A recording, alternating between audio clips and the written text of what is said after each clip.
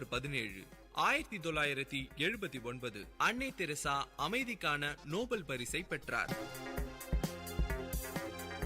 October 17 2006 ஐக்கிய அமெரிக்காவின் மக்கள் தொகை 300 மில்லியனை எட்டியது.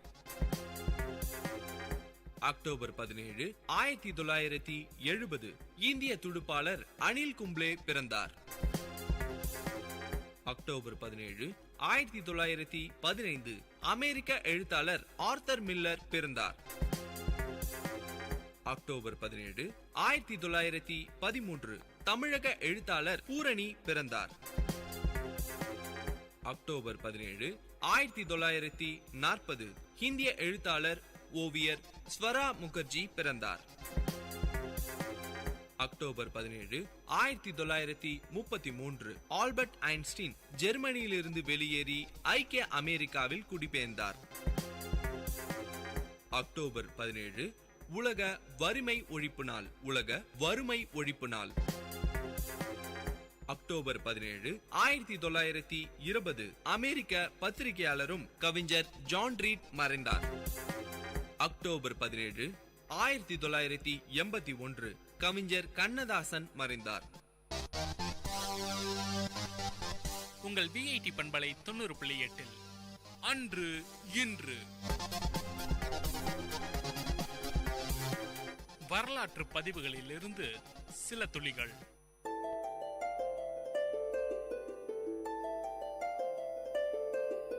வணக்கம் நேயர்களே, இது விஐடி பண்பலை 90.8 விஐடி பல்கலைக்கழகத்தின் சமுதாய வானொலி.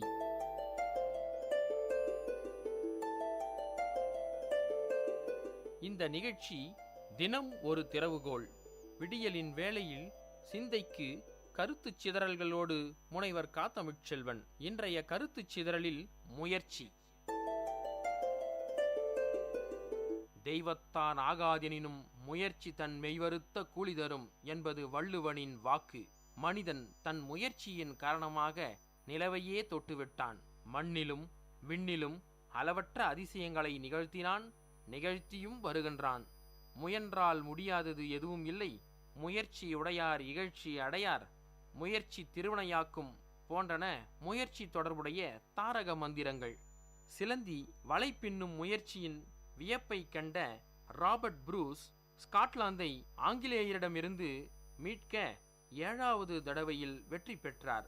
கஜினி முகமது மனம் தளராத தன் விடாமுயற்சியின் வாயிலாக 18வது முறை சோமநாதபுரத்தின் மீது படையெடுத்து வெற்றி பெற்றார் என்பது வரலாறு.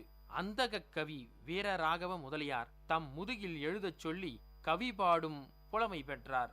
வியன்னா என்னும் வீதிகளில் வர்ணம் தீட்டி வாழ்ந்த ஹிட்லர் தம் முயற்சியால் உலகையே வென்று வளைக்கும் ஆற்றல் பெற்ற ஜெர்மானிய தலைவரானார். தாம் எழுதியவற்றை அஞ்சலில் அனுப்பக்கூட வழியில்லாது இருந்த ஆங்கில அறிஞர் பெர்னாட் ஷா தன் விடாமுயற்சியினால் கோடிக்கணக்கில் பொருளீட்டும் உலக புகழ்பெற்ற எழுத்தாளன் ஆனார். உழைப்பிலேயே தம் பிழைப்பை தேடிக்கொண்டு பிறரிடம் கை நீட்டுவதில்லை என்று இருப்பவனிடம் அல்லாவுக்கு பிரியம் அதிகம் என்கிறார் நபிகள். சோம்பலும் சோர்வும் கொண்டு 100 ஆண்டுகள் வாழ்வதை விட முயற்சியோடு ஒரு நாள் வாழ்ந்திருத்தலே மேலானது என்பார் புத்தர் பெருமான். சோம்பர் என்பவர் சோம்பி திரிபவர் என்பது கொன்றைவேந்தன் வாக்கு. ஆகாதது எதுவும் இல்லை, முடியாது என்ற சொல் அகராதி இல்லை என்றான் மாவீரன் நெப்போலியன். அடிமை விலங்கொடித்த ஆப்ரகாம் லிங்கன் அடுப்பொலியில் விடாமுயற்சியோடு படித்து உலக புகழ் பெற்றார். ஏழை தொழிலாளியாக இருந்த ஸ்டாலினும் கார்களை பழுதுபார்க்கும் தொழிலாளியாக இருந்த ஜிடி நாயுடுவும் முயற்சியால் முன்னேறியவர்களே. முயற்சி திருவினையாக்கும், முயற்சி இல்லையில் தாழ்வு நேரும் என்பது இன்றைய தினத்தின் திறவுகோல்.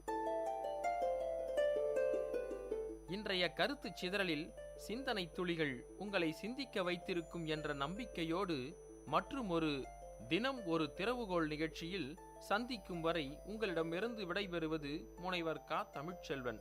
இது விஐடி பண்பலை 90.8 விஐடி பல்கலைக்கழகத்தின் சமுதாய வானொலி. நன்றி.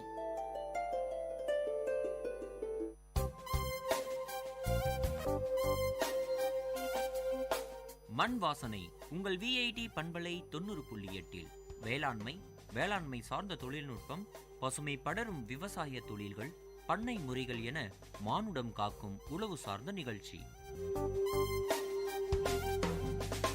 வணக்கம், என்னோட பேர் ரவிகேசவன். நான் சிறுதானியங்கள் துறை தமிழ்நாடு வேளாண்மை பல்கலைக்கழகத்தில் பேராசிரியர் மற்றும் தலைவராக இருக்கேன். இன்னைக்கு பார்த்தீங்கன்னா வளர்ந்து வர காலத்தில் பார்த்தீங்கன்னா இன்றைக்கி நம்மளுடைய பழக்க வழக்கம் எல்லாமே மாறிட்டு இருக்குது, இன்க்ளூடிங் உணவு பழக்க வழக்கம். அப்படி பார்த்தீங்கன்னா இன்றைக்கி நம்ம ஒரு 20 வருஷம் முன்னாடி பார்த்தீங்கன்னா நம்மளது மூதாதையர்கள்லாம் நிறைய சிறுதானியங்கள் அதிகமாக உபயோகப்படுத்தினாங்க. சிறுதானியங்கள் அப்படின்னு நான் அதை சொல்கிறேன்னா ராகி, சாமை, வரகு, பனிவரகு, குதிரைவாளி இதெல்லாம் தான் சொல்கிறேன். இன்றைக்கி அதெல்லாம் அழிஞ்சிட்டே வருது. இதற்கு காரணம் இன்றைக்கி நாகரிக உணவுகளை நம்ம எல்லாருமே அரிசி மற்றும் கோதுமை சார்ந்த உணவுகளை தான் நம்பி அதை தான் நம்ம சாப்பிட்டுட்டு வரோம். ஏன் நம்ம அதை அதிகமாக சாப்பிட்றதுனால என்னென்ன வருதுன்னு பார்த்தீங்கன்னா இன்றைக்கி நீரிழிவு நோய் இல்லாதவங்க யாருமே கிடையாது. இன்றைக்கி டயபெட்டிஸில் பார்த்தீங்கன்னா சென்னை அகில இந்திய லெவலில் 2வது இடத்துல இருக்குது. இதற்கு மிக முக்கியமான காரணம் எதை சொல்லுன்னா நம்மளோட உணவு பழக்க வழக்கம். அதில் பார்த்தீங்கன்னா அரிசி சார்ந்த உணவை நம்ம அதிகமாக சாப்பிட்றதுனால தான். அதற்கு மாற்றாக இன்றைக்கி நீரிழிவு நோயை கட்டுப்படுத்தக்கூடிய குணாதிசயங்கள் இந்த சிறுதானியங்கள் எல்லாத்துலேயும் இருக்குது. இந்த சிறுதானியங்கள் அப்படின்னு நான் சொன்னது எதுன்னா ராகி, சாமை, திணை, வரகு, பனிவரகு, குதிரைவாளி இந்த 6 தான் மிக முக்கியமான உணவு. இது போக இதுலேயே பெருதானியங்கள் ஒரு 3 இருக்குது. அதாவது மக்காச்சோளம், கம்பு, சோளம் இந்த 3 இருக்குது. இந்த 3 தானியங்களும் நம்ம அதிக அளவு உபயோகப்படுத்தலாம். இப்போ நான் சொல்கிற சிறுதானியங்கள் பார்த்தீங்கன்னா 1980களில் ஒரு 15 லட்சம் ஹெக்டேர் நிலப்பரப்பில் தமிழ்நாட்டில் இருந்தது. அந்த அளவுக்கு அதிகமாக இருந்தது. படிப்படியாக குறைஞ்சி இன்னைக்கு 2011-12 பார்த்தீங்கன்னா நம்மகிட்ட 5 லட்சம் ஹெக்டேர், அதாவது 30% கூட இல்லாமல் இருக்குது. இந்த கடந்த 3 வருடங்களாக தமிழ்நாடு வேளாண்மை பல்கலைக்கழகமும் தமிழக அரசும் இணைந்து மில்லட் மிஷன் அப்படின்ற ஒரு நோக்கத்தோட இந்த சிறுதானிய பயிர்களை உழவர்களிடையே அறிமுகப்படுத்தி அதிக மகசூல் தருவதற்கான முயற்சிகளை எடுத்துகிட்டு வரோம். அதில் ஒரு பங்காக பார்த்தீங்கன்னா சிறுதானியங்கள் நம்ம ஏன் சாப்பிடணும், அதற்கு என்ன முக்கிய காரணம் அப்படின்னு பார்த்தீங்கன்னா சிறுதானியங்களில் எல்லா விதமான அதை ஆங்கிலத்தில் நியூட்ரி சீரியல்ஸ் அப்படின்னே சொல்லுவாங்க. அதில் அதிக விதமான சத்துக்கள், எல்லா சத்துக்களும் இருக்குது. குறிப்பாக சொன்னீங்கன்னா ராகியில் பார்த்தீங்கன்னா நமக்கு கால்சியம் சத்து அதிகம் இருக்குது. உங்கள் எல்லாருக்கும் தெரியும் கால்சியம் வளரும் குழந்தைகளுக்கு எலும்புகளுக்கு ரொம்ப ரொம்ப முக்கியமானது. அதனால தான் அதில் கண்டிப்பாக இந்த ராகியை சார்ந்த ஒரு சிலது கண்டிப்பாக இருக்கவே செய்யும். அதே மாதிரி பார்த்தீங்கன்னா வரகு, குதிரைவாளி ரொம்ப ரொம்ப முக்கியம். ஏன்னா வரகு, குதிரைவாளியில் இரும்பு சத்து ரொம்ப அதிகமாக இருக்குது. உங்களுக்குலாம் தெரியும் கர்ப்பிணி பெண்கள் ஒரு 6 மாதம் 7 மாதம் ஆச்சுன்னா அவங்களுக்கு ரத்த சோகை ஏற்படும். அப்போ உடம்புல ரத்தம் குறைஞ்சிடும். அப்போ என்ன சொல்லுவாங்கன்னா ஹீமோகுளோபின் குறைஞ்சிருச்சு, அதனால அயன் டேப்லெட் சாப்பிட சொல்லுவாங்க. இப்போ ஒரு சில கர்ப்பிணி பெண்களுக்கு அயன் டேப்லெட் நீங்கள்லாம் சாப்பிட்ருப்பீங்க. இப்போ என்ன ஆகும்னா சாப்பிடும்போது ஒரு மாதிரி எரிச்சல் வரும். அதை எல்லாரையும் சாப்பிட முடியாது. சாப்பிட்டவங்க என்ன பண்ணுவாங்க, வாமிட் பண்ணுவாங்க. அது ஒத்துக்காமல் அந்த ஒவ்வாமை இருக்கும். அந்த மாதிரி இருக்கிறவங்க என்ன பண்ணுவாங்கன்னா குதிரைவாளி மற்றும் வரகு சார்ந்த நேச்சுரல் ப்ராடக்ட்ஸ், நீங்கள் வரகரிசி பொங்கலோ குதிரைவாளி பாயசமோ செஞ்சு சாப்பிட்டீங்கன்னா உங்களுக்கு நீங்கள் டேப்லெட்டுக்கே போக வேண்டியதில்லை. இதில் இருக்க இரும்பு சத்தை உங்களுக்கு தேவையான அளவு கொடுத்துரும். நீங்கள் ரத்த சோகையிலேருந்து விடுபட்டுலாம். அடுத்து பார்த்தீங்கன்னா இப்போ ஒரு 10 வருஷத்துக்கு முன்னாடிலாம் உங்களுக்கு சிறுதானியங்களை நீங்கள் கையிலேயே அரைக்கணும், இல்லை உலக்கையை வச்சு குத்தி தான் அதில் மேலே அவ்வளோ உமியை எடுக்க வேண்டியிருந்தது.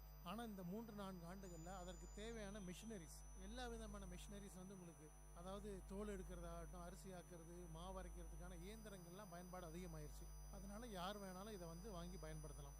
அடுத்து பார்த்தீங்கன்னா இன்னைக்கு உங்கள் பசங்களாகட்டும் எங்கள் பசங்களாகட்டும் எல்லாருமே பிஸா, பர்கர் அந்த மாதிரி தான் போயிட்டு இருக்காங்க. ஸோ அது உடம்புக்கு நல்லதுன்னு நமக்கு தெரிஞ்சாலும் அதை நோக்கி தான் நம்ம போயிட்டு இருக்கோம். அதனால குழந்தைகள் சாப்பிடக்கூடிய பொருட்கள் இப்போ பார்த்தீங்கன்னா ஒரு பாயசம் இனிப்பு பண்ணி கொடுத்தீங்கன்னா சாப்பிடுவாங்க. அதே மாதிரி குக்கீஸ், நீங்கள் எந்த குதிரைவாளி ஆகட்டும், வரகு ஆகட்டும், ராகி ஆகட்டும் எல்லாத்துலேயும் குக்கீஸ், பிஸ்கட் தாராளமாக பண்ணி சாப்பிடலாம். அது உடம்புக்கு நல்லது. அதே மாதிரி எதை வேணாலும் சொல்லுங்கள், முறுக்கு, அதிரசம், பாயசம், பக்கோடா, வரகு பிஸ்கட், கேக்கு, பிரெட்டு எல்லாமே நீங்கள் போடலாம். அடுமனை பொருட்களாகட்டும், பிழுதல் பொருட்களாகட்டும், அல்லது அவல் போன்ற பொருட்களாகட்டும் எல்லாமே நீங்கள் போடலாம். நீங்கள் சாதாரணமாக வெங்காய பக்கோடா போடுறதுக்கு பதிலாக கடலை மாவுக்கு பதிலாக சாமை மாவோ வரகு மாவோ யூஸ் பண்ணிங்கன்னா அதில் உங்களுக்கு எனர்ஜியும் கிடைச்சிடும், பசங்களும் விரும்பி சாப்பிடுவாங்க. அவங்க விரும்பி சாப்பிடக்கூடிய பொருட்களை நம்ம கொடுத்து தான் அது மிக மிக முக்கியம். அதுக்கு தான் சொல்கிறேன், இனிப்பு வகைகள் அதிகமாக விரும்பி சாப்பிட்றதுனால பிஸ்கட், இந்த சிறுதானியங்களில் பிஸ்கட் பண்ணலாம், சிறுதானியங்களில் பாயசம் பண்ணலாம்.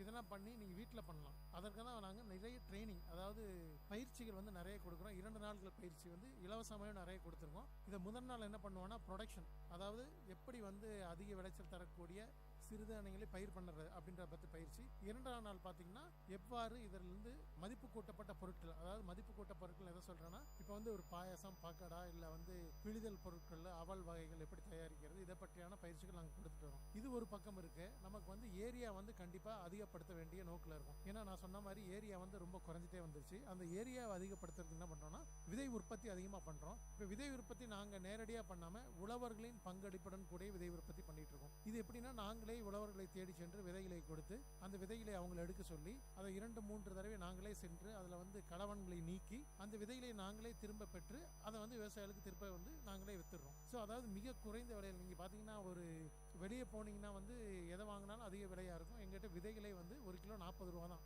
இவ்வளோ குறைந்த விலைக்கு எங்கேயுமே கிடைக்காது. அதே மாதிரி பார்த்தீங்கன்னா இப்போ உழவர்கள்லாம் ரொம்ப பழங்காலத்தில் இருக்கிற அந்த பழைய ரகங்களையே பயிரிட்டு வராங்க. அதான் பழைய ரகங்கள் எப்படின்னா அதிக விளைச்சல் தராது, குறைந்த விளைச்சல், அதிக வயதுள்ளவை.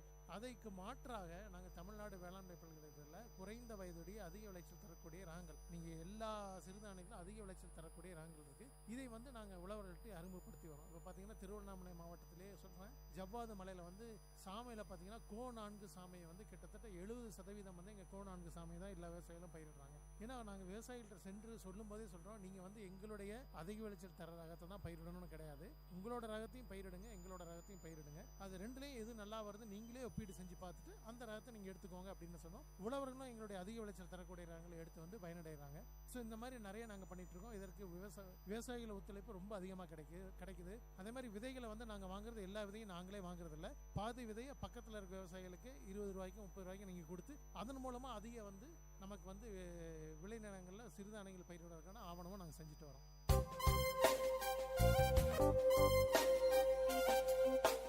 நேயர்கள் இதுவரை கேட்டது மண் வாசனை. உங்கள் விஐடி பண்பலை 90.8 வேளாண்மை சார்ந்த தொழில்நுட்பம், பசுமை படரும் விவசாய தொழில்கள், பண்ணை முறைகள் என மானுடம் காக்கும் உழவு சார்ந்த நிகழ்ச்சி.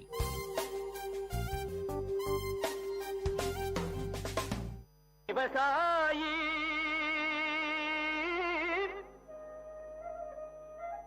விவசாயி கடவுள் என்னும் முதலாளி கண்டெடுத்த விஐடி வேளாண் துறை மற்றும் விஐடி சமுதாய வானொலி இணைந்து வழங்கும் தினம் ஒரு வேளாண் செய்தி. வணக்கம் நேயர்களே, இது விஐடி பண்பலை 90.8 விஐடியின் சமுதாய வானொலி. தினமொரு வேளாண் செய்தியில் நான் உங்கள் பவித்ரா, விஐடியின் வேளாண் துறை மாணவி. இன்று நாம் நிலக்கடலை வளர்ப்பில் ஜிப்சம் இடுதலின் முறையும் பயனும் பற்றி காணலாம். ஒரு ஹெக்டேருக்கு 400 கிலோ வீதம் 200 கிலோ ஜிப்சத்தை அடியுரமாகவும் பின்னர் 200 கிலோ ஜிப்சத்தை விதைத்த 45வது நாளிலும் இட்டு மண் அணைக்க வேண்டும். 45வது நாளில் மேலுரமாக ஜிப்சத்தை இடும்போது நிலக்கடலையின் வேர்ப்பகுதி மற்றும் காய் உருவாகும் பகுதியின் அருகாமையில் சேர்த்து மண் அணைக்க வேண்டும். ஜிப்சம் இடுவதால் இலை, தண்டு, விழுது மற்றும் வேர்களின் வளர்ச்சியை அதிகரிக்கிறது. மேலும் காய்கள் மற்றும் பருப்புகள் முழுமையாக உருவாக ஜிப்சம் துணை புரிகிறது. மீண்டும் தினமொரு வேளாண் செய்தியில் நாளை சந்திப்போம். நான் உங்கள் பவித்ரா, விஐடியின் வேளாண் துறை மாணவி. இது உங்கள் விஐடி பண்பலை 90.8 விஐடியின் சமுதாய வானொலி. விவசாயி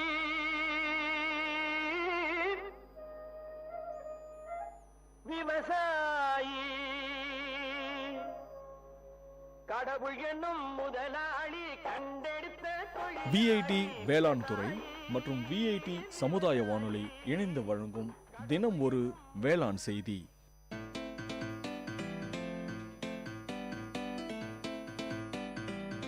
செவிச்செல்வம், விஐடி பண்பலையின் அறிவு களஞ்சியம். அகரம் முதல் ஆகாயம் வரை, தூரிகை முதல் தொழில்நுட்பம் வரை, அறிவுசார் தரவுகளின் பெட்டகம் செவிச்செல்வம்.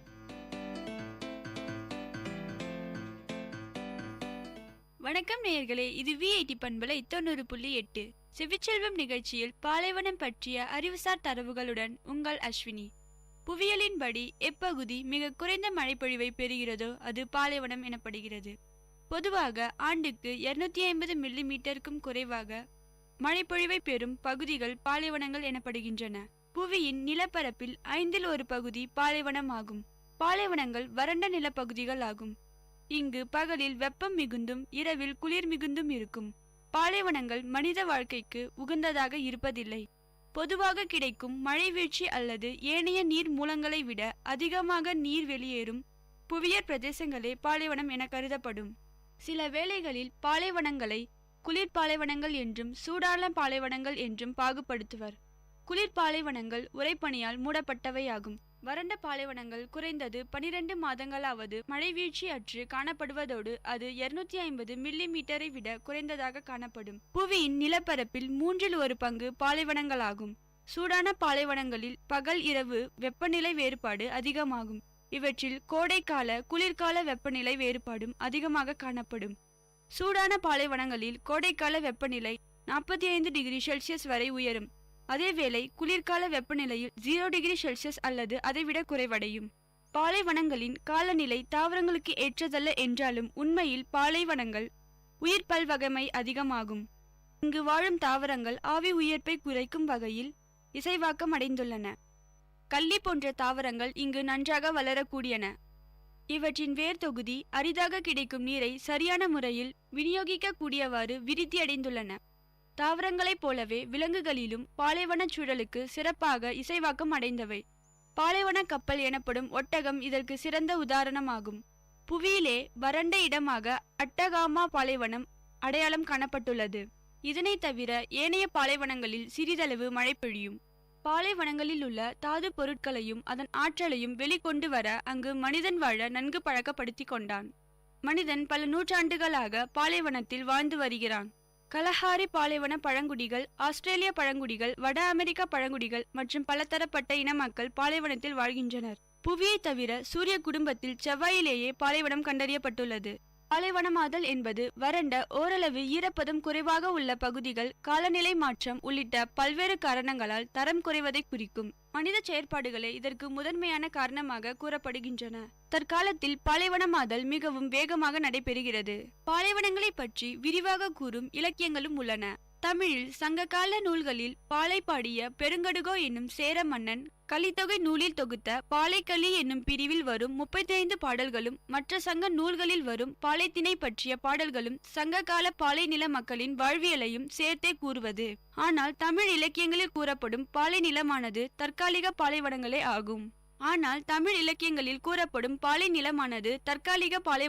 ஆகும். நேயர்கள் இதுவரை கேட்டது பாலைவனம் பற்றிய அறிவுசார் தரவுகள். வழங்கியவர் Ashwini.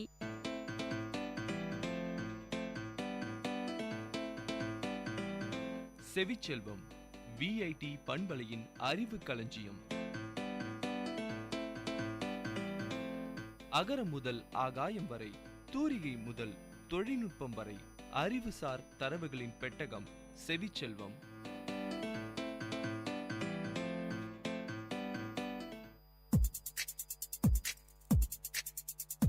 Ladies and gentlemen, guys and girls, this is Data Chunks on Vit Community Radio 90.8 FM. This program features chunks of informative data on various fields, be it computers, environment, technology, physics, or any field. Data Chunks has it all. Hello VIT, I'm Sudeep from MTech ST, and I'm here at Data Chunks to give you all chunks of data on cloud storage. Comedian George Carlin has a routine in which he talks about how humans seem to spend their lives accumulating stuffs. Once they've gathered enough stuffs, they have to find places to store it all. If Carlin were to update that routine today, he could make the same observation about computer information. It seems that everyone with a computer spends a lot of time acquiring data and then trying to find a way to store it. For some computer owners, finding enough storage space to hold all the data they've acquired is a real challenge. Some people invest in larger hard drives, others prefer external storage devices like the thumb drives or compact discs. Desperate computer owners might delete entire folders worth of old files in order to make space for the new information. But some are choosing to rely on the growing trend, that is, the cloud storage. While cloud storage sounds like it has something to do with the weather fronts or storm systems, it really refers to saving data to an off-site storage system maintained by a third party. Instead of storing information to your computer's hard drive or other local storage devices, you save it to a remote database. The internet provides the connection between your computer and the database. On the surface, cloud storage has several advantages over the traditional data storage. For example, if you store your data on a cloud storage system, you will be able to get to that data from any location that has internet access. you wouldn't need to carry around a physical storage device or use the same computer to save and retrieve your information. With the right storage system, you could even allow other people to access the data, turning a personal project into a collaborative effort. So, cloud storage is convenient and offers more flexibility. So let's see some basics about cloud storage. There are hundreds of different cloud storage systems. Some have very specific focus, such as storing web email messages or digital pictures. Others are available to store all forms of digital data. Some cloud storage systems are small operations, while the others are so large that the physical equipment can fill up to an entire warehouse. The facilities that house cloud storage systems are called data centers. At its most basic level, a cloud storage system needs just one data server connected to the internet and a client, that is, a computer user subscribing to the cloud storage devices. The client sends copies of files over the internet to the data server, which then records the information. When the client wishes to retrieve the information, he or she accesses the data server through a web-based interface. The server then either sends the files back to the client or allows the client to access and manipulate the files on the server itself. Cloud storage systems generally rely on hundreds of data servers because computers occasionally require maintenance or repair. It is important to store the same information on multiple machines. This is called redundancy. Without redundancy, a cloud storage system couldn't ensure clients that they could access their information at any given time. Most systems store the same data on servers that use different power supplies. That way, clients can access their data even if one power supply fails. Not all cloud storage clients are worried about running out of storage space. They use cloud storage as a way to create backups of data. If something happens to the client's computer system, the data survives offsite. It's a digital age variation of don't put all your eggs in a single basket. You've heard about cloud storage systems at Data Chunks with me, Sudeep. Ladies and gentlemen, guys and girls, this is Data Chunks on Vit Community Radio 90.8 FM. See you next time with another interesting, informative chunk of data on Data Chunks.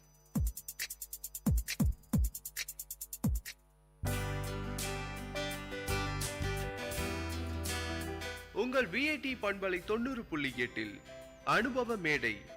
மக்கள் தங்கள் வாழ்க்கை அனுபவங்களையும் முன்னேற்ற பாதைகளையும் விரிவாக கலந்துரையாடும் நிகழ்ச்சி.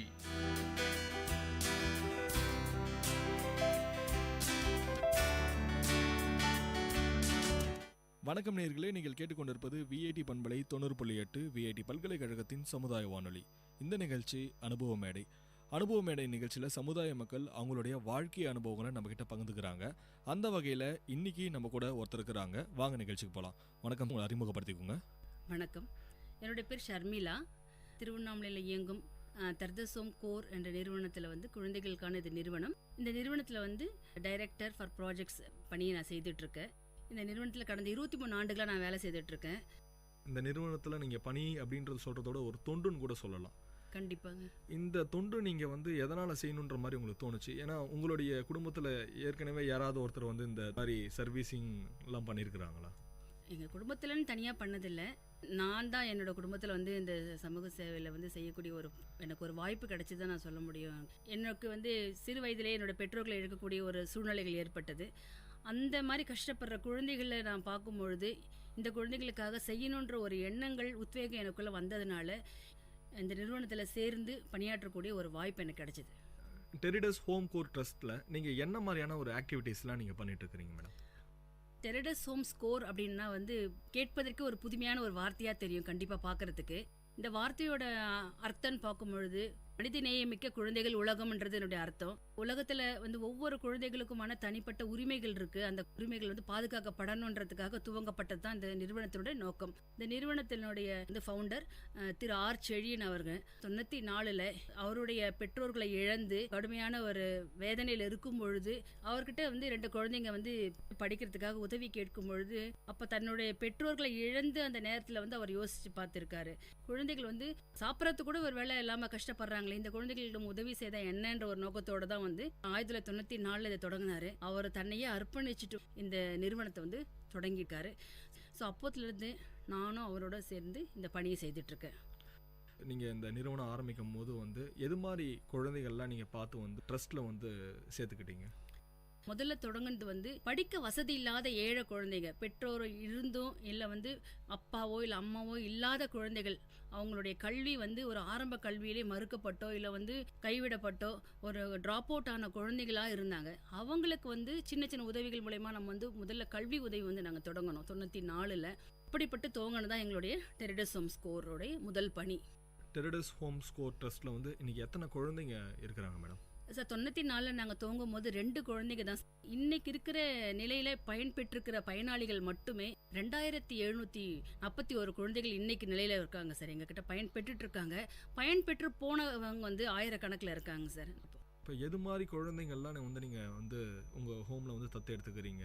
ஒரு பெற்றோர்கள் நல்லா இருக்கிறாங்க அப்படி இருந்தாங்களா கூட வந்து ஒவ்வொரு குழந்தைகளுக்கும் அடிப்படையான உரிமைகள் இருக்குங்க சார். அடிப்படை உரிமைகளை வந்து முதல்ல சொல்லும்பொழுது அவங்களுக்கு வந்து முதல்ல வாழ்வதற்கான உரிமை, வளர்வதற்கான உரிமை, பாதுகாப்பு உரிமை, பங்கேற்பு உரிமைன்னு சொல்லி இந்த 4 உரிமையின் அடிப்படையில் தான் நாங்கள் முதல்ல வந்து அந்த குழந்தைகளுக்கான பணிகளையும் நாங்கள் துவங்குறோம். ஆதரவற்று எங்களிடத்தில் வந்த குழந்தைகளுக்காக நாங்கள் இல்லத்தை தொடங்கணும். பல விதமான பிரச்சனைகளை வந்து குழந்தைங்க எதிர்கொள்கிறாங்க சமுதாயத்தில். உதாரணமாக சொல்லப்போனால் வந்து சைல்ட் லேபர் சொல்லக்கூடிய குழந்தை தொழிலாளர்கள், அதில் வந்து பாண்டட் லேபர்ஸ், அவங்கெல்லாம் பார்த்தீங்கன்னா வந்து கொத்தடிமைகளாக வந்து விற்கப்படுற குழந்தைகளாக இருக்கிறாங்க பெற்றோர்களால், அந்த மாதிரியான குழந்தைகள். அதுக்கப்புறம் பார்த்தீங்கன்னா வந்து ஃபீமேல் இன்ஃபென்ட்ஸை சொல்லக்கூடிய பெண் சிசு வதை, குழந்தைகள் பிறக்கும் பொழுதே அந்த குழந்தைகளை வந்து தன் பெற்றோராலோ இல்லை மற்றவர்களாலோ வந்து கொல்லப்படக்கூடிய நிலையில் இருக்கிற அந்த மாதிரியான குழந்தைகள். அதுக்கப்புறம் பார்த்தீங்கன்னா டிராஃபிக் சில்ட்ரன் சொல்லுவாங்க. அதாவது குழந்தை தொழிலாளர்களாக வந்து பல நிலைகளில் வந்து அந்த இடத்துல வந்து தன்னுடைய பெற்றோர்களிடத்திலிருந்து வேலை செய்கிற இடத்துக்கு வந்து அந்த குழந்தைகள் வந்து டிராஃபிக் பண்ணப்படுற குழந்தைங்க. அதுக்கப்புறம் வந்து சிறு குழந்தைகளுக்கான திருமணங்கள், குழந்தைகள் வந்து 8வது 9வது படிக்கும்பொழுதே வந்து அந்த குழந்தைகளுக்கு திருமணங்கள் இன்னைக்கும் நடந்துட்டுருக்கு. அப்படிப்பட்டதான குழந்தைகளுக்கான பணிகள் நாங்கள் செய்துட்ருக்கோம். மேலும் பார்த்தீங்கன்னா வந்து HIV-யால் பாதிக்கப்பட்ட ஆதரவற்ற குழந்தைகள், அந்த HIV குழந்தைகள் வந்து அவங்களுக்கு சமுதாயத்தில் புறக்கணிக்கப்படுறது மட்டும் இல்லை, அவங்களுடைய அடிப்படை உரிமைகள் கூட அவங்களுடைய உறவினர்களால் மறுக்கப்படுது. பெற்றோர்கள் இருக்க வரைக்கும் அவங்க நிலைமை வேற இருக்குது. அவங்க இறந்த பிறகு அந்த குழந்தைகள் நிலைமை வந்து மிக மோசமான நிலையில் இருக்குது. அப்படிப்பட்டதான குழந்தைகளுக்கு நாங்கள் வேலை செய்துட்ருக்கோம். அவங்க எங்களுடைய இல்லங்களில் வச்சிட்ருக்கோம். அதுக்கப்புறம் பார்த்திங்கன்னா மாற்றுத்திறனாளி குழந்தைகள், அதில் பார்த்திங்கன்னா மூளை முடக்குவாதம், மன வளர்ச்சி குன்றிய குழந்தைகள், இந்த மாதிரி பல தரப்பட்ட குழந்தைகளுக்கு வந்து நாங்கள் வந்து பணி செய்துட்ருக்கோம். இது மட்டும் இல்லாமல் சாலையோர குழந்தைகள், சாலையில் வந்து பிச்சை எடுத்துகிட்டு இருக்க குழந்தைகள், தெருவோர சிறார்கள், அப்புறம் வந்து வெறும் பேப்பர் மட்டும் பொறுக்கி அந்த மாதிரி விற்றுட்ருக்க பள்ளிக்கு கூட போக முடியாத எத்தனையோ குழந்தைகளுக்கு வந்து நாங்கள் சேவை பண்ணிகிட்ருக்கோம் திருவண்ணாமலையில். இந்த கல்வி சேவை வந்து நீங்கள் உங்களுடைய ஆர்கனைசேஷன் மூலமாகவே செய்கிறீங்களா, இல்லை வெளியிலேருந்து ஸ்கூல்ஸில் கூட அவங்கள கொண்டு போய் சேர்க்கறது அது மாதிரி பண்ணுறீங்களா? இல்லை, கண்டிப்பாக அத்தனை குழந்தைகள் வெளியில் அவங்கவுங்க இருக்கிற இடங்கள்லேருந்து படிச்சுட்டு இருக்காங்க. கல்வி உதவிங்கிறது எந்த குழந்தைகள் எந்த இடத்துல இருக்கிறாங்களோ அவங்களுக்கு அருகில் பள்ளியில் நாங்கள் அவங்கள சேர்த்து அவங்களுக்கு தேவையான கல்வி உதவிகளை நாங்கள் செய்துட்ருக்கோம். உதாரணமாக சொல்லப்போனால் அந்த குழந்தைகளுக்கு ஃபீஸ் கட்டணும், ஒரு ஆங்கில வழி கல்வி கற்கிறாங்கன்னா அந்த மாதிரியான பிள்ளைகளுக்கு அதை உதவி செய்கிறோம். இல்லை அவர்களுக்கு தேவையான யூனிஃபார்ம், அவங்களுடைய நோட் புக், என்ன அவங்களுடைய தேவைகள் இருக்கோ, இல்லை காலேஜ் போகிற குழந்தைகள் வந்து அவங்களுக்கு வேண்டிய ஸ்கூல் ஃபீஸ், காலேஜ் ஃபீஸ் எல்லாமே நாங்கள் கட்டி அந்த குழந்தைகளை வந்து கல்விக்கு அவங்க கொடுக்குறோம். அவங்க இருக்கிற இடங்களில் அவங்க படிக்க வேண்டிய அந்த இடங்களில் படிச்சுட்ருக்காங்க. இந்த நிறுவனத்தோட ஒரு ஃபியூச்சர் பிளான்ஸ் அப்படின்ற மாதிரி ஏதாவது வேறு ஏதாவது புதுசாக ஏதாவது வச்சுருக்கீங்களா, இது பண்ண போகிறோம் அப்படின்ற மாதிரி ஏதாவது? கண்டிப்பாக நிறையவே இருக்குங்க சார். ஏன்னா எங்களுக்கு பார்த்திங்கன்னா இன்றைக்கி எங்களுடைய நிறுவனம் வந்து 5 மாவட்டங்கள் நாங்கள் செயல்பட்டுருக்கோம். திருவண்ணாமலை தான் எங்களுடைய தலைமையிடமாக நாங்கள் செயல்பட்டுருக்குது. திருவண்ணாமலையை தான் கொண்டு சேலத்தில் நாங்கள் எங்களுடைய நிறுவனம் இருக்குது, வேலூரில் இருக்குது, கடலூர், காஞ்சிபுரம் ஆகிய மாவட்டங்களில் நாங்கள் செயல்பட்டுருக்கோம். இன்னும் கேட்க போனால் திருவண்ணாமலை மாவட்டத்தில் வந்து ஜவ்வாது மலைன்னு சொல்லக்கூடிய அந்த இடத்துல வந்து இந்த மலைவாழ் குழந்தைகளுக்காக நாங்கள் வந்து அதிக கவனம் செலுத்தக்கூடிய, நாங்கள் படிப்பு அறிவு ரொம்ப கல்வி ரொம்ப பின்தங்கி நிலையில் இருக்கிறாங்க. ஏன்னா அவங்களுக்கான அங்கே வாழ்வாதாரங்கள் ரொம்ப குறைவாக இருக்குது. அதனால் அந்த குழந்தைகளை என்ன பண்ணுறாங்க, பெற்றோர்களே வந்து இடம்பெயர்தல் மூலயமா அவங்க வேலைக்கு போகிற காரணத்தினால வேறு மாநிலங்களுக்கு அந்த குழந்தைகளை கூட்டிகிட்டு போகக்கூடிய நிலையோ, இல்லை அந்த குழந்தைகளை குழந்தைகளை வேலைக்கு அமைச்சிட்டு பெற்றோர்கள் வந்து தன்னுடைய சொந்த கிராமங்கள் இருக்கிற நிலைகள்லாம் இருக்குது. ஸோ அப்படிப்பட்ட குழந்தைகளுக்காக நாங்கள் அவங்க வேலை பணி செய்துட்ருக்கோம். எங்கெல்லாம் அந்த இஷ்யூஸ் இருக்கோ, குழந்தைகளுக்கான எதிரான வன்முறைகளோ இல்லை கொடுமைகளோ நடக்குதோ அதற்கான கண்டிப்பாக நாங்கள் பண்ணிகிட்ருக்கோம். இப்படி பண்ணும்போது வந்து பார்த்தீங்கன்னா வந்து தனியாக பண்ண முடியாது, ஒரு குழுவாக சேர்ந்து பண்ணுவீங்க. இப்போ உங்கள் குழுவில் மொத்தம் எத்தனை பேர் இருக்கிறாங்க, அதை பற்றி கொஞ்சம் டீட்டெயிலாக சொல்லுங்கள். தர்தசோம் கோரோட தலைவர் என்ற முறையில் எங்களுடைய திரு ஆர் செழியன் அவர்கள் தான் எங்களோட தலைவராக எங்களுக்கு இருக்காரு மற்றும் இயக்குனராக வந்து செயல்பட்டு இருக்காரு. அதற்கு அடுத்தபடியாக வந்து எங்களுக்கு கீழே வந்து director for projects, director for finance அப்படின்னு இருக்கும். அப்புறம் கீழே வந்து ப்ராஜெக்ட் டைரக்டர்ஸ், ப்ராஜெக்ட் மேனேஜர்ஸ்லாம் இருக்காங்க. குழந்தைகள் இல்லங்கள் வழக்கமாக வந்து ஒரு ஹாஸ்டலோ இல்லை குழந்தைகள் இல்லமாக இருந்தாக்கா வந்து ஒரு 100 குழந்தைகள் 200 குழந்தைகளை ஒன்றா வச்சுட்டு இருக்க மாதிரி இருக்கும். பட் எங்களுடைய குழந்தைகள் இல்லம் அப்படிப்பட்டதானது இல்லை. ஒரு 25 குழந்தைகளுக்கான ஒரு இல்லம் மட்டும் தான் நாங்கள் வச்சுட்டு இருக்கோம். ஒவ்வொரு 25 குழந்தைகளுக்கும் ஒரு அம்மான்ற ஸ்தானத்தில் ஒரு பணியாளர் அங்கே இருப்பாங்க. இல்லத்தாய் அப்படின்னு நாங்கள் அவங்களை அழைப்போம். அங்கே ஒரு சமையல் பணியாளர் இருப்பாங்க. இதுக்கு மேலே ஒரு சமூக பணியாளர் இருப்பாங்க. அவங்களுடைய வேலையை வந்து அந்த குழந்தைகளுக்கு வேண்டி ஆற்றுப்படுத்துதல், அதாவது கவுன்சிலிங் கொடுக்குறது அவங்களுடைய பணியாக இருக்கும். ஸோ இந்த செட்டப்பில் நாங்கள் பண்ணிகிட்டு இருக்கோம்.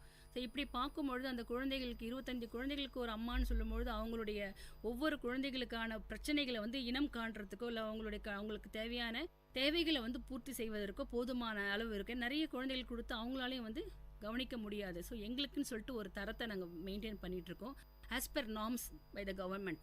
ஸோ என்ன கவர்மெண்ட் வந்து ஒரு மினிமம் ஸ்டாண்டர்ட்னு வச்சுருக்காங்க. ஸோ அந்த இதில் நாங்கள் கண்டிப்பாக ஃபாலோ பண்ணிகிட்ருக்கோம். இந்த மாதிரி எங்களுடைய பணிகள் பார்க்கும்பொழுது எங்கள் குழுவில் 200க்கும் மேற்பட்ட பணியாளர்கள் எங்களுடைய நிறுவனத்தில் பணி செய்து குழந்தைகளுக்காக பணியாற்றிட்டுருக்கோம். இந்த சமுதாயம் இந்த குழந்தைகளை வந்து எப்படி பார்க்குறாங்க, எப்படி வந்து உதவுறாங்க? சமுதாயம்னு பார்க்கும்பொழுது இன்றைக்கி நிறைய விஷயங்கள் மாறி இருக்கிறத கண்டிப்பாக ஏற்றுக்கொண்டு தான் சார் ஆகணும்.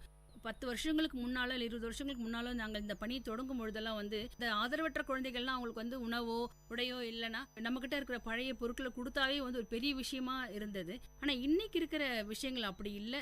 அதை கவர்மெண்ட்டை வந்து அனுமதிக்கிறதும் கிடையாது. குறைந்தபட்ச ஒரு தகுதி, ஒரு தரத்தை வச்சுருக்காங்க. ஸோ அந்த நிலைக்குள்ளே வரணுன்றது கண்டிப்பாக வந்து கட்டாயமாக இருக்குது. ஒரு குழந்தைகள் இருக்கிற இடத்த கூட ஒவ்வொரு குழந்தைக்கும் இவ்வளோ சைஸில் இடம் இருக்கணுன்றது கவர்மெண்ட்டோட நார்ம்ஸ். ஸோ அந்த மாதிரி எல்லாமே கொடுத்துட்ருக்கோம் நாங்கள். பார்த்தீங்கன்னா கவர்மெண்ட் இன்னைக்கு வந்து நிறைய சட்டங்கள் அந்த குழந்தைகள் பாதுகாப்பிற்காக உறுதி செய்துட்ருக்காங்க. ஜெனுவல் ஜஸ்டிஸ் ஆக்ட் என்ற 2006 என்ற அந்த சட்டத்தின் கீழே வந்து ஒவ்வொரு இல்லங்களும் பதிவு செய்யப்படணும். கட்டாயமாக அது பதிவு செய்யப்படணுன்றது வந்து எல்லா எங்களுடைய அனைத்து இல்லங்களும் வந்து நாங்கள் பதிவு செய்துட்டு நாங்கள் இயங்கிட்டு இருக்கோம். அதில் பார்வைகள் பார்க்கும்பொழுது இன்னைக்கு நிறைய மாறி இருக்கு.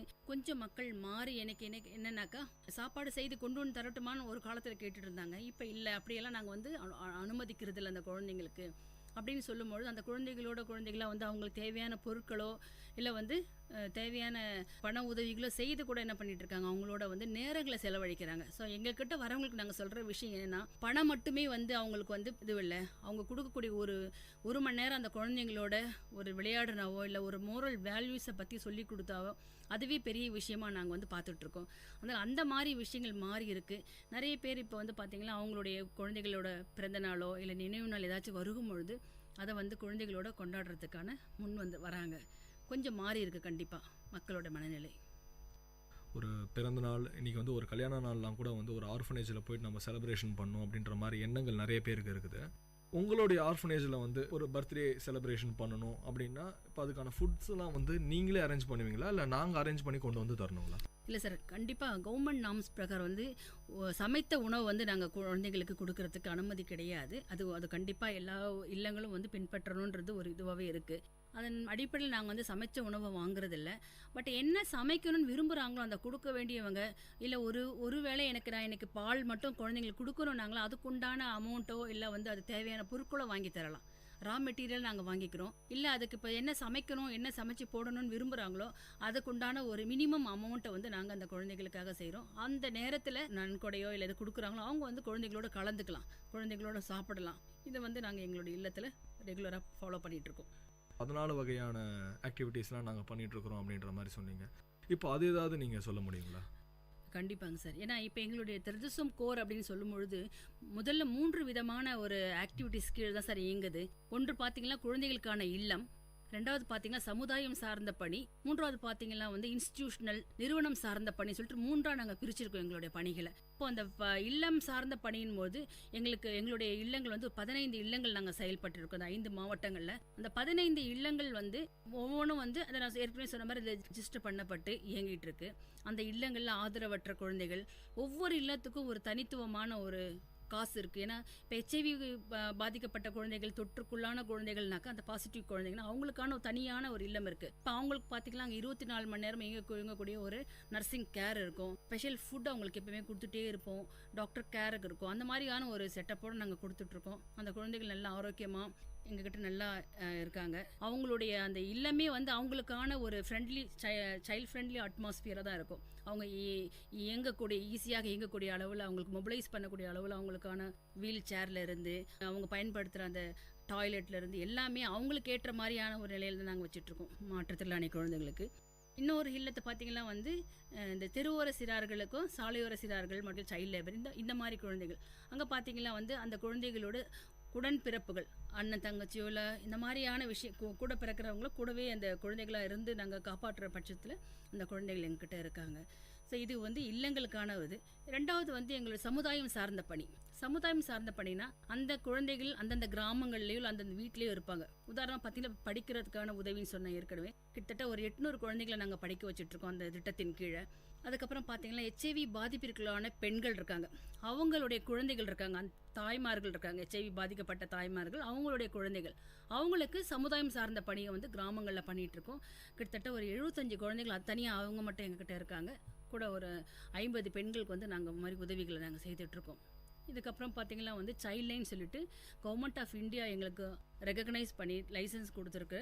அதாவது 24 மணி நேர குழந்தைகளுக்கான இலவச அழைப்பு. உங்களுக்கு கண்டிப்பாக தெரிஞ்சிருக்கும் 1098 அந்த நம்பர். அது எங்களுக்கு திருவண்ணாமலையில் நாங்கள் செயல்பட்டுருக்கோம்.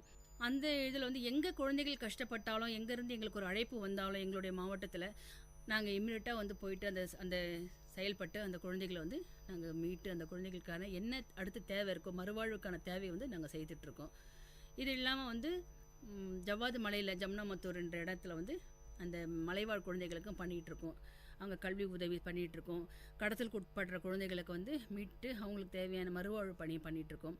எடப்பாடின்ற இடத்துல சேலத்தில் வந்து பெண் சிசுலேருந்து காப்பாற்றப்படுற குழந்தைகள் பூந்தளிர் கேள்விப்பட்டிருப்பீங்க நீங்கள். எங்களோட நிறுவனம் அங்கே கடந்த 18-20 ஆண்டுகளாக வந்து நாங்கள் அங்கே செயல்பட்டுட்ருக்கோம். அங்கே வந்து பார்த்திங்கன்னா அந்த மாதிரி குழந்தைகளை காப்பாற்றி அவங்களுக்கு தேவையான உதவிகளை வந்து நாங்கள் அங்கே வழங்கிட்டுருக்கோம். அதே மாதிரி அங்கே சேலத்தில் அதிகமாக வந்து இந்த கொலுசு பட்டறை இருக்கும். அங்கே நிறைய குழந்தைகளை வந்து குழந்தை தொழிலாளராக பயன்படுத்திகிட்டு இருக்காங்க. ஸோ அப்படிப்பட்ட குழந்தைகளை வந்து கண்டுபிடிச்சி அவங்கள வந்து பள்ளியில் சேர்த்து அவங்களுக்கு தேவையான கல்வி உதவியை பண்ணிகிட்ருக்கோம். இது வந்து சமுதாயம் சேர்ந்த பணியாக நாங்கள் பண்ணிகிட்ருக்கோம். இதற்கு அடுத்தபடியாக பார்த்திங்கன்னா வந்து நிறுவனம் சார்ந்த பணின்னு சொல்லிட்டு 3வதாக எங்களோட இன்னொரு ஆக்டிவிட்டீஸ். அதில் என்னன்னாக்கா வந்து இந்த மன வளர்ச்சி குன்றிய குழந்தைகள், மூளை வளர்ச்சி குன்றிய குழந்தைகள், முடக்குவாத குழந்தைகள், ஆட்டிசம் சில்ட்ரன், மாற்றுத்திறனாளி குழந்தைகளுக்கான சிறப்பு கல்வி வந்து சிறப்பு பள்ளியை வந்து தமிழ்நாடு அரசு மூலமா எங்களுக்கு வந்து அனுமதி பெறப்பட்டு எங்களுடைய 2 இடத்துல எங்களுடைய பள்ளி இயங்குது. இதுலேயும் பார்த்திங்கன்னா வந்து 2 விதமாக பண்ணிகிட்ருக்கோம். ஆரம்ப கண்டறிதல் சொல்லிட்டு 0 to 6 years ஏர்லி இன்டர்வென்ஷன் சொல்லுவாங்க. அந்த குழந்தைகளுக்கான ஒரு 3 இடங்களை நாங்கள் செயல்பட்டுட்ருக்கோம். 2 வந்து சிறப்பு பள்ளி இருக்குது திருவண்ணாமலையில் தண்டராம்பட்டு என்ற இடத்துலையும். ஸோ கிட்டத்தட்ட வந்து இதில் மட்டுமே ஒரு 300 குழந்தைகள் வந்து மாற்றுத்திறனாளி குழந்தைகள் பயன்பெற்றுட்ருக்காங்க. ஸோ இதுதான் எங்களுடைய நிறுவனம் சார்ந்த பணியை நாங்கள் பண்ணிகிட்ருக்கோம். மூளை முடக்குவாதம் மற்றும் மன வளர்ச்சி குன்றிய குழந்தைகளுக்கான சிறப்பு பள்ளி அப்படின்ற மாதிரி சொன்னீங்க.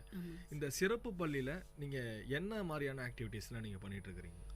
இல்லை எங்களுடைய திருவண்ணாமலை மாவட்டத்தில் பார்த்திங்கன்னா அந்த மூளை முடக்குவாத்தால் மன வளர்ச்சி குன்றியதால் குழந்தைகள் நிறைய பாதிப்புகளாக இருக்காங்க. 1996 நாங்கள் பார்க்கும்பொழுது அதிக அளவில் பாதிப்புகளான குழந்தைகளை வந்து எங்களுக்கு பார்க்க நேர்ந்தது. அப்போ பார்த்திங்கன்னா வந்து இந்த மாதிரியான சிறப்பு கல்வியெல்லாம் அங்கே அந்த நேரத்தில் அங்கே எங்களுடைய மாவட்டத்திலோ இல்லை நாங்கள் இருக்கிற பணி செய்கிற இடங்களில் கண்டிப்பாக கிராமத்தில் இல்லவே இல்லை. சென்னை மாதிரி இடங்களுக்கு தான் வந்து பெற்றோர்கள் போகக்கூடிய நிலை இருந்தது. அப்போ போக கூட முடியாத அவங்களுக்கு அந்த பணத்தை செலவழிக்க முடியாத நிலையில் இருந்தாங்க. இப்போ தான் நாங்கள் ஒன்று யோசித்தோம், இந்த மாதிரி குழந்தைங்களுக்கு நம்ம மாவட்டத்திலே ஒரு சிறப்பு அந்த பயிற்சியோ கல்வியோ நம்ம ஏன் கொடுக்கக்கூடாது அப்படின்னு நினச்சி எங்களுடைய இயக்குனர் திரு ஆர்ச்செடி என்ன பண்ணாங்க, நம்மளே தொடங்கலாம் இதை அப்படின்னு சொல்லிட்டு அதற்கான பணிகளை நாங்கள் செய்து அதை நாங்கள் தொடங்கணும். 96 நாங்கள் திருவண்ணாமலையில் தண்டராம்பட்டு என்ற இடத்துல நாங்கள் முதல் ஸ்டார்ட் பண்ணோம்.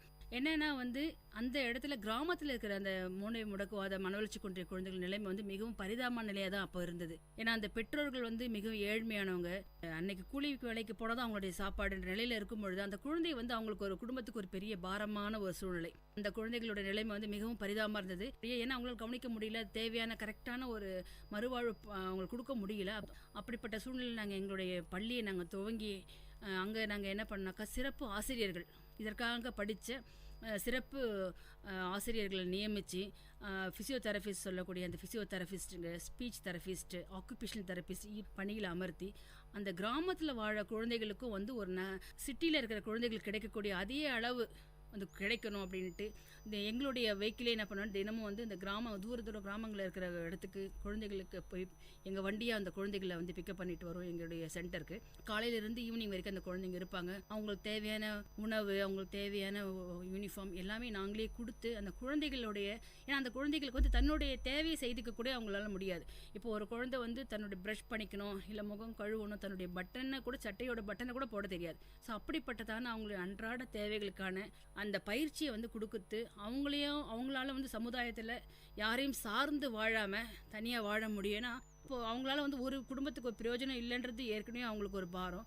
அந்த குழந்தைக்கு தேவையான அனைத்து பணியும் செய்யணும் போது அந்த பெற்றோர்கள் வந்து ரொம்பவே கஷ்டத்தில் இருந்தாங்க. இப்போ அந்த மாதிரியாக நாங்கள் வந்து அந்த குழந்தைங்க தனியாக இயங்குறோம், யாரையும் சார்ந்து வாழ வேண்டாம் அப்படின்னு. அதில் பெண் குழந்தைகள் நிலைமை வந்து இன்னும் கொஞ்சம் மோசமான நிலைமை இருக்கும். ஸோ அப்போ அந்த குழந்தைகளுக்கு தன் சுகாதாரத்தை பற்றியெல்லாம் நாங்கள் பயிற்சி கொடுத்து அந்த குழந்தைகள்லாம் தனித்து வாழ முடியும் அப்படின்னு நாங்கள் பண்ணியிருக்கோம். அதுலேருந்து வர அந்த பயிற்சியிலேருந்து வர குழந்தைகளுக்கு வந்து தேவையான உதவிகள் நாங்கள் செய்கிறோம். அதன் பிறகு குழந்தைகள் அந்த குடும்பத்தோடு இணைக்கும் பொழுது, அந்த குடும்பத்தோடு அவங்க இருக்கும் பொழுது அவங்களுக்கு வந்து என்ன பண்ண முடியுமோ, ஒரு சிறு கடை வச்சு கொடுத்தோம்னா அதுலேருந்து வர வருமானங்களை வந்து அந்த குடும்பத்துக்கு உதவியாக இருக்கும், அந்த குழந்தையும் வந்து அந்த குடும்பத்துக்கு உதவியாக இருக்கும்.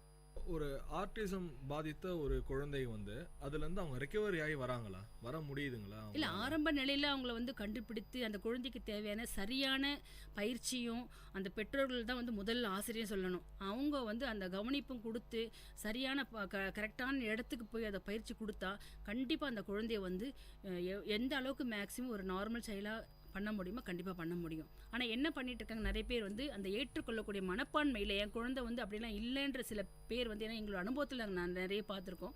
அதனால் சில என்ன பண்ணுறாங்க, வளர்ந்த பிறகு வரும்பொழுது அந்த பாதிப்பு வந்து அதிகமாகிடுது. ஸோ இதுதான் மிகப்பெரிய அங்கே வருத்தமான விஷயமா இருக்குது. இப்போது இந்த ஸ்கூல்ஸில் வந்து நாங்கள் வந்து ஒரு குழந்தைய வந்து சேர்க்கணும் அப்படின்ற மாதிரி யாராவது நிறைய இடத்துல நம்ம பார்ப்போம், ஒரு குழந்தைகள் இது மாதிரி இருந்தாங்கன்னா அவங்க வந்து உங்கள் ஸ்கூல்ஸில் ஜாயின் பண்ணுறதுக்கு உங்களை எப்படி தொடர்பு கொள்வது? நாங்கள் வந்து இப்போ எங்களோட பள்ளி வந்து பார்த்திங்கனாக்கா காலையிலேருந்து மாலை வரைக்கும் தான் சார் இயங்கும். அங்கேயும் இல்லத்தில் சேர்த்துக்க முடியாது, ஏன்னா இது சிறப்பு கல்வி மட்டும் நாங்கள் அப்படி வச்சுட்ருக்கோம். நாங்கள் திருவண்ணாமலை மாவட்டத்திலேருந்து எங்களால் வரக்கூடிய அளவில் இருக்குன்னா தாராளமாக வந்து எங்களை வந்து எங்களுடைய நிறுவனத்துக்கு வரலாம். எங்களுடைய நிறுவனம் பார்த்திங்கன்னா வந்து திருவண்ணாமலையில் வந்து பெரும்பாக்கம் ரோடுன்னு சொல்லக்கூடிய, அதாவது வந்து கவர்மெண்ட் ஆர்ட்ஸ் காலேஜ் இருக்குது செங்கம் ரோட்டில், அங்கே பெரும்பாக்கம் ரோடுங்கிற இடத்துல இயங்கிட்டு இருக்கு டெரிடஸ் ஹோம் ஸ்கோர் என்ற பெயரில். அங்கே வந்து சைல்ட் லைன் குழந்தைகள் இல்லை தண்டராம்பட்டில் இயங்குற லைஃப் லைன் குழந்தைகள் என்ற இடத்துக்கு அவங்க வந்தாங்களாம் கண்டிப்பாக அவங்களுக்கு குழந்தைகளுக்கு தேவை தான் நாங்கள் கண்டிப்பாக நாங்கள் சேர்த்துப்போம். இந்த மாதிரி எத்தனையோ குழந்தைகள், எவ்வளோ பேர் வந்து நமக்கு கண்ணுக்கு தெரியாமல் எங்கேயாச்சும் வந்து பள்ளிக்கூடன்ற அந்த வாசனை கூட இல்லாமல் இன்னமும் இருக்கிறவங்க நிறைய பேரை வந்து பார்க்க முடியுது. அப்படிப்பட்ட சூழ்நிலைகளை பார்க்கும் பொழுது நல்ல உள்ளம் கொண்டவங்க யாராச்சும் கண்டிப்பாக இந்த மாதிரி நிறுவனங்களை தொடர்பு கொண்டு அந்த குழந்தைகளுக்கு தேவையான விஷயங்களை சேர்க்கலாம். இன்னொரு விஷயம் பார்த்திங்கன்னா வந்து ஒவ்வொரு மாவட்டத்திலையும் குழந்தைகள் நல்ல குழுமம்னு சொல்லிட்டு அரசால் அங்கீகரிக்கப்பட்ட அந்த குழுமம் வந்து இயங்கிட்டு இருக்கு. அவங்க தான் வந்து அந்த குழந்தைகளுக்கான பாதுகாப்பு அத்தாரிட்டியான பர்சன். அவங்க கிட்ட அந்த குழந்தைகளை கூட கொடுக்கலாம். ஏன்னா சிலங்க அது எங்கே சேர்க்கணும்னு தெரியாமல் தவிச்சிட்டு இருப்பாங்க. அவங்க மூலயமா தான் அந்த குழந்தைகள் எந்த இல்லங்களுக்கும் போவாங்க. அதனால் இந்த மாதிரியான தகவல்கள் வந்து கண்டிப்பாக எல்லாருக்கும் தெரிய வேண்டிய விஷயமா இருக்குது. அந்த மாதிரி அந்த குழந்தைகள் அவங்கக்கிட்ட சேர்ந்தாக்கா சரியான இடங்களுக்கு அந்த குழந்தைங்க போவாங்க. இல்லைன்னா வேற ஒருத்தர் கையில் கிடச்சிருந்தாக்கா அந்த குழந்தைகள் என்ன இருப்பாங்கன்றதுக்காக சொல்ல வந்தேன். நான் உதவி செய்யணும் அப்படின்ற எண்ணங்கள் மட்டும் இல்லை, அந்த குழந்தைகளை சரியான இடங்களில் சேர்க்கணுன்றதும் கண்டிப்பாக வந்து முக்கியமான விஷயமா இருக்குது இன்றைக்கி இருக்கிற சூழ்நிலைகளில். ரொம்பவே நிறைய விஷயங்கள் நல்லா சொன்னீங்க மேடம். ஏன்னா வந்து ஆதரவற்ற குழந்தைங்களுக்கு இன்றைக்கி நிறைய விஷயங்கள் கல்வியிலேருந்து பல விஷயங்கள் வந்து அவங்க தான் தடைப்பட்டு தான் இருக்குது. அதில் வந்து நீங்கள் இந்த டெரிடஸ் ஹோம் கோர் ட்ரஸ்ட் மூலிமா வந்து நிறைய சேவைகள் நீங்கள் செஞ்சிட்ருக்கிறீங்க. அதுக்கு நாங்கள் விஐடி கம்யூனிட்டி ரேடியோ சார்பாக நாங்கள் நன்றியும் தெரிவிச்சுக்கிறோம். நன்றி சார். இவ்வளோ நேரம் நம்மக்கிட்ட டெரிடஸ் ஹோம் ஸ்கோர் ட்ரஸ்ட்டோட டைரக்டர் ஆஃப் ப்ராஜெக்ட்ஸ் திருமதி ஏபி ஷர்மிளா மேடம் அவர்கள் நம்மக்கிட்ட நிறைய விஷயங்களை பகிர்ந்துக்கிட்டாங்க. மீண்டும் ஒரு அனுபவ மேடை நிகழ்ச்சியில் உங்களை சந்திக்கும் வரை உங்களிடமிருந்து விடைபெறுவது நான் சரவண கார்த்திக். நீங்கள் கேட்டுக்கொண்டிருப்பது விஐடி பண்பலை 90.8 விஐடி பல்கலைக்கழகத்தின் சமுதாய வானொலி.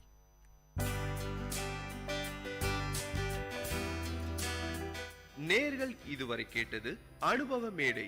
மக்கள் தங்கள் வாழ்க்கை அனுபவங்களையும் முன்னேற்ற பாதைகளையும் விரிவாக கலந்துரையாடும் நிகழ்ச்சி.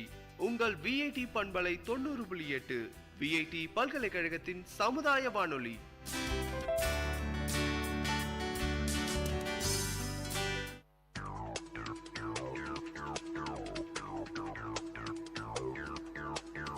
நேர்களே, இது விஐடி பண்பலை 90.8.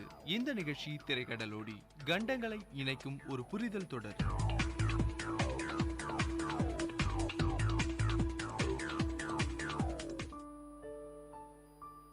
நீ ஹாவ் என்னங்க புரியலையா? பயப்படாதீங்க, சைனீஸ்ல ஹாய் சொன்னேன். இன்னைக்கு நாம பார்க்க போற நாடு சைனா.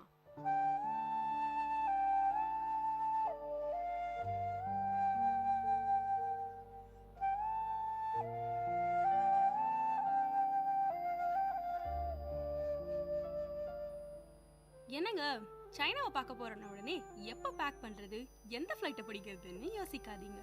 நீங்க இருக்கிற இடத்துல இருந்தே ஹாயா உட்காந்துக்கிட்டே சைனாவை ரசிக்கலாம்.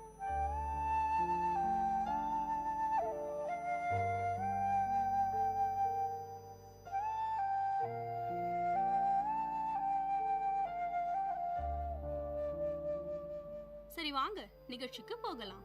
முதல்ல சைனாவை பற்றின பொதுவான விஷயங்களை தெரிஞ்சுக்கலாம். சைனா தென்கிழக்கு ஆசியாவில் அமைந்திருக்கும் நாடு.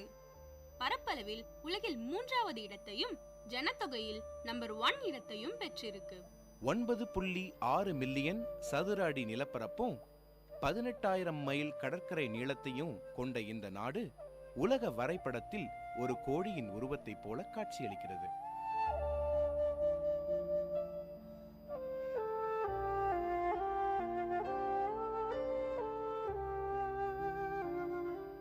Korea, Vietnam, Laos, Burma, India, Bhutan, Nepal, Pakistan, Mongolia, Russia போன்ற நாடுகள் சைனாவை சுற்றியுள்ளன. சைனா அடர்ந்த காடுகள், மலைகள், குளிர்ந்த பாலைவனங்கள், சமவெளிகள் என பலவிதமான நிலப்பரப்புகளை கொண்ட நாடு. சீன மக்கள் சைனாவின் நிலப்பரப்பை 4 பகுதிகளாக பிரித்துள்ளனர். வடக்கு, தெற்கு, தென்மேற்கு மற்றும் குயிங்ஹாய் டிபெட்டியன். இப்பகுதிகளில் வாழும் மக்கள் அப்பகுதிகளுக்கேற்ப தங்கள் பழக்க வழக்கங்களில் மாறுபடுகிறார்கள். சைனாவின் மொத்த ஜனத்தொகையில் 95% பேர் வடக்கு மற்றும் தென் பகுதியில் தான் வாழ்றாங்க. இப்ப நாம சைனா போனா அங்க என்ன மொழி பேசுவாங்க? இதுல என்னங்க சந்தேகம், சைனீஸ் தானேன்னு கேப்பீங்க. ஆமாங்க, சைனீஸ் தான். ஆனா சைனீஸ் மொழி என்பது மண்டேரியன், கேண்டானீஸ்னு 2 வகையான வழக்கு மொழிகளா பேசப்படுது. ஆனா ஸ்டாண்டர்ட் சைனீஸ்னு மண்டேரியனையே உபயோகப்படுத்துறாங்க. மேலும் சிறிய அளவுல மாங்டியன், திபெட்டியன், உய்ஹூர், சூவாங் போன்ற பிற மொழிகளும் பேசப்படுது. இங்க வாழற மக்கள்ல 91.5% பேர் ஹான் சைனீஸை சார்ந்தவங்க. மற்றபடி ஜூவாங், மஞ்சு, உய்ஹூர், ஹூய் என பலவிதமான மக்களும் வாழறாங்க. சைனா ஒரு சோசியலிஸ்ட் நாடு. ஜனத்தொகையில் முதலிடத்தில் இருக்கும் சைனா உலக பொருளாதாரத்தில் ஒரு பெரிய சக்தியா உருவாகிட்டு இருக்கு. சைனாவின் கரன்சி யுவானின் மதிப்பும் கூடிக்கிட்டே இருக்கு. சைனாவில் உள்ள முக்கியமான இடங்களை இப்ப பார்க்கலாம்.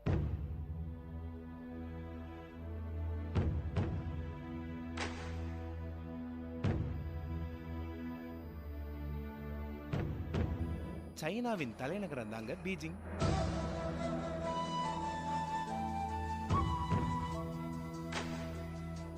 எங்கேயோ கேட்ட மாதிரி இருக்குல்ல. 2008ஆம் ஆண்டின் ஒலிம்பிக்ஸ் இங்க தாங்க நடந்தது.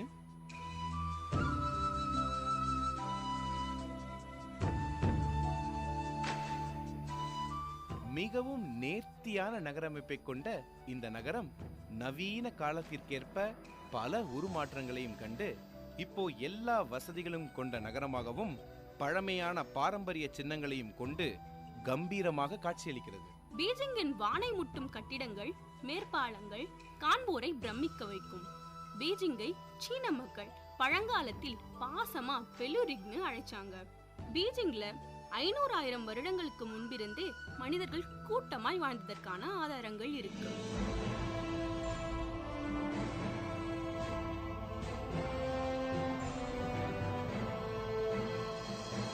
மங்கோலியர்கள் சைனாவை கைப்பற்றிய காலத்தில் தாது, அதாவது சிறந்த தலைநகரம் என்னும் பெயர் பெற்றது.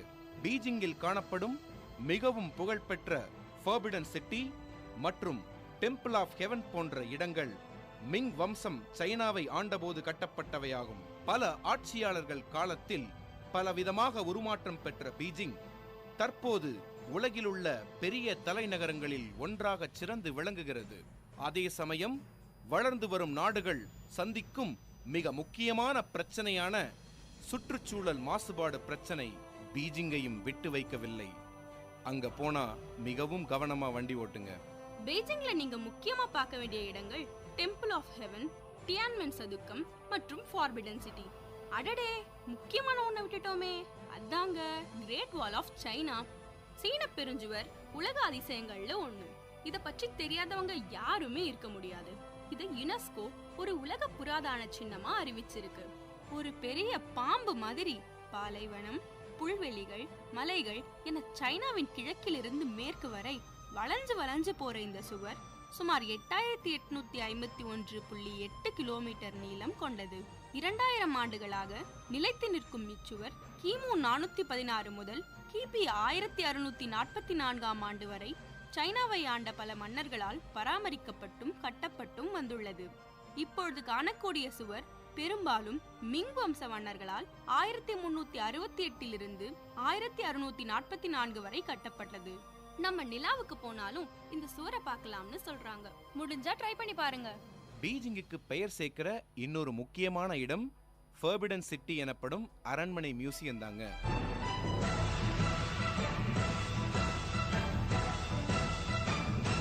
பொதுமக்கள் இதுக்குள்ள நுழைய முடியாத காரணத்தால் இதுக்கு ஃபர்பிடன் சிட்டின்னு பேர் வந்தது. செவ்வக வடிவத்தில் இருக்கும் இந்த பேலஸ் தான் உலகத்திலேயே பெரியது. இந்த அரண்மனையை கட்ட 14 வருடங்கள் ஆனதாம். இது கற்கள், வெள்ளை அரிசி, சுண்ணாம்பு, சிமெண்ட் மற்றும் முட்டையின் வெள்ளை கருவால கட்டப்பட்டதாம். பெரும்பாலும் மஞ்சள் நிற கற்களாலேயே இந்த அரண்மனை அலங்கரிக்கப்பட்டிருக்கிறது.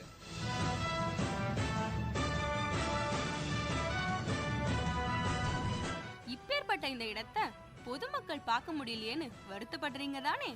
கவலைப்படாதீங்க. இப்ப நீங்க, நானு, யார் வேணும்னாலும் ஃபார்பிடன் சிட்டிக்குள்ள போகலாம். தேவை ஒரே ஒரு டிக்கெட் மட்டும்தான். சரிங்க, பீஜிங்க சுத்தி பார்த்தாச்சு. இப்ப ஏதோ லைட்டா பசிக்கிற மாதிரி இருக்குல்ல? அப்ப சரி, ஒரு பிளேட் தோசை, 2 இட்லின்னு ஆர்டர் பண்ணாதீங்க. சைனால சைனீஸ் ஃபுட் தானேங்க கிடைக்கும். சரி, சைனீஸ் ஃபுட்ன உடனே நூடுல்ஸ் மட்டும்தானே நினைச்சிடாதீங்க. இங்க பலவிதமான உணவுகள் இருக்கு. அவை எல்லாவற்றிலும் நிறம், மனம் மற்றும் சுவை ஆகியவை முக்கியமானதா கருதப்படுது. ஒரே விதமான பொருட்களை கொண்டு வெவ்வேறு விதமான பதார்த்தங்களை சீனர்களால் மட்டுமே செய்ய முடியும். சீனர்கள் சாப்பிடுவதற்கென்றே சாப்ஸ்டிக்ஸ் எனப்படும் குச்சிகளை பயன்படுத்துகின்றனர். இவை பெரும்பாலும் மரத்தினால் செய்யப்படுபவை. சோ இப்பவே போய் 2 சாப்ஸ்டிக்ஸ் வாங்குறீங்க, அதை வச்சு சாப்பிட பழகுறீங்க. ஓகே, அடுத்ததா நம்ம பார்க்க போறது உலகத்திலேயே மிகவும் பெரிய நகரமான ஷாங்காய். இது ஒரு வர்த்தக நகரம். ஜன நெருக்கம் அதிகமா உள்ள இந்த நகரம் கிழக்கின் பாரிஸ்னு செல்லமா அழைக்கப்படுது. 1842 ஆண்டில் நடந்த முதல் ஓபியம் போருக்கு பிறகுதான் இந்த நகரம் வெளி உலகத்துக்கு தெரிய வந்தது.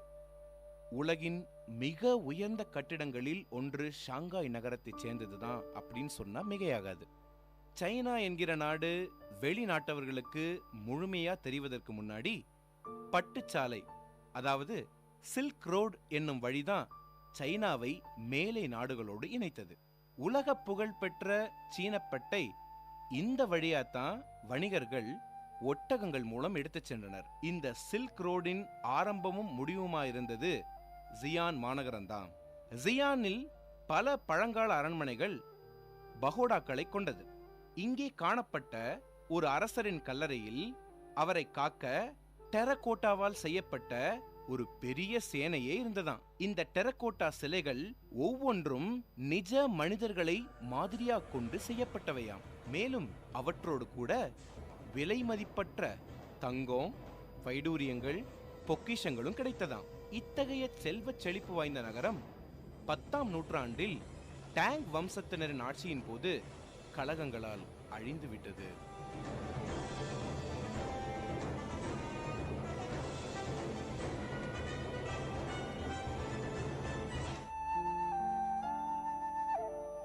ஜியானில் மிஞ்சியிருக்கும் அழகை ரசித்துக் கொண்டே வாங்களேன், ஒரு கப் டீ குடிக்கலாம். சரி, என்ன வகை டீ உங்களுக்கு பிடிக்கும்? டீல என்ன பெரிய வகை? Black tea, strong tea, light tea, மிஞ்சி மிஞ்சி போனா கிரீன் டீன்னு சொல்லுவீங்க. ஆனா சைனால 100க்கும் மேற்பட்ட தேநீர் வகைகள் இருக்கு. இவற்றை green tea, black tea, oolong, white tea, scented tea என 5 வகைப்படுத்தியுள்ளனர். டீயை எப்படி தயாரிப்பது, எப்படி பயிரிடுவது, அது எப்படி உருவானது என்பதை சொல்வதற்கென்றே சா ஜிங் எனும் நூல் சைனாவில் உள்ளது. சைனாவில் டீ குடிக்கிறதுனா சும்மா இல்லைங்க, அத ஒரு மரியாதைக்குரிய சடங்கா அவங்க நடத்துறாங்க. சீனர்களின் தேநீருக்கு குறைந்தபட்சம் 2000 வருடங்கள் வயது இருக்கும். சோ சைனா தான் முதல்ல டீ குடிக்கிற பழக்கமுடைய நாடுங்கிறதுல எந்த சந்தேகமும் இல்ல. அடுத்து நாம பார்க்க போறது சைனால இருக்க 2 முக்கியமான tourist spots. Hong Kong Disneyland Penny's Bay Lantau தீவில் மீட்டெடுக்கப்பட்டுள்ள நிலத்தில் அமைந்துள்ளது. ஹாங்காங் டிஸ்னி லேண்ட் ரிசார்ட்ல அமைஞ்சிருக்கும் முதல் தீம் பார்க் இதுதாங்க. இந்த பார்க் 12 செப்டம்பர் 2005ஆம் ஆண்டு திறக்கப்பட்டது. டிஸ்னி ரிசார்ட்டை கட்டும் போது வடிவமைக்கும் போதும் சீன பண்பாடு, பழக்க வழக்கங்கள் மற்றும் மரபுகளுக்கு எந்த விதமான பாதிப்பும் வந்துடக்கூடாதுன்னு மிகவும் கவனமா இருந்தாங்க. இந்த தீம் பார்க்கில் இருக்கும் நடிக உறுப்பினர்கள் கேண்டனீஸ், ஆங்கிலம் மற்றும் மாண்டேரியன் போன்ற லாங்குவேஜ்ல பேசுவாங்க.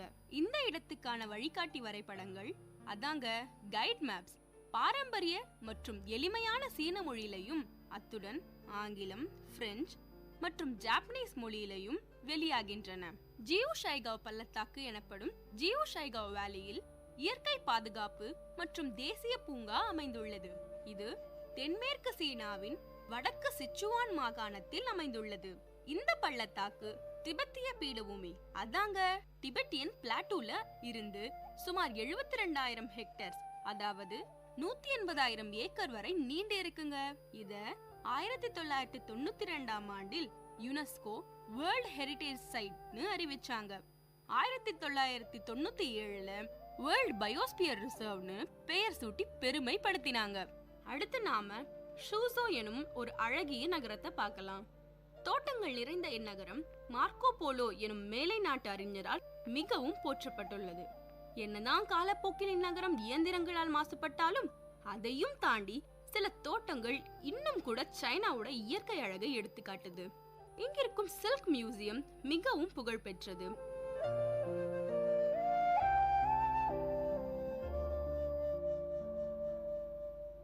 குங்சு எனப்படும் சீனர்களின் ஒரு வகையான இசை வழி நாடகம் இந்த நகரத்தில் தான் உருவானது. இந்த குங்சு தான் மற்ற பல கலைகளுக்கும் தாய் என்கிறார்கள் சீனர்கள். உலக புகழ் பெற்ற பெக்கிங் ஓபேராவும் இதிலிருந்து தான் உருவானதாம். ஷூசோவில் இருந்து வரும்போது மறக்காம ஷூசோ எம்ப்ராய்டரி துணிகளை வாங்கிட்டு வாங்க, சரியா? பட்டு நூலில் செய்யப்படும் இவ்வகை எம்ப்ராய்டரி மிகவும் அழகானது. அது மட்டும் இல்லைங்க, இரு பக்கமும் ஒரே மாதிரி தெரியக்கூடிய விசேஷமும் பெற்றது இது. சைனாவில் எம்ப்ராய்டரி மட்டும் இல்லைங்க, பலவிதமான கலைகளும் இருக்கு. இசை வழி நாடகங்கள் சீனர்களுக்கு மிகவும் பிடித்தமான ஒரு பொழுதுபோக்கு. ஓவியம், கேலிகிராஃபி போன்ற கலைகள் சைனாவில் பல வருடங்களா சிறப்புற்று இருக்கு. மேலும் போர்சிலைன் எனப்படும் வெள்ளை களிமண்ணால் செய்யப்பட்ட பாத்திரங்கள் சைனாவின் கலைத்திறமைக்கு சிறந்த எடுத்துக்காட்டுகள்.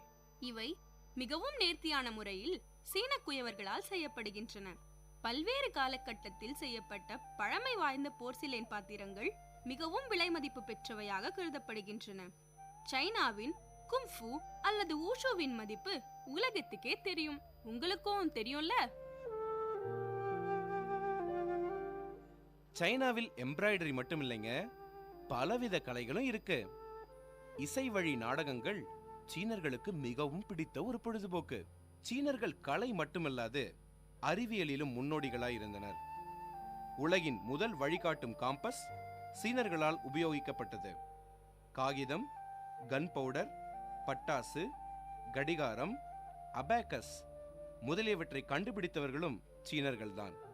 முதலில் அச்சிட்டு புத்தகங்களை படித்தவர்களும் சீனர்கள்தான். சீனர்களின் நாகரிகம் பல நூற்றாண்டுகளாக தொடர்ந்து செழிப்புற்று விளங்கியுள்ளது. அவர்களின் வரலாறு கிமு 21ஆம் நூற்றாண்டிலிருந்தே குறிக்கப்பட்டுள்ளது.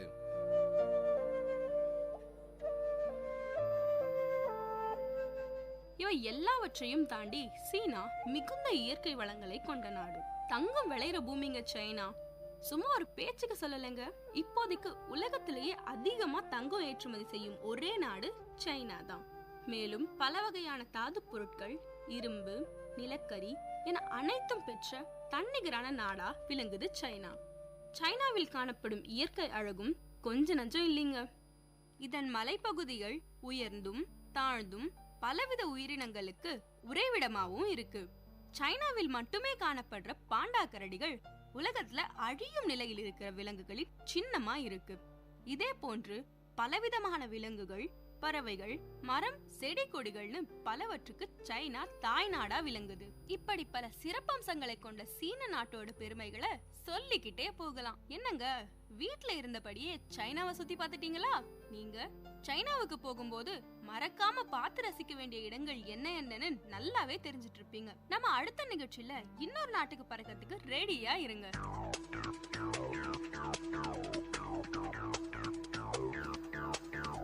நேயர்கள் இதுவரை கேட்டது திரைக்கடலோடி, கண்டங்களை இணைக்கும் ஒரு புரிதல் தொடர். எழுத்தாக்கம் தியோஃபிலா பால். குரல் வண்ணம் காயத்ரி மற்றும் நல்ல கருப்பன்.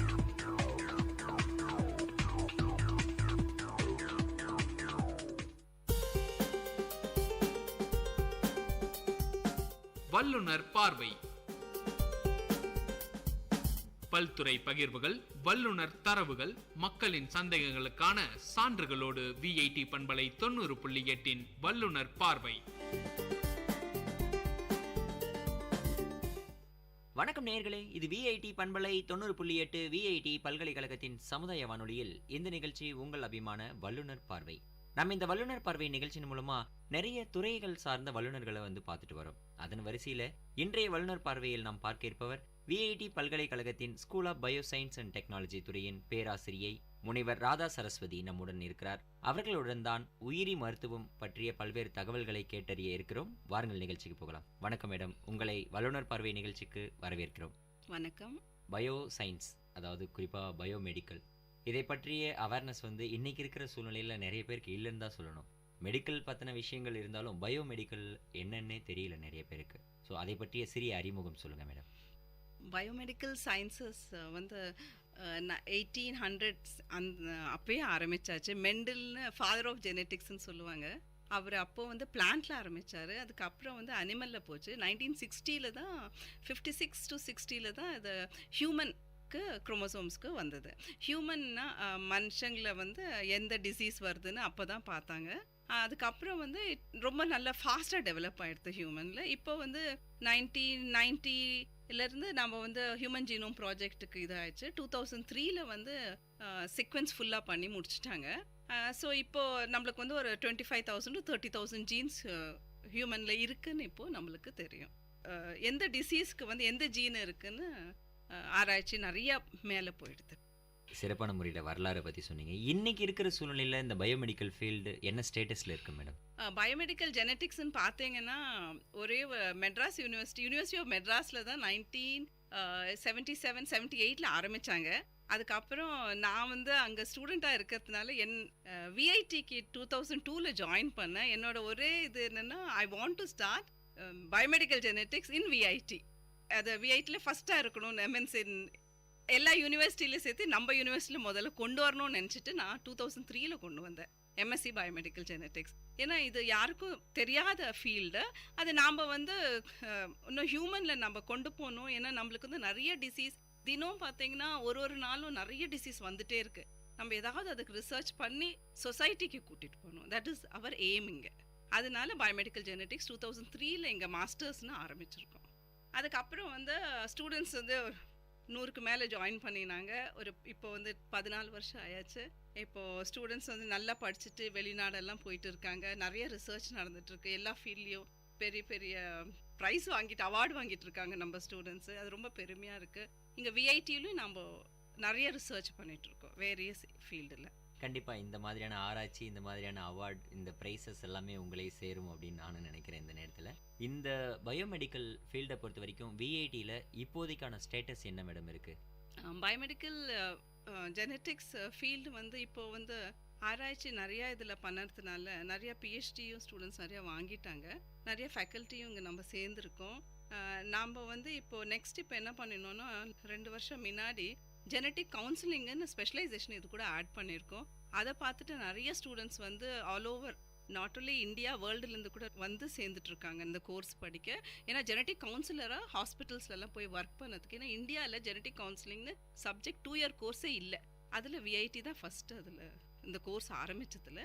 அது வந்து ரொம்ப நம்ம ஸ்டூடெண்ட்ஸே கூட ஜெனட்டிக் கவுன்சிலர்னு ஃபஸ்ட் லெவலே பாஸ் பண்ணிட்டு இப்போ ரெடியாக இருக்காங்க, எல்லாம் எம்ப்ளாய் ஆகிட்டு வராங்க. மெயின் எய்ம் நம்மளுக்கு அந்த எம்ப்ளாயபிலிட்டி பார்க்கணும், அதனால அதுக்கு ஒரு ஹெல்ப்பாக இருக்குது இந்த ஃபீல்டு ஜெனட்டிக் கவுன்சிலிங் ஆட் பண்ணினதுனால. இப்போது ரிசர்ச்னு பார்த்தீங்கன்னா நிறையா ப்ராஜெக்ட்ஸ் வாங்கிட்டு இருக்காங்க நம்ம ஃபேக்கல்ட்டி எல்லாம் இங்கே வேரியஸ் ஏரியாஸில் பண்ணிட்டு இருக்காங்க. நம்ம லேபே வந்து இப்போ வந்து பயோமெடிக்கல் ஜெனட்டிக்ஸ் ரிசர்ச் லேப்னு பார்த்தீங்கன்னா அது விஐடியில் ஸ்டார்ட் பண்ணியது கேன்சர் ஒர்க் பண்ணிட்டு இருக்கோம், கேன்சரில்.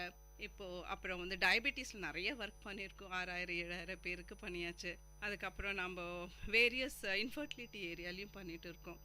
அப்புறம் மென்டல் ரிட்டார்டேஷன் நிறைய ஒர்க் வந்து நம்ம ப்ரைவேட் ஹாஸ்பிட்டல் கூடயும் பண்ணிட்டு இருக்கோம், கவர்மெண்ட் ஹாஸ்பிட்டல்ஸும் நம்மளை ஹெல்ப் பண்ணிட்டு இருக்கு, சாம்பிள்ஸ் எல்லாம் கொடுத்து அதை வந்து சொசைட்டிக்கு எப்படி யூஸ்ஃபுல் ஆகும் நம்ம பார்த்துட்ருக்கோம். கண்டிப்பா சொசைட்டியை பத்தி இப்போ ஒரு விஷயங்கள் சொன்னதுனால இந்த கொஸ்டின் மேடம், இன்னைக்கு சொசைட்டிக்கு எந்த அளவுக்கு அவேர்னஸ் இருக்கு இந்த பயோமெடிக்கல் ஃபீல்டு பத்தின விஷயங்கள்? அவ்வளோ அவேர்னஸ்ன்னு கிடையாது, பட் டாக்டர்ஸ் கொண்டு வந்துட்டு இருக்காங்க, என்ஜிஓஸும் கொஞ்சம் பண்ணுறாங்க. இப்போ நம்ம சென்னையெல்லாம் எடுத்தீங்கன்னா அங்கெல்லாம் society for mental retardation, spastic society எல்லாம் நிறைய இருக்குது. வெள்ளூர் பார்த்தீங்கன்னா அவ்வளோ இல்லை, அதுக்கு தான் நம்ம ட்ரை பண்ணிகிட்ருக்கோம் எவ்வளோ பண்ண முடியும்னு. ஸோ கவர்மெண்ட் ஹாஸ்பிட்டலும் ட்ரை பண்ணுறேன். இப்போது கவர்மெண்ட் ஹாஸ்பிட்டல் கூட பர்த் டிஃபெக்ட் ரெஜிஸ்ட்ரி ஆரம்பிச்சிருக்கோம் டாக்டர் தேனிராஜன் கூட, அதுவும் இப்போது நெக்ஸ்ட் ஸ்டெப்பாக அது கொஞ்சம் டெவலப் ஆகிட்டு வருது. ஸோ ஐ திங்க் அதனால நம்மளுக்கு இப்போ ராணிப்பேட் இதெல்லாம் கவர் பண்ண போகிறோம், எவ்வளோ பர்த் டிஃபெக்ட்ஸ் காரங்க பிறக்க போகிறாங்க, அவங்களுக்கு என்ன பண்ணலாம், ஃப்யூச்சர் என்னன்னு. I think the hospital doctors can help us a lot. அது கண்டிப்பாக எந்த ஒரு விஷயமும் வந்து மெட்ரோபாலிட்டன் சிட்டியில் இருந்து அதுக்கப்புறம் மற்ற சிட்டிங்களுக்கு வரத்துக்கு கொஞ்சம் ரொம்ப டிலே ஆகுதுன்னு தான் நம்ம இதுலேருந்து எடுத்துக்க முடியும் மேடம். இன்றைக்கி இருக்கிற சூழ்நிலைகளில் ஆராய்ச்சிகள், நீங்கள் பல்வேறு விதமான ஆராய்ச்சிகளை வந்து சொன்னீங்க, முதலில் நீங்கள் செஞ்ச ஆராய்ச்சின்னு சொன்னால் எதை சொல்லுவீங்க மேடம்? மீனா ஃபஸ்ட்டு வந்தவுடனே விஐடிக்கு 2002 வந்தேன், பயோடெக்னாலஜி டிபார்ட்மெண்ட் பார்த்துட்டு இருந்தேன். ஒரு பயோசயின்சஸ் 2003 ஆரம்பித்தாங்க. அப்போது ஹெட் பண்ணிகிட்டு இருக்கிறப்போ எனக்கு அப்போ தான் டிஆர்டிஓ ப்ராஜெக்ட் சென்ட்ரல்லேருந்து கிடச்சிது. அது வந்து எனக்கு அந்த ஆராய்ச்சி வந்து லோடோஸ் ரேடியேஷன் யூஸ் பண்ணிவிட்டு வேரியஸ் ஜெனட்டிக் டிசீசஸ் இருக்கு இல்லையா, அதில் பண்ணுறதுக்கு கிடைச்சது வாய்ப்பு. அவங்க ஃபண்ட் பண்ணியிருந்தாங்க 2004 அதில் வந்து நம்ம என்ன பார்க்குறோன்னா, ரேடியேஷன் வந்து ஹை லெவல் லோ லெவல் இருக்குது. ரேடியேஷனை வந்து நம்ம மேலே அது பட்டுதுன்னா அது வந்து வேறு டிசீஸ் காஸ் பண்ணணும் தெரியும். அப்புறம் சிலது அந்த ரேடியேஷனே நாம் வந்து இப்போது கேன்சர் எல்லாம் நம்ம சரிப்படுத்துறதுக்கும் யூஸ் பண்ணுறோம். அதில் யூஸ்ஃபுல்னஸ் ரெண்டுமே இருக்குது. அதில் நாம் என்ன பண்ணினோன்னா அதை லோ லெவலில் எடுத்துகிட்டு எந்த ஜீனை வந்து லோக்கலைஸ் பண்ணதுக்கு ஆரம்பித்தோம். அது ஒரு சக்ஸஸ்ஃபுல் ரிசர்ச்சாக முடிஞ்சது, அது பேப்பரும் பப்ளிஷ் ஆகிடுது, low level radiation.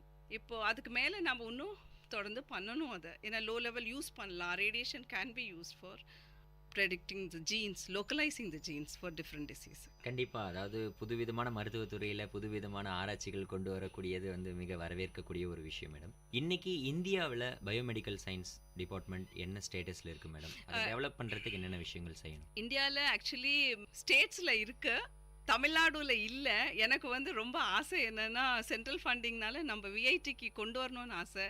I'm trying my best. Institute of genetics நீங்கள் விஐடி வந்தால் ரொம்ப நல்லாயிருக்கும். ஏன்னா நம்ம வெள்ளூர் மட்டும் கவர் பண்ண மாட்டோம், சுற்றிர திருவண்ணாமலை ஆல் தட் அந்த ஏரியாவில் கவர் பண்ணணும் தான் நம்ம நினச்சிட்டு இருக்கோம். Hope we get it. நீங்கள் செஞ்ச ஆராய்ச்சியிலே மிகவும் முக்கியமான ஆராய்ச்சின்னு சொன்னால் எதை சொல்லலாம் மேடம்? முக்கியமான ஆராய்ச்சின்னா இங்கே வந்துட்டு நம்ம இப்போ வந்து கல்ச்சர் இப்போ குரோமோசோம்ஸ் ஒரு பிளட்டை எடுக்கிறோம், இல்லை பிளட்டை எடுத்துகிட்டு நம்ம வந்து அதில் எவ்வளோ குரோமோசோம்ஸ் இருக்குதுன்னு பார்க்குறோம். குரோமோசோம்ஸ்க்கு அப்புறம் தான் அந்த எதனால அந்த டிசீஸ் வருதுன்னு பார்க்குறோம். அந்த குரோமோசோம்ஸ் பண்ணுறப்போ நம்ம வந்து அது ஒரு சாம்பிளுக்கு வந்து 2000 ரூபா ஆகுது வெளியில் பண்ணுறதுக்கு. நாங்கள் என்ன பண்ணினோன்னா, இன்னும் ரொம்ப சிம்பிள் மெத்தடில் லேபிலேயே கல்ச்சர் பண்ணிவிட்டு, லேபிலேயே நம்ம வந்து ராஜ்மா விதைகள் அதை யூஸ் பண்ணிவிட்டு நாங்கள் லேபிலேயே எல்லாம் பண்ணி அதை வந்து ஒரு ரிசர்ச் பண்ணியிருக்கோம். அதனால நம்மளுக்கு வந்து ரொம்ப லெஸ் எக்ஸ்பென்சிவாக முடிகிற மாதிரி ரொம்ப 2000 ரூபா இல்லை வேணால் 1000 ரூபாக்குள்ளேயே நம்ம ஒரு சாம்பிள் பண்ணி முடிக்கலான்னு அந்த மாதிரி. ஸோ அது ஒரு பிரேக் த்ரூ இருக்குது. அது வந்து பேப்பராக போட்டுட்டோம், அது பப்ளிஷ் ஆயாச்சு. அப்புறம் இன்னொன்று வந்து நாங்கள் ஆஸ்துமாவுக்கு வந்து நலம் ஹாஸ்பிட்டலோட ஒன்று பண்ணினோம். அதை வந்து பேட்டன்ட்டுக்கு அப்ளை பண்ணியிருக்கோம் ஆக்சுவலி. அதில் வந்து நம்ம ஸ்ட்ரிப் டெஸ்ட் யூஸ் பண்ணிவிட்டு சின்ன பிறந்த குழந்தை கூட ஆஸ்துமா இருக்கா இல்லையான்னு செக் பண்ணலான்னு. அது ஒரு நலம் ஹாஸ்பிட்டலும் நம்ம விஐடி சேர்ந்து பண்ணினது ஒன்று. கண்டிப்பாக இந்த காலத்தில் வந்து பார்த்தீங்கன்னா பிறந்த குழந்தைக்கு எந்தெந்த விதமான நோய்கள் இருக்குன்னு கண்டறியக்கூடிய மாஸ்டர் செக்கப் குழந்தைங்களுக்கே பண்ணக்கூடிய சூழ்நிலைகள் தான் நம்ம இருக்கோம். ஏன்னா குறிப்பிட்ட வயதை தாண்டி தான் இந்த மாதிரியான நோய்கள் வரும் அப்படின்றதெல்லாம் அந்த காலம். இந்த காலம் நோய்கள் வந்து புதுசாக வந்துகிட்டு இருக்குன்னு தான் சொல்ல மேடம். ப்ரொஃபஸர் ராதா சரஸ்வதின்னு சொன்ன என்னென்ன விதமான பேட்டன்ஸ் உங்கள் பேரில் இருக்கு? பேட்டன்ட்னு ஒன்று தான் இப்போ அப்ளை பண்ணேன். ஆக்சுவலி எனக்கு பேட்டன்ட் அப்ளை பண்ணது கொஞ்சம் நான் அகடமிஷியன்ஸ்னால நான் கொஞ்சம் பயப்படுவேன். ஏன்னா நம்ம பேட்டன்ட் பண்ணிட்டா இன்னொருத்தர் யூஸ் பண்ண முடியாது. ஏன்னா அவங்க வந்து ராயல்ட்டி காசு கொடுத்து வாங்கணும். அந்த இதுதான் நான் பண்ண மாட்டேன். பட் இப்போ விஐடியில் இங்கேயே நம்ம பேட்டன்ட் பண்ணணும்னு இப்போ ஆரம்பிச்சிட்டாங்க. அதனால ஐ திங்க் இப்போது செகண்ட் ஒன் இதுக்கு போகலான்னு இருக்கோம். அப்படின்னா இந்த பிளட் குளுக்கோஸை வந்து அந்த HL மூலியமாக அது பண்ணுறது இப்போது ஒருத்தர் ஹெல்ப் பண்ணுறேன்னு சொல்லியிருக்காங்க. அது பண்ணலான்னு இருக்கும். நீங்கள் இப்போ சொன்னீங்க இருந்து மெடிசன், அதாவது டிசீஸ் கண்டுபிடிக்கிற விஷயங்கள். சமீப காலத்தில் நியூஸ் பேப்பரில் கூட ராதா சரஸ்வதி மேடம் விஐடி பல்கலைக்கழகத்திலேருந்து இந்த மாதிரியான சலைவா, அதாவது இருந்து சுகர் கண்டுபிடிக்கிற மாதிரியான விஷயங்கள், பிளட் டெஸ்ட் இல்லாமல் சலைவாவிலேருந்தே சுகர் இருக்குது இல்லைன்றதை தெரிவிக்க முடியும் அப்படின்ற ஆராய்ச்சிகளில் நாங்கள் படித்தோம். அதை பற்றிய தகவல்கள் சொல்லுங்கள் மேடம். 89ல் ரிசர்ச் ஆரம்பித்தப்போ அப்போ வந்து எல்லாருக்கிட்டேயும் நம்ம கண்ட்ரோல் சாம்பிள் சொல்லுவாங்க. கண்ட்ரோலில் பண்ணிட்டு தான் நம்ம வந்து வேறு சாம்பிளுக்கு வந்து ஸ்டாண்டர்டைஸ் பண்ண முடியும். அதனால யார் வரவாங்களோ என்னோடய லேபுக்கு எந்தெந்த ஃப்ரெண்டு தெரியுமோ, பாரதியார் யூனிவர்சிட்டியில் பண்ணினேன். அப்போ வந்து யாரையும் விட மாட்டேன், பிளட்டை குத்தி ஸ்டாண்டர்ட் கண்ட்ரோல் பண்ணுறது சாம்பிள். அப்போது அதை பார்த்துட்டு எனக்கே கஷ்டமாக இருக்கும். ஏன்னா கண்ட்ரோல் நான் என்னோட பிளட்லேயும் அவங்க அப்புறம் நீ உன்னோடதுலேயே பண்ணுன்னு சொல்லிட்டு பண்ணுவாங்க. But we are not allowed to do. அதனால் இன்னொருத்தர் தான் சாம்பிளை வந்து நம்ம ஸ்டாண்டர்டைஸ் பண்ணுவோம். இப்போ வந்து என்னாச்சுன்னா இப்போது அது ரொம்ப குத்தி பார்த்துட்டு நான் ஒரு 10,000 கேசஸ் எத்தனையோ கேசஸ் பண்ணியிருப்போம். அதனால் இப்போ எனக்கு என்ன தோணுதுன்னா நம்ம எல்லாரையும் ஏன் பிளட்டை குத்தி நம்ம பண்ணணும், நம்ம வந்து வேறு ஏதாவது மெத்தடில் நம்ம வந்து பண்ண முடியாதான்னு பார்க்கணும். அப்படின்னா அதை நான் இன்வேசிவ் டெக்னிக்குங்கிறோம். அப்போ நான் இன்வேசிவ் நினச்சப்போ அப்போ நம்ம நினச்சோம் சரி சலைவாலேருந்து ட்ரை பண்ணலாமே நினச்சோம். சரி சலைவாலேருந்து டெஸ்ட் பண்ணினோம். அது வந்து லேப்லேயே எல்லாமே இப்போ பண்ணணும். கெமிக்கல்ஸ் எல்லாம் இங்கேயே ப்ரிப்பேர் பண்ணோம். ஒன்று வந்து லெஸ் எக்ஸ்பென்சிவாக வரணும்னு பார்த்தோம். நெக்ஸ்ட்டு வந்து நான் இன்வேசிவ் பார்த்தோம் பண்ண முடியுமான்னு. அது பண்ண முடிஞ்சது. இது ஹெல்ப் இங்கே பண்ணிவிட்டு அப்புறம் நம்மளோட டேட்டாவெல்லாம் MV diabetes doctor Vijay Viswanathan sir Chennai, அவரோட நாங்கள் எங்கள் டேட்டாவெல்லாம் அனலைஸ் பண்ணினோம். அப்புறம் அவங்களும் சரின்னு பண்ணிட்டு வந்திருக்காங்க. இப்போ இன்னும் அது நெக்ஸ்ட் ஃபண்டிங்க்கு போகலான் இருக்கோம் வெளியில். புதுவிதமான ஆராய்ச்சிகள் வந்து ரொம்ப வரவேற்கக்கூடிய ஒரு விஷயம் தான் மேடம். இன்றைக்கி அது குறிப்பாக அது நடுத்தர மக்களுக்கு வந்து இந்த மாதிரியான பரிசோதனை ரொம்ப தேவையான ஒரு விஷயமா இருக்கு. இதனுடைய செலவினங்கள் எவ்வளோ ஆகும் மேடம்? ஆக்சுவலி லேப்லன்னு பண்ணேன்னா 100 ரூபாய்க்கு கம்மியாக தான் ஆச்சு. இப்போ நாம் வந்து இன்ஸ்ட்ருமெண்ட் டெவலப் பண்ணிட்டு பண்ணேன்னா அது இன்னும் சீப்பாக ஆகும்னு நினைக்கிறோம். ஏன்னா அதில் வந்து ஒன்றுமே இல்லையே, நம்ம பிளட் சாம்பிளும் இல்லை, அவங்க உடனே அந்த HL கொடுத்துட்டு செக் பண்ணிட்டு போயிடலாம். அது ஒன்றுமே அவ்வளோ காசு ஆகக்கூடாது. இப்போ பார்த்தீங்கன்னா பிளட் டெஸ்ட் வந்து கொடுத்துட்றோம், அதாவது பிளட் கொடுத்துட்டு வந்து சுகர் இருக்கான்னு டெஸ்ட் பண்ணுறதுக்கு வந்து குறிப்பிட்ட ஒரு டைம் எடுத்துக்கிறாங்க, ஒரு 2 hours 3 hours ஆகும் அப்படின்ற மாதிரி. இதில் வந்து டைம் டியூரேஷன் எவ்வளோ நேரம்? டைம் டியூரேஷன் பார்த்தீங்கன்னா இது ஒரு 2 ஹவர்ஸில் முடிச்சிடலாம் இந்த ஒர்க்கு.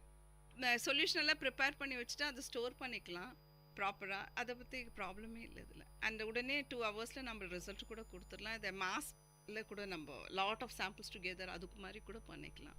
ஸோ அதுக்கு ஒன்றுமே இல்லை. ஏன்னா நம்ம வந்து இப்போது இதெல்லாம் HbA1c நம்ம இதெல்லாம் ஸ்டாண்டர்ட் டெக்னிக்ஸோடையும் கம்பேர் பண்ணிட்டு தான் நம்ம இது ரிசல்ட்டை வெளியில் டேட்டா வந்து கவர்மெண்ட்டுக்கு கொடுத்துட்டு தான் வெளியில் கொண்டு வந்திருக்கோம். இப்போ நீங்கள் சொன்னீங்க ரிசர்ச் ஒர்க் முடிஞ்சிச்சு, இதை பரிசோதனை பண்ணுறதுக்கு அதாவது பரிசோதனை கருவிகள் இன்ஸ்ட்ருமெண்டேட்லாம் யார் மேடம் ரெடி பண்ணுறாங்க? ஆக்சுவலி என்னோட தெரிஞ்சவங்க கோயம்புத்தூர்லேருந்து ரெடி பண்ணிகிட்ருக்காங்க. Almost it is done.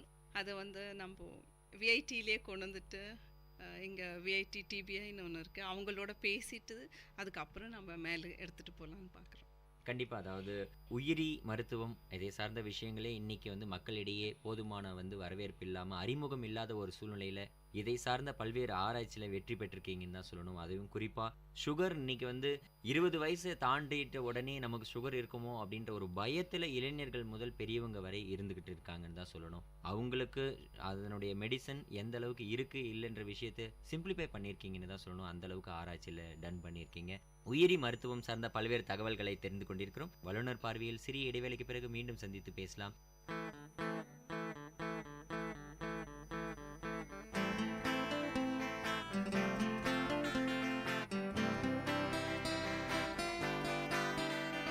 உங்கள் இல்லம் நுழைந்திடும், உங்கள் செவிகளை தீண்டிடும், உங்கள் மனதினை வருடவே பண்பலையாய் மலருதே. உங்கள் இல்லம் நுழைந்திடும், உங்கள் செவிகளை தீண்டிடும், உங்கள் மனதினை வருடவே பண்பலையாய் மலருதே. VIT 90.8 வேலூரில் நாங்கதாங்கே. VIT 90.8.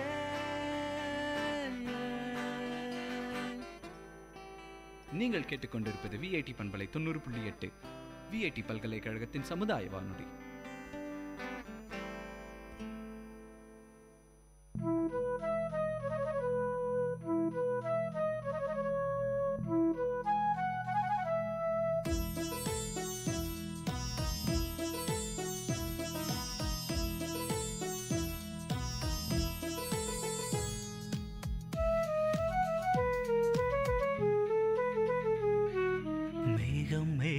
என்மேல் நீயும் பூவை பொழிந்தாய், அதிலே என்னை கொஞ்சம் நனைய விட்டு மோகம் கொண்டாய். மேகம் மேகம் என்மேல் நீயும் பூவை பொழிந்தாய், அதிலே என்னை கொஞ்சம் நனைய விட்டே மோகம் கொண்டாய். காலை கதிரே உன் பனித்துளி நான், தினம் என்னை கிள்ளியே நீ எழுப்பி விட்டாய். மேகம் மேகம் என்மேல் நீயும் பூவை பொழிந்தாய், அதிலே என்னை கொஞ்சம் நனைய விட்டே மோகம் கொண்டாய்.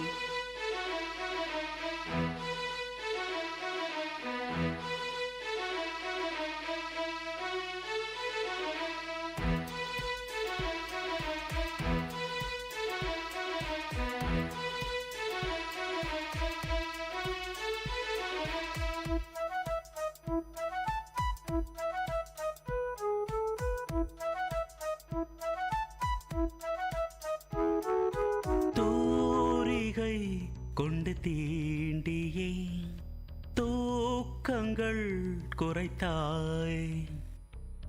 பூமகள் என்று என்னையே போர்வைக்குள் இழுத்தாய்.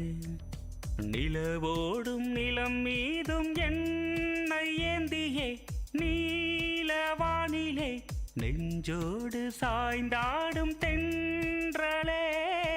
நம்மை கண்டு நட்சத்திரம் வெட்கப்பட்டு கண்மறைக்கு. மேகம் மேகம் என்மேல் நீயும் பூவை பொழிந்தாய், அதிலே என்னை கொஞ்சம் நனைய விட்டு மோகம் கொண்டாய்.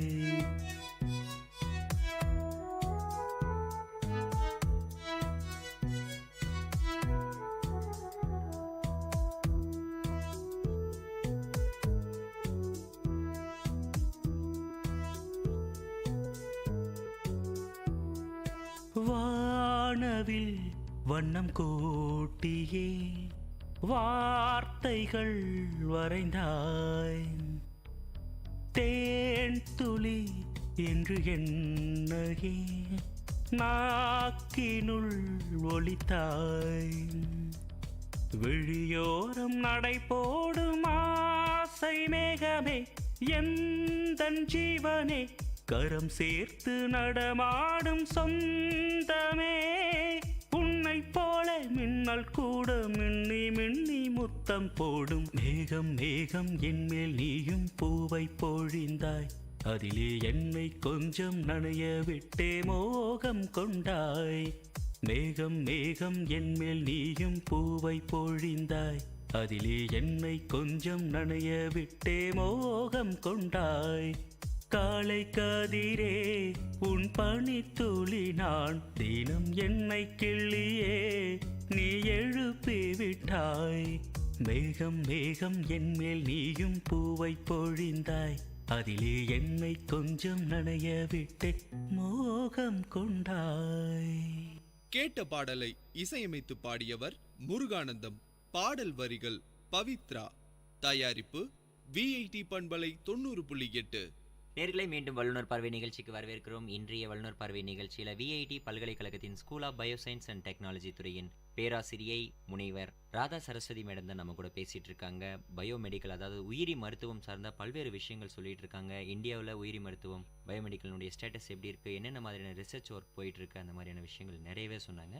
பிரேக் விடுறதுக்கு முன்னாடி, அதாவது இடைவேளைக்கு முன்னாடி நம்ம என்ன பேசணும்னா, சலைவாவில், அதாவது எச்சில்ல இருந்து சுகர் கண்டுபிடிக்கிற ஒரு விஷயங்கள் ஆராய்ச்சியில் அவங்க சாதனை பண்ணியிருக்காங்க. அதை சார்ந்த விஷயங்கள் செய்தித்தாளில் நம்ம அனைவருமே பார்த்த ஒரு விஷயம். அதை பற்றிய விஷயங்கள் தான் இப்போ நம்ம பேச போகிறோம்.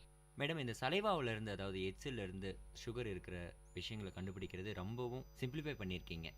இந்த ஆராய்ச்சி எந்த பகுதியில் நடந்தது, எத்தனை நாட்கள் நடந்தது, அதை பற்றி சொல்லுங்கள். இது வந்து நம்மளுக்கு வந்து இது ஸ்க்ரீனிங் ஃபார் ப்ரீ டயபிட்டிஸ்னு, அப்படின்னா டயபிட்டிஸ் ஆகிறதுக்கு முன்னாடி, சரி அது வந்து நம்ம வந்து அது சொல்லிட்டு கவர்மெண்ட்டுக்கு வந்து பெர்மிஷன் கேட்டிருந்தோம். அப்போ தமிழ்நாடு கவர்மெண்ட் வந்து ஹெல்த் செக்ரட்டரி, அவரை வந்து health and family welfare department and directorate of public health அவங்க வந்து பர்மிஷன் கொடுத்துருந்தாங்க. அவங்க கொடுத்தது நவம்பர் 14th தான் இந்த ஆராய்ச்சி ஆரம்பித்தோம். அவங்க வந்து 100 கேசஸ்க்கு தான் கொடுத்தாங்க.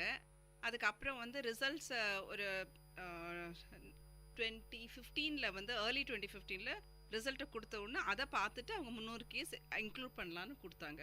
அதுக்கப்புறம் நம்ம ஆரம்பிச்சிட்டோம். இது வந்து M V diabetes doctor Vijay Viswanathan, Tamil Nadu government and DDHS Vellore doctor Poongodi madam அப்போ இருந்தாங்க. அவங்க த்ரூவாக இந்த ஒர்க் ஆரம்பிச்சிட்டோம். இது திமிரியில் பிஹெச்சி டாக்டர் சரவணன் ஹெட் பண்ணிட்டு இருந்தார். அவரோட ஹெல்ப் ரொம்ப இருந்தது. அவரு கூட இந்த ஒர்க்கை ஸ்டார்ட் பண்ணினோம். திமிரி பிளாக்ல வந்து நிறையா அங்கே வந்து நிறைய ஹெல்ப் வேணுமா இருக்குது. அதனால தான் இதை ஆரம்பித்தது. இட்ஸ் லோ பிபிஎல் சொல்லுவாங்க, பிலோ பவர்ட்டி லைன். அது ஒரு வில்லேஜ். அதனால அந்த திமிரி பிளாக் எடுத்துகிட்டு அங்கே வந்து 4 வில்லேஜ் சூஸ் பண்ணினோம். அந்த ஒர்க்கை எல்லாம் நம்மளுக்கு வந்து ஹெல்ப் பண்ணிருந்து வந்து என்ன டேட்டா அதெல்லாம் அனலைஸ் பண்ணிவிட்டு எம்வி டயபெட்டிஸ் எபிடெமியாலஜிஸ்ட் தான் நம்மளுக்கு வந்து டிசைன் பண்ணினார் எக்ஸ்பெரிமெண்ட்டை. அவங்க டிசைன் பண்ணி எக்ஸ்பெரிமெண்ட் கொடுத்துட்டு நாம் வந்து வில்லேஜுக்கு போய் நாங்கள் ஒர்க் பண்ணினோம். வில்லேஜுக்கு போனது வந்து நம்ம விஐடி தான் வேன்லேருந்து எல்லாமே நம்மளுக்கு கொடுத்தாங்க. காலையில் 5:30 மணிக்கு இங்கேருந்து ஆரம்பிச்சுட்டு ஒரு 20 பேர் சேர்ந்து போவோம். அதில் வந்து 2-3 ப்ரொஃபஸர்ஸ் இருப்பாங்க, 15 ஸ்டூடெண்ட்ஸும் இருப்பாங்க. எல்லாருமா சேர்ந்து போயிட்டு காலையில் ஒரு 7 மணிக்கு ஆரம்பிச்சிடுவோம், ஒரு 1:30 மணி வரலும் முடியும். அது கண்டிப்பாக ஸ்டூடெண்ட்ஸ்னுடைய கான்ட்ரிபியூஷன் இதில் எப்படி இருந்தது? ஃபீல்டு ஒர்க், அதாவது களப்பணி செய்யும் போது என்னென்ன மாதிரியான சிரமங்கள் உங்களுக்கு இருந்தது மேடம் இந்த ஆராய்ச்சியில்? சிரமங்கள்னு நம்ம சொல்லக்கூடாது. நம்ம சிரமங்கன்னு சொல்லிட்டாலே நெகட்டிவாக போயிடும். அதனால் நம்ம வந்து பாசிட்டிவாக பார்த்தீங்கன்னா என்ஜாய் பண்ணிடணும். ஸ்டூடெண்ட்ஸுக்கு வந்து வெளியூர்லேருந்தெல்லாம் வந்திருக்காங்க. அவங்களுக்கு வில்லேஜ்னாலே என்னன்னு தெரியாது. நாமளே வில்லேஜில் ஒர்க் பண்ணியிருந்தில்லை.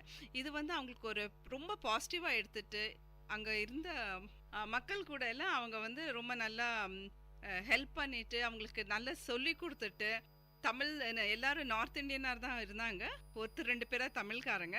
பட் தமிழ் வார்த்தை கற்றுட்டு தான் நாங்கள் அங்கே கூட்டின்னு போனோம். அவங்களையும் வந்துட்டு ரொம்ப நல்லா வரவேற்றாங்க வர மக்களுங்களை. அவங்களும் ரொம்ப சந்தோஷப்பட்டாங்க.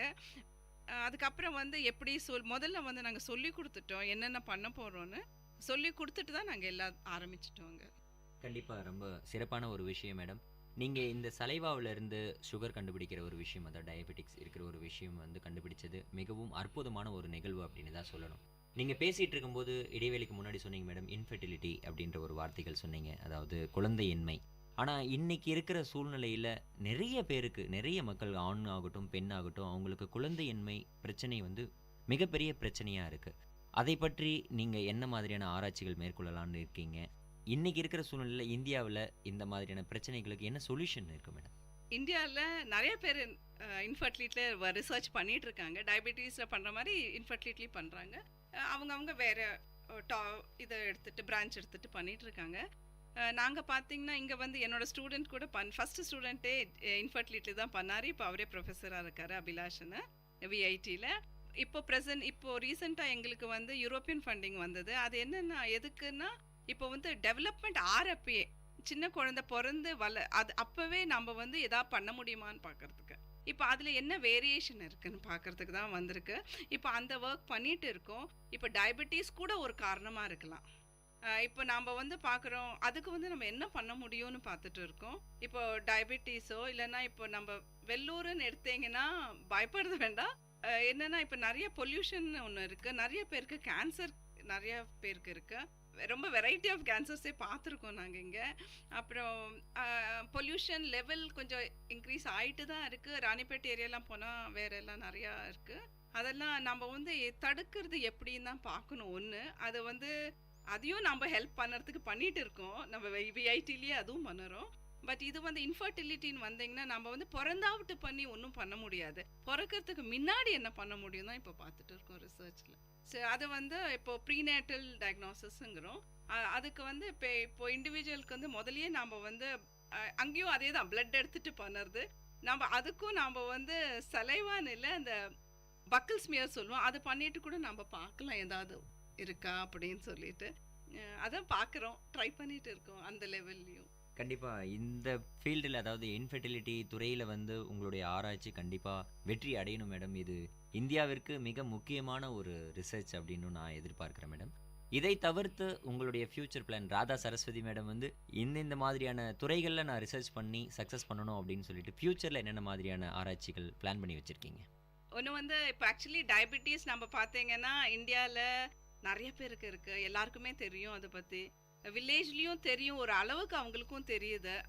டயபெட்டிஸ் வந்தால் வெறும் டயபெட்டிஸோட முடியுது இல்லை, அது வந்து ஹார்ட் எஃபெக்ட் பண்ணுறது, பிளட் ப்ரெஷர் எஃபெக்ட் பண்ணுறது, அப்புறம் வந்து இன்ஃபர்டிலிட்டி எஃபெக்ட் பண்ணுறது, நிறையா அதெல்லாம் ஆயிடுது. அதனால நம்ம முன்னாடியே நிறுத்தணும்னு பார்க்குறோம். அது முன்னாடி நிறுத்தத்துக்கு தான் இந்த ப்ரீ டயபெட்டிஸ் ஒர்க்கு ஆரம்பித்தோம். அது ஒரு ஒர்க்கு. அப்புறம் இந்த இது வந்தாவிட்டு நம்ம என்ன பண்ண போகிறோம்னு பார்த்தோம். அதுக்கப்புறம் இப்போ வந்து டயபெட்டிஸ்காரங்களுக்கு வந்து கண்ணு ப்ராப்ளம் வருது, காலில் நிறைய பேருக்கு ப்ராப்ளம் வருது, நடக்க முடியாது போகிறது, அதெல்லாம் அல்சர் மாதிரி வந்துட்டு அது வெட்டணுமாவே கூட போகிறது. அதுக்கெல்லாம் நம்ம எதாவது பண்ண முடியுமா பார்த்தோம். நாங்கள் ஜீன் லெவலில் வந்து பண்ணியிருக்கோம். ஒரு அளவுக்கு நாங்கள் வந்திருக்கோம். ஏன்னா ஒரு 6000 கேசஸ்க்கு மேலே பண்ணிட்டோம். அது ஒரு ஜெனட்டிக் மார்க்கர்ன்னு சொல்லலாம். அது ஒரு டெவலப் பண்ணியிருக்கோம். அதை வந்து மேலே எடுத்துகிட்டு போனோம். அதுவும் ஒரு லெஸ் எக்ஸ்பென்சிவாக பண்ணலான்னு பார்த்துட்டு இருக்கோம் நாங்கள். அது இன்னும் நாங்கள் அது பப்ளிஷ் பண்ணலை. ஸோ அது ஒரு ஒன்று. அது கூட நாங்கள் என்ன பண்ணலான்னு நினச்சிட்ருக்கோன்னா, இங்கே விஐடிலேயே நாங்கள் வந்து வேறு டிபார்ட்மெண்ட், சென்ஸ் டிபார்ட்மெண்ட் கூட சேர்ந்துட்டு கண்ணு பார்வையை வந்து முன்னாடியே நம்ம வந்து சக்கரை வியாதிக்காரங்களுக்கு வரத்துக்கு முன்னாடியே நம்ம எதாவது ட்ரை பண்ண முடியுமா, இமேஜ் ப்ராசஸிங் யூஸ் பண்ணிட்டுன்னு அதுவும் பார்த்துட்டு இருக்கோம். அது ஒரு அளவு அவர் பண்ணியிருக்காரு. நம்ம அதுக்கு ஃபண்டிங்க்கு போயிட்டு இருக்கோம். அது இன்னும் பேட்டன்ட் வாங்கலை. அதனால் இந்த அளவில் நான் அதை சொல்ல முடியும். அதே மாதிரி ஓரல் கேன்சர் நம்ம லோக்கல் வெள்ளூர் நாங்கள் வந்து ஹெட் அண்ட் நெக் கேன்சர்ஸ் பார்த்தோம். அது இஎன்டி டாக்டர் சிவகுமார் கூட நிறைய ஒர்க் பண்ணியிருக்கோம். ஒரு 7 இயர்ஸாக பண்ணிகிட்ருக்கோம். அவரோட பேப்பரும் போட்டிருக்கோம். அவரோட ஹெல்ப்னால நிறையா ஒர்க் நடந்திருக்கு ஹெட் அண்ட் நெக் கேன்சர்ஸில். அதுக்கும் நாங்கள் வந்து இமேஜ் ப்ராசஸிங் ஹெல்ப் பண்ணிவிட்டு அதுலேயும் என்ன பண்ண முடியும், நம்ம வந்து லெஸ் எக்ஸ்பென்சிவாக நான் இன்வேசிவாக பண்ண முடியுமான்னு அதுவும் ஒரு அளவில் பண்ணிகிட்டு இருக்கோம். இது 3 கேசஸ்க்கு நாங்கள் பண்ணுறோம். 3 டிசீசஸ்க்கு பண்ணிகிட்டு இருக்கோம். ஏன்னா நிறையா பீப்புள் சஃபர் பண்ணுறாங்க வெள்ளூரில். ஒரு அளவு நம்ம பண்ண முடியுமா, சொசைட்டிக்கு என்ன ஹெல்ப் பண்ண முடியும்னு பார்க்குறோம். நான் இன்வேசிவ் பார்த்தீங்கன்னா ஒன்று நாம் வந்து இப்போ சொன்னது வந்து சலைவால சொன்னேன். செகண்ட் வந்து பார்த்தா மேத்தமேட்டிக்கல் மாடலிங், அதுவும் நாங்கள் வந்து ப்ரீ டயபெட்டிஸ்க்கு பண்ணியிருக்கோம். அது வந்து இப்போது நம்ம டாக்டர் ராஜாதாசன் அவர் தான் ஹெல்ப் பண்ணினார். ரொம்ப நியூரல் நெட்வொர்க்ஸை யூஸ் பண்ணிவிட்டு அதுலேயும் நாங்கள் ப்ரெடிக்ட் பண்ண முடியுது, இந்த மாதிரி இருந்ததுன்னா அவங்களுக்கெல்லாம் டயபெட்டிஸ் வரும் அப்படி சொல்லிட்டு.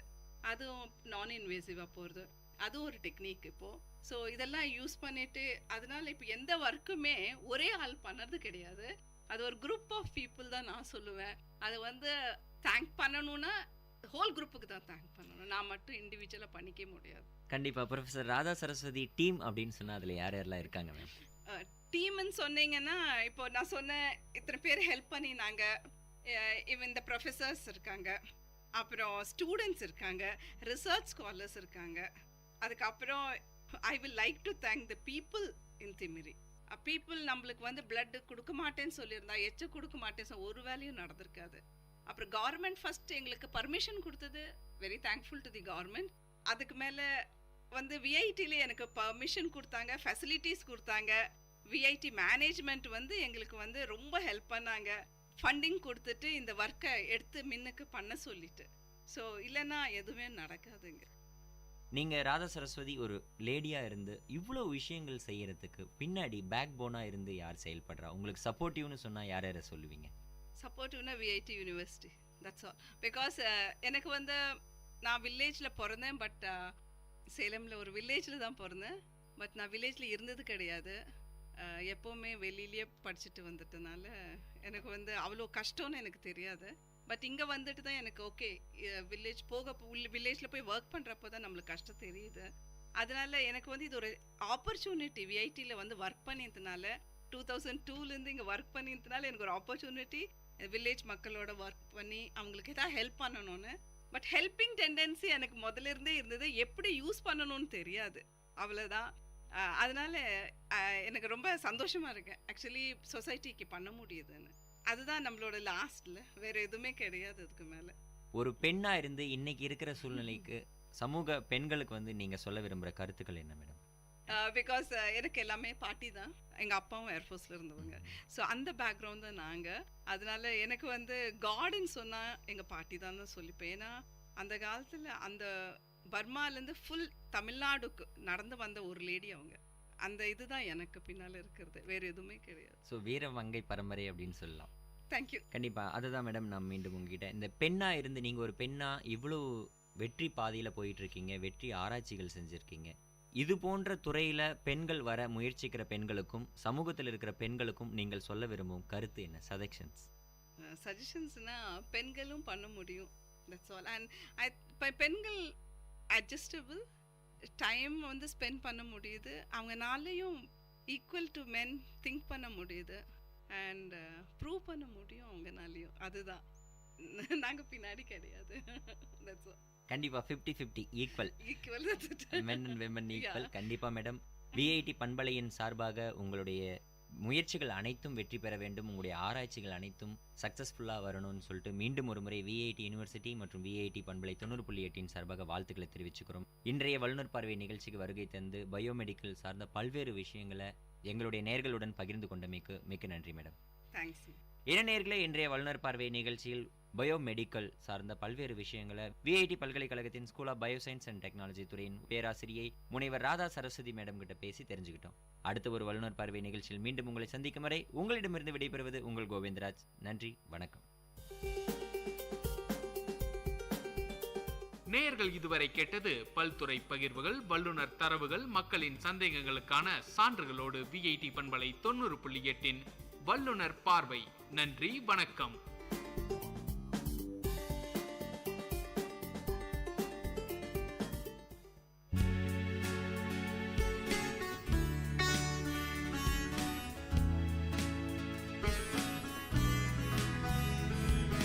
விஐடி பண்பலை 90.8 விஐடி பல்கலைக்கழகத்தின் சமுதாய வானொலியில் இது மருத்துவ நேரம். பல்வேறு மருத்துவ துறைகளிலிருந்து தேர்ச்சி பெற்ற மருத்துவர்களுடன் கலந்துரையாடும் நேரம் இது.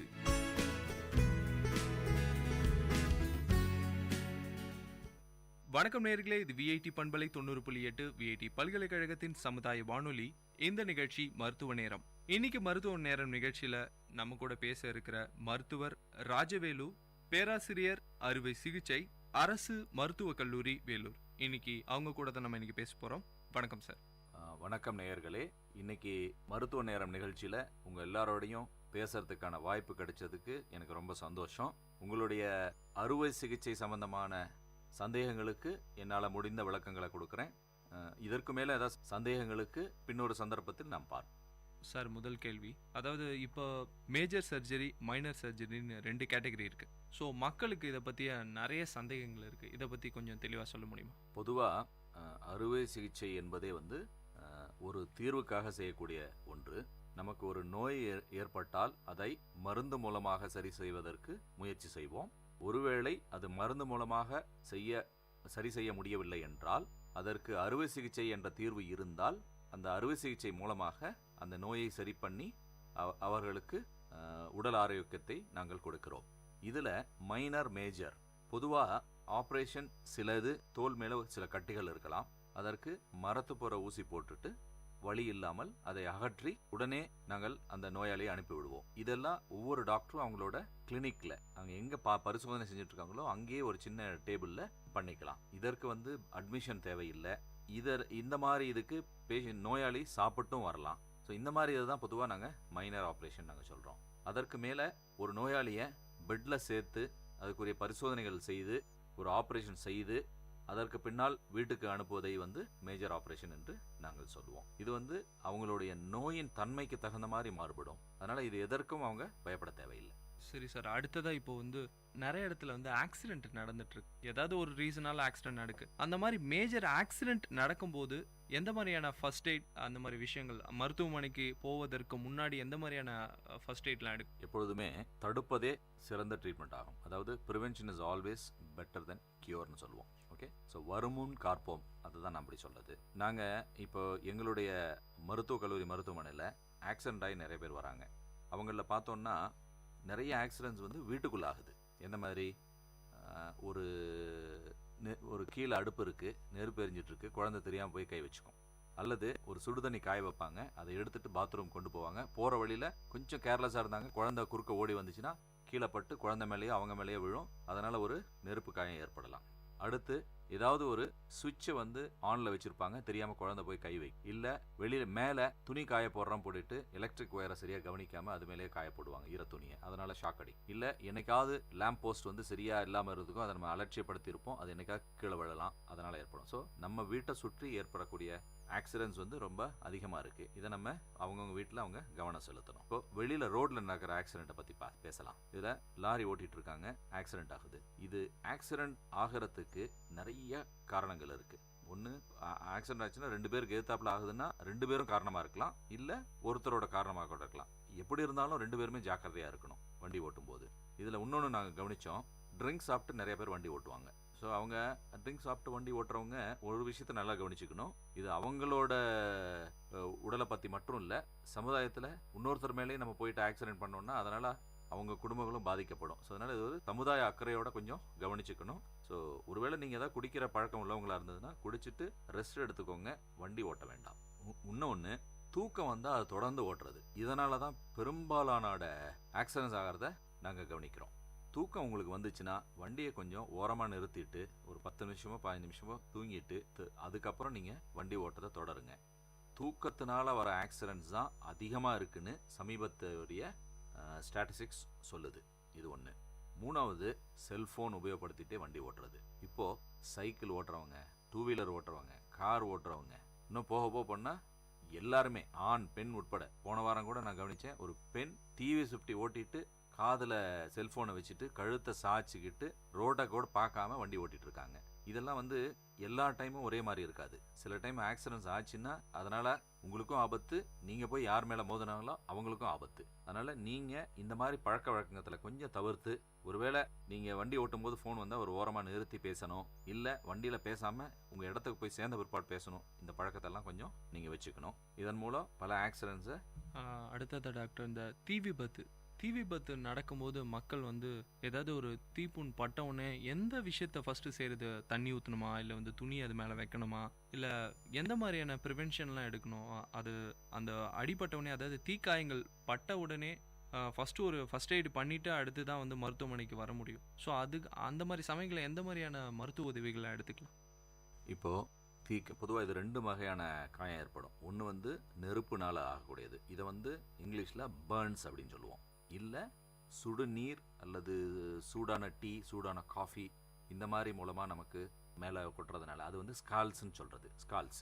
ஸோ இது ரெண்டுமே ஒரே எஃபெக்டை தான் கொடுக்கும். அதாவது என்னென்னா, சூடு அதிகமாக இருக்கிறதுனால, பிகாஸ் டெம்பரேச்சர் அதிகமாக இருக்கக்கூடிய நெருப்போ நீரோ நம்ம உடம்புல பட்டுதுன்னா நம்மளோட தோல் ஒரு குறிப்பிட்ட டெம்பரேச்சர் வரைக்கும் தான் தாங்கக்கூடிய சக்தி இருக்குது. அதாவது இப்போது நம்ம நார்மல் டெம்பரேச்சர் 37 டிகிரி சென்டிகிரேட்னா 40-41 டிகிரி வரைக்கும் அது தாங்கிக்கும், வெயில தாங்கக்கூடிய சக்தி இருக்கும். அதுக்கு மேலே போச்சுன்னா நம்ம தோல் தாங்காது. ஸோ இந்த மாதிரியான நெருப்போ சுடுநீரோ மேலே பட்டுச்சுன்னா உடனே தோல் பிஞ்சு வர ஆரம்பிக்கும். ஃபஸ்ட்டு பண்ண வேண்டியது அந்த சூட்டை தணிக்கணும். தண்ணி ஒருவேளை கையில் சூடு பட்டுருச்சு இல்லை கையில் சுடுதண்ணி கொட்டுச்சுன்னா ஒரு பெரிய டப்லையோ இல்லை மக்லையோ கையை உள்ளே விட்டுருங்க. 10 நிமிஷம் கையை எடுக்காதீங்க. இது குறைஞ்சது 5லேருந்து 10 நிமிஷம் ஆகும். இல்லை உடம்பு ஃபுல்லாக ஆச்சுன்னா அப்படியே தொட்டியில் உட்காந்துக்கலாம். அல்லது தொட்டி இல்லை மக்கில் தான் இருக்குது அப்படின்னா மக்கில் வந்து தண்ணி யாரோ ஒருத்தர் ஊற்றிக்கிட்டே இருக்கணும் மேலே. ஸோ தண்ணீர், சாதாரண தண்ணீர், ஐஸ் தண்ணிலாம் தேவையில்லை, சாதாரண தண்ணீர் நம்ம உடம்புல குறைஞ்சது 10 நிமிஷம் அந்த தீக்காயத்து மேலே பட்டுக்கிட்டே இருக்கிற மாதிரி பண்ணணும். உள்ளேயே உட்காந்துக்கலாம் டப்புக்குள்ளே, அல்லது யாரோ ஒருத்தர் ஊற்றிக்கிட்டே இருக்க வேண்டியிருக்கும். இதுதான் முதல்ல பண்ணக்கூடியது. இதை தவிர்த்து காலத்துலலாம் கம்பளி சுற்றுறது, பெட்ஷீட் சுற்றுறது, இதெல்லாம் வந்து ஆக்சிஜனை கட் பண்ணால் நெருப்பு நின்றுங்கிற கான்செப்டில் இருந்த பழக்க வழக்கங்கள். பட் இதெல்லாம் தவறுன்னு பின்னாடி கண்டுபிடிச்சாச்சு. தண்ணீர் ஒன்று தான் நம்மளை காப்பாற்றும். ஸோ தண்ணி ஊற்றி தான் நம்ம அதை குறைக்கணும். ஒன்ஸ் இது பண்ண பிற்பாடு நீங்கள் அருகில் இருக்க மருத்துவமனையோ டாக்டரையோ போய் பார்த்து மேலும் சிகிச்சை நீங்கள் செய்து கொள்ளலாம். அடுத்து கேட்க போகிற கேள்வி வந்து எல்லாருக்கும் ஒரு யூஸ்ஃபுல்லாக இருக்கும்னு நினைக்கிறேன். அதாவது வந்து இப்போ சர்க்கரை வியாதி வந்து ரொம்ப அதிகமாக வளர்ந்துட்டு வருது. ஸோ அதை கம்மி பண்ணணுன்னா நம்ம வந்து முன்னாடியே வந்து இது உணவு பழக்க முறைகளை வந்து நிறைய கடைபிடிக்க வேண்டியது இருக்குது டாக்டர். சர்க்கரை நோயாளிகள் எந்த மாதிரியான உணவு வகைகளை எடுத்துக்கணும், அவங்க எந்த மாதிரியான உணவு வகைகளை கடைபிடிக்கணும்? சர்க்கரை நோய் என்பது வந்து இப்பொழுது தவிர்க்க முடியாத ஒரு பிரச்சனையாகிவிட்டது. நாம் எல்லோரும் உணவு உட்கொள்ளும் போது அந்த உணவு பொதுவாக மாவு, கார்போஹைட்ரேட்ஸ், மாவு சத்து, இல்லை புரோட்டீன்ஸ், புரத சத்து, இல்லை ஃபேட், ஓகே, எண்ணெய் சம்பந்தமான சக்தி, இந்த 3 வகையான சக்தி தான் இருக்கும். இந்த சக்தி இது மூலமாக தான் நம்ம உடம்புக்கு ஒவ்வொரு செயல்பாட்டுக்கும் வேணுங்கிற எனர்ஜி கிடைக்கும். இதில் முக்கியமானது வந்து கார்போஹைட்ரேட், அதாவது மாவுச்சத்து. நம் வயிற்றுக்குள் அது எந்த வகையான உணவாக இருந்தாலும் நன்றாக கிரைண்டர் போல் அரைக்கப்பட்டு ஒரு மிக மெருதுவாக செய்து சிறுகுடலுக்கு அனுப்பப்படுகிறது. அந்த சிறுகுடலுக்குள் டைஜஸ்ட் செய்யக்கூடிய பல பொருட்கள் சேர்ந்து நம்மளுடைய உணவை ஜீரணம் செய்ய உதவி செய்கிறது. அவற்றுள் முக்கியமான ஒன்று இன்சுலின். இந்த இன்சுலின் என்பது கணையத்திலிருந்து சுரக்கக்கூடிய ஒரு பொருளாகும். இந்த இன்சுலினானது நம்ம உள்ளே செல்கிற மாவு சத்து, அதாவது கார்போஹைட்ரேட்லிருந்து குளுக்கோஸை கரெக்டாக இது பண்ணி வேணும் என்கிற குளுக்கோஸ் அளவை மட்டும் இரத்தத்தில் வைத்துவிட்டு அதற்கு அதிகமாக இருப்பவற்றை கல்லீரலோ பிற பகுதிகளிலோ சேமித்து வைக்கக்கூடிய தன்மையுடைய ஒரு பொருளாகும். அதாவது இன்சுலின் என்பது ரொம்ப முக்கியமான ஒன்று. இது சீராக தொடர்ந்து வந்து கொண்டிருக்கும் பட்சத்தில் நம்மளுடைய ரத்தத்தில் குளுக்கோஸ் அளவு சீராக இருக்கும். அந்த சீரான குளுக்கோஸ் அளவு எல்லா இடத்துக்கும் ரத்தம் போகும்போது எல்லா திசுக்களுக்கும் சரியான அளவு குளுக்கோஸ் கிடைத்து கொண்டிருக்கும். இது கிடைப்பதற்கும் அந்த இன்சுலின் உதவி செய்கிறது. ஏதோ ஒரு காரணத்தினால், அது பரம்பரையினாலோ நம்மளுடைய பழக்க வழக்கத்தினாலோ இந்த சுரக்கின்ற இன்சுலின் கம்மியாக சுரந்தாலோ, தரமில்லாக சுரந்தாலோ, வேலை சரியாக செய்யாமல் இருந்தாலோ இந்த நிலையைத்தான் நாம் டயபெட்டிஸ் மெல்லிட்டஸ், அதாவது சர்க்கரை நோய் என்று கூறுகிறோம். இந்த மாதிரி வந்துவிட்டால் அவர்கள் என்ன செய்ய வேண்டும் என்றால், முதலில் அவருடைய நேரடியாக நிறையா இனிப்பு சாப்பிடுவதை தவிர்க்க வேண்டும். ஸ்வீட்ஸாக சாப்பிட்றது அது கூடாது. காஃபி டீயில் நிறைய சக்கரை போட்டு சாப்பிட்றது அது கூடாது. ஆனால் சாதம் கண்டிப்பாக சாப்பிடலாம், அளவு கம்மியாக. ஸோ இவர்கள் கொஞ்சம் கொஞ்சமாக சாப்பிட்டால் அந்த டைமில் இருக்கக்கூடிய கொஞ்சம் இன்சுலின், இருக்கக்கூடிய கொஞ்சம் உணவை ஜீரணம் பண்ணுறது ஈஸியாக இருக்கும். அடுத்த உணவு வரும்போது அப்போ சுரக்கிற இன்சுலின் கரெக்டாக வேலை செய்யும். ஒரே சமயத்தில் நிறையா உணவை உட்கொண்டோன்னா இருக்கிற இன்சுலின் பத்தாதனால சுகர் லெவல் அதிகமாகி அதுக்குரிய பிரச்சனைகளை அவங்க சந்திப்பாங்க. ஸோ மிதமான உணவு, அதே சமயத்தில் கொஞ்சம் எக்ஸசைஸ், என்ன நடக்கிறது, உங்களுக்கு தெரிந்த உடன்படுற எக்ஸசைஸை நீங்கள் பண்ணணும். உடலை வந்து அந்த மாதிரி எக்ஸசைஸ் மூலமாக இயக்குனாதான் கணையம் தூண்டப்பட்டு அதுலேருந்து இன்சுலின் சுரக்கும், உங்களுக்கு ஆரோக்கியத்துக்கும் நல்லது.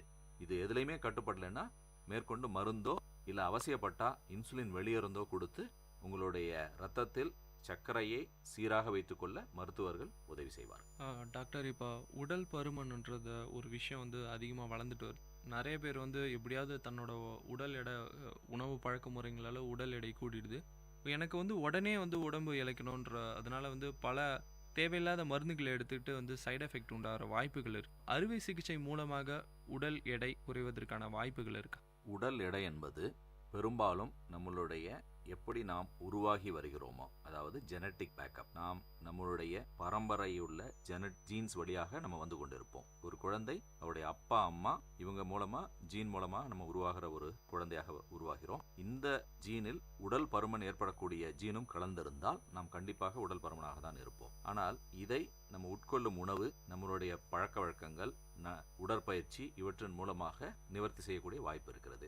இதை நிவர்த்தி செய்ய முடியாதவர்கள், இல்ல முயற்சி செய்ய மனமில்லாதவர்கள், இப்படிதான் பெரும்பாலும் இருக்கிறார். மனமில்லாதவர்கள் உடனே உடல் எடையை குறைக்க வேண்டும் என்றால் அவங்க பெரும்பாலும் என்ன செய்கிறார்கள், அவங்களுக்கு ஏதோ ஒரு நோய், ஒரு சக்கரை வியாதி வந்துருச்சாலோ இல்ல வேற ஏதோ ஒரு பிரச்சனை வந்தாதான் உடல் எடையை குறைக்கணும் அப்படிங்கறத நினைக்க ஆரம்பிக்கிறாங்க. அந்த மாதிரி இருக்கவங்களுக்கு ஒரு வரப்பிரசாதம் மாதிரி இப்போ ஒரு அறுவை சிகிச்சை வந்திருக்கு. அது பேர் பேரியாட்ரிக் சர்ஜரி. அதாவது வயிற்றுக்குள் வயிற்று பகுதியை இருக்கிற அளவை பாதியாகவோ இல்ல 1/3 சிறிதாக்கி வைத்து விட்டால் அவர்கள் உட்கொள்ளும் உணவு எவ்வளவுதான் முயற்சி செய்தாலும் ஒரு குறிப்பிட்ட அளவை மீறி சாப்பிட முடியாது. வயிறு நிரம்பியது போல் ஃபீலிங் இருக்கும். ஏன்னா நம்ம சாப்பிடும்போது நம்ம பசிக்காக மட்டும் சாப்பிடுவதில்லை, வயிறு நிறைவதற்காகவும் சாப்பிடுகிறோம். இது நம்மளை அறியாமல் மனம் அதை ஏற்றுக்கொள்ளும், கரெக்டாக இருக்கும். ஸோ வயிற்று பகுதியை கம்மியாக்கி விட்டால் நம் மனம் ஈஸியாக அமைதிப்படுத்தப்படும். திஸ் இஸ் கால்ட் சட்டைட்டி சென்டர். இது நம்ம மனசு மூளையில சட்டைட்டி சென்டர்னு ஒரு இடம் இருக்கு. அந்த இடம் தூண்டப்பட்டா மட்டும்தான் நம்ம போதும் நம்ம நிறுத்துவோம். அது இல்லாட்டினா சாப்பிட்டுக்கிட்டே தான் இருப்போம். இது எவ்வளவு தூரம் வயிறு விரிவடைந்து உணவை ஏற்றுக்கொள்கிறதோ அதை பொறுத்தது. ஸோ இந்த ஆப்ரேஷன் மூலமா அந்த வயிற்று பகுதியை சிறிதாக்கிறோம். இப்படி சிறிதாக்கிறது மூலமா வேற எந்த தொந்தரவும் வரது கிடையாது. அதனால அதுக்கு தகுந்த மாதிரியான அறுவை சிகிச்சை செஞ்சு வயிற்று பகுதியை சுருக்கி விடுவதால் சாப்பிடும் அளவு குறைந்து காலப்போக்கில் அவருடைய எடை குறைந்து அவர்கள் நலமாக ஆவார்கள். இது ஒரு வரப்பிரசாதம். நிறைய பெரிய ஆஸ்பத்திரிகள் இதை செய்கிறார்கள். இதை பற்றி தெரிய வேண்டும் என்றால் நீங்க எந்த டாக்டர் போய் பார்ப்பீங்களோ அவங்கள போய் கேளுங்க, அவங்க அதுக்குரிய ஆலோசனை வழங்குவார்கள். இப்போ பெண்கள் சந்திக்கக்கூடிய ஒரு பெரிய விஷயமா பார்த்தீங்கன்னா மார்பக புற்றுநோய். அந்த அவேர்னஸ் இப்போ தான் கொஞ்சம் கொஞ்சமாக வளர்ந்துட்டு வருது. நிறைய பேருக்கு தெரியறதில்ல. அறுவை சிகிச்சை மூலமாக அந்த அவேர்னஸ் இல்லாதனால அவங்களோட மார்பகங்களை இழுக்க வேண்டிய சூழ்நிலை ஏற்படுது. ஸோ எந்த மாதிரியான அவேர்னஸ் அவங்க எடுத்துக்கணும், விழிப்புணர்வு எந்த மாதிரியான விஷயங்களை அவங்க கடைபிடிக்கணும்? பெண்களுக்கு மார்பகம் என்பது இயற்கை கொடுத்த ஒரு வரப்பிரசாதம். இது குழந்தை பிறந்தவுடன் முதல்ல ஏற்படுற ஒரு பாண்டிங் சொல்லுவோம். ஸோ அம்மாவுக்கும் குழந்தைக்கும் உள்ள ஒரு பெரிய பாண்ட். அது மூலமாக நம்ம ரத்தத்திலிருந்து ஒரு அழகான சக்தி உணவை பாலாக்கி நம்ம குழந்தைக்கு கொடுக்க முடியுது. இது ஒரு இயற்கை கொடுத்த ஒரு வரப்பிரசாதம். ஆனால் இதுலேயும் சில மார்பகத்தில் பிரச்சனை வரக்கூடிய வாய்ப்பு இருக்குது. பொதுவாக திரும்ப இதுவும் பரம்பரை சம்பந்தமானது. நம்மளுடைய ஆண்கள் வழியாகவோ பெண்கள் வழியாகவோ வரலாம். பெரும்பாலும் பெண்கள் வழியாக வருகிறது. அம்மா, பாட்டியோட அம்மா, அவங்க பாட்டி இல்லை அத்தைமார்கள், எப்படி வேண்டுமானாலும் அந்த பரம்பரை ஜீன் இருக்கலாம். ஸோ அவங்களுக்கு இருக்கிற அதே ஜீன் நமக்கும் வந்ததுன்னா நமக்கும் அந்த பிரச்சனை வரக்கூடிய வாய்ப்பு இருக்கு. இதை தவிர்க்க முடியுமா என்பது ஆராய்ச்சியில் உள்ளது. ஆனால் சீக்கிரம் கண்டுபிடிச்சிக்கலாம். ஒருவேளை சீக்கிரம் கண்டுபிடிச்சிட்டோம்னா அதுக்குரிய ட்ரீட்மெண்ட்டை சீக்கிரம் ஆரம்பிச்சுக்கலாம். நல்ல வகையில் நாம் முன்னேற்றத்தை கொண்டு வரலாம். அதனால தான் நாங்கள் என்ன சொல்லுவோம், 20 வயசு கடந்த பெண்கள் மாதம் ஒரு முறையாவது அவர்களுடைய மார்பகத்தை குளிக்கும் போது அவர்களாவே பரிசோதனை செய்து பார்க்க வேண்டியிருக்கும்.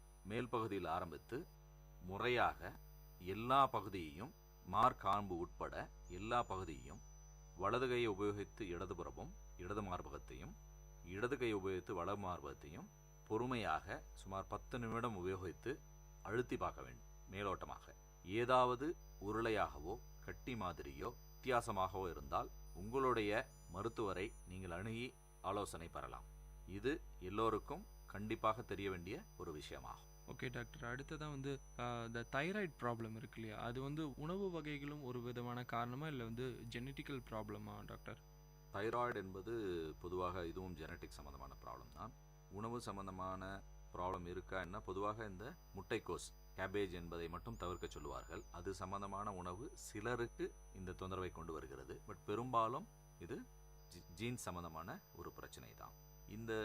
இந்த தைராய்டு கிளாண்ட் என்பது ஒரு பேப்பர் மாதிரி கழுத்தின் முன்பகுதியிலேயே இருக்கக்கூடிய ஒரு ஆர்கனா, ஒரு உறுப்பா.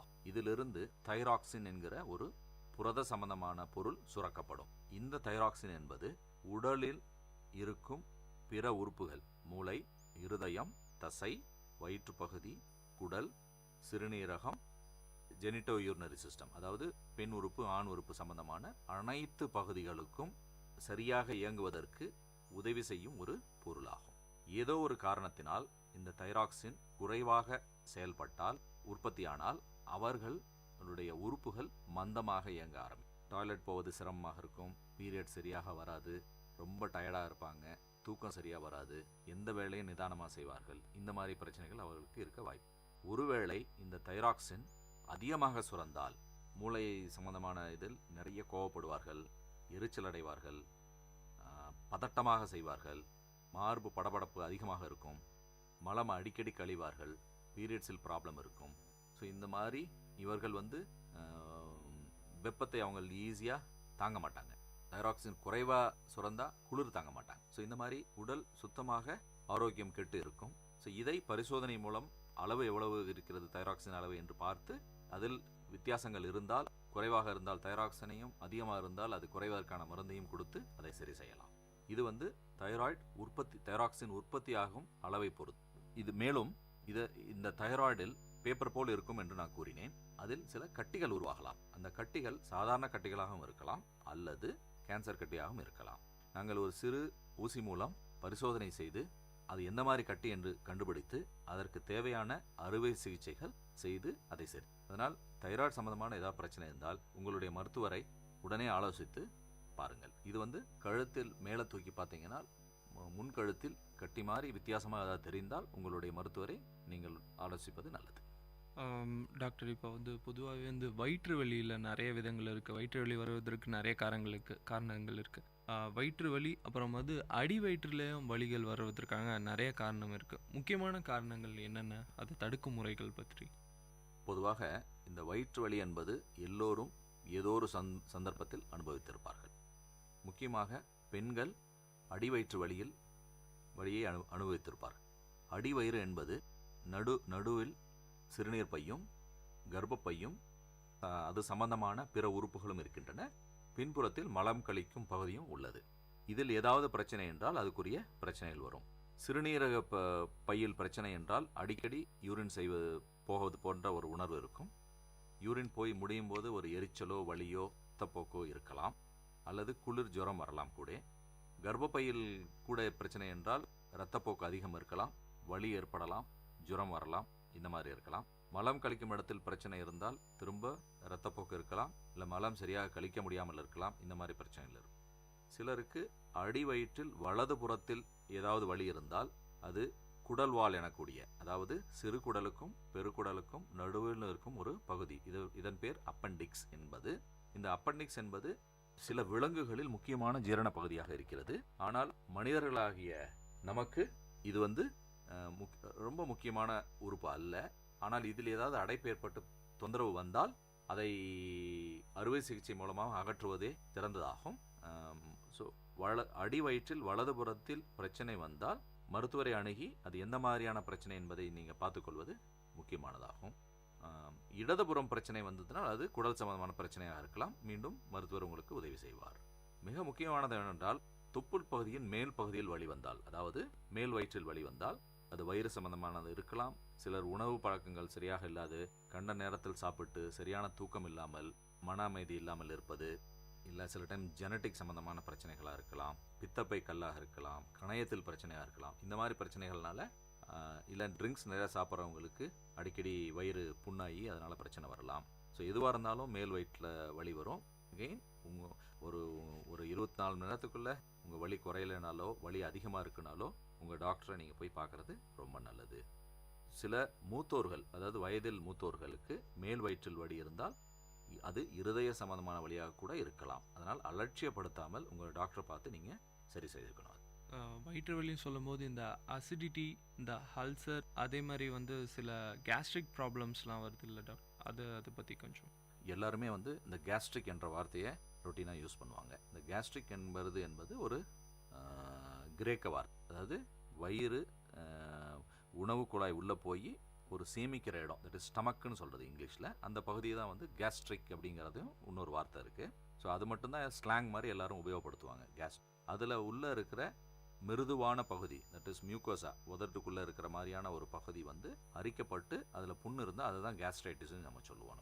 அது ஆழமாக போச்சுன்னா அது பேர் தான் அல்சர்னு சொல்கிறது. ஸோ இதெல்லாம் வேறு லெவல் ஆஃப் பிரச்சனைகள். ஸோ இது எதுவாக இருந்தாலும் அதுக்குரிய காரணங்கள் அமிலம் அதிகமாக சுரக்கிறது, அதுக்கு சரியான சாப்பிடாது, இந்த மாதிரி பல பிரச்சனைகள் இருக்குது. எதுவாக இருந்தாலும் உங்களுக்கு டாக்டரை பார்த்தீங்கன்னா தான் அதுக்குரிய பிரச்சனைகள் என்னன்னு பார்க்கணும். அவசியம் ஏற்பட்டால் வாய் வழியாக ஒரு குழாய் விட்டு எண்டோஸ்கோப்பின்னு சொல்லுவோம், அது உள்ள நேரடியாக பார்த்து தேவைப்பட்ட அதுலேருந்து பயாப்சி, அதாவது ஒரு பரிசோதனைக்கு எடுத்து என்ன மாதிரி பிரச்சனை உங்களுக்கு இருக்குன்னு பார்த்து அதை உரிய முறையில் நிவர்த்தி செய்யறதுக்கு மருத்துவர்கள் உதவி செய்வார்கள். இப்போ அறுவை சிகிச்சை சொல்லும் போதே வந்து பல பேர் வந்து பயப்படுறாங்க. ஆப்ரேஷனுக்கு போகும்போது சின்னதாக இருந்தால் பரவாயில்ல, மைனர் சர்ஜரினா பயம் தேவையில்லை. ஆனால் வந்து மேஜர் சர்ஜரி போகும்போது வந்து மக்களிடம் வந்து ஒரு சின்ன பயம் இருக்குது. ஸோ டாக்டராக நீங்கள் வந்து எந்த மாதிரி உங்களோட பேஷண்ட்ஸை வந்து கவுன்சிலிங் கொடுத்து அவங்களுக்கு அட்வைஸ் கொடுப்பீங்க? பயம் என்றாலே 2 பயம் தான் வரும். அஃப்கோர்ஸ் இப்போ 3 பயம் வந்துருச்சு. 2 பயம் வந்து ஒன்று வந்து வலி, ஆப்ரேஷன் பண்ணும்போது வலிக்குமா இல்லை ஆப்ரேஷன் முடிஞ்ச பிற்பாடு வலிக்குமாங்கிறது தான் பெரும்பாலானோட பிரச்சனையாக இருக்குது. ஆப்ரேஷன் பண்ணும்போது இப்போல்லாம் வந்து மயக்க மருந்து நல்ல முன்னேற்றம் இருக்குது. சின்ன ஆப்ரேஷனாக இருந்ததுன்னா மரத்து போகிற மருந்து போட்டு அவங்களுக்கு வலி இல்லாமல் ஆப்ரேஷன் பண்ணிடுவோம். பெரிய ஆப்ரேஷன் இருந்ததுன்னா இப்போது அவங்களுக்கு உரிய மயக்கத்தை கொடுத்து வலி எதுவும் இல்லாமல் ஆப்ரேஷன் செஞ்சு பண்ணிடலாம். ஸோ ஆப்ரேஷன் பண்ணும்போது அவங்களுக்கு மயக்கம் வரத்துக்கு, இது வலி வரத்துக்கு வாய்ப்புகள் குறைவு இல்லை. இப்போ ஆப்ரேஷன் முடிஞ்ச பிற்பாடு அவங்க நோய்க்கு தகுந்த மாதிரி வலி மருந்தை, வலி நிவாரணி கொடுத்து அவங்க வலியை குறைச்சி சரி செஞ்சு நாங்கள் அனுப்பிடுவோம் நாங்கள். அதனால் வந்து வலியை பற்றி நீங்கள் பயப்பட வேண்டியதில்லை. 2வது உயிர் பயம். இப்போ இருக்க காலகட்டத்தில் ரொம்ப ரொம்ப ஆபத்தான நிலையில் நீங்கள் வந்தால் அப்போ கூட வந்து நாங்கள் கடைசி நிமிஷம் வரைக்கும் உயிரை காப்பாற்றுறதுக்கு தான் எல்லா முயற்சியும் எடுப்போம். ஸோ அதனால் வந்து தேவையில்லாத உயிர் பயம் வேண்டாம். நாங்கள் வந்து இதை சரி செய்ய தான், உடல்நிலையை சரி செய்ய தான் ஆப்ரேஷனை ஒரு கருவியை எடுத்துக்கிறோமோ ஒழிய உங்களுக்கு ஆபத்தாக முடியறதுக்காக அல்ல. அதனால் அந்த பயமும் வேண்டாம். 3வது இதுக்குரிய செலவுகள்.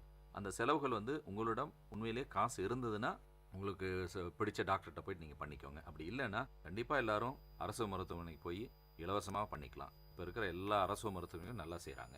அதனால் நீங்கள் டிலே பண்ணாமல், எப்பவுமே தள்ளி போட்டு போகும்போது தான் உங்களுக்கும் பிரச்சனை, ஆப்ரேஷன் பண்ணுறவங்களுக்கும் பிரச்சனை. சீக்கிரம் போனீங்கன்னா அவங்களும் நல்லா பண்ணுவாங்க, நீங்களும் நிம்மதியாக இருக்கலாம். ஸோ உங்கள் உடம்பை பாதுகாக்க வேண்டியது உங்களோட கடமை. இப்போ ஒரு இறுதியான கேள்வி டாக்டர், அதாவது இப்போ வந்து மாணவர்கள் நிறைய பேர் வந்து எக்ஸாம்ஸ்லாம் முடிச்சுட்டு அடுத்து என்ன படிக்கலான்னு வந்து யோசிச்சுட்டு இருப்பாங்க. ஸோ மருத்துவத்துறையை வந்து மாணவர்கள் தேர்ந்தெடுக்கிறதுக்கு அவங்களுக்கு எந்த மாதிரியான கைடன்ஸ் கொடுப்பீங்க? எந்த மாதிரியான விஷயங்களை கடைபிடிச்சா மருத்துவத்துறைக்கு வரலாம்? இது வந்து பெரும்பாலான மாணவர்கள் அவங்க முடிவாக இருக்காங்களோ இல்லையா, அவங்க பெற்றோர்களும் அவங்களோட உற்றோர்களும் அவங்களோட உறவினர்களும் முடிவெடுத்துறாங்க, இவன் இந்த குழந்தை வந்து டாக்டர் ஆகணும் அப்படின்னு சொல்லிட்டு. ஸோ டாக்டர் ஆகிறதுங்கிறது வந்து அஃப்கோர்ஸ் சமுதாயத்தில் வந்து டாக்டருக்கு உள்ள மரியாதைனால அந்த மாதிரி ஃபீல் பண்ணுறாங்க. ஏன்னா ஒவ்வொருத்தரும் வந்து ஏதோ ஒரு சந்தர்ப்பத்தில் டாக்டர் அணுகி அவங்கள உதவியை கேட்டு பெற்றிருப்பாங்க. அதனால் டாக்டர்னாவே ஒரு மரியாதை இயற்கையாக இருக்குது. ஆனால் இந்த டாக்டருங்கிறது வந்து இப்போ ஒரு ஒரு நல்ல உயர்ந்த தொழிலாக மட்டும் இல்லாமல் அதுக்கு நிறைய உழைப்பும் தேவைப்படுது. நீங்கள் நிறைய உங்களோட குடும்பத்தை விட்டுட்டு தான் இது பண்ண வேண்டியிருக்கும். பட் இருந்தால் கூட நிறைய பேர் நல்லா பண்ணுறவங்கிற சந்தோஷம் இருக்கும். அதனால் உங்களுக்கு கொஞ்சமாவது அந்த சோஷியல் மைண்ட் இருந்தால் நீங்கள் தயவு செஞ்சு எடுங்க. இல்லை இதை வந்து ஒரு விளையாட்டாவோ இல்லை ஒரு கமர்ஷியல் இதாவோ பணம் சம்பாதிக்கலாம், நிறைய இதாகலாம் அப்படின்னு நினச்சி நீங்கள் வந்தீங்கன்னா தயவு செஞ்சு அதுக்கான இடம் இல்லை. இது நீங்கள் கண்டிப்பாக உங்களோட உழைப்பும் உங்கள் எண்ணம் எல்லாமே வந்து நோயாளியை அவங்க நோயை தீர்க்கிற அந்த மாதிரி ஆட்டிடியூடில் தான் வரணும். அதுதான் நல்லது. கண்டிப்பாக உங்களுக்கு வேணுங்கிற பணமோ சம்பாத்தியம் எல்லாமே கிடைக்கும். பட் அது முக்கிய குறிக்கோளாக இருக்கக்கூடாது. கண்டிப்பாக உங்களால் முடிஞ்ச ஹெல்ப் மற்றவங்களுக்கு செய்யணுங்கிற எண்ணத்தோடு வந்தீங்கன்னா உங்களுக்கும் நல்லாயிருக்கும், உங்கள் ஃப்யூச்சரும் நல்லாயிருக்கும். உங்களுக்கு ஏண்டா இந்த தொழிலுக்கு வந்தோம், இவ்வளோ கஷ்டப்படணுமா அப்படிங்கிற எண்ணம் என்றைக்கும் வராது. அதனால் உங்கள் மனசுக்கு தகுந்த மாதிரி நீங்கள் இந்த ஃபீல்டை சூஸ் பண்ணலாம். ஓகே டாக்டர், இவ்வளோ நேரம் வந்து மக்களுக்கு வந்து நிறைய சந்தேகங்கள் இருக்கும், ஆனால் வந்து டாக்டர்கிட்ட போய் நேரடியாக கேட்க முடியாது. ஸோ இந்த நிகழ்ச்சி மூலமாக பல விஷயங்களை வந்து நீங்கள் மக்களுக்கு சொன்னீங்க. இந்த மருத்துவ நேரம் நிகழ்ச்சியில் கலந்துக்கிட்டதுக்கு விஐடி பண்பலை சார்பாக உங்களுக்கு நன்றியை தெரிவிச்சுக்கிறோம். எனக்கும் இந்த வாய்ப்பு மூலமாக பல மக்களை நேரடியாக பார்க்கலைன்னா கூட அவங்கவுங்க வீட்டுக்கு நான் சென்று பேசின மாதிரியே ஒரு ஃபீலிங் கிடைச்சிது. ஸோ எல்லோரையும் இந்த வாய்ப்பை வழங்கிய உங்களுக்கும் எங்களுடைய நன்றி. நேயர்கள் இதுவரை கேட்டது பல்வேறு மருத்துவ துறைகளிலிருந்து தேர்ச்சி பெற்ற மருத்துவர்களுடன் கலந்துரையாடல்.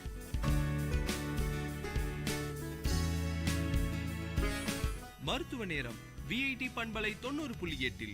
நன்றி, வணக்கம்.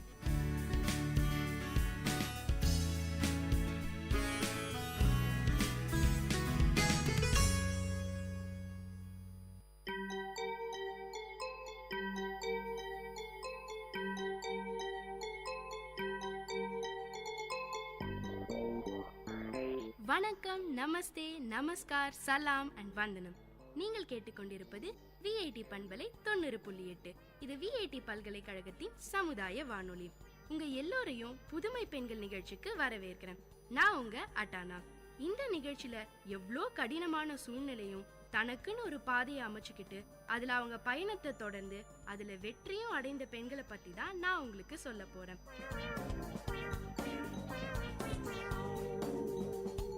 வாழ்க்கையில ரிஸ்க் எடுக்க தயங்குறவங்க வாழ்க்கை கொடுக்க போற பெரிய பரிசை மிஸ் பண்றாங்கன்னு உற்சாகத்தோடையும் மகிழ்ச்சியோடையும் ஆர்வத்தோடையும் பேச ஆரம்பிச்சாங்க நம்ம மலைகள் நாயகி அருணிமா சின்ஹா.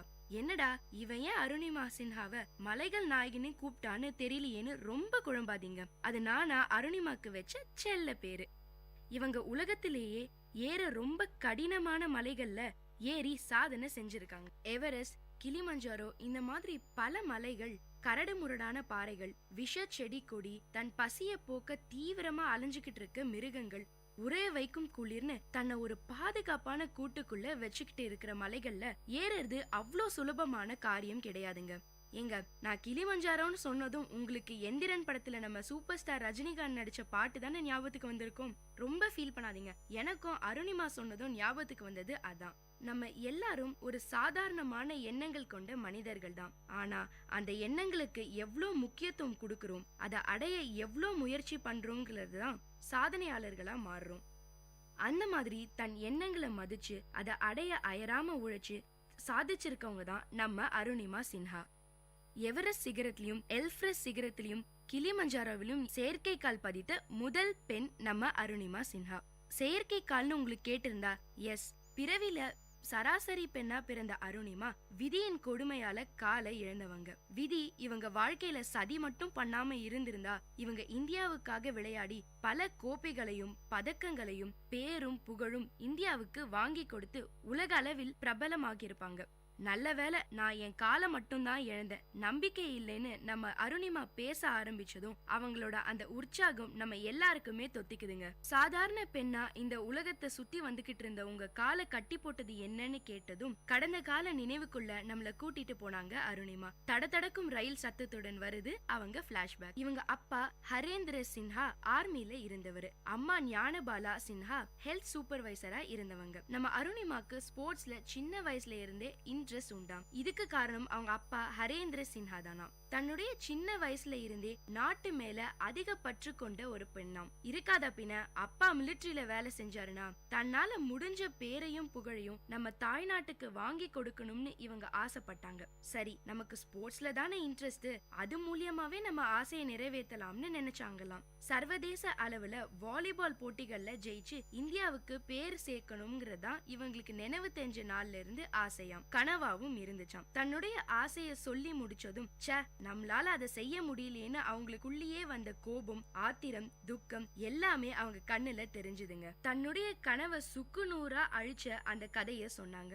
லக்னோல இருந்து டெல்லிக்கு போற பத்மாவதி எக்ஸ்பிரஸ்ல போயிட்டு இருந்தாங்களாம். சரி, எவ்வளவு நேரம் தான் உட்கார்ந்துகிட்டே இருக்கிறது, ரொம்ப டயர்டா இருக்கு, முகத்தை கழுவிட்டு வரலாம்னு போனாங்களாம். அங்க இருந்த 4 பேர் எதிர்பார்க்காத சமயத்துல திடீர்னு அருணிமா கழுத்துல இருந்த செயினையும் அவங்க கையில வச்சிருந்த ஹேண்ட்பேக்கையும் பறிக்க முயற்சி பண்ணாங்களாம். அருணிமா தன்னை காப்பாத்திக்க பலமா கத்திருக்காங்க. என்னடா இந்த பொண்ணு கத்தியே நம்மள மாட்டி விட்டுருவா போலன்ற பயத்துல அவங்க அருணிமாவை வயித்துல உதைச்சு ட்ரெயினுக்கு வெளியே தள்ளி விட்டுட்டாங்களாம். அடுத்த ட்ராக்ல போய் விழுந்துட்டாங்களாம். இவங்களோட கெட்ட நேரம் அந்த ட்ராக்லயும் இவங்களை நோக்கி வேகமா ஒரு ட்ரெயின் வந்துகிட்டு இருந்துதாம். அத பார்த்துட்டு தான் உயிரை எப்படியாவது காப்பாத்திக்கணும்னு எழுந்திருக்க முயற்சி செஞ்சாங்களாம். ஆனா அவங்க வயத்துல உதித்த பலமான அடியால இவங்களால எந்திரிக்க முடியலையாம். அதுக்குள்ள ட்ரெயின் அருணிமா கால்ல ஏறிடுச்சு. இன்னொரு கால் எலும்போ 3 துண்டா உடைஞ்சிருச்சாம். இது மட்டும் இல்ல, இடுப்பு எலும்பையும் பெரிய டேமேஜ். தம் வாழ்க்கையின் இருட்டுக்குள்ள, அதாங்க அன்கான்சியஸ் ஸ்டேட்குள்ள போயிட்டாங்களாம். யாரோ அருணிமாவோட இந்த நிலைய பார்த்துட்டு ஹாஸ்பிட்டல்ல சேர்த்திருக்காங்க. அருணிமா உயிரை காப்பாத்தணும்னா அவங்க காலை எடுக்கிறத தவிர வேற வழியே இல்லைன்னு சொல்லிட்டாங்களாம் டாக்டர்ஸ். தன்னுடைய பொண்ணோட உயிர் தான் முக்கியம்னு அருணிமாவோட காலை எடுக்க அவங்க அப்பாவும் அம்மாவும் சம்மதிச்சாங்களாம். ஆபரேஷன் பண்ணி அவங்க கால் எடுத்துட்டாங்களாம். காலை இழந்து ஹாஸ்பிட்டல்ல மாச கணக்கா படுத்த படுக்கையா இருந்ததை விட தன் கனவெல்லாம் செதஞ்சிருச்சேன்னு ஃபீல் பண்ணதுதான் அதிகமாம். உண்மையான ஊனம் காலையோ இல்ல கையையோ இழக்கிறப்ப இல்ல, தன்னுடைய கனவுகள் அழிஞ்சு போறதுதான்னு சொல்றாங்க நம்ம அருணிமா. ஹாஸ்பிட்டல்ல இருந்த போது கூட மனசு முழுக்க வாழ்க்கை இப்படியே முடங்கிடக் கூடாது, இதுல இருந்து எப்படியாவது மீண்டு வந்து நிச்சயமா பெருசா எதையாவது சாதிக்கணுங்கிற இவங்க எண்ணம் எப்பவுமே ஓடிக்கிட்டே இருந்துதாம். இந்த மாதிரி ஒரு சூழல்ல எந்த எண்ணங்கள் உங்களை எதையாவது சாதிச்சே ஆகணுங்கிற உங்க வெறிய ஏத்துச்சுன்னு கேட்டப்போ அவங்க சொன்ன பதில் எங்க எல்லாரையுமே ஒரு நிமிஷம் வியப்புல ஆழ்த்திருச்சுங்க. நம்ம கிரிக்கெட் பிளேயர் யுவராஜ் சிங் தான் அருணிமாவோட இன்ஸ்பிரேஷனா. கேன்சர்ல இருந்து மீண்டு மறுபடியும் கிரிக்கெட் ஆட வந்த அவரை போலவே என்னாலையும் சாதிக்க முடியும்னு நம்பினாங்களாம். ஆனா எந்த துறையில சாதிக்க முடியும்னு ஒவ்வொரு நாளும் ஒவ்வொரு நொடியும் சிந்திச்சாங்களாம். காலையில எழுந்ததும் சாப்பிடும் போதும் ஏன் தூங்கும் போதும் கூட இதே யோசனையா தான் போயிட்டு இருந்ததாம். இன்னைக்கு வரைக்கும் எவரெஸ்ட் சிகரத்துல ஏறணுங்கிற ஆசை எப்படிதான் வந்ததுன்னே தெரியலையாம் அருணிமாக்கு. பல நேரம் யோசிச்சதுக்கு அப்புறம் தான் ஆசைய அம்மாட்ட சொன்னாங்களாம். இத கேட்ட அவங்க அம்மா பயங்கரமா திட்டினாங்களாம். இப்போதான் உசுருக்கு போராடி திரும்பி வந்திருக்க, அதுக்குள்ள ஏன் இப்படி எல்லாம் யோசிக்கிறேன்னு திட்டி தீத்துட்டாங்களாம். ஆனா அவங்க அம்மா திட்டின ஒரு வார்த்தையும் அருணிமாவோட கனவை அசைக்க முடியலையாம். மாறா ச எத்தனை நாள் தான் இப்படி இறப்புக்காக பயந்து பயந்து வாழறது, இறப்புக்கு நான் பயத்தை உருவாக்குறேன், இன்னொரு தடவை அது என்ன பயமுறுத்த கூடாதுன்னு யோசிச்சாங்களாம். ட்ரீட்மெண்ட் முடிஞ்சதும் அருணிமாக்கு செயற்கை கால் பொருத்தினாங்களாம். எவரெஸ்ட் ஏறி சாதனை படைச்ச முதல் இந்திய பெண்ணான பச்சேந்திரி பால் மேடம சந்திச்சாங்களாம். அவங்க அருணிமாவோட அந்த நிலைய பார்த்து வருத்தத்துல மூழ்கலையாம். மாறா அருணிமா இந்த மாதிரி நடந்தது ஏதோ உனக்கு கடவுள் எடுத்துரைக்கத்தான். இந்த மாதிரி மலைகள் ஏறி சாதனை செய்யணும்னு நினைக்கிறவங்க ரொம்ப கம்மி. அதுலயும் இந்த மாதிரியான ஒரு நிலையில கடவுள் உனக்கு யோசனையை கொடுத்திருக்காருனா நிச்சயமா உன்னால இதை செய்ய முடியும். நீ எட்டாத மலைகள் உச்சிய எட்டி தொட போற. அதனால எதை பத்தியும் யோசிக்காம தைரியமா நீ எடுத்த முடிவுல பயணத்தை தொடங்குன்னு சொன்னாங்களாம். அது மட்டும் இல்லைங்க, அதுக்கான அத்தனை வழிகளையும் ஆலோசனைகளையும் சொல்லி தந்தாங்களாம் பச்சேந்திரி பால் மேடம். உத்தர்காசியில உள்ள நேரு இன்ஸ்டிடியூட் ஆஃப் மவுண்டனியரிங்ல பச்சேந்திரி பால் மேடம் கிட்டேயே 28 நாள் ட்ரைனிங் எடுத்துட்டாங்களாம். அந்த கடுமையான பயிற்சிக்கு அப்புறம் தன்னால நிச்சயமா இதை செய்ய முடியுங்கிற அவங்க நம்பிக்கை அதிகமாச்சாம் அருணிமாக்கு. 2012ஆம் ஆண்டு எவரெஸ்டுக்கான ஒரு முன்னோட்டம் 6150 மீட்டர் உயரத்துல உள்ள ஐலாண்ட் பீக்ல ஏறினாங்களாம் நம்ம அருணிமா. 2013ஆம் ஆண்டு மே 21ஆம் தேதி எவரெஸ்ட அடைஞ்சாங்களாம். அருணிமாவோட கனவு நினைவான அந்த தருணத்தை இன்னும் மறக்க முடியலையாம். அவங்க அதை சொல்லும் போதே அவங்க முகத்துல பூரிப்பும் சந்தோஷமும் நிரம்பி வழிஞ்சுதுங்க. அந்த எவரெஸ்ட் மலை உச்சியில ஏறி நின்னு பார்த்தப்ப இந்த உலகமே அவங்க ஆசைக்கும் லட்சியத்துக்கும் முன்னாடி ரொம்ப சின்னதா தெரிஞ்சுதாம். 58 நாள் முயற்சிக்கு பிறகு கிடைச்ச அந்த வெற்றி அது வரைக்கும் நான் பட்ட எல்லா கஷ்டத்தையும் காணாம போக வச்சிருச்சுன்னு கண்கள் விரிய பேசினாங்க நம்ம அருணிமா. உயரத்தை தொட்டதன் பின்னணியில உள்ள வலி நிறைந்த ரத்தம் சிந்திய தருணங்களையும் நமக்காக சொன்னாங்க. முதல் விஷயம் செயற்கை கால் என்ற விஷயமே அவங்களுக்கு புதுசு. அதுக்கு பழகவே அருணிமாக்கு பெரிய சவாலா இருந்துச்சாம். அருணிமா கூட எவரெஸ்ட் ஏறின மத்தவங்க எல்லாம் ஸ்பீடா மேல ஏறி போயிட்டே இருந்தாங்களாம். செயற்கை காலோட ஒவ்வொரு அடியையும் எடுத்து வச்சு போக அவங்களுக்கு ரொம்ப நேரம் எடுத்துதான். மேல போனவங்க திரும்பி வந்த போதுதான் அருணிமா பாதி தூரத்தை கூட கடக்காம மெதுவா நகர்ந்துட்டே இருந்தாங்களாம். இத பார்த்துட்டு பயங்கரமா கிண்டல் பண்ணி சிரிச்சாங்களாம் மத்தவங்க. உனக்கெல்லாம் எதுக்கு இப்படி ஒரு விபரீத ஆசைன்னு முகத்துக்கு நேராவே கேட்பாங்களாம். ஆனா அதையெல்லாம் பொருட்படுத்தாம அவங்க கவனத்தை ஏறி முடிக்கிறதுல மட்டுமே செலுத்தினாங்களாம். நம்மளால எதை செய்ய முடியாதுன்னு மத்தவங்க சொல்றாங்களோ அதை முடிச்சு காட்டுறதுல இருக்க சந்தோஷமே தனின்னு சொல்றாங்க நம்ம அருணிமா. அவங்களோட அந்த கேலி பேச்சு கூட பல நேரங்கள்ல அருணிமாக்கு தூண்டுகோலா இருந்துருச்சாம். அது மட்டும் இல்லைங்க, எவரெஸ்ட் ஏறும்போது எத்தனையோ முறை அருணிமாவோட செயற்கை கால் கழண்டு போயிருக்காம். கூட போனவங்க எல்லாம் அருணிமாவை தனியா விட்டுட்டு போயிருக்காங்களாம். ஆக்சிஜன் சிலிண்டர் காலியாகி என்ன பண்றதுன்னே தெரியாம தவிச்சு போயிருக்காங்களாம். ஆனாலும் இது எதுவுமே அருணிமாவோட லட்சியத்தை கொஞ்சம் கூட அசைக்கல. எப்படியும் நினைச்சதை செய்வேன்னு தன்னையே இல்ல தன்னை மட்டுமே நம்பினாங்களாம். அதே மாதிரிதான் நினைச்சதை சாதிச்சாங்க அருணிமா. மீடியா வெளிச்சம் முழுக்க அருணிமா மேலதானா. கேலி செஞ்சவங்க அவமானப்படுத்தினவங்களும் தேடி வந்து பாராட்டினாங்களாம். தனக்கு நடந்த எல்லாத்தையும் வெற்றிக்கு மைல்கல்லா மாத்திருக்காங்க நம்ம அருணிமா. உடம்புல உண்டாகிற ஒரு ஊனம் மனச எந்த வகையிலும் பாதிக்கிறது இல்லைன்னு நிரூபிக்க நினைச்சாங்க. அதே மாதிரி நிரூபிச்சும் காட்டியிருக்காங்க. இவ்வளவு பெரிய சாதனை செஞ்சதுக்கு அப்புறமும் தன்னடக்கத்தோட தன் கதைய சொன்ன அருணிமாவுக்கு கனவுகள் இன்னும் மிச்சம் இருக்கு. இதுதான் என் சாதனைன்னு திருப்தி அடைய முடியல. செய்ய வேண்டிய விஷயங்கள் இந்த உலகத்துல நிறைய இருக்குன்னு மனசு சொல்லிட்டே இருக்குன்னு நம்மள ஆச்சரியத்துல தள்ளுறது இவங்களோட பேச்சு. இது மட்டும் இல்லைங்க, மாற்றுத்திறனாளி குழந்தைகளை ஸ்போர்ட்ஸ்ல சாதிக்க வைக்க இலவசமா ஸ்போர்ட்ஸ் அகாடமி ஆரம்பிக்கிற ஐடியாவும் இருக்காம். என்னோட தனிப்பட்ட செலவுகளுக்காகவும் ட்ரீட்மெண்ட்காகவும் வரும் பணத்தை இந்த அகாடமிக்காக ஒதுக்கி வச்சிட்டு இருக்கேன்னு சொன்னது என்ன வியப்புல ஆழ்த்திருச்சுங்க. ஒருத்தர் 10 பேர் முன்னாடி ஒரு ஜோக்க சொன்னாராம். முதல் முறை சொன்னப்போ 10 பேரும் சிரிச்சாங்களாம். 2வது முறையும் அதே ஜோக்க சொன்னாராம். 5 பேர் மட்டும்தான் சிரிச்சாங்களாம். அதே ஜோக்க 3வது முறை சொல்லும் போது யாருமே சிரிக்கலையாம். சிரிப்பை ஏற்படுத்தின ஒரு விஷயமே அடுத்தடுத்த நிமிஷங்களை மாறிடும் போது சோகத்துக்கு காரணமான விஷயங்கள் மட்டும் ஏன் அப்படியே மனசுலயே இருக்குன்னு இவங்க கேட்ட அந்த கேள்விக்கு பதில் தெரியாம தான் நம்ம எல்லாருமே இருக்கும். நமக்கு எது கஷ்டத்தை தந்துச்சோ அதையெல்லாம் பிடிச்சிட்டு தொங்கிட்டும் இருக்கும். இந்த எண்ணத்தை மாத்தினா நம்மளும் நம்ம வாழ்க்கைய கிளியரா தீர்மானிக்க முடியும். வாழ்க்கையில எல்லாருக்கும் கஷ்டங்கள் இருக்கு. அதை தாண்டிட்டா நிச்சயமா ஒரு சந்தோஷமும் காத்துக்கிட்டு இருக்கு. ஆனா அந்த காத்திருப்புக்காகத்தான் யாருமே தயாரா இருக்கிறது இல்ல. கஷ்டத்துக்கும் சந்தோஷத்துக்குமான அந்த சின்ன பாதையை கடக்கிறத ரிஸ்க்னு நினைச்சு அலட்சியம் பண்றவங்க அவங்களுக்காக காத்துக்கிட்டு இருக்க எத்தனையோ நல்ல விஷயங்களை மிஸ் பண்றாங்கன்னு சொல்லுறாங்க நம்ம மலைகளின் செல்ல பிள்ளை அருணிமா. அருணிமாவின் அழகான வார்த்தைகள் வாழ்க்கையை அர்த்தப்படுத்துகின்றது. என்ன நேயர்களே, அருணிமாவோட வாழ்க்கை பயணம் நம்ம எல்லாருக்குமே நம்பிக்கையை தந்திருக்கும். உங்களிடமிருந்து விடைபெறுவது உங்க அட்டானா.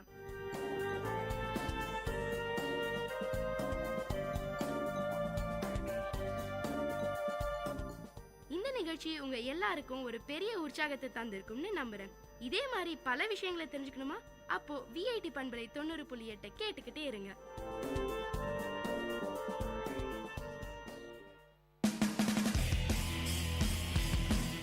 உங்கள் விஐடி பண்பலை 90.8 வழங்கும் கருத்துக்களம். மக்கள் கருத்துக்கள் அரங்கேறும் ஒளித்தளம். உங்கள் குரல்களில் ஒருங்கிணையும் கருத்துக்களம். விஐடி பல்கலைக்கழகத்தின் சமுதாய வானொலியில். வணக்கம் நேயர்களே, இது விஐடி பண்பலை 90.8 விஐடி பல்கலைக்கழகத்தின் சமுதாய வானொலியில் இந்த நிகழ்ச்சி உங்கள் அபிமான கருத்துக்களம். நம்ம இந்த கருத்துக்களம் நிகழ்ச்சியின் மூலமா பல்வேறு விஷயங்களை நம்மளுடைய நேயர்கள் கிட்ட நேரடியாவே சென்று அவங்களுடைய கருத்துக்களை பதிவு செஞ்சு நேயர்கள் கிட்டேயே மறுபடியும் போட்டு காட்டியிருக்கோம். அந்த வகையில இன்றைய நிகழ்ச்சியில எந்த விஷயங்களை பத்தி மக்களிடையே கருத்துக்கள் கேட்க போறோம் அப்படின்ற விஷயங்கள் தானே ஆவலா கேட்டுக்கிட்டு இருக்கீங்க.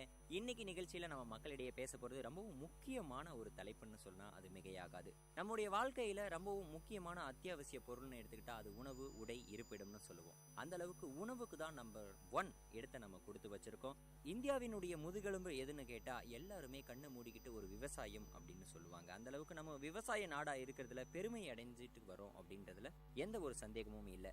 அந்த விவசாயம் இன்னைக்கு இருக்கிற சூழ்நிலையில எப்படி இருக்கு, மக்கள் விவசாயத்தை எந்த அளவுக்கு ஈடுபாடுடன் செஞ்சுட்டு வராங்க, எந்தெந்த மாதிரியான விவசாயம் செய்யறாங்க, இயற்கை விவசாயம் எப்படி இருக்கு, செயற்கை விவசாயத்துல என்னென்ன விதமான பிரச்சனைகள் இருக்கு அப்படின்றத விவசாயிகள் கிட்டேயே கேட்டு தெரிஞ்சுக்க போறோம். அதற்காக வேலூர் மாவட்டம் திருவள்ளுவர் பல்கலைக்கழகத்தின் அருகில் இருக்கிற கோவிந்தராஜ கோட்டை என்ற கிராமத்துல தான் நம்ம இன்னைக்கு நம்முடைய நிகழ்ச்சியை தொடங்க இருக்கிறோம். வாருங்கள் நிகழ்ச்சிக்கு போகலாம். இங்க நம்ம கூட ஒரு ஐயா இருக்காரு, அவர்கிட்ட பேசலாம். வணக்கம் ஐயா, உங்க பேர் சொல்லுங்க, எங்கிருந்து வரீங்க? பிரபாகரன், கலப்பலாம்பட்டு, காவேரிப்பாக்கம் ஒன்றியங்க. இன்னைக்கு விவசாயம் இந்தியா விவசாய நாடு. நமக்கு விவசாயம் தாங்க இன்னைக்கு முக்கியமான தொழில். இதுல பாத்தீங்கன்னா இன்னைக்கு நிறைய தொழில்நுட்பம்லாம் வந்திருக்குது. நிறைய மக்கள் தொகை பெருக்கத்தினால நிறைய உற்பத்தி பண்ணணுன்ற காலகட்டத்தில் இருக்கிறாங்க. அதனால புதிய புதிய நோய்கள் வந்திருக்குது. மண் இன்னைக்கு கெட்டு போச்சு. நம்மளுடைய பேராசையால் நம்ம இந்த மாதிரி விளைவுகளை சந்திச்சுக்கிட்டு இருக்கிறோம். இதுலேருந்து நம்ம விடுபண்ணோம்னா இன்னைக்கு ஒரே ஒரு இதுன்னா இயற்கை விவசாயத்துக்கு நாம மாறணும். இன்னைக்கு நிறைய விவசாயிகள் இயற்கை விவசாயம் செய்யணுன்ற ஆர்வம் அவங்களுக்குள்ளார இருக்கு, இல்லைன்னு சொல்ல முடியாது. ஆனா அவங்களால மாற முடியல. என்ன காரணம் நீங்க நினைக்கிறீங்க? இதுக்கு ஒரு விவசாயி குடும்பம் பார்த்தீங்கன்னா மீண்டும் மீண்டும் விவசாயத்தையே தான் செஞ்சுக்கிட்டு இருக்கணும். அவர் செயற்கையை விட்டு இயற்கைக்கு வந்தார்னா நமக்கு வருமானம் குறையுங்க, அதாவது உற்பத்தி குறையுங்க. அதை ஈடு கட்டணும் போது அவர் மாற்றுக்கு வேற வழி கிடையாதுங்க. இப்போ அதை மாற்றத்துக்கு இவங்க என்ன சொல்றாங்க, நம்ம இயற்கை விவசாயம் நமக்கு முன்னோர்கள் என்ன சொல்றாங்கன்னா, நம்ம உற்பத்தி பண்ண பொருளை நாமளே நேரடியாக விற்கணும். ஆனால் நாங்கள் விவசாயம் பண்ற தவறு என்னன்னா, அறுவடை பண்ண உடனே லாரியை வர வைப்போம், ஏற்றி அனுப்பிச்சிடுவோம். அதை கொஞ்சம் மதிப்பு கூட்டி பண்ணால் நமக்கு லாபம் கிடைக்கும். இன்னைக்கு நான் இயற்கை விவசாயம் பண்ணுறதில்ல, நெல் தாங்க அறுவடை பண்ணுறேங்க. நெல்லை நான் விற்கிறது இல்லை, அதை மதிப்பு கூட்டி அரிசியாக இன்னைக்கு கொடுத்துக்கிட்டு இருக்கிறேன். எனக்கு அது 20 மூட்டை நெல் விளைஞ்சா கூட எனக்கு 30லேருந்து 35 சிப்பம் அரிசி வந்துடுங்க. அந்த அரிசியை நான் இன்றைக்கி 1000 ரூபான்னா கூட எனக்கு அந்த நெல் என்ன நம்ம செயற்கையை பண்ணும்போது என்ன மகசூல் வருதோ என்ன லாபம் வருதோ அதை நான் இதில் எடுத்துடலாம். அந்த மாதிரி விவசாயிங்க வந்து இயற்கையாக பண்ணும்பொழுது மதிப்பு கூட்டி அவங்களே நேரடியாக உற்பத்தியாளர்கிட்ட இருந்து நுகர்வோருக்கு நேரடியாக போகணும். அப்படி பண்ணும்பொழுது லாபமாக இருக்கும். கண்டிப்பாக விவசாயிகளே, அதாவது சிறிய வகையில் வந்து காய்கறிகள் நம்ம எப்படி மார்க்கெட் பண்ணுறோமோ அந்த மாதிரி சில விதமான பொருட்களை வந்து மதிப்பு கூட்டி நம்ம விற்பனை பண்ணுறதன் மூலமாக பல்வேறு விதமான லாபங்களை பார்க்க முடியும் அப்படின்னு சார் சொல்கிறதுலேருந்து எடுத்துக்க முடியுது. சரி, இன்னொன்று, இன்றைக்கி இருக்கிற விவசாயிகள் மத்தியில் வந்து நிலத்தின் மலட்டுத்தன்மையை பற்றின பிரச்சனை நிறைய பேர்கிட்ட இருக்குது. ஏன்னா செயற்கை உரங்களை போட்டு அதிகமாக மலட்டுத்தன்மையை கொண்டு வந்துட்டாங்கன்னு தான் நான் நினைக்கிறேன். அதனாலையும் வந்து இயற்கை விவசாயத்துக்கு மாற முடியல அப்படின்னு சொல்லிட்டு பல்வேறு விவசாயிகள் வந்து கவலை தெரிவிக்கிறாங்க. அதை பற்றி நீங்கள் என்ன நினைக்கிறீங்க? அதுக்கான வந்து விளக்கங்கள் எப்படி அதை மாற்றலாம்? ஐயா, இன்னைக்கு மனசில் அவருக்கு இயற்கை விவசாயம் பண்ணணுன்ற ஒரு எண்ணம் வந்துடுச்சுன்னா முதல்ல அவர் அதனுடைய தொழில்நுட்பம்லாம் என்னன்னு தெரிஞ்சுக்கணும். ஏன்னா அதுக்கு முன்னாடி வந்து நமக்கு அரசாங்கம் வந்து கற்றுக் கொடுத்துட்டு போயிடுச்சு. செயற்கையில் எப்படி பண்ணலான்னு வந்து ஒரு ஊராக ஒரு அதிகாரியை போட்டு தெரிஞ்சோ தெரியாமல் கற்றுக் கொடுத்துட்டு போயிட்டாங்க. அதே மாதிரி இன்னைக்கு நமக்கு அரசும் பத்திரிகையும் ஊடகங்களும் இதுக்கு இயற்கை விவசாயம் எப்படி பண்ணணும் என்ற அந்த தொழில்நுட்பத்தை சொல்லி கொடுத்தா நிச்சயமாக விவசாயிங்க மாறுறதுக்கு தயாராக இருக்குது. இப்போது செயற்கையில் என்னென்ன பண்ணுறோன்றதை இயற்கையில் எப்படிலாம் பண்ணலாம் என்ற அவங்களுக்கு ஒரு பயிற்சி கொடுத்தோம்னா கண்டிப்பாக இது நிறைவேறும். இன்னொன்று ஐயா, நீங்கள் பேசிகிட்டு இருக்கும்போது சொன்னீங்க இயற்கை விவசாயத்தில் மகசூல் வந்து குறைவாக தான் கிடைக்கும் அப்படின்னு சொல்லி. இன்றைக்கி இருக்கிற மக்கள் தொகைக்கு வந்து ஈடு கட்டணும் அப்படின்னா மகசூலினுடைய அதிகப்படுத்தினா தானே ஈடு கட்ட முடியும். ஏன்னா அந்தளவுக்கு மக்கள் தொகைகள் இருக்குது. அதனால் மகசூல் அதிகரிக்கிறதுக்கு இயற்கை விவசாயத்தில் ஏதாச்சும் வழிமுறைகள் இருக்குங்களா? என்ன பண்ண முடியும்? உண்டுங்க. ஆரம்பத்தில் ஒரு செயற்கையாக பண்ணிகிட்டு இருந்தவர் இயற்கைக்கு மாறும்போது அந்த நிலம் வந்து மகசூல் குறையுங்க. அடுத்த 3 வருஷத்தில் அவர் அதை பண்படுத்தலாம். இப்போ அந்த மலட்டுத்தன்மையாக இருக்கிற மண்ணை எப்படி பண்படுத்தணும்னா நவதானியம் விதைக்கணுங்க. 9 வகையான தானியத்தை அதை விதைச்சி 45ஆவது நாள் பூ எடுக்கும்போது மடக்கி விழும்பொழுது அதில் இருக்கிற அந்த நஞ்சு கொஞ்சம் முறிக்கப்பட்டு நம்ம அந்த உப்பு கொடுக்காம இருக்கணுன்றதுக்காக தான் இதை பண்ணுறாங்க. அப்போது அந்த நவதானியத்தில் இருக்கிற தழைச்சத்தெல்லாம் அதில் உட்காருதுங்க. நம்ம அதுக்கப்புறம் மெயின் இதில் முக்கியமானது என்னன்னா கால்நடைங்க இருக்கணுங்க. என்னைக்கு கால்நடையிலேருந்து நாங்கள் விலைக்கு தூரம் போனோமோ அன்னைக்கு எங்களுக்கு வருமானம் குறைஞ்சிது. இப்போ கால்நடைகளை இணைக்கும் பொழுது நமக்கு அந்த பண்ணுற நிலத்துக்கு உண்டான சத்துக்கெல்லாம் அது கொடுக்குது. சாணி கொடுக்குது, கோமியம் கொடுக்குது, நமக்கு உண்டான பால் இது. அதுலேயும் நாட்டு மாடுங்களாக இருந்தால் இன்னும் நல்லா இருக்குங்க. கண்டிப்பாக அவங்களுக்கு கிடைக்கும். ஆரம்பத்தில் 1 போகம் 2 போகம் தாங்க குறையும். அப்புறம் படிப்படியாக உற்பத்தி பெருக்க முடியும். கண்டிப்பாக, அதாவது கால்நடைகள் வந்து விவசாயத்தினுடைய ஒரு பாகம் அப்படின்ற ஒரு விஷயம் நீங்கள் சொன்னதுலேருந்து எடுத்துக்க முடியுது. அது 100% உண்மையும் கூட. அதனால தான் வந்து மாட்டு பொங்கல் அப்படின்னு சொல்லிட்டு அதனுடைய சிறப்பை நம்ம செய்கிறோம். இன்னொன்று, இன்னைக்கு வந்து இயற்கை விவசாயம் செயற்கை விவசாயத்தை பற்றி நம்ம பேசிகிட்டு இருக்கிற இந்த நேரத்தில் விவசாயம், பொதுவாக விவசாய நிலங்களும் விவசாயமும் கொஞ்சம் கொஞ்சமாக குறைஞ்சிக்கிட்டு வருது இல்லையா? அதை மீட்டெடுக்கிறதுக்கு என்ன செய்யலாங்க ஐயா? அதை பற்றி சொல்லுங்கள். அதுக்கு அரசு தாங்க முயற்சி எடுக்கணும். ஏன்னா இன்னைக்கு லாபகரமான தொழில் இல்லைன்றனால தான் விவசாயிலாம் நிலத்தை விற்றுட்டு ஓடிக்கிட்டு இருக்கிறாங்க. ஒன்று, இதை லாபகரமாக ஆக்கணுன்றதுக்கு அவங்க தாங்க இது முயற்சி எடுக்கணுங்க. கண்டிப்பாக பல்வேறு விஷயங்கள் விவசாயம் சார்ந்த விஷயங்கள் சொன்னீங்க. எப்படி மலட்டுத்தன்மை வாய்ந்த ஒரு நிலத்தை வந்து பன்முகப்படுத்தணும் அப்படின்ற விஷயங்கள் நல்லாவே சொன்னீங்க ஐயா. விஐடி பண்பலை 90.8 சார்பாக உங்களுக்கு நன்றியை தெரிவிச்சுக்கிறோம். மிக்க நன்றி ஐயா. நன்றி. நல்லது.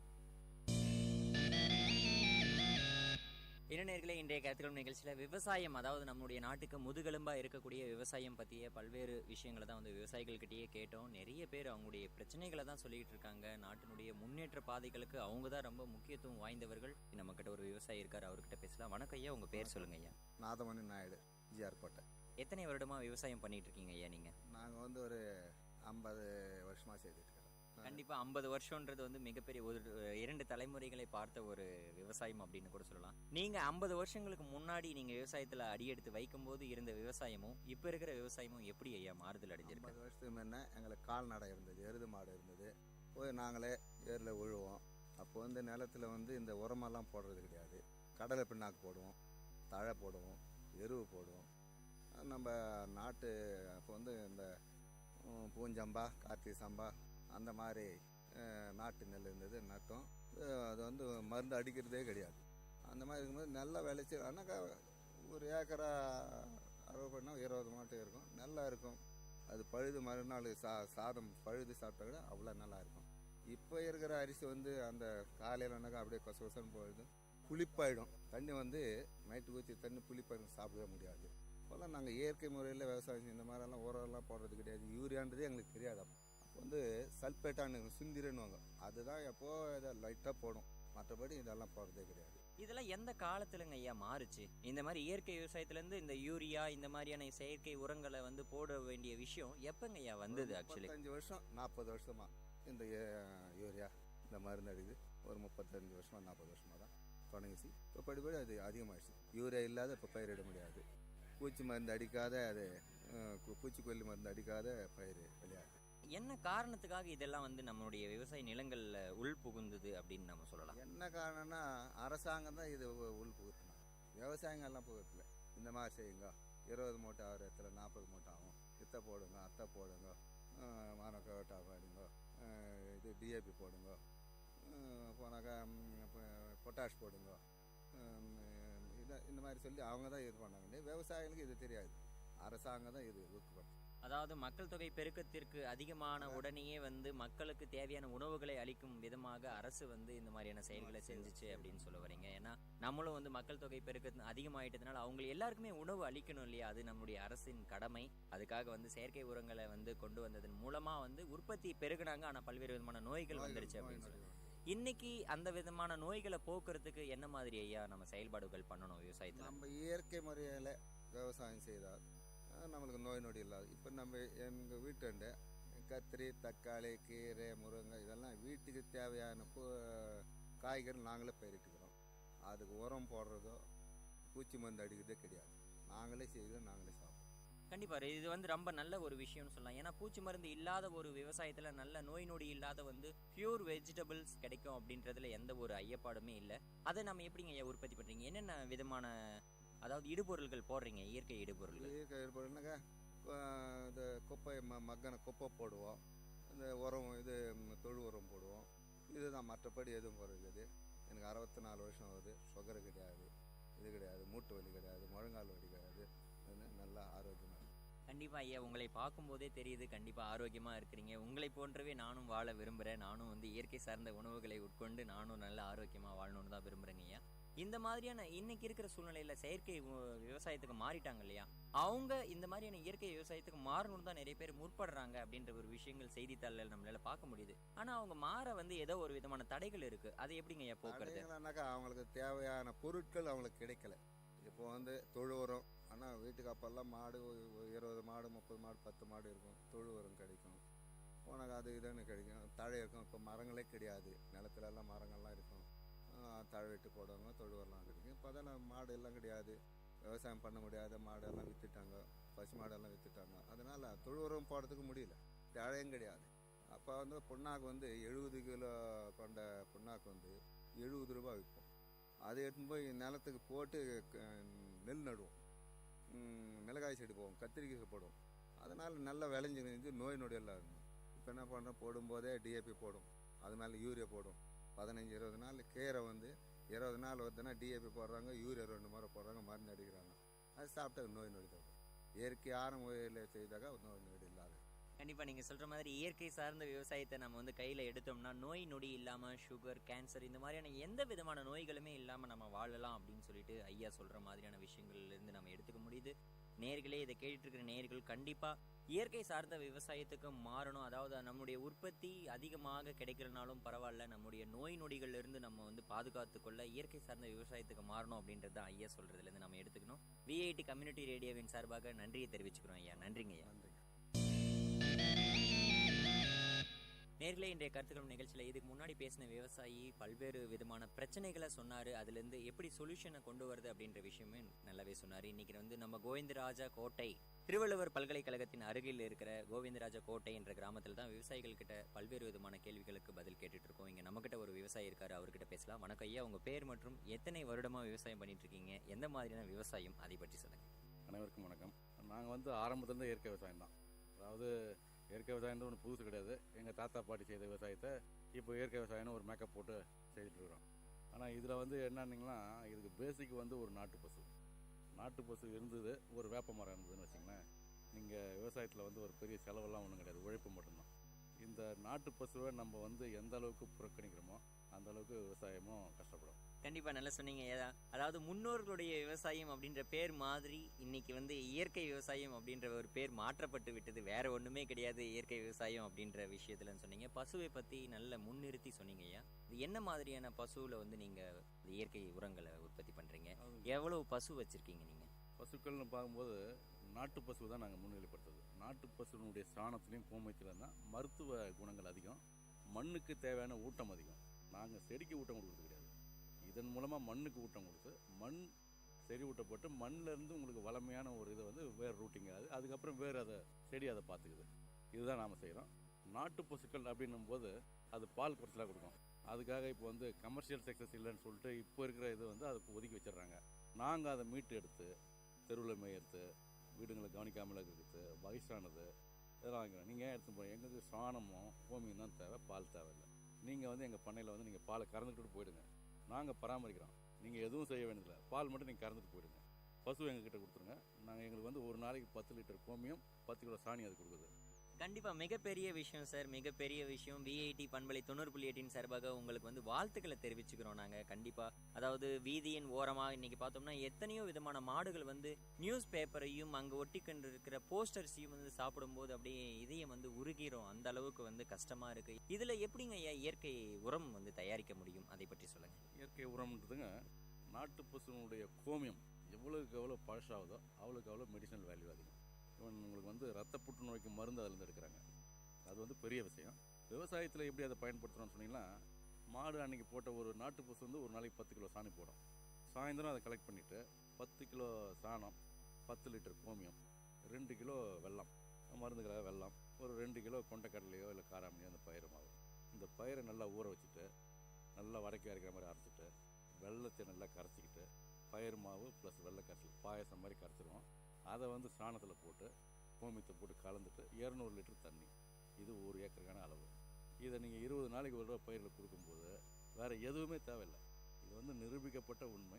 இது வந்து பத்மஸ்ரீ ஆசான் சுபாஷ் பாலேக்கர் கண்டுபிடிச்சது. இது அவர் எப்படி கண்டுபிடிச்சதுன்னு சொன்னால், ஆசாரியா வினோபாஜி சொன்ன ஒரு கருத்தின் அடிப்படையில் அவருடைய ஆசீர்வாதத்தினால் அவருக்கு 25 வருஷமாக காடு மாதிரிலாம் அலைஞ்சு கற்றுக் கொடுத்த ஒரு பாடம்.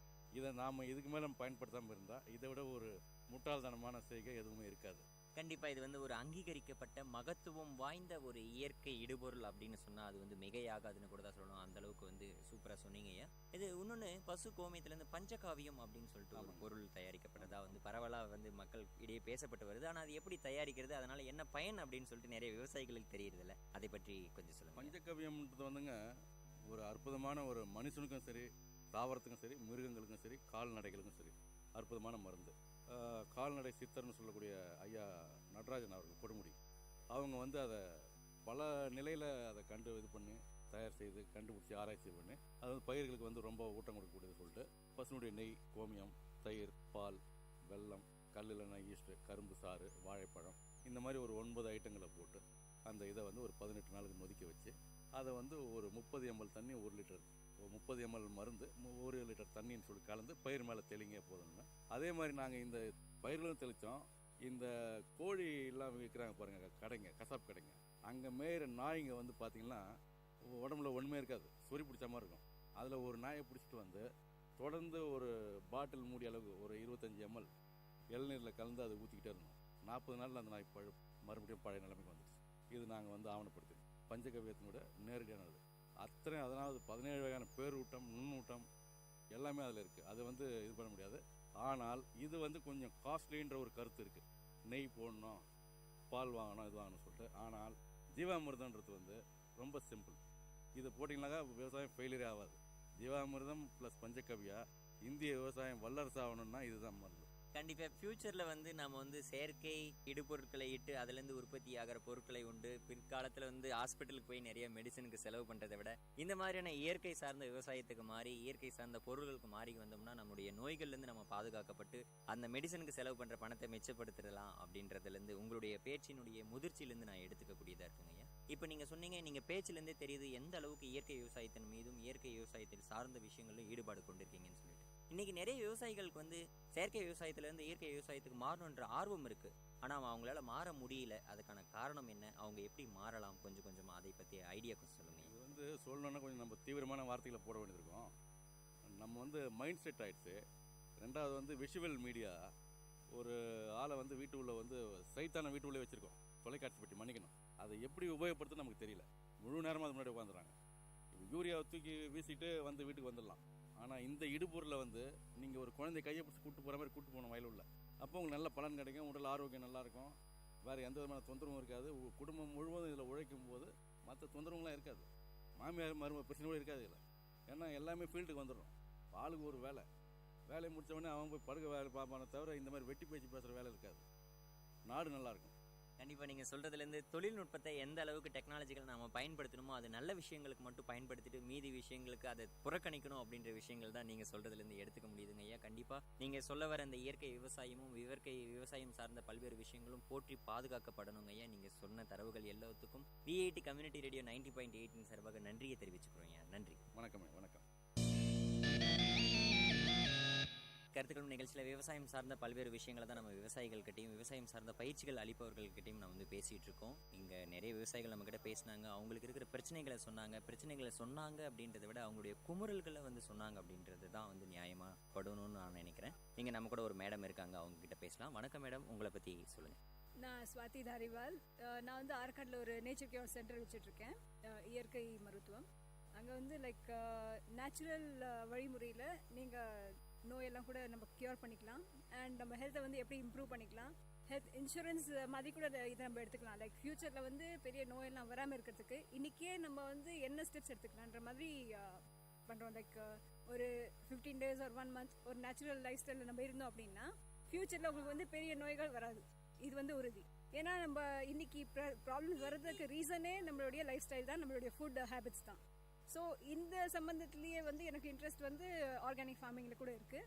ஸோ எனக்கு ஃபார்ம்ஸ் இல்லை, பட் ஸ்டில் நான் வந்து எங்கள் வீட்லேயே கிச்சன் கார்டன் மாதிரி வச்சுட்டுருக்கோம். அதில் வந்து ஃபுல் அண்ட் ஃபுல் ஆர்கானிக்காக தான் நாங்கள் வெஜிடபிள்ஸ் அண்ட் கீரையெல்லாம் நாங்கள் வளர்க்குறோம். அண்ட் நாங்களும் சாப்பிட்றோம். நிறைய எக்ஸ்ட்ரா வந்து எங்கள் ஃப்ரெண்ட்ஸ் ரிலேட்டிவ்ஸுக்குலாம் கொடுப்போம். கண்டிப்பாக மேடம், நீங்கள் சொல்கிற மாதிரி prevention is better then cure அப்படின்ற மாதிரியான சொல்லுவோம். பழமொழியில் நம்ம வந்து வருமுன் காப்பதே சிறந்தது அப்படின்னு சொல்லிட்டு அந்த ஒரு செயல் தான் நீங்கள் செஞ்சிட்ருக்கீங்க அப்படின்னு நான் சொல்லணும். ஏன்னா இன்றைக்கி இருக்கிற விஷயங்கள் எல்லாருமே வந்து ஒரு 10,000 ரூபாய் வருமானம் வாங்குற ஒரு சேலரி பர்சன் வந்து அதில் 5,000 ரூபாய் வந்து மருத்துவம், அதாவது மெடிசனுக்கே வந்து செலவு செய்கிறாரு அப்படின்றது வந்து எல்லாருமே ஏற்றுக்கக்கூடிய ஒரு விஷயம் தான். நீங்கள் என்னென்ன மாதிரியான வந்து மெடிசனில் வந்து உற்பத்தி பண்ணுறீங்க, என்ன படிச்சிருக்கீங்க மேடம்? நீங்கள் படிச்சுட்டு எதுக்காக இந்த இயற்கை சார்ந்த விவசாயம் பக்கம் வந்தீங்க அப்படின்றத பற்றி எங்கள் நேயர்கள் கொண்டு பகிர்ந்துக்கோங்க. நான் படிச்சிருக்கிறது வந்து like diploma in naturopathy and along with that BA in English literature and philosophy கூட படிச்சிருக்கேன், எம்ஏ. அண்ட் எங்கள் அப்பா வந்து நேச்சர் கேர் டாக்டராக இருந்தார்.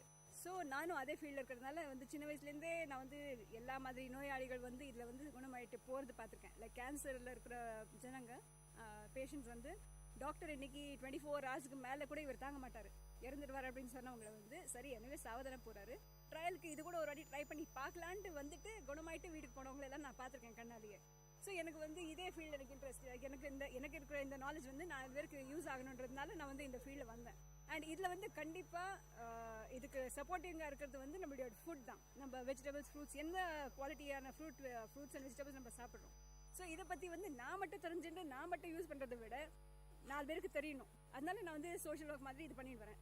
அதுக்கப்புறம் 2 months ஃபார்மர்ஸுக்கு நாங்கள் ஒரு மீட்டிங் மாதிரி வச்சுட்டு ஃபார்மர்ஸை நாங்கள் யுனைட் பண்ண பார்க்குறோம். அண்ட் அவங்கள வந்து ஆர்கானிக் ஃபார்மிங் பற்றி தெரிஞ்சவங்களுக்கு வந்து இன்னும் கொஞ்சம் சப்போர்ட் பண்ணுற மாதிரி, அவங்களுக்கு எப்படி எங்கே அவங்க சேல் பண்ணலாம், எந்த அளவுக்கு அது இதுலேருந்து அவங்க வந்து நல்ல வருமானம் எடுத்துக்கலாம். பிகாஸ் ஆர்கானிக் ஃபார்மிங் பண்ணுறவங்க ஃபார்மர்ஸ் நிறைய இருக்காங்க, ஆனால் அவங்களுக்கு வந்து அந்த அளவுக்கு அதில் வருமானம் வரலன்ற ஒரு மனசில் ஒரு கஷ்டம் இருக்குது. ஸோ கஷ்டப்படுறாங்க, ஆனால் அவங்களுக்கு அதோட ரிட்டர்ன்ஸ் இல்லை. அதனால வந்து அதுக்கு நம்ம ஒரு சப்போர்ட்டாக இருந்துட்டு அவங்களுக்கும் நம்ம சப்போர்ட் கொடுத்துட்டு அவங்க நல்லா இருந்தால் தான் நாளைக்கு நம்மளும் நல்லா இருக்க முடியுன்ற ஒரு இதில் தான் இதில் ஒரு சோஷியல் ஒர்க் மாதிரி நான் பண்ணுறதுக்கு நான் இதில் இறங்கி வந்திருக்கேன். கண்டிப்பாக சுவாதி மேடம்னு சொன்ன உடனே இயற்கை, அதாவது நேச்சர் அப்படின்ற ஒரு விஷயம் அவங்களுடைய ரத்தத்தில் ஊர்ன ஒரு விஷயம்னு கூட சொல்லலாம். ஏன்னா அப்பா அதனுடைய விஷயங்கள்ல இருந்து தான் உங்களுக்கு வந்திருக்குன்னு சொல்லலாம். இன்னைக்கு இருக்கிற விவசாயம், நம்ம விவசாயம் சார்ந்த விஷயங்கள் இன்னைக்கு பேசிக்கிட்டு இருக்கிறதுனால உங்ககிட்ட இந்த கேள்வி, அதை பற்றி உங்களுக்கு தெரியுன்றதுனாலையும் இந்த கேள்வி. இன்னைக்கு இருக்கிற விவசாயிகள் இயற்கை விவசாயத்தின் மீது எந்த விதங்களில் ஆர்வம் கொண்டு இருக்காங்க, உற்பத்தி எந்த அளவுக்கு இருக்கு மேடம், அதை பற்றி சொல்லுங்கள். இல்லை ஆக்சுவலி விவசாயிகள் வந்து பார்த்தீங்கன்னா எனக்கு தெரிஞ்சு நான் எத்தனை பேரை மீட் பண்ணியிருக்கேங்களோ அதில் வந்து லைக் ஒரு 10 to 20% ஜனங்க தான் ஆர்கானிக்கில் இன்ட்ரெஸ்ட் எடுத்துகிட்டு இருக்காங்க. மற்றவங்கள வந்து ரொம்ப ஸ்ட்ராங்காக கெமிக்கல் ஃபர்டிலைசர்ஸ் அண்ட் பெஸ்டிசைட்ஸ் இதெல்லாம் யூஸ் பண்ணுறதுல தான் நம்புறாங்க. ஏன்னா அவங்க அதான் பார்த்துன்னு வந்துருக்காங்க. ஸோ இதை பற்றி தெரிஞ்சவங்க தான் ஸ்லோவாக மாறிட்டு வராங்க. ஸோ ஃபர்ஸ்ட் வரும்போது கொஞ்சம் பயப்படுறாங்க தான், ஏன்னா வந்து உற்பத்தி டக்குன்னு குறையுது. ஸோ முதல்ல வந்து கொஞ்சம் பயப்படுறாங்க தான். ஆனால் அதில் வந்து வித் டைம் அவங்களுக்கே வர எக்ஸ்பீரியன்ஸஸில் வந்து இது எவ்வளோ நல்லதுன்றது அவங்களுக்கு தெரிய வருது. அண்ட் அதை வந்து இன்கம் அந்த அளவுக்கு இல்லாமல் கூட அதை விடுறதுக்கு அவங்களுக்கு மனசு வரல. அதை பார்த்து எனக்கு ரொம்ப சந்தோஷமாக இருந்தது. லாஸ்ட் மீட்டிங்கில் நாங்கள் அதான் பார்த்தோம். லைக் ஃபார்மர்ஸ் வந்து ஆர்கானிக் ஃபார்மிங் பண்ணுறாங்க, அதை வச்சு அதில் வந்து வர உற்பத்தியில் வந்து அந்த அளவுக்கு நிறைய இல்லாத கூட அதுக்கு வந்து சேல்ஸ் பண்ணுறதுக்கு சரியான இடம் கிடைக்காம கூட அப்போ கூட இந்த ஃபார்மிங்கை நாங்கள் விடக்கூடாதுன்ற ஒரு உறுதியோடு அவங்க திருப்பி ஆர்கானிக்காகவே பண்ணுறாங்கன்றது பார்த்து எனக்கு ரொம்ப சந்தோஷமாக இருந்தது. ஸோ ஒன்ஸ் ஆர்கானிக்கில் வந்து என்டர் ஆகிட்டாங்கன்னா அவங்களால வெளியே வர முடியாது அப்படின்ற விஷயங்கள் நீங்கள் சொல்கிறது நாங்கள் எடுத்துக்கிறோம் மேடம். இந்த செயற்கை அந்த பூச்சிக்கொல்லிகளை வந்து போடுறதுனால என்னென்ன விதமான நோய்கள் வருது மேடம்? அதுக்கான சிகிச்சைகள் எப்படி பார்க்குறது அப்படின்றது அப்பாற்பட்ட விஷயம். என்னென்ன விதமான நோய்கள் வருது madam? First and the most dangerous cancer. And அது தவிர எல்லா நோய்களும் பேசிக்கலி வந்து இதனால தான் வருது. நம்மளுடைய இம்யூனிட்டியே குறையுது. ஃபர்ஸ்ட் ஆஃப் ஆல் இம்யூனிட்டி குறைஞ்சிச்சுன்னா எல்லா நோயும் வந்துருச்சுன்னு அர்த்தம். அவ்வளோதான். ஸோ எல்லா நோய்களும் இதுக்கு சம்மந்தப்பட்டது தான். ஸோ அந்த செயற்கை பூச்சிக்கொல்லிகள் எல்லாமே நம்மளுடைய வெள்ளை அணுக்களை கொன்னுட்டு பல்வேறு விதமான நோய்களை உள்ளே கொண்டு வரதுக்கு வந்து வழிவகை கேட் ஓப்பனிங் அப்படின்ற விஷயங்கள் மேடம் சொல்கிறதுலேருந்து நம்ம எடுத்துக்கலாம். கண்டிப்பாக இயற்கை விவசாயத்துக்கு மாறணும். விவசாயம் தான் நம்மளுடைய முதுகெலும்பு அப்படின்றத நம்ம நாட்டு மக்கள் அனைவரும் உணர்ந்து விவசாயத்தை போற்றி பாதுகாக்கணும் அப்படின்றது விஐடி பண்பலை 90.8 சார்பாக கேட்டுக்கிறோம். மேடம் சுவாதி மேடம்க்கு மீண்டும் ஒரு நன்றியை சொல்லிக்கிறோம். ஆர்கானிக் ஃபார்மிங் பண்றவங்களுக்கு வந்து நம்ம சாதாரண ஜனங்க, நம்ம கன்சியூமர்ஸ் வந்து கண்டிப்பா அவங்களுக்கு ஒரு பெரிய சப்போர்ட்டா நம்ம இருக்கணும். நம்ம இருந்தால் தான் அவங்களும் நல்லபடியா மேலே வர முடியும். ஒரு கான்ஃபிடென்ஸா அவங்க வந்து ஒரு கான்ஃபிடென்ட்டா இந்த வேலையில இன்னும் இறங்க முடியும். அதுக்காக நம்மளும் முடிஞ்ச அளவுக்கு சப்போர்ட் பண்ணணும். கண்டிப்பாக நேயர்களே, இதை கேட்டுட்டு இருக்க எல்லா நேயர்களுமே விவசாயிகள் கிட்ட, அதாவது வந்து ஒரு மார்க்கெட்டுக்கு போன உடனே இது ஆர்கானிக் ஃபுட்டா அப்படின்றத கேட்டு வாங்கி நம்ம சாப்பிட்டோம்னா ஆர்கானிக் ஃபார்ம் பண்ணுறவங்களுக்கு ரொம்ப இன்ட்ரெஸ்ட்டாக இருக்கும். அவங்களும் ரொம்ப இன்ட்ரெஸ்ட் எடுத்து ஆர்கானிக் ஃபார்மிங்கில் ஈடுபடுவாங்க அப்படின்றத சுவாதி மேடம் சொல்கிறது மூலிமா நம்ம ஏற்றுக்கு தான் வேணும். நன்றியை தெரிவிச்சுக்கிறோம் மேடம். நன்றி. என்ன நேயர்களே, இன்றைய கருத்துக்களம் நிகழ்ச்சியில் விவசாயம் சார்ந்த பல்வேறு விஷயங்களை நம்ம விவசாயிகள்கிட்டயே கேட்டோம். அவங்களுடைய பிரச்சனைகளில் சொன்னாங்க அப்படின்றத விட அவங்களுடைய குமுறல்களை சொன்னாங்க அப்படின்னு சொன்னால் அது மிகையாகாதுன்னு தான் சொல்லணும். ஏன்னா விவசாயத்தில் ஒவ்வொரு பொருளையும் நம்ம வந்து உற்பத்தி செஞ்சு நம்ம மார்க்கெட்டில் வந்து வர்றதுக்கு எவ்வளோ பிரச்சனைகள் இருக்குது. ஆனால் அதையெல்லாம் தெரிஞ்சுக்காம நம்ம வந்து காலையில் தூங்கி எந்திரிச்சதுலேருந்து இரவு மறுபடியும் படுக்கைக்கு போகிற வரைக்கும் எல்லா உணவு சார்ந்த விஷயங்களும் நம்ம வந்து நேரடியாக கடைக்கு போகிறோம், நம்ம கிட்ட இன்னைக்கு பைசா இருக்குது அப்படின்றதுனால வாங்கி சாப்பிட்றோம். ஆனால் அது வந்து கடைக்கு வர்றதுக்கு முன்னாடியும் மார்க்கெட்டு வர்றதுக்கு முன்னாடியும் எத்தனை பிரச்சனைகள் இருக்கு அப்படின்ற விஷயங்களை விவசாயிகள் கிட்ட கேட்ட பிறகுதான் நமக்கு தெரிய வருது. அந்த அளவுக்கு விவசாயத்துல பல்வேறு பிரச்சனைகள் இருக்கு. அதை தாண்டி தான் நமக்கு உணவுப் பொருட்கள் வந்து சேருது அப்படின்ற விஷயங்கள் கண்டிப்பா மனசுக்கு நெருடலா தான் இருக்கு. அதனால உணவுப் பொருட்களை தயவு செஞ்சு வேஸ்ட் பண்ணாதீங்க, உணவுப் பொருட்களை மிச்சப்படுத்துங்க, விவசாயத்தை போற்றி பாதுகாக்கணும் அப்படின்னு சொல்லிட்டு விஐடி பல்கலைக்கழகத்தின் சார்பாகவும் விஐடி சமுதாய வானொலி 90.8 சார்பாகவும் கேட்டுக்கொள்கிறோம். உங்களிடமிருந்து விடைபெறுவது உங்கள் கோவிந்தராஜ். இது விஐடி பண்பலை 90.8 விஐடி பல்கலைக்கழகத்தின் சமுதாய வானொலி. நேயர்கள் இதுவரை கேட்டது மக்கள் கருத்துக்கள் அரங்கேறிய கருத்துக்களம் உங்கள் விஐடி பண்பலை 90.8. நன்றி, வணக்கம்.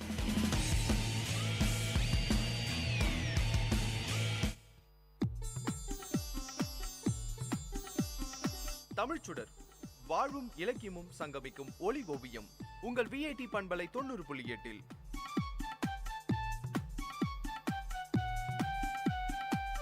இன்றைய தமிழோவியம் தீட்டுபவர் ஜெயஸ்ருதி. வணக்கம். எல்லாருக்கும் நன்றாம் பணிதல் அவருள்ளும் செல்வர்க்கே செல்வம் தகைத்து. மனிதன் கடைபிடிக்க வேண்டிய நற்பண்புகள் பற்பல. அவற்றில் தலையாயது தன்னடக்கம். ஈகை குணம், அன்புடைமை இவையெல்லாம் சிறந்தவை.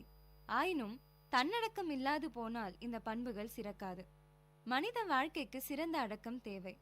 பழங்காலத்தில் அடக்கம் என்ற ஒரே சொல் பல பண்புகளை விளக்கியது. ஆனால் இன்று அடக்கம் என்ற பண்பு விரிந்து தனியே சொல்கிற வகையில் அமைந்துள்ளது. இந்த உலகத்தில் பெரும்பாலானோர் துன்பப்படுகின்றனர். துன்பங்கள் எதனால் ஏற்படுகின்றன? ஒரு பொருளை நம்ம கண்ணால பாக்குறோம். பாக்குறவங்க எல்லாரும் அந்த பொருளை பார்த்துட்டு பேசாம இருக்கிறது இல்ல. அதை எப்படியாவது அடையணும் அப்படின்னு பல பேர் நினைக்கிறாங்க. அந்த நினைப்பு ஆசையா வளருது. அதை பெற முயற்சி செய்யறாங்க. அந்த முயற்சியின் விளைவாக பல துன்பங்களை அடைறாங்க. இவ்வாறு ஐம்புலன்களால அடையும் இன்பத்தை அனுபவிக்கும் எண்ணமும் ஆசையும் பெருகுகின்றன.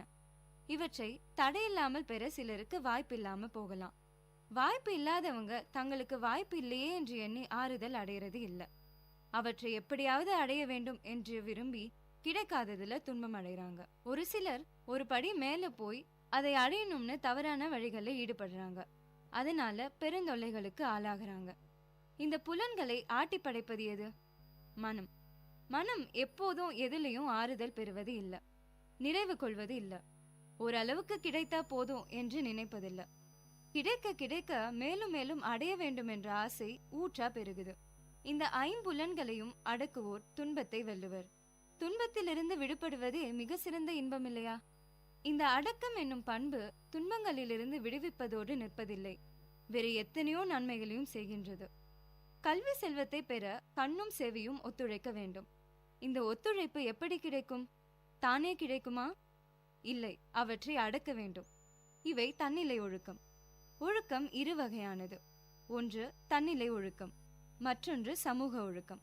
இதுல சமூக நல்லொழுக்கங்கள் சமூகத்தை சீரமைக்கும். சூழ்நிலை வாழ்க்கைக்கு இசைந்ததா அமையும். நல்லெண்ணம் வளரும், நம்பிக்கையும் வளரும், என்னைக்கும் அமைதியும் மகிழ்ச்சியும் நிலவும். நாடு பரப்பளவுல பெரியது, பல கோடி மக்கள் வாழ்வது. மக்கள் ஒன்றாக வாழும் இடத்துல நல்லெண்ணம் இன்றியமையாத ஒன்று. அதனால தேசிய ஒழுகலாறுகளை நாம மேற்கொள்ள வேண்டும்.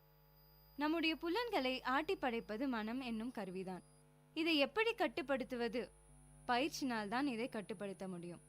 எந்த வேளையில் எதை செய்ய வேண்டுமோ அதை தவறாமல் செய்து முடிக்கும் பழக்கத்தை முதலில் மேற்கொள்ள வேண்டும். அதே போலவே பெருமிதம் என்ற பெரிய நோயிலிருந்து தன்னைத்தானே காத்துக்கொள்ள வேண்டும். ஒரு வகுப்புல 2 மாணவிகள் இருந்தாங்க. இருவருமே நல்லா படிக்கிற மாணவிகள் தான். பள்ளியில நடக்கும் தேர்வுகள்ல நல்ல மதிப்பெண்களையே பெற்று வந்தாங்க. முதல் மதிப்பெண்களையும் இவங்க தான் வாங்கிட்டு வந்தாங்க.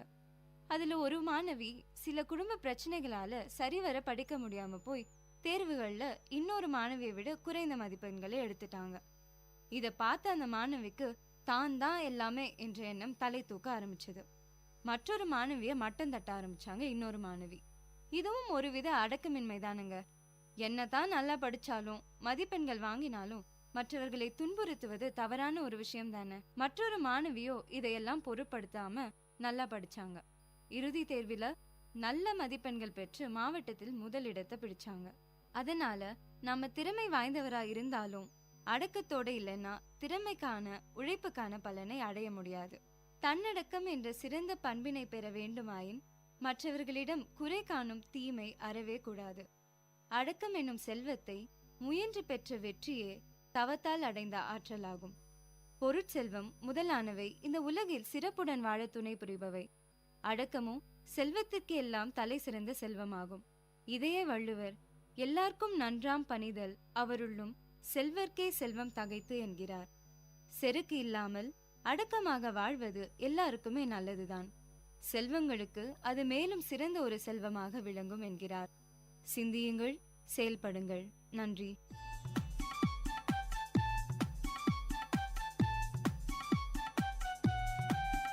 நேயர்கள் இதுவரை கேட்டது வாழ்வையும் இலக்கியத்தையும் இணைத்த ஒலி ஓவியம் தமிழ் சுடர். இன்றைய தமிழ் ஓவியம் தீட்டியவர் ஜெயஸ்ருதி. இது உங்கள் விஐடி பண்பலை 90.8.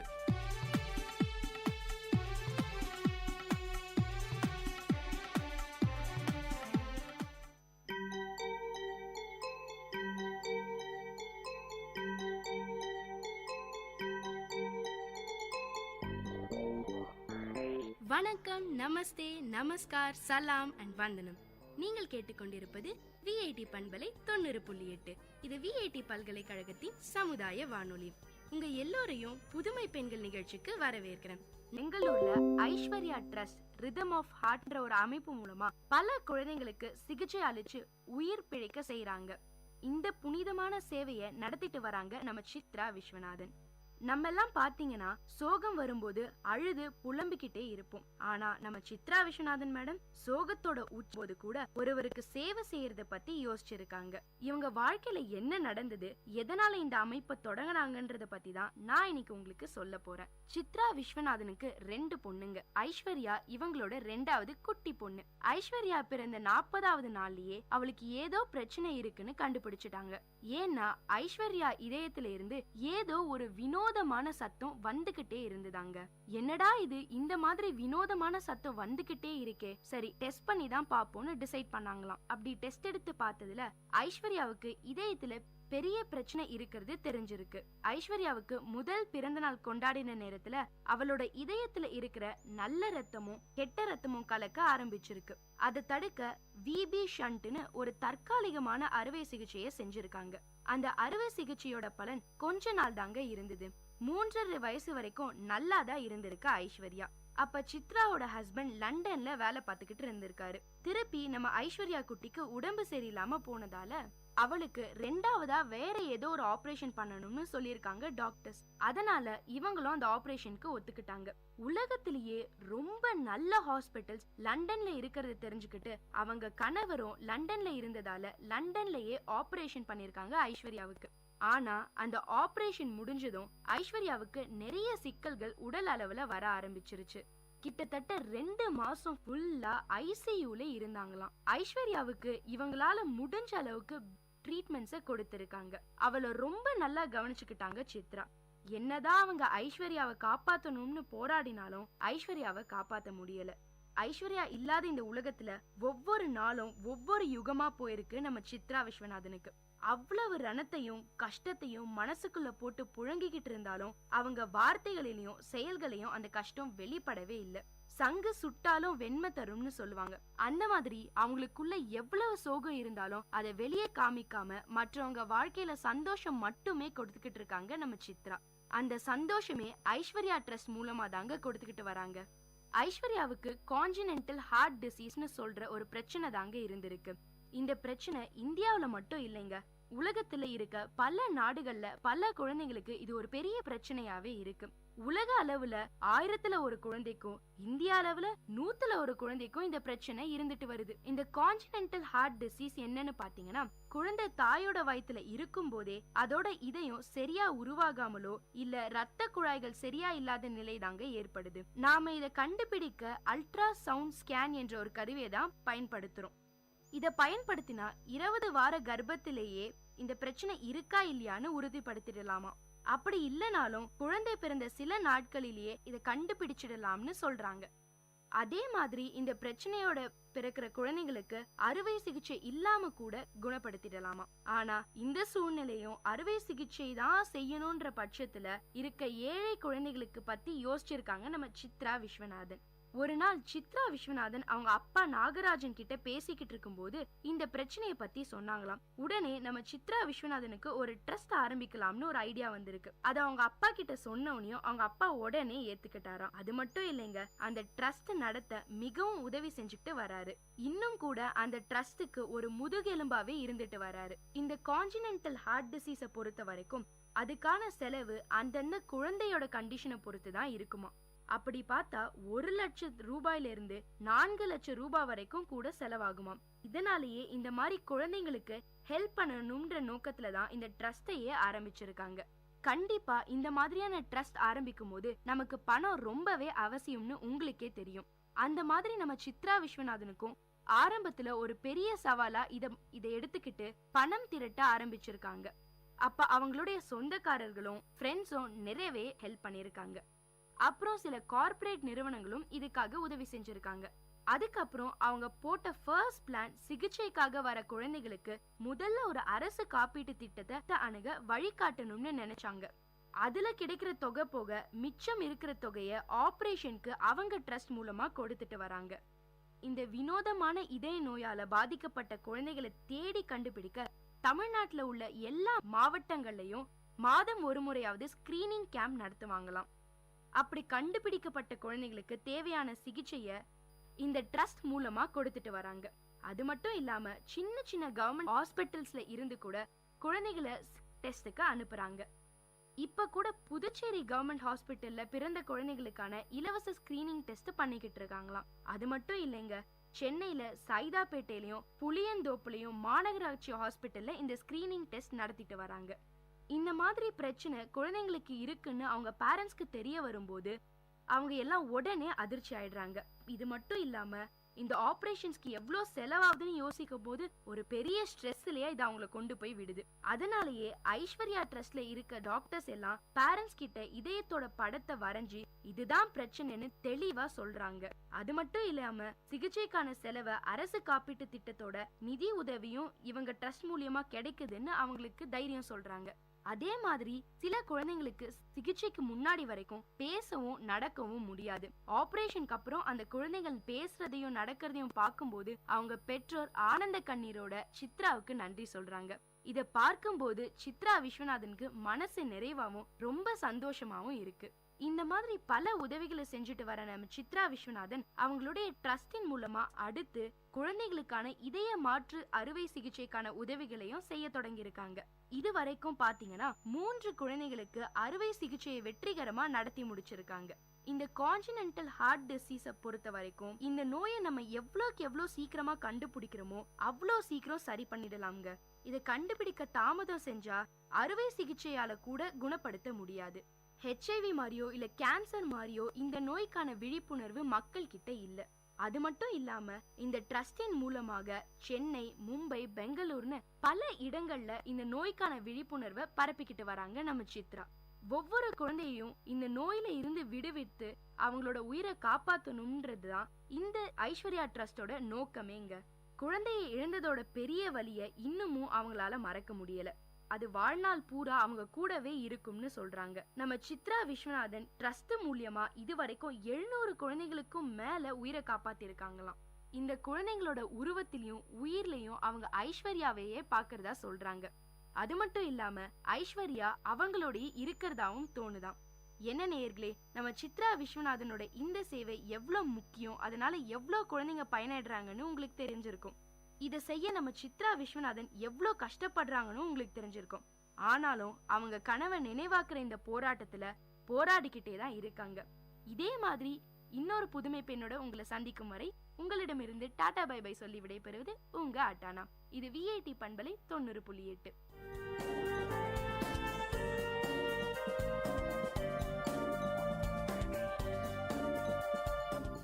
இந்த நிகழ்ச்சி உங்க எல்லாருக்கும் ஒரு பெரிய உற்சாகத்தை தந்திருக்கும்னு நம்புறேன். இதே மாதிரி பல விஷயங்களை தெரிஞ்சுக்கணுமா? அப்போ VIT பண்பலை 90.8 கேட்டுக்கிட்டே இருங்க.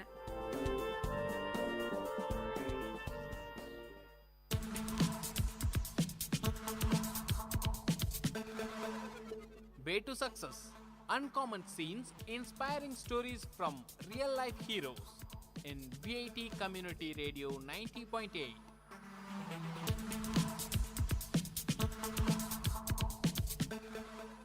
Hi guys, this is VIT Community Radio 90.8 and welcome to the show Way to Success. I'm your host Pooja. Today I'm going to tell you a story about Swami Vivekananda at Belur Math. As Swami Vivekananda had deep spiritual experiences, but his health declined because of service to the people. It became so bad that he decided to return to Calcutta. He arrived at the monastery on October 18th. His brother monks were very glad to see him, but they felt sorry when they saw him how ill he was. However, Swamiji had talks with the monks and held classes for them. One of Swamiji's wishes began to be fulfilled at this time. He had long wanted to help the women of India, as they had great purity and other good qualities, but had little education and were not very active in the world. Swamiji said that they should have education and then they would solve their own problems. So he was very glad when Sister Nivedita began her work. She had come to India to be of service of Indian women, and she now started a school for girls. She lived at first with Sri Sarada Devi and a few other lady devotees of Sri Ramakrishna. These ladies knew a great deal about the Hindu religion, the Ramayana, Mahabharata, and many other things. Sister Nivedita learned much from them. Swami Vivekananda also continued to help her, and he was very much interested in her school. Later, Sister Nivedita rented a separate house. She had to face many difficulties, but she succeeded in starting this school. The school is now a very big one, and it has done much to uplift the women of India. Swami Vivekananda wanted to establish the new math at Belur as soon as possible. The land had been purchased earlier and a puja was held in March 1898. Soon after, the work on the building was begun. In December, Swamiji and a few monks moved into the new monastery, and soon all the monks began to live there. Swamiji believed that the new math would become very great. It would be a center where all religions and religion's teacher would be honored. The new ideas would spread from there and people would come from all over the world. Swami Saradananda, who had been working in America, came back to India at the call of Swamiji. Swamiji asked him to help organize the new math, and this work went on successfully. Much time was spent in spiritual talk and study of the scriptures. Strict rules were followed there. Swamiji also began to train the monks as preachers. He made his disciples give speeches. Early in 1899, he sent two of his disciples to preach at Dhaka, and a little later, he also sent Swami Saradananda and Duryananda to Gujarat. They all had great success in preaching as they followed the words of Swamiji. You're listening to the show Way to Success on VIT Community Radio 90.8 with me, Pooja. Meet you in our next episode with more interesting moment of successes. Dear listeners, you had listened to the show Way to Success. We will meet you with more uncommon stories from real life heroes in VIT Community Radio 90.8.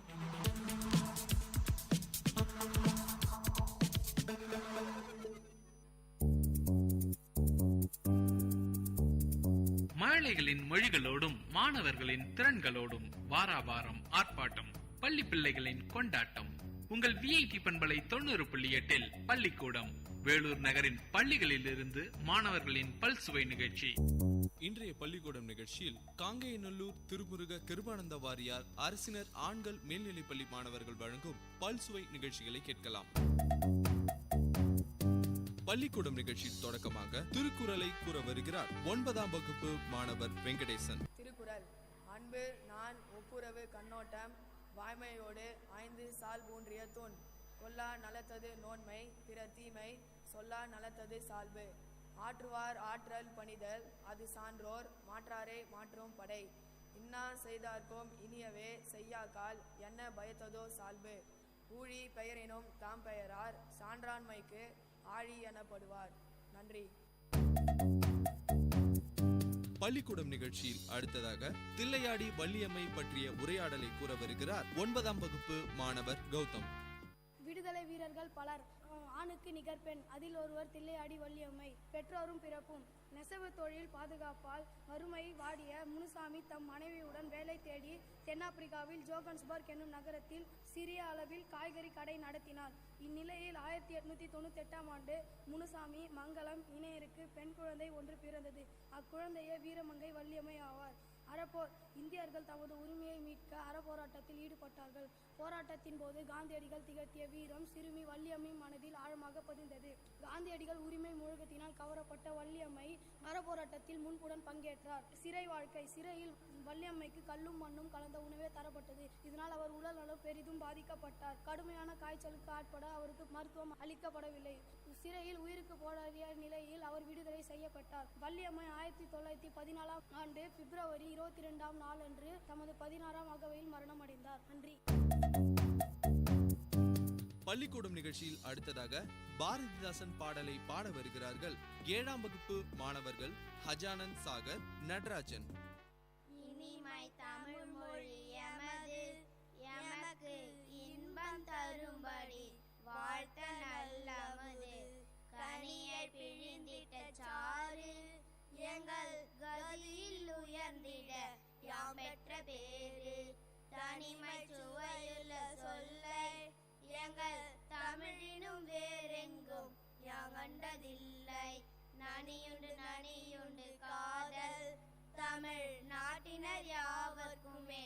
Tamil மீதில் இனிமை தமிழ் மொழி எமது, எமக்கு இன்பம் தரும்படி வாழ்த்த நல்லமுது.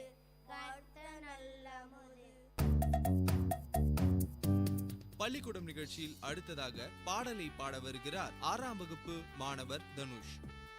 குற்றால குறவஞ்சி குற்றால மலையின் வளம் வானரங்கள் கனி கொடுத்து மந்தியோடு கொஞ்சும் மந்தி சிந்து கனிகளுக்கு வான்கவிகள் கெஞ்சும் காணவர்கள் விடியிருந்து வானவரை அழைப்பர் கமன சித்தர் வந்து வந்து காய சித்தி விளைப்பர் தேனருவி திரையொலும்பி வானின் வழி ஒழுகும் செங்கதிரோன் பரிகாலும் தெற்காலும் வழுகும் கூடலிலம் பிறை முடித்த வேணி அலங்கார குற்றால திரிகூட மலையெங்கள் மலையே மலையெங்கள் மலையே.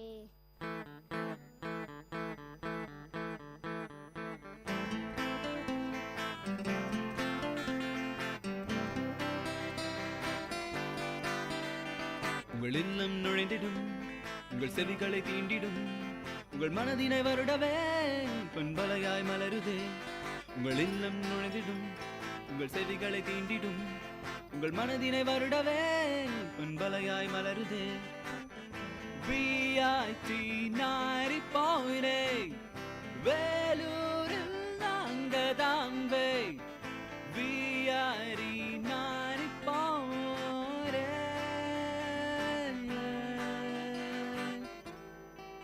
நீங்கள் கேட்டுக்கொண்டிருப்பது VIT பண்பலை 90.8 VIT பல்கலைக்கழகத்தின் சமுதாய வானொலி.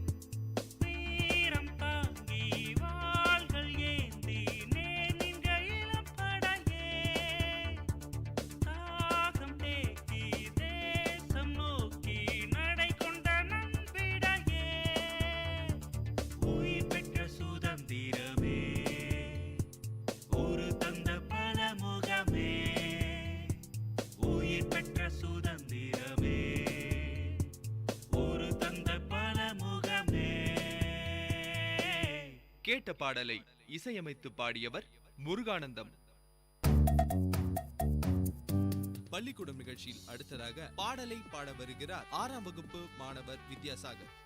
கல்லைத்தான் மண்ணைத்தான் காய்ச்சித்தான் குடிக்கத்தான் கற்பித்தானா இல்லைத்தான் பொன்னைத்தான் எனக்குத்தான் கொடுத்தான் ரச்சித்தானா அல்லைத்தான் சொல்லித்தான் அரைத்தான் நோயத்தான் ஐயோ எங்கும் பல்லைத்தான் திருக்கத்தான் பொல்ம புய்வித்தான் பண்ணி நானே. பள்ளிக்கூடம் நிகழ்ச்சியில் அடுத்ததாக கவிதை கூற வருகிறார் 8ஆம் வகுப்பு மாணவர் லோகநாதன். கவிதை பள்ளி பள்ளி என்ற கலைக்கூடம் நம் வாழ்வை சிறப்பிக்கும் அன்றாடம். பள்ளி என்ற கலைக்கூடம் நம் வாழ்வை சிறப்பிக்கும் அன்றாடம். சிலையாய் நம்மை செதுக்கும் நல்ல கலையாய் நம்மை ஆக்கும். சிலையாய் நம்மை செதுக்கும் நல்ல கலையாய் நம்மை ஆக்கும். கேள்வி கேட்கும் ஞானம் அங்கு பதிலை கொடுக்க தோன்றும். கேள்வி கேட்கும் ஞானம் அங்கு பதிலை கொடுக்க தோன்றும். வேற்றுமை அகற்றும் பந்தம் நம் ஒற்றுமை ஒன்றே சொந்தம். வேற்றுமை அகற்றும் பந்தம் நம் ஒற்றுமை ஒன்றே சொந்தம். பள்ளிக்கூடம் நிகழ்ச்சியில் அடுத்ததாக விவேகானந்தரை பற்றிய உரையாடலை நிகழ்த்த வருகிறார் 9ஆம் வகுப்பு மாணவர் விக்னேஷ்.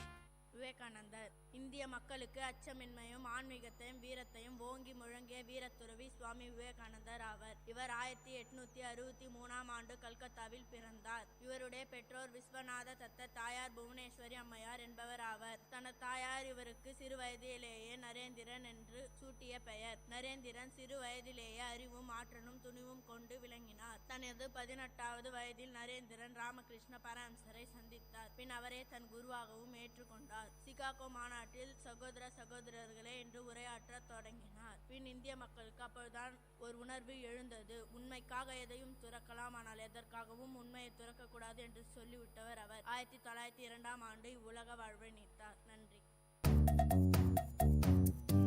நிகழ்ச்சியில் அடுத்ததாக காமராஜர் பற்றிய உரையை நிகழ்த்த வருகிறார் 9ஆம் வகுப்பு மாணவர் பிரசாந்த். இப்போது நான் காமராசரை பற்றி பேசப் போகிறேன். மனித குலத்திற்கும் நாட்டிற்கும் மருந்தொன்றாட்டி பாரத மக்களின் உள்ளங்களில் நிலையான இடத்தை பெற்றவர் காமராசர் ஆவார். சிறு வயதிலிருந்தே இவர் நாட்டு சேவைக்கென தம்மை அர்ப்பணித்துக் கொண்டார். தொண்டு என்பதற்கு உருமா விளங்கியவர் இவர். 1903 ஆண்டு ஜூலை 15ஆம் தேதியன்று விருதுநகரில் குமாரசாமி, சிவகாமி ஆகிய இணையருக்கு பிறந்தார். சிறு வயதிலிருந்தே தேசிய விடுதலை போராட்டத்தில் தம்மை ஈடுபடுத்திக் கொண்டார். காந்தியடிகளின் தலைமையின் கீழ் நடந்த போராட்டங்களில் இவர் கலந்து கொண்டார். அதனால் பல முறை இவர் சிறைக்கு சென்றார். இவருடைய தியாக உணர்வும் நாட்டுப்பற்றும் என் மனதை கவிழ்ந்தன. நாட்டு விடுதலை போராட்டத்தில் சாதாரண தொண்டனாக சேர்ந்து உழைப்பால் உழைந்தவர். இவர் ஏழை மக்களை கண்டு மனம் இறங்கியவர். அதனால் தான் 1954 ஆண்டு முதலமைச்சர் பதவியேற்றதும் கல்வி சிறந்த தமிழ்நாடு என்னும் பாரதியின் வாக்கினங்க வீதிதோறும் 2 பள்ளி என்றும் கூறும் அளவிற்கு பள்ளிகளை திறந்து அங்கு அனைவருக்கும் இலவச கல்வியை கற்று தந்தார். கல்வி கற்க வறுமை குறுகிடதனை கண்ட காமராசர் மதிய உணவு திட்டத்தை கொண்டு வந்தார். அதனால் பள்ளிகளுக்கு செல்லும் மாணவர்களின் தொகை அதிகரித்தது. கருவறை காமராசர் பேச்சை குறை, செயலை அதிகமாக்கு என்னும் தத்துவத்தை கடைபிடிப்பவர். இவர் அரசியல் மேதையாகவும் திகழ்ந்தார். பாரத நாட்டின் பண்பாட்டினை இவர் எந்நிலையிலும் விடாதவர். பெருந்தன்மை, எளிமை, வஞ்சனையற்ற உள்ளம், அஞ்சாமை ஆகிய பண்புகளின் உறைவிடம். பதவி பிடித்து இவரை எந்நாளிலும் ஆட்கொண்டதில்லை. விடுதலை போராட்டத்தில் கொடி பிடிக்கும் சாதாரண தொண்டனாக சேர்ந்த இவர் கொடிகட்டி ஆளும் உயர் அமைச்சர் ஆனார். ஏழை பங்காளர், கர்ம வீரர் காமராசர் என் இதயத்தில் வீட்டிற்கும் ஒரு தலைவர் ஆனார். இத்தகைய காரணங்களினாலே இவர் எனக்கு பிடிக்க முதல் காரணம். நன்றி, வணக்கம். பள்ளிக்கூடம் நிகழ்ச்சியில் அடுத்ததாக காந்தி பற்றிய உரையாடலை நிகழ்த்த வருகிறார் 8ஆம் வகுப்பு மாணவர் ராகுல். அனைவருக்கும் வணக்கம். நான் காந்தியை பற்றி பேசப் போகிறேன். இளமையில் காந்தி 1869 ஆண்டு அக்டோபர் 2ஆம் நாள் இந்தியாவில் உள்ள போர்பந்தர் என்னும் ஊரில் பிறந்தார். இவர் 13வது வயதிலேயே தன் வயதே ஆன கஸ்தூரிபாயை மணந்தார். சில நாட்களில் இவர் தனது 16வது வயதிலேயே தன் தந்தையை இழந்தார். பள்ளி படிப்பில் சுமாராக இருந்த காந்தி தனது 18வது வயதில் பள்ளி படிப்பை முடித்தார். 18வது வயதில் பாரிஸ்டர் எனப்படும் வழக்கறிஞர் பட்டத்துக்காக லண்டன் சென்றார். அங்கு வெற்றிகரமாக முடித்து பட்டம் வாங்கி தாயகம் திரும்பிய காந்தி பம்பாயில் சிறிது காலம் வழக்கறிஞராக வேலை செய்தார். அது வெற்றிகரமாக அமையாததால் தன் அண்ணனிடமான ராஜ்கோட்டிற்கு சென்றார்.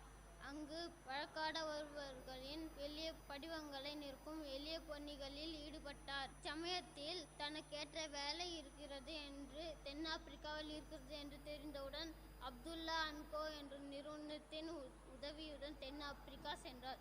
தென்னாப்பிரிக்காவில் காந்தி தென்னாப்பிரிக்காவில் தலப்பாகையை கற்றிக்கொண்டு வழக்காட சென்றார். அப்பொழுது அங்கிருந்த நீதிபதி தலப்பாகையை கட்டிவிட்டு நீ வெளியே போ என்று சொன்னார். இவர் விடுதலை போராட்டம், தீண்டாமை ஒழிப்பு, முழு மது விலக்கு ஆகிய போராட்டங்களை நடத்தினார்.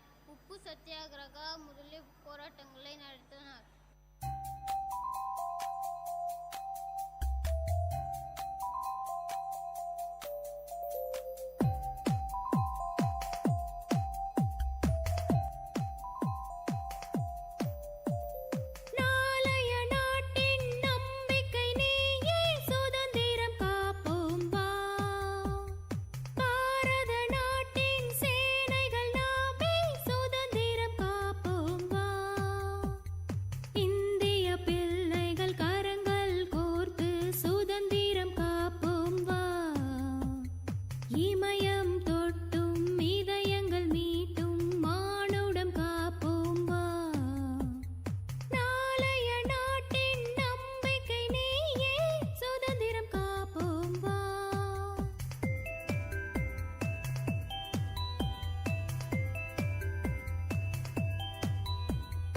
கேட்ட பாடலின் இசை முருகானந்தம்.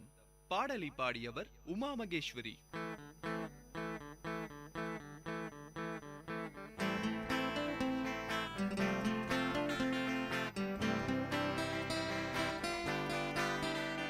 உங்கள் இல்லம் நுழைந்திடும், உங்கள் செவிகளை தீண்டிடும், உங்கள் மனதினை வருடவே பண்பலையாய் மலருதே. உங்கள் இல்லம் நுழைந்திடும், உங்கள் செவிகளை தீண்டிடும், உங்கள் மனதினை வருடவே பண்பலையாய் மலருதே. VIT 90.8 வேலூரில் நாங்கதாம்பே. VIT 90.8.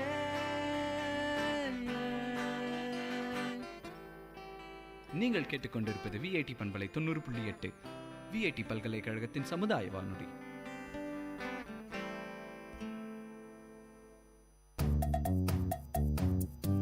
பள்ளிக்கூடம் நிகழ்ச்சியில் அடுத்ததாக உரையாடல் நிகழ்த்த வருகிறார்கள் 9ஆம் வகுப்பு மாணவர்கள் விக்னேஷ், பிரசாந்த், சரத். கோள்களுடன் பூமியை பற்றிய சில வார்த்தைகள். உரையாடல். உயிர்கோளம். உயிரினங்கள் தசாவதார தத்துவத்தின் அடிப்படையில் தான் தோன்றின. டார்வினின் பரிணாம வளர்ச்சியின்படி முதலில் உயிரினங்கள் நீரிலிருந்து தான் தோன்றின. கதிரவன் சுழன்ற சிதறி வந்த ஒரு பகுதி, அந்த பகுதி தான் பூமி. உயிரினங்கள் முதலில் நீரில் தான் தோன்றின. அவை படிப்படியாக நிற்பன, நடப்பன, ஊர்வன, பரப்பன, மனிதன் என வளர்ச்சி நிலைகளை பெற்றன. நிலத்தில் மட்டுமே உயிர்கள் வாழ இயலுமாதலால் அதனை உயிர்கோளம் என வழங்குகிறோம். ஆறறிவு பெற்ற மனிதன் உயிரினக்குன்றின் மணிமுடியாக வீற்றிருக்கின்றான். உயிர்கோளம் தன்னகத்தே பல இயற்கை காட்சிகளை கொண்டுள்ளது. உயிரிகளின் வாழ்க்கை இயற்கை சூழ்நிலைகளாகிய நீரையும் காற்றையும் கொண்டு நடைபெற்று வருகிறது. நிலத்தின் மேற்பரப்பில் 3/4 பங்கு கடலே சூழ்ந்துள்ளது. மனிதனுக்கு தேவையான உப்பு, தாது பொருள் முதலியவற்றை கிடைக்கின்றன. முத்து, பவளம், கிளிஞ்சல், கடற்பஞ்சு, சங்கு முதலிய பொருள்களையும் அளிக்கின்றது. பள்ளிக்கூடம் நிகழ்ச்சியில் அடுத்ததாக அதியமான் ஔவையார் உரையாடலை நிகழ்த்த வருகிறார்கள் 7ஆம் வகுப்பு மாணவர்கள் ஹரிகிருஷ்ணன் மற்றும் பிரகாஷ். அன்னையே நின்னையே தொழுதேன், தங்கள் வரவு நல்வரவாகுக, இருக்கையில் உட்காருங்கள். மகிழ்ச்சி மகிழ்ச்சி நிலா உலகம் போற்றும் நீடு புகழ் அதியா. உன் தொற்றம் வாழ்க, உன் புகழ் ஓங்குக. தங்கள் புகழுரைக்கு சிரம் தாழ்ந்து பணிகின்றேன். அன்னையே அரிதினும் அரிதான ஒரு பொருளை உங்களுக்கு அளித்து அழியா புகழ் பெற விரும்புகின்றேன். அரிதினும் அரிதான பொருளா? அஃது என அதனை அறிய நான் மிகவும் ஆவலுடன் உள்ளேன். அவ்வையே, இதோ அந்த அரிய பொருள் எடுத்து உண்ணுங்கள். என்ன இது, நெல்லிக்கனியா? ஆம் அவ்வையே, என் நெல்லிக்கனியை எளிதாக எண்ணிவிடாதீர்கள், சுவைத்து பாருங்கள். வாயிலிட்டு சுவைக்கின்றார். ஆ, என்ன சுவை, என்ன சுவை! இதனை நான் அமிர்தம் என்கிறார்களோ? இக்கனியின் இனிய சுவை என்றும் என் நினைவில் நிலைத்திருக்கும். இவ்வளவு சுவையான கனியை நீ உண்ணாமல் எனக்கு அளித்தது ஏன்? சொல்கிறேன் அவ்வையே, இந்நெல்லிக்கனியை உண்டவர் நெடுங்காலம் நீடுயி வாழ்ந்திருப்பர். அப்படியென்றால் நீ அல்லவா இக்கனியை உண்டிருந்தல் வேண்டும். மக்கள் குறிப்பறிந்து நிறைவேற்றுகின்ற நீ அல்லவா நெடுகாலம் வாழ்தல் வேண்டும். நரை மூதாட்டி ஆகிய எனக்களித்தேன். அன்னையே, அரசாட்சி செய்கின்ற என்னை விட அமுத தமிழில் அழகிய பாடல்களை என்னாலும் இயன்றும் நீங்கள் தான் இக்கனியை உண்பதற்கு தகுதியானவர். அதனால் நீங்கள் வாழும் நாள் வரை தமிழும் வாழ்ந்திருக்கும் அல்லவா? அதியா, உன் செயல் கண்டு யான் பெருமை அடைகின்றேன். தமிழ் மீது நீ கொண்ட பற்று என்னை பெருமை கொள்ள செய்கிறது. தரணி மீதில் தமிழ் உள்ளவரை நின் பெருமை நிலைத்திருக்கும். ஓங்குக நின் தாய்மொழி பற்று. மிக்க மகிழ்ச்சி. மீண்டும் ஒரு முறை தங்களை பணிந்து வணங்குகின்றேன். பள்ளிக்கூடம் நிகழ்ச்சியில் அடுத்ததாக நாடகத்தை வழங்க இருக்கிறார்கள் 8ஆம் வகுப்பு மாணவர்கள் தீபன், சந்திரசேகர், தருண்குமார், ஜெய், சந்தோஷ், கணேஷ். யானைப்பாகனே, இன்னும் என்ன தயக்கம்? விரைந்து செலுத்தி யானையை. தொலைந்து போகட்டும் என் எதிரி மலையமானின் பிள்ளைகள். உங்கள் உத்தரபடி ஆகட்டும் அண்ணா. இப்பொழுது அந்த மலையமானின் பிள்ளைகளை ஓய்த்து விட்டு வருகிறேன். அண்ணா அண்ணா, அங்கே பார், எவ்வளவு பெரிய யானை! அந்த யானையை காண எனக்கு அச்சமாக உள்ளது அண்ணா. தம்பி, அஞ்சாதே, அது பட்டத்து யானை, நம்மை ஒன்றும் செய்யாது. அப்படியென்றால் நம்மை நோக்கி ஏன் விரைந்து வருகிறது அண்ணா? ஆமாம் தம்பி, அதுதான் எனக்கும் விளங்கவில்லை. அருகில் வரட்டும், தொட்டு பார். யானைப்பாகனே, நிறுத்தி யானையை. யார் அது? ஓ, கோவூர்கிழாரா? வாருங்கள் புலவரே, எதற்காக நிறுத்தச் சொல்லுகிறீர்கள் யானையை? மன்னா, இதுவா உன் நீதி? ஒன்றும் அறியா பச்சிளங்குழந்தைகளை கொல்ல எவ்வாறு துணிந்தாய்? புலவரே, என்ன சொல்லுகிறீர்கள்? பகைவர்களின் பிள்ளைகளும் பகைவர்களே. அவர்களை அழிப்பதுதான் முறை. அவர்கள் வளர்ந்தால் எதிர்காலத்தில் என் இனத்தையே அழித்து விடுவார்கள் அல்லவா? இலைத்தாக முள்மரம் கொள்கை என உன் போன்ற புலவர் பாடி அதனை நீவீர் அறிந்திருப்பீரே. மன்னா, உன்னை மாபெரும் வீரன் என்று நினைத்தேன். ஆனால் மாபெரும் கோழையாக அல்லவா இருக்கிறாய். அந்த குழந்தைகளின் முகத்தை பார். அவர்களா உன் பகையாளிகள்? தம்மை யானை கொல்ல வருகிறது என்பதனை கூட அறியாமல் திகைத்து போய் நிற்கிறார்கள் பார். புலவரே, பாம்பு குட்டிகள் குட்டிகள் தம் என்றாலும் அதன் பற்களில் நஞ்சு இருக்கிறதா என்ன? கிளியே, புறாவுக்கும் பசுவுக்கும் உற்ற துயரத்தை போக்கிய சோழ மரபில் பிறந்தவன் நீ. இப்பிள்ளைகளோ வந்தோர்க்கு வாரி வழங்கும் வள்ளல் மரபில் பிறந்தவர்கள். இப்பிள்ளைகளை அழித்து அழியாத களங்கத்தை ஏற்படுத்தி கொள்ளாதே. அவ்வாறு செய்தால் நாளைய வரலாறு உன்னை தோற்றும். நான் சொல்ல நினைத்ததை சொல்லிவிட்டேன். பிறகு உன் விருப்பம். புலவர் பெருமானே, பெரும்பிழை செய்யவிருந்தேன். நல்ல நேரத்தில் வந்து என்னை காப்பாற்றினீர்கள். இப்பொழுதே அந்த பிள்ளைகளை விடுவிக்கிறேன். கமைச்சு மன்னா, நீ வாய்க, நின் கொற்றம் வாய்க. நேயர்கள் இதுவரை கேட்டது காங்கேயநல்லூர் திருமுருக கிருபானந்த வாரியார் அரசினர் ஆண்கள் மேல்நிலைப்பள்ளி மாணவர்கள் வழங்கிய பல்சுவை நிகழ்ச்சிகளை கேட்டீர்கள். இது உங்கள் விஐடி பண்பலை 90.8 விஐடி பல்கலைக்கழகத்தின் சமுதாய வானொலி.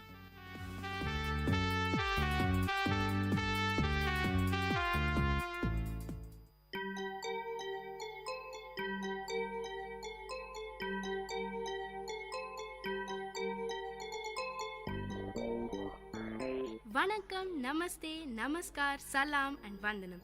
நீங்கள் கேட்டுக்கொண்டிருப்பது விஐடி பண்பலை 90.8.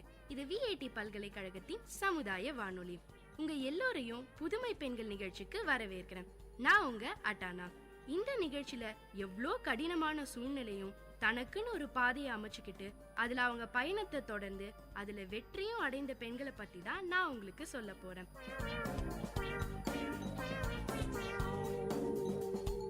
நம்மெல்லாம் அடிக்கடி பக்கத்துல உள்ள ஸ்டேட் பேங்க்கு போயிட்டு வந்துட்டு தாங்க இருக்கும். அங்க எவ்வளோ பெண்கள் வேலை பார்க்கறதையும் பாக்குறோம். ஒரு பெண்ணுக்கு குடும்பம், குழந்தைங்க, வீட்டு சூழ்நிலை, சமுதாயம்னு எந்த வகையில பிரச்சனை வந்தாலும் அதை சமாளிச்சுக்கிட்டு அவ்வளோ பணம் புழங்குற இடத்துல அவங்க கவனத்தை சிதற விடாம வேலைய பாக்குறாங்க.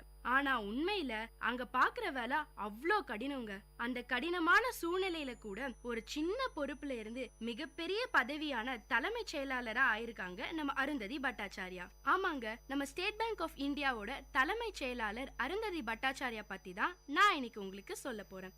1956ஆம் ஆண்டு மார்ச் மாசம் 18ஆம் தேதியில பிரத்யுமான் குமாருக்கும் கல்யாணி முகர்ஜிக்கும் ஒரு அழகான பெண் குழந்தை பிறந்தது. அவங்க தாங்க நம்ம அருந்ததி பட்டாச்சாரியா. இவங்க ஒரு பெங்காலி குடும்பமும் கொல்கத்தாவிலே பல காலமா வசிச்சு வந்த குடும்பங்கள் லிஸ்ட்ல இவங்க குடும்பமும் ஒன்னா. நம்ம அருந்ததி பட்டாச்சாரியாவோட அப்பா பிரத்யுமான் குமார் பிலாய் இரும்பு உருக்காயில, அதாங்க இந்த பிலாய் ஸ்டீல் பிளான்ட்னு சொல்வோமே, அதுல இன்ஜினியரா வேலை பார்த்துக்கிட்டு இருந்தாராம். அவங்க அம்மா கல்யாணி முகர்ஜியோ ஹோமியோபதி டாக்டராம். சரியான படிப்பாளி குடும்பம் அவங்க இவங்களது. இவங்க பிறந்தது வளர்ந்தது எல்லாமே கொல்கத்தாவிலே தானாங்க. சொந்த ஊர்லயே இருக்கிற பாக்கியம் எத்தனை பேருக்கு கிடைச்சிருக்கு. அந்த வகையில நம்ம அருந்ததி பட்டாச்சாரியா மேடம் ரொம்ப கொடுத்து வச்சவங்க. இவங்க பள்ளி படிப்பை சென்ட் சேவியர் ஸ்கூல் கொல்கத்தாவில படிச்சிருக்காங்க. அதுக்கப்புறம் ஜதாவ்பூர் யூனிவர்சிட்டில MA ஆங்கில இலக்கியம் படிச்சிருக்காங்க. காலேஜ்ல படிக்கிற காலத்துல எல்லாம் பேங்க்ல வேலைக்கு போகணும்னு எண்ணமே இல்லையாம். இவங்க காலேஜ்ல ஒரு நாள் நண்பர்களோட பேசிக்கிட்டு இருந்தப்போ பேங்க்ல ப்ரொபேஷனரி எக்ஸாம்னு ஒன்னு இருக்குன்னு தெரியுமாம் இவங்களுக்கு. அந்த எக்ஸாம்ல பாஸ் பண்ணிட்டா SBI-க்குள்ள நுழைஞ்சிடலாம்னு பேசிக்கிட்டு இருந்தாங்களாம். சரி, நம்மளும் தான் அந்த எக்ஸாமை எழுதி பாப்போமேன்னு நினைச்சாங்களாம். அவங்களுக்கும் ஸ்டேட் பேங்க் ஒரு பெரிய வங்கி, அதுல வேலை கிடைச்சா நிறைய சம்பளமும் சமூகத்துல ஒரு நல்ல மரியாதையும் அது மட்டும் இல்லாம மக்களுக்கு நேரடியா சேவைகளை செய்ய முடியும்னு தோணினதுனால அருந்ததி மேடமும் அந்த எக்ஸாமை எழுதினாங்களாம். இவங்க அந்த எக்ஸாம்க்கு உண்மையாகவும் கடினமாகவும் உழைச்சு பார்த்து நம்ம லக்கே இவங்க பக்கம் வீசிச்சாங்க. ஆமாங்க, நம்ம அருந்ததி மேடம் எக்ஸாம்ல பாஸ் பண்ணி ப்ரொபேஷனரி ஆபீசரா ஆயிட்டாங்களாம். இவங்க 1977ஆம் ஆண்டுல முதல்ல SBI-ல ப்ரொபேஷனரி ஆபீசரா காலடி எடுத்து வச்சதும் அலிப்பூர் பிரான்ச் கொல்கட்டால தாங்க. அப்போ அருந்ததி மேடமோட வயசு 22. அன்னைக்கு தொடங்கினவங்க தாங்க 36 வருடமா இதே SBI பேங்க்லயே தான் தொடர்ந்து வேலை செஞ்சுக்கிட்டு வராங்க. 2006ல லக்னோ பிரான்ச்க்கு ஜெனரல் மேனேஜரா ஆகியிருக்காங்க நம்ம அருந்ததி மேடம். ஆனா அந்த பதவியை ஏத்துக்காம வேலையை விட்டுடலாம்னு யோசிச்சாங்களாம். ஏன்னா பிறந்து வளர்ந்தது எல்லாம் கொல்கட்டா, குடும்பம் அமைஞ்சதும் கொல்கட்டால. இப்போ திடீர்னு ஊரை மாத்தினா பொண்ணுக்கு புது ஸ்கூல் தேடணும், அவ புது ஊருக்கு தன்னை பழகிக்கணும், இதெல்லாம் ரொம்ப கஷ்டம்னு நினைச்சு வேலையை விட்டுடலாம்னு யோசிச்சாங்களாம். எப்பவுமே ஒரு பெண் வேலையா குடும்பமானு வரும்போது குடும்பத்துக்கு தாங்க முக்கியத்துவம் கொடுப்பாங்கன்னு சொல்றதுக்கு நம்ம அருந்ததி மேடமும் ஒரு சாட்சி. இந்த ஒரு குழப்பத்துல இருந்து அவங்கள வெளியே கொண்டு வந்த நபர் MS வர்மா தான். 208 வருடமா இயங்கிட்டு வர ஒரு பேங்க்ல ஜெனரல் மேனேஜர் போஸ்ட்னா சும்மாவா? இவ்ளோ தூரம் பயணம் செஞ்சதுக்கு அப்புறம் இந்த நேரத்துல வேலையை விடுறதுங்கிற கேள்வியே உனக்கு வேண்டாம்னு நம்ம அருந்ததி மேடம்க்கு சொல்லியிருக்காரு. அது மட்டும் இல்லைங்க, அந்தந்த நேரத்துல நடக்க வேண்டிய எல்லாமே அதுவா தானா நடக்கும், அதனால எதையும் பத்தி கவலைப்படாம தைரியமா லக்னோக்கு கிளம்புன்னு அட்வைஸும் பண்ணாராம். இத கேட்டதும் நம்ம அருந்ததி மேடம்க்கு புது நம்பிக்கையே வந்துருச்சாம். அவங்களும் போஸ்டிங் ஆர்டரை வாங்கிட்டு சிங்கநடை போட்டு சிகரத்துல ஏறுன்னு லக்னோல போய் ஜெனரல் மேனேஜரா சேர்ந்துட்டாங்களாம். அதுக்கப்புறம் 2010ஆம் ஆண்டு நவம்பர் மாசம் டெபுட்டி மேனேஜிங் டைரக்டரா பதவி இவங்களை தேடி வந்துச்சாம். அப்படியே 2 வருஷம் ஓடிருச்சாம். மறுபடியும் 2 வருஷத்துக்கு அப்புறம் MD அண்ட் CEO போஸ்ட் கிடைச்சதாம். 2013ஆம் ஆண்டு ஆகஸ்ட் மாசம் ஸ்டேட் பேங்கோட CFO அண்ட் MD பதவி இவங்களை தேடி வந்துச்சாம். இப்படியே ஒவ்வொரு படியா வாழ்க்கையில முன்னேறி போயிட்டு இருந்த நம்ம அருந்ததி மேடம்க்கு 2 மாசம் கழிச்சு யாருமே நினைச்சு பார்க்காத ஒரு உயர்வான பதவி கிடைச்சுதாம். அவங்க கூடயே 3 ஆண்களும் அதே பதவிக்கு போட்டியா இருந்தாங்க. ஆனா அவங்க எல்லாரோடையும் சரிசமமா போட்டி போட்டு முதல் பெண் தலைமைச் செயலாளரா SBIல வலம் வந்துகிட்டு இருக்காங்க நம்ம அருந்ததி மேடம். நம்ம அருந்ததி மேடம் அந்நிய முதலீடு, நிலம் மீதான கடன், வீட்டு கடனுக்கான எளிதான வட்டி போன்ற பல பயனுள்ள திட்டங்களை SBIல தொடங்கி வச்சிருக்காங்க.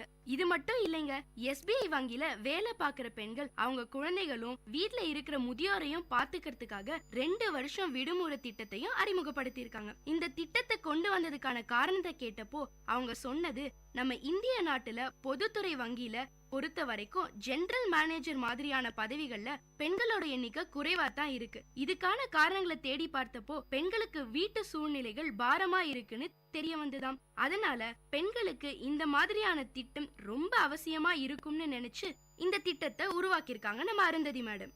இப்போ சமீபத்துல நடந்த டைம்ஸ் ஆஃப் இந்தியா நடத்திய பேட்டியில மக்களோட பணத்தை இன்னும் எப்படி நிர்வாகம் பண்ணலாம், அதை இன்னும் எப்படி பெருக்கலாம், அது மட்டும் இல்லாம SBIல நிறைய பேரை சேர்த்து இவங்க வழங்குற திட்டங்களை எடுத்து சொல்லி மக்களுக்கு SBI மேலான நம்பிக்கையை இன்னும் வளர்க்கணும்னு யோசிச்சுட்டு இருக்காங்களாம். அதுக்காக பல புது திட்டங்களையும் அமைச்சிட்டு இருக்கேன்னு சொல்லியிருக்காங்க நம்ம அருந்ததி மேடம். நம்ம அருந்ததி பட்டாச்சாரியா மேடம் தாங்க 24வது தலைமைச் செயலாளர். எல்லா ஆண்டும் ஃபோர்ப்ஸ் பத்திரிக்கை இந்தியாவின் முன்னணி பிசினஸ் பெண்கள்ல முதல் 50 பேர்வை தேர்வு செய்யும். இந்த பட்டியல்ல நம்ம அருந்ததி பட்டாச்சாரியா மேடம் இடம் பிடிச்சிருக்காங்க. இந்த வருஷத்துல பெரிய பிசினஸ் படிப்பெல்லாம் படிக்காம சாதாரணமா இங்கிலீஷ் லிட்டரேச்சர் படிச்சுட்டு இந்த இடத்துக்கு வந்திருக்காங்கன்னு நினைக்கும் போதே ஆச்சரியமா இருக்குங்க. ஒரு சின்ன வேலையில சேர்ந்து ஜெனரல் மேனேஜர் ஆனதுக்கு அப்புறம் வங்கியோட முழு செயல்பாட்டை தெரிஞ்சுக்கிட்டு வங்கியோட லாபத்தை அதிகப்படுத்தினாதான் ஊழியர்களுக்கு சம்பளம் தர முடியும்னு புரிஞ்சுக்கிட்டு வங்கியும் பாதிக்காம பொதுமக்களும் பாதிக்காம தனது சேவையை இவ்ளோ ஆண்டு காலமா செஞ்சுட்டு வர நம்ம அருந்ததி மேடம்க்கு உங்க எல்லார் சார்பாவும் நான் நன்றி சொல்றேன். அவங்க வெற்றிக்கான காரணத்தை கேட்டப்போ எல்லார் வாழ்க்கையிலயும் உயரமான இடம் ஒண்ணு காத்துக்கிட்டு இருக்கும். அதை ரீச் பண்றதுக்கு தொடர்ந்து ட்ரை பண்ணிக்கிட்டே இருக்கணும். அதை தான் நானும் செஞ்சேன்னு நம்ம எல்லாருக்கும் தெளிவா சக்சஸ் டிப் கொடுத்திருக்காங்க நம்ம அருந்ததி பட்டாச்சாரியா. இன்னும் பல புதுமையான மக்களுக்கு தேவையான திட்டங்களை கொண்டு வரணும்னு நம்ம அவங்கள வாழ்த்துவோம்.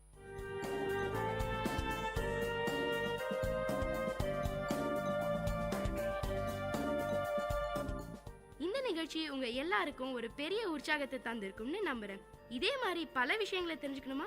அப்போ VIT பண்பலை 90.8 கேட்டுக்கிட்டே இருங்க.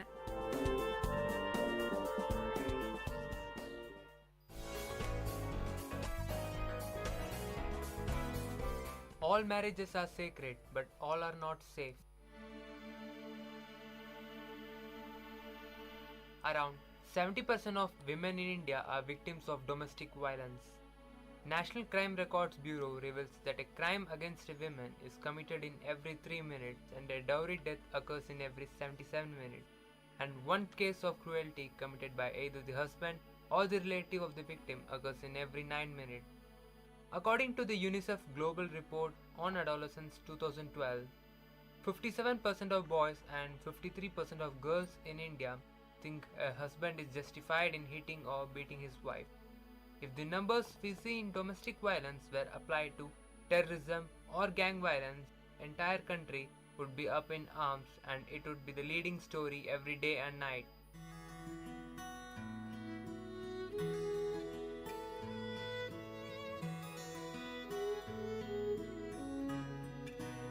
Latika belongs to a poor family of Dashpur village. She completed her graduation and is working as a teacher in a school in Mahanagar city. Raj, coming from a well-off family, is also working in the same school as a teacher. They both are in love and are planning to marry each other. Latika, my parents would like to see you to decide upon our marriage. We'll be coming tomorrow to your house. Okay, Raj, I'll make the arrangements. Raj, along with his family, comes to see Latika. Latika is very well brought up and a simple educated girl. She is the only educated girl from our village. I am happy to give my daughter to you, Raj. We'll take care of her, Papa. I never thought that my son would ever go for a love marriage. Even though we are agreeing for this marriage only because we are sure that you will give your daughter a handsome amount of money so that they can lead a happy married life. All that I have made is for Latika only. I will be happy if she is happy. We will be happy if you give us 1 lakh rupee and a two-wheeler. I will make sure that you will get it before the marriage. Marriage is over and the scene follows the next very day of marriage. Latika, how's the environment here? I know you will be homesick. No, Maji, I'm happy and I feel like being at home. After 1 month of marriage, Latika, where's my tea? Wait, Maji, I'm bringing it. Don't you know that I need my tea at 4 in the evening? Maji, sorry, I had to correct some answer sheets. It was a very urgent work. Here is your tea. Already a lot of work is pending. Raj comes back home. Latika, tea. I had just made tea for Maji and I have lots of work to do. Ask your mom to make it for you, please. Latika moves towards the study room. Why should I make tea for you? That's the reason I got you married. Latika is having a lot of work in school. Still, she manages to do all the household chores. If she can't do all this, then ask her to quit the job. Quit the job?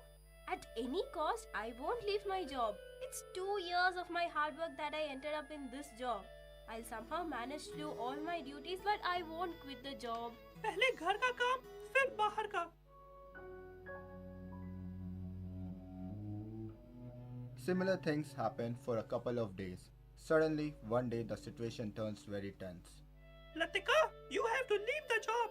Because you are not doing any household work and not taking care of my mom. She has become unhealthy and weak. I want you to quit the job. I did not know that you will also support your mom and go against me, Raj. I did not expect this from you. If you are so insistent, then okay, I'll quit my job. After 2 weeks, the whole family is in a monetary crisis. Latika, see, Raj's salary is not sufficient to run the house. You only asked me to quit the job, na? And now what do you expect me to do? Should I go on the streets and beg? How can you talk to me like this? Is this the way you talk to elders? We are facing crisis only because of you, and you will have to bring the money. What? This is ridiculous. Already my father has given you all his life savings. Now where will I get money from? I don't want to hear all that shit. Manage from anywhere. All I need is 30,000 by the end of this week. No, Maji, please don't do this to me. Already I have quitted the job for you people, for your happiness. My father is already in debt. No excuses. I need the money.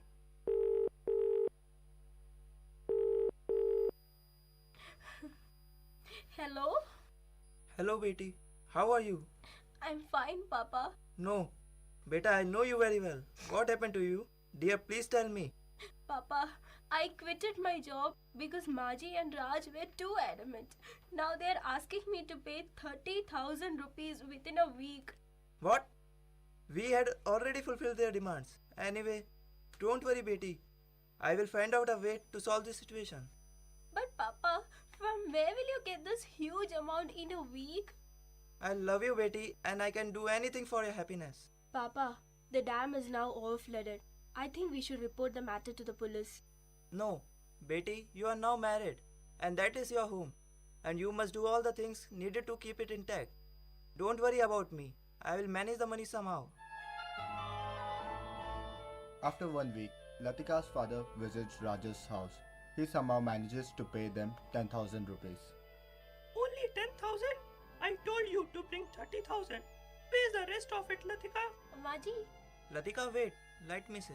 It is not Latika's fault. Sorry, I got this much money only. And for getting this much money, I have mortgaged my house, my field, everything. Now I don't even have a roof over my head to live. If you can't give 30,000, then take your girl with you. Raj, how can you say this? Your drama won't work here. Now stop crying and get lost. We don't need you here. Get out of my life. No, Raj. Please don't do this to me. I am sorry. It's my fault. Please don't punish my daughter. I will get you the money within 2 days. 2 days?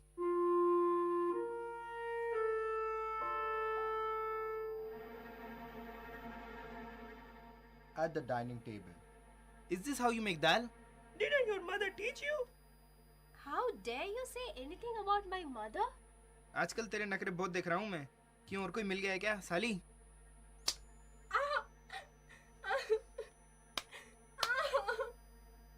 Latika got injured very badly.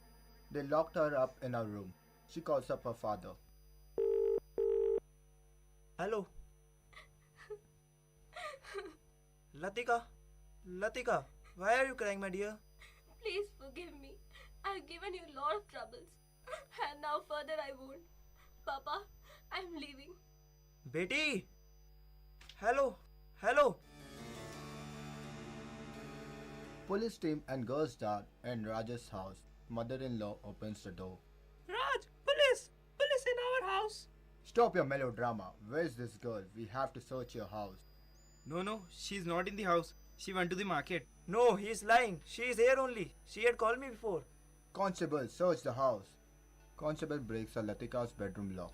Latika! Stay away from the crime scene. You both are under arrest.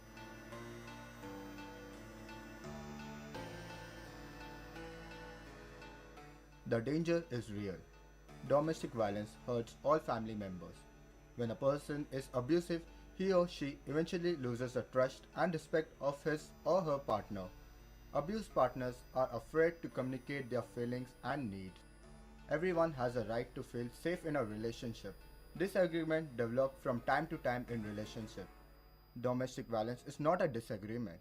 It is a whole pattern of behavior used by one partner to establish and maintain power and control over the other. These behaviors can become more frequent and intense over time.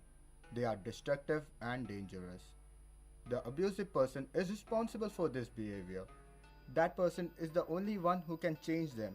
Don't wait until you and the one you love get hurt. You are not alone. Raise your voice. Patterns left uninterrupted can continue forever. Domestic violence is a pattern that unless something significant changes, it will go on and affect everyone around you, your friends, family, and your children. No man can know where he is going unless he knows exactly how he arrived at his present place.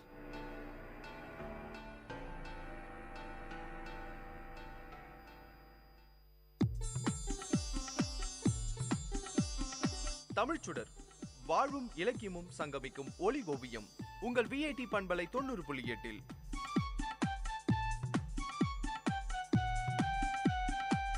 இன்றைய தமிழ் ஓவியம் தீட்டுபவர் ஜெயஸ்ருதி. வணக்கம். அன்போடு இயைந்த வழக்கு என்ப ஆறுயிர்க்கு என்போடு இயைந்த தொடர்பு. சற்று நேரம் கற்பனை உலகத்தில் சுற்றி வருவோமா? நாம் வாழும் இந்த உலகத்தையே கற்பனையில் வைத்து பார்ப்போம். பெற்றோர் தன் பிள்ளைகளை வெறுக்கின்றனர். அண்ணன் தம்பியையும், தம்பி அண்ணனையும், அக்கா தங்கையையும், தங்கை அக்காவையும் வெறுக்க தொடங்கிவிட்டனர். இவ்வாறே மக்கள் அனைவரும் ஒருவரை ஒருவர் வெறுக்கின்றனர். மக்கள் மட்டுமா? விலங்குகளும் பறவைகளும் ஒன்றை ஒன்று வெறுக்க தொடங்கிவிட்டன. அப்பொழுது இந்த உலகம் எப்படி இருக்கும்? எங்கும் குழப்பம், எங்கும் கலவரம், அழிவு. இவற்றை தவிர வேறு ஏதேனும் நிகழுமா? எப்படி இருக்க முடியும்? ஒருவரை ஒருவர் வெறுக்கத் தொடங்கியதுமே அமைதியும் மகிழ்ச்சியும் ஓடி மறைந்து விடுமே. ஆனால் உண்மையில் இந்த உலகத்தில் எல்லா இடங்களிலும் ஒரே சமயத்தில் இந்த நிலைமை இல்லை. இது எதனால்? தங்களுக்கு தெரிந்தோ தெரியாமலோ பெரும்பாலானோர் ஒருவர் மீது ஒருவர் அன்பு செலுத்துகின்றனர். இந்த அன்பென்கின்ற உணர்வு நாட்டிலும் காட்டிலும் நிலவுவதால் தான் இந்த உலகம் அழியாமல் இருக்கின்றது. இன்று உலகின் சில இடங்களில் போரும் பூசலும் குழப்பமும் கொந்தளிப்பும் பகையும் இருக்க காரணம் என்ன? அந்த இடங்களில் அன்புணர்ச்சி குறைந்திருப்பதுதான்.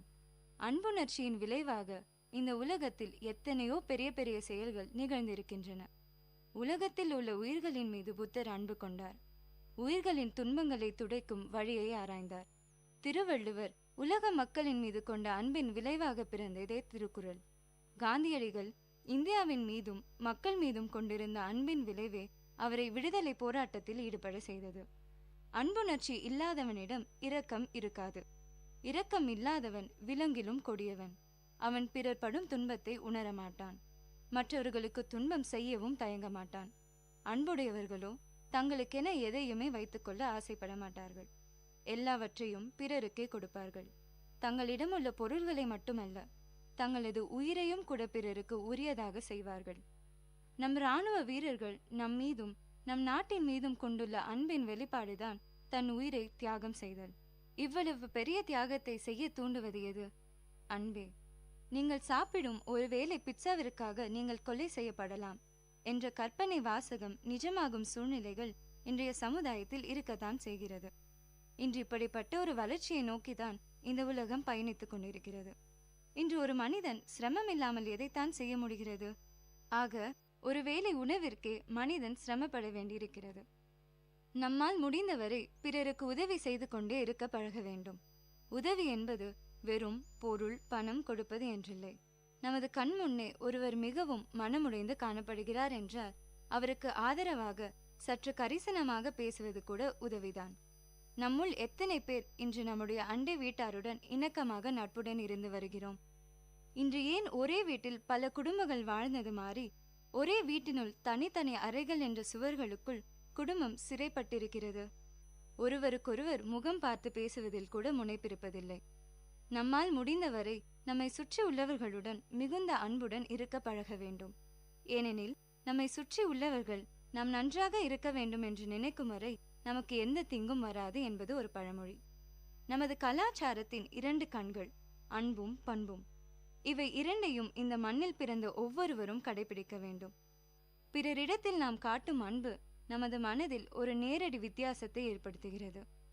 இன்னமும் ஒரு திரைப்படத்தை பார்த்து கண்ணீர் சிந்துகிற எத்தனையோ மக்கள் நம்மிடையே இருக்கின்றனர். அந்த கண்ணீர் கூட அந்த கதாபாத்திரத்தின் மீது கொண்ட ஒரு அன்பின் வெளிப்பாடுதான். ஆக ஒரு பிம்பத்தின் மீது நம்மையும் அறியாமல் அன்பு வெளிப்படுகிறது. அன்பின் அழகு அதனை வெளிப்படுத்துவதன் மூலமே இருக்கிறது. எனவே நம் ஒவ்வொருவரின் மனதிலும் உறங்கி கிடக்கும் அன்பை எந்த தடையுமின்றி வெளிப்படுத்த வேண்டும். ஆகவே இந்த உலகத்தில் பொருந்தி வாழ்வதற்கு பயன்படும் ஒரே துணை அன்பே என்பதை இனியும் விளக்கி கூற வேண்டுமா? அன்பு செல்வமின்றி வாழ்க்கை பயணம் தொடங்குபவர் எந்த நன்மையையும் அடைய மாட்டார். உடம்பின் உள்ளே இருந்து செயல்படக்கூடிய ஒரே உறுப்பு அன்பு. அன்பே மற்ற உறுப்புகளை பயனுள்ள வழியில் இயங்க செய்கிறது. அது இல்லாவிடில் மற்ற உறுப்புகள் தத்தம் விருப்பம் போல் இயங்கும். நன்மை தீமைகளை பார்க்காது. இத்தகைய உண்மைகளை உணர்ந்த காரணத்தாலேயே நம் முன்னோர்கள் கடவுளை அன்பு வடிவாக கொண்டனர். அன்பென்னும் இந்த அருமையான செல்வத்தை பெற்றுள்ளவனே இறைவனை தன் மனதில் இருத்தி வைப்பவன் ஆவான். இதையே வள்ளுவர் அன்போடு இயைந்த வழக்கு என்ப ஆருயிர்க்கு என்போடு இயைந்த தொடர்பு என்கிறார். அன்பு செலுத்துவோம், ஒரு வலிமையான சமுதாயத்தை உருவாக்குவோம். சிந்தியுங்கள், செயல்படுங்கள். நன்றி.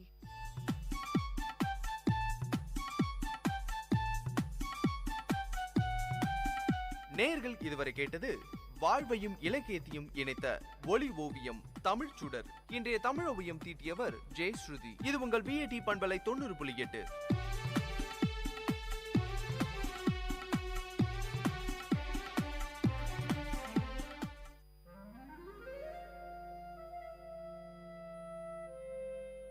It's story time.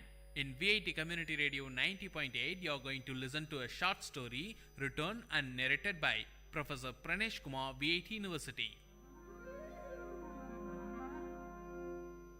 Title of the story: The Changes of Time. Time, the fastest and cruelest magician, did not spare her. I gazed at her for a long time. Mashing betel leaf, preparing pan, she did not notice me. With great seriousness and much care, she opened a small box lying beside her. From it, she took a polythene bag and carefully unwinded it, took out a pinch of tobacco, and crushed it along with other ingredients. 70% of her hair has lost its color. My curiosity about her grew more and more as I sat there inhaling the fresh smell of pan. I must talk to her, I said to myself. I got up and found a suitable place beside her. She smiled at me with her toothless gums, while her hands were busy rearranging the contents in the pan box. The skin of her arm seemed coarse like the epidermis of an old tamarind tree. She herself was like an old tree that had witnessed many springs and summers. Dressed in a white saree and without a blouse, she looked like a typical old woman from South Tamil Nadu. Each time she moved her head, her heavy pampadums, these are nothing but ornaments meant for the ear, moved to and fro rhythmically. She must not have felt the unease, used as she was to those two pampadums from her early teens. They were huge pieces of gold ornament, different shapes, cubes, circles, triangles, and horseshoes closely packed with the usual wax stuffing. She could often be seen seated on the veranda of that old house with tiled roof. Nobody knew her name. People called her member's wife since her husband became a panchayat member. Being the senior-most person in the area, people from the surrounding area called her great-grandma in respect. She lived with her younger son's family. We both gazed at each other until I broke the ice by asking her about the tattoo on her arms. She had tattooed the picture of a peacock across her biceps. The peacock had lost its vigor as the skin that supported it has withered. For a fraction of a second flashed across my mind the modern tattoos that movie artists and DJs have on them. I asked her the intention behind her tattooing and why a peacock. She opened her mouth carefully, holding her head upwards so that the pan from her mouth did not spill. Son, while we live, we earn many things and lose many things. But we can never take anything to the grave except this tattoo. She stressed that none could snatch it away from her. Saying this, she carefully spat out the pan juice. I was taken aback by the philosophical attitude she had for a simple tattoo. Her immediate and sharp answer was impressive, but her reply to my next question was only a stale smile. It was about her age. Might be she did not know her exact age, or she did not wish to reveal it. I don't know for sure. I did not question her anymore, but she started talking. She murmured the names of Tamil months: Thai, Margari, Pankini, Chittirai. It will rain today, she said to herself. She must have observed the casual smile and expression on my face. She continued, I am sure it usually rains on the final day of Mandakiyat festival. It's a local temple festival of South Kanyakumari, but only if the deity is pleased. She seemed to have memorized the dates of local festivals and the names of local deities. Soon she was interrupted by her daughter-in-law approaching her with a tumbler of tea. Placing the tea beside her mother-in-law, she disappeared into the house. Spitting out the remaining pan from her mouth, the great-grandma stared into the tea for a while. With a deep sigh, she lowered her voice to speak again. Today's women are indolent. They don't know the pleasure of working. They enjoy only staring at the television for hours together. When we were young, we never had the time to stare at anything. We took great pleasure in working for the family. During harvest season, my husband and I used to join the workers to make things easy. He worked hard till his end. There was a great pause. We used to work in full swing throughout the season. During the tamarind season, I buried myself in hectic work. Shelling the tamarind was my prime job then. My daughter and younger brother shared the work with me. We used to divide the heap of tamarind among ourselves and were confined to labor even till after midnight until our share of work was totally completed. Piercing out the seed from the ripe tamarind was the next task. Our happiness knew no bounds since the work was completed in the midst of the heaps of mangoes and jackfruit and other festive eatings. Hearing this from her, I said to myself that she is not aware of the multi-dimensional task that today's women handle. So much for the joys of an uncluttered childhood, she continued. Apart from all this, I had the regular task of preparing palm jaggery from palm juice.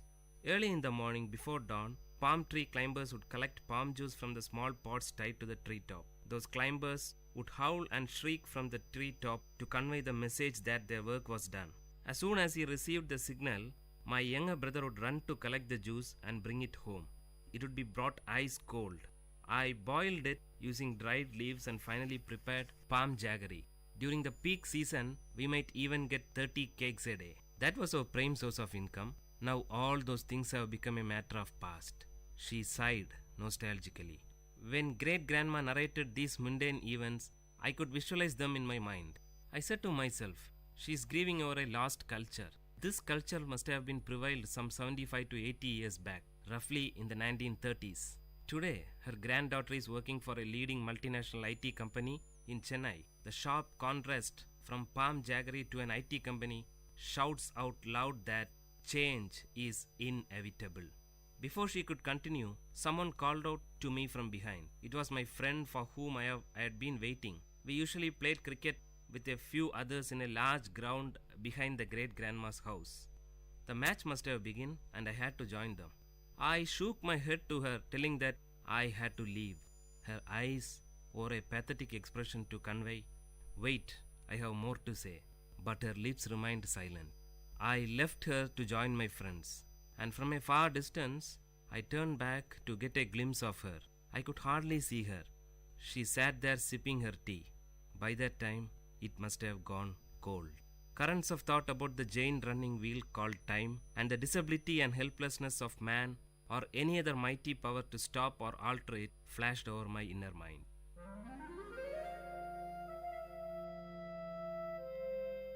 Dear listeners, you had listened to a short story written and narrated by Professor Pranesh Kumar, VIT University, in VIT Community Radio 90.8.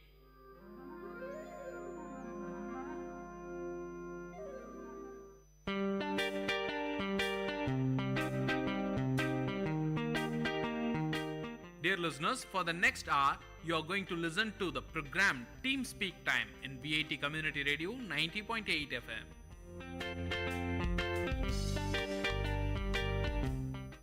விவசாயி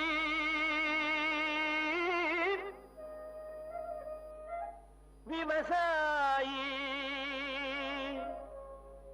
கடவுள் என்னும் முதலாளி கண்டெடுத்த VIT வேளாண் துறை மற்றும் VIT சமுதாய வானொலி இணைந்து வழங்கும் தினம் ஒரு வேளாண் செய்தி. வணக்கம் நேயர்களே, நீங்கள் கேட்டுக்கொண்டிருப்பது விஐடியின் பண்பலை 90.8 விஐடியின் சமுதாய வானொலி. நான் உங்கள் குணப்பிரியா, விஐடியின் வேளாண் துறை மாணவி. இன்றைய தினம் ஒரு வேளாண் செய்தி. தினம் ஒரு வேளாண் செய்தியை தெரிஞ்சுக்கிறது நமக்கு ரொம்பவும் நல்லதுங்க. அந்த வேளாண் குறிப்பை நான் ஒரு கதையாக சொல்ல போகிறேன். ஒரு நாள் ஒரு விவசாயி தினம் அவர் வயலுக்கு போய் அந்த வயலை சுற்றி பார்த்துட்டு வர்றது அவருக்கு ஒரு தினசரி ஒரு வேலையாக இருந்ததுங்க. அந்த வயலை பார்த்தா பச்சை பசேன்னு அழகாக பச்சை கலரில் ஒரு போர்வை போத்தின மாதிரி அவ்வளோ அழகாக இருக்குமாங்க. காற்றுல அசைஞ்சாடுற அந்த நெல் பயிரை பார்த்தா அவ்வளோ அழகாக இருக்குமா. இந்த அழகு எல்லாமே அந்த விவசாயி ரசித்து பார்த்துக்கிட்டு இருந்தாராம். அந்த நேரத்தில் அவருக்கு ஒரு அழுக குரல் கேட்டுச்சான். என்ன ஏதுன்னு திரும்பி பார்த்தா அந்த இடத்துல ஒரு நெல் பயிர் அழுதுகிட்டு இருந்ததை அவர் பார்த்தாராம்.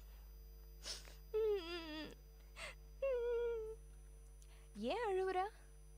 எனக்குள்ள ஏதோ நிறைய மாற்றம் நடக்கிற மாதிரி எனக்கு தெரியுது. புழுவெல்லாம் என்னோட பயிரில் தொலை போட்டு நிறைய நாசம் விளைவிச்ச மாதிரி எனக்கு தெரியுது. என் நெற்கதிரில் வளர்ச்சியே இல்லை. என் இலை எல்லாமே வெங்காய இலை மாதிரியே காட்சி அளிக்குது. எனக்கு என்ன பண்ணுறதுனே தெரியல.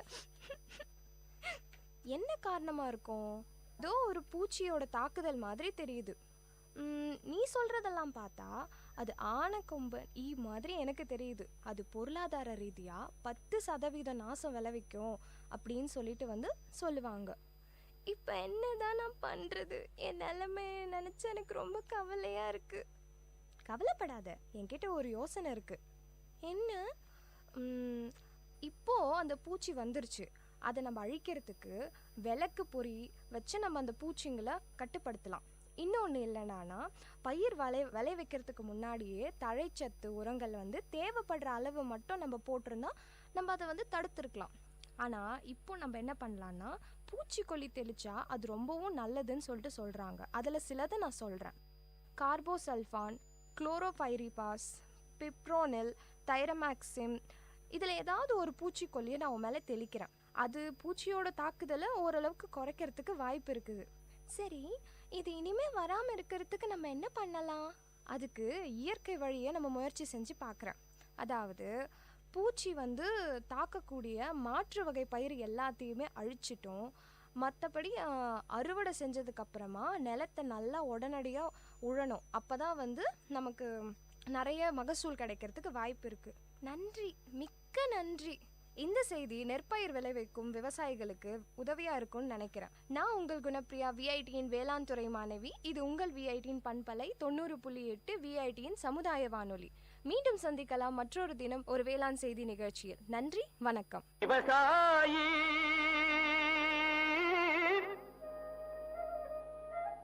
விவசாயி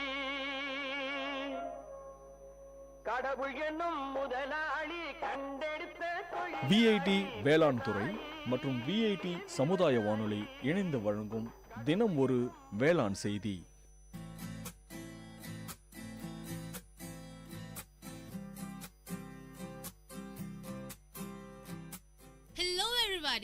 हेलो एवरीबॉडी, आप सुन रहे हैं वीआईटी कम्युनिटी रेडियो 90.8 एफएम और ये है आपका brand new show learning German. मैं हूँ आपकी होस्ट श्राव्या और मैं हूँ आपका होस्ट एंड दोस्त हिमांशु मंघानी।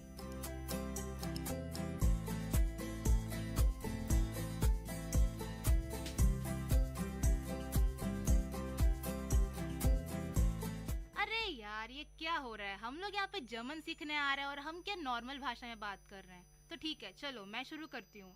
Ich bin Shravya. ओह, तुमने अगर जर्मन में खुद को इंट्रोड्यूस किया है तो मैं भी अपने आप को जर्मन में इंट्रोड्यूस करता हूँ। Ich bin हिमांशु मंघानी और मैं हूँ हिमांशु मंघानी। तो श्राव्या, आज हम क्या करने वाले हैं? भाई, हमने तो लास्ट शो में बोला था कि हम बहुत सस्पेंस लाने वाले हैं, तो इस शो तो बहुत थ्रिलिंग होने वाला है। तो आई गेस हम सीधा जाएंगे WH सेंटेंसेस पर। WH क्वेश्चन में ऐसा क्या थ्रिल है? अरे, तुम्हें कुछ पूछना है किसी से या कुछ बताना है तो तुम कैसे बताओगे? WH बिना यूज करके बताओ मुझे। WH बिना यूज करे कौन बता सकता है श्राव्या, बट इसमें ऐसा थ्रिलिंग क्या है? अरे, कुछ नया सीखने को मिलेगा, वही थ्रिल है। ओके, हम अप्रिशिएट करते हैं श्राव्या की पॉजिटिविटी को। लगता है लिसनर्स भी अच्छी तरह से इसको सुनेंगे, समझेंगे। और हमारा ये एपिसोड 4 जो कि क्वेश्चन टैग के ऊपर है, तो शुरू करते हैं। सबसे पहले हम छोटे छोटे शब्द, छोटे छोटे वर्ड्स आपको जर्मन में बोलना सिखाएंगे, जैसे कि where, from where, to where, why और ऑल, ये सारी चीजें। तो सबसे पहले वेयर को क्या बोलते हैं श्राव्या? वेयर को बोलते हैं वो, WO, वो राइट। सो वेयर को बोलते हैं वो। और फ्रॉम वेयर को? Where you're coming from, मतलब उसको हम बोलते हैं वोहर, WOHRE, वोहर। और टू वेयर को? वोहिन। अच्छा, ये थोड़ा मतलब पोएटिक टाइप है। वो जैसे वोयर था, फ्रॉम वेयर यानी वो हर, वो ही है, पर उसमें हमने हर और जोड़ दिया। It's WOHER। HRE Himanshu, HRE। अच्छा, मैंने गलत लिख रखी है स्पेलिंग। नहीं, वोहर है। ओके, मैंने स्पेलिंग गलत लिख रखी है, चूक हो जाती है। सही। और जैसा कि हम हमेशा बोलते हैं कि आप अगर बोलेंगे गलतियां करेंगे, बट गलतियों से ही आप सीखेंगे। और सच्ची जो गलती करके सीखता है इंसान, उसको जल्दी से जल्दी वो चीज ज्यादा समझ आती है और याद भी अच्छी तरह रहती है। हाँ, जैसे कि हम बोल रहे हैं, हमें याद हो रही है कि मैंने जैसे गलती अभी वो हर बोला, वो हर मतलब कुछ नहीं होता, वो हर, यही अब सही बोला मैं? हाँ, सही बोला। ओके, तो इसका मतलब है फ्रॉम वेयर। हाँ, और देखिए गलती से मुझे याद आ गया हिमांशु का साई सी वाला मिस्टेक, मुझे अभी तक याद है। सही है। साई और सी, जी है वो, ना ही साई है। हाँ, जी, ना ही साई है ना ही सी है, वो जी है। बढ़िया, काफी अच्छा चल रहा है। गुड। तो चलिए, अभी वेयर टू को हम वोहिन बोलते। वेयर टू को वोहिन, जैसे कि ये पूरा पीरियोडिक है। वेयर यानी वो, फ्रॉम वेयर वोहर, और वोयर in to where, right. Okay, cool. 3 शब्द सीख गए, बढ़िया। अरे यार, 3 से क्या, हम काफी नहीं है और बहुत कुछ सीखना है हमें। हाँ, जरूर। चलो, अब वॉट को क्या बोलते हैं श्राव्या? वॉट को बोलते हैं वॉस।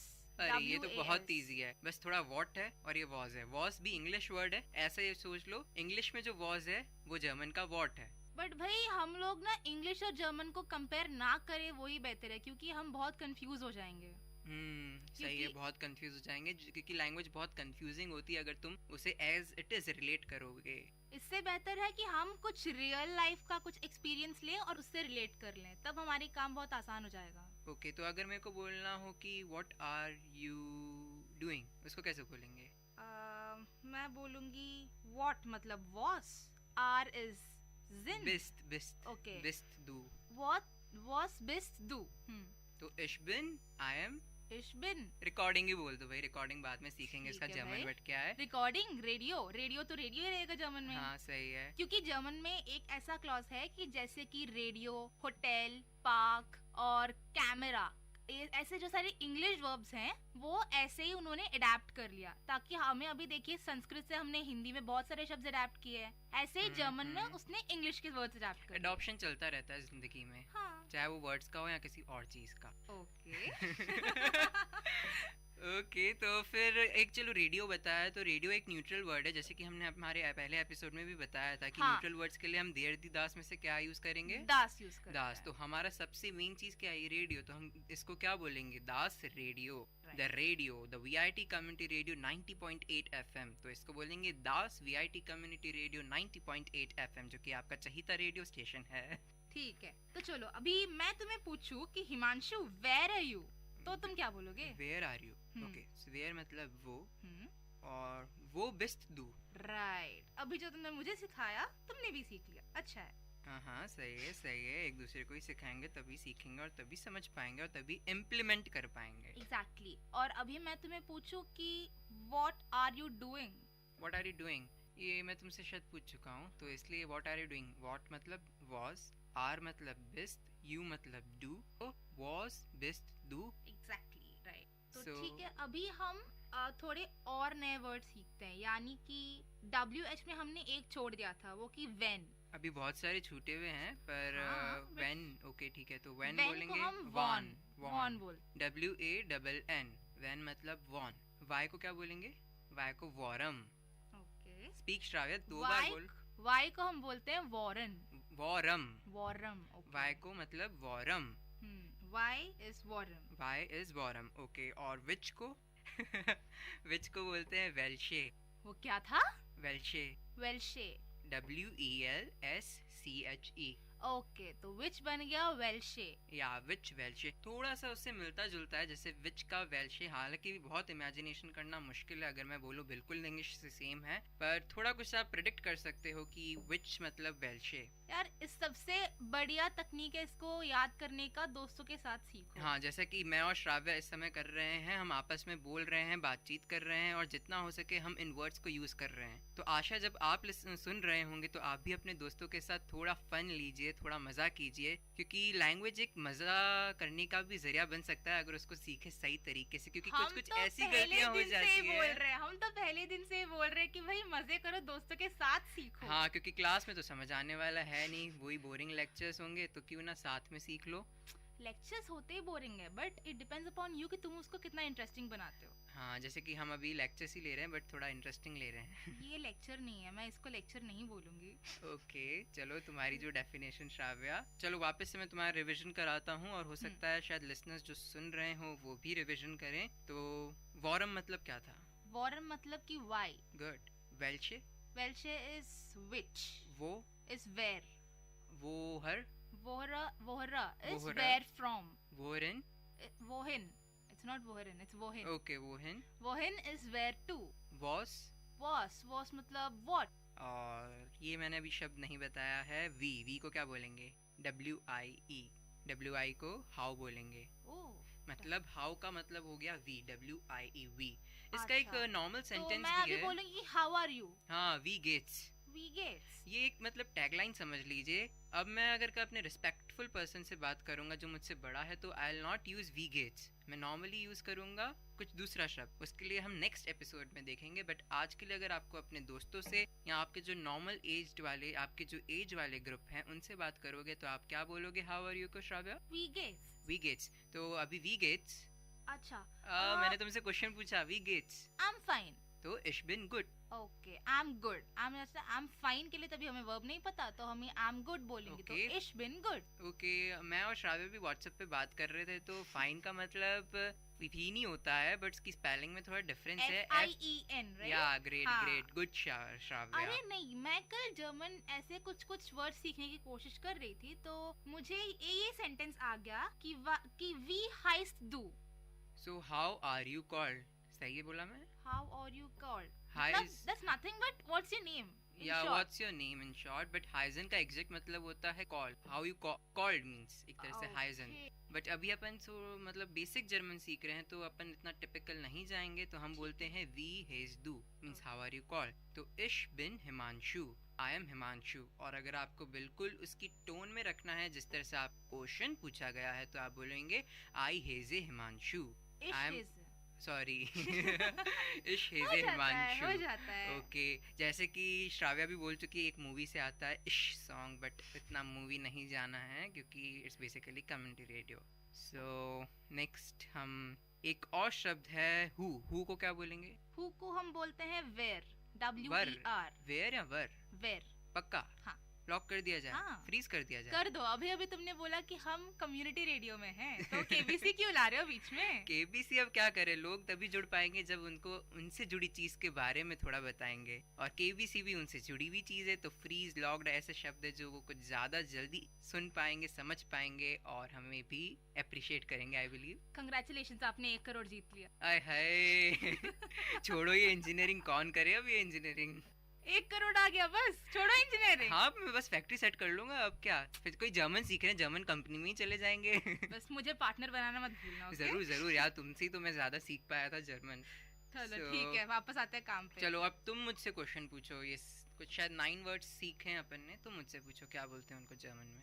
अच्छा हिमांशु, अब ये बताओ कि वो को क्या बोलते हैं? वो को इंग्लिश में हम क्या बोलते हैं? वेयर। ओके। From where? वोर। वोर, ओके। To where? वोइन। वोइन, राइट। अभी व्हाट? वॉस, राइट। हु? हु मींस वर, WER। फाइन, इट्स वो वर नहीं, इट्स वेयर। वेर, राइट। वेर, राइट। हाउ? वी गेट्स, ये कैसे भूल सकते हैं, ये तो टैगलाइन है, हाउ आर यू, वी गेट्स। और वाई? वाई मींस वॉरम तो वेन होता है, वाई मैं भूल गया यार, वापस बताओ। नहीं, वॉरम वाई ही होता है। okay. और वॉन वेन होता है। अच्छा, तो इसको ऐसे कर सकते हैं, वेन पहले W और N है, तो वॉन में भी W और N है लास्ट में, तो इसलिए वॉन इक्वल टू वेन, और वॉरम मींस वाई। अब ये बोल दो कि विच का क्या है? वेल्शे। वेरी गुड, वेल्शे। ये कैसे याद रख सकते हैं इसको, वेल्शे? विच पता नहीं यार, बहुत बार देख लिया तो याद है, तुम बताओ कोई ट्रिक हो तो। ठीक है, अब तक तो कोई ट्रिक याद नहीं है, अगर कुछ याद आ जाएगा तो अगले शो में बता दूंगी। जरूर जरूर। तो चलो अब थोड़े सेंटेंस से पूछ लेते हैं, मैं तुमसे कुछ क्वेश्चन पूछता हूँ और तुम बताओ इसका इंग्लिश में क्या मीनिंग है। ठीक है, स्टार्ट करें। हाँ। वी हेस्ट डू। वी हेस्ट डू, वी का मतलब है हाउ, गेस, so it's nothing but how are you. No, तो वी हेस्ट डू, हाउ आर यू कॉल्ड। अच्छा हाँ, सॉरी भूल गई। हाउ आर यू इज वी गेस, या सो हमने यू ऐड कर दिया, तो वी हेस्ट डू, how are you called. How are you मतलब वी गेट्स, स्पेलिंग इसमें GEHTS है, पर मैंने तुम्हें बोला वी हेस्ट डू। हेस्ट मैंने यूज किया है इस केस में, यानी HEI और फिर SS और फिर T। अरे वो हेस्ट नहीं है, वो हाइस्ट है। ओके, तो वी हाइस्ट डू। ओके, सो इट्स वी हाइस्ट डू, माय बैड। Your bad. और तुम मुझे अभी डांट रहे थे। मैं डांट नहीं रहा था यार, मैं तुम्हें समझा रहा था यार, डांटना अलग होता है। मुझे बहुत सुबह डांट पिटी थी। वो क्यों? पता नहीं, लेट हो गया था, टीचर ने बाहर निकाल दिया, और फिर बाद में मेरे को बस हर रोज की कहानी है भाई, हर रोज की कहानी हो तो वी हेज डू, इसको मैं चाहूंगा तुम जर्मन में बोलो। ओके, मतलब इसका आंसर जर्मन में बोलो। वी हाइज डू मतलब हाउ आर यू कॉल्ड। तो I am called Shravya, so my name is Shravya, तो इश बिन श्राव्या, या फिर इश हाइजे श्राव्या। इश हाइजे श्राव्या। वो वुंस डू, वो वुंस डू इज वो मतलब where, so where are you working, क्योंकि वोन का मतलब है काम करना। नो, अर्बाइटे इज वर्क करना। हाँ, वोन्स तो मतलब स्टे, वेयर यू स्टे।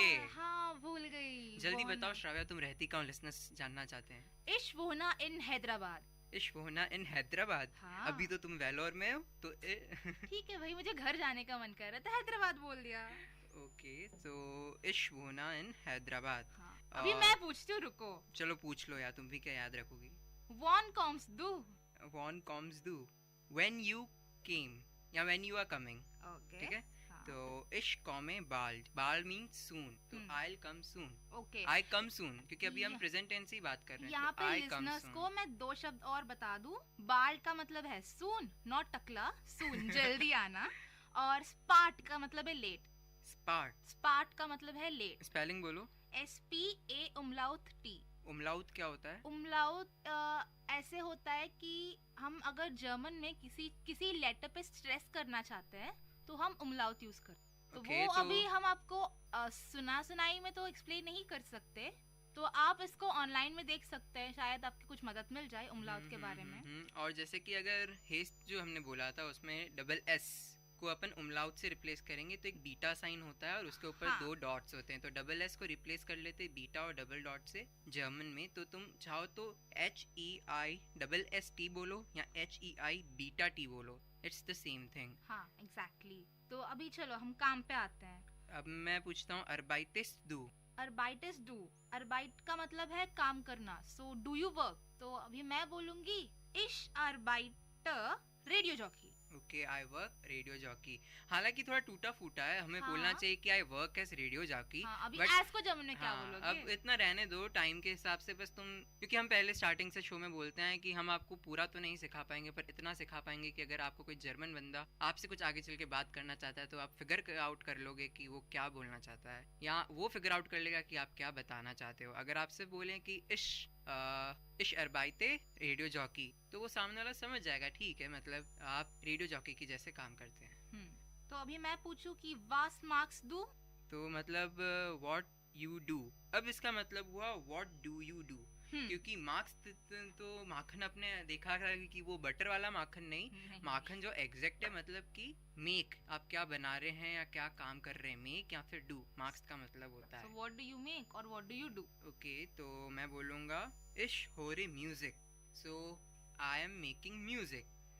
हो रे नहीं, तुमने मेरे को गलत को सही कैसे बोल दिया श्राव्या तुमने? हो रे का मतलब ये नहीं होता। हो रे का मतलब है to listen. Yeah, good. I am listening to music. इश हो रे म्यूजिक। तो आगे बढ़ते हैं। तो अच्छा चलो, इतने क्वेश्चन पूछ लिए तो मैं तुम श्राव्य एक पर्सनल क्वेश्चन पूछूंगा। बिस्ट दू ग्लूकिश। यस, उसका मतलब तो ये है कि आर यू हैप्पी। सोचा है कि हमारे लिसनर्स भी ग्लूकिश होंगे, यानी कि हैप्पी फील कर रहे होंगे, तो अपन लिसनर से बहुत फोर्सफुली पूछते हैं, ठीक है ना, अच्छी तरह से पूछते हैं। दोनों साथ में बोलेंगे 1 2 3 गो। बिस्ट दू ग्लूकिश। तो मैं तो यही जवाब सुना चाहती हूँ कि या इश बिन ग्लूकले। ओके, तो आई am good means yes I am good. हमने यस और नो अगर आपको आंसर बोलना हो तो यस के लिए बोलते हैं जा नहीं, जा मतलब तो इसकी स्पेलिंग होती है JA, बट हम बोलते हैं या मीन्स यहाँ से गले से निकलना चाहिए, एपिग्लॉटिस या। और तो या इश बिन ग्लूकलिश मीन्स आई एम हैप्पी। और नो को हम बोलते हैं 9। थोड़ा ध्यान रखिए, 9 इंग्लिश में है नंबर 9 हिंदी का, नंबर 9 को बोलेंगे जर्मन में 9, पर वही अगर आपको नहीं बोलना है तो जर्मन में 9, इंग्लिश वाला 9।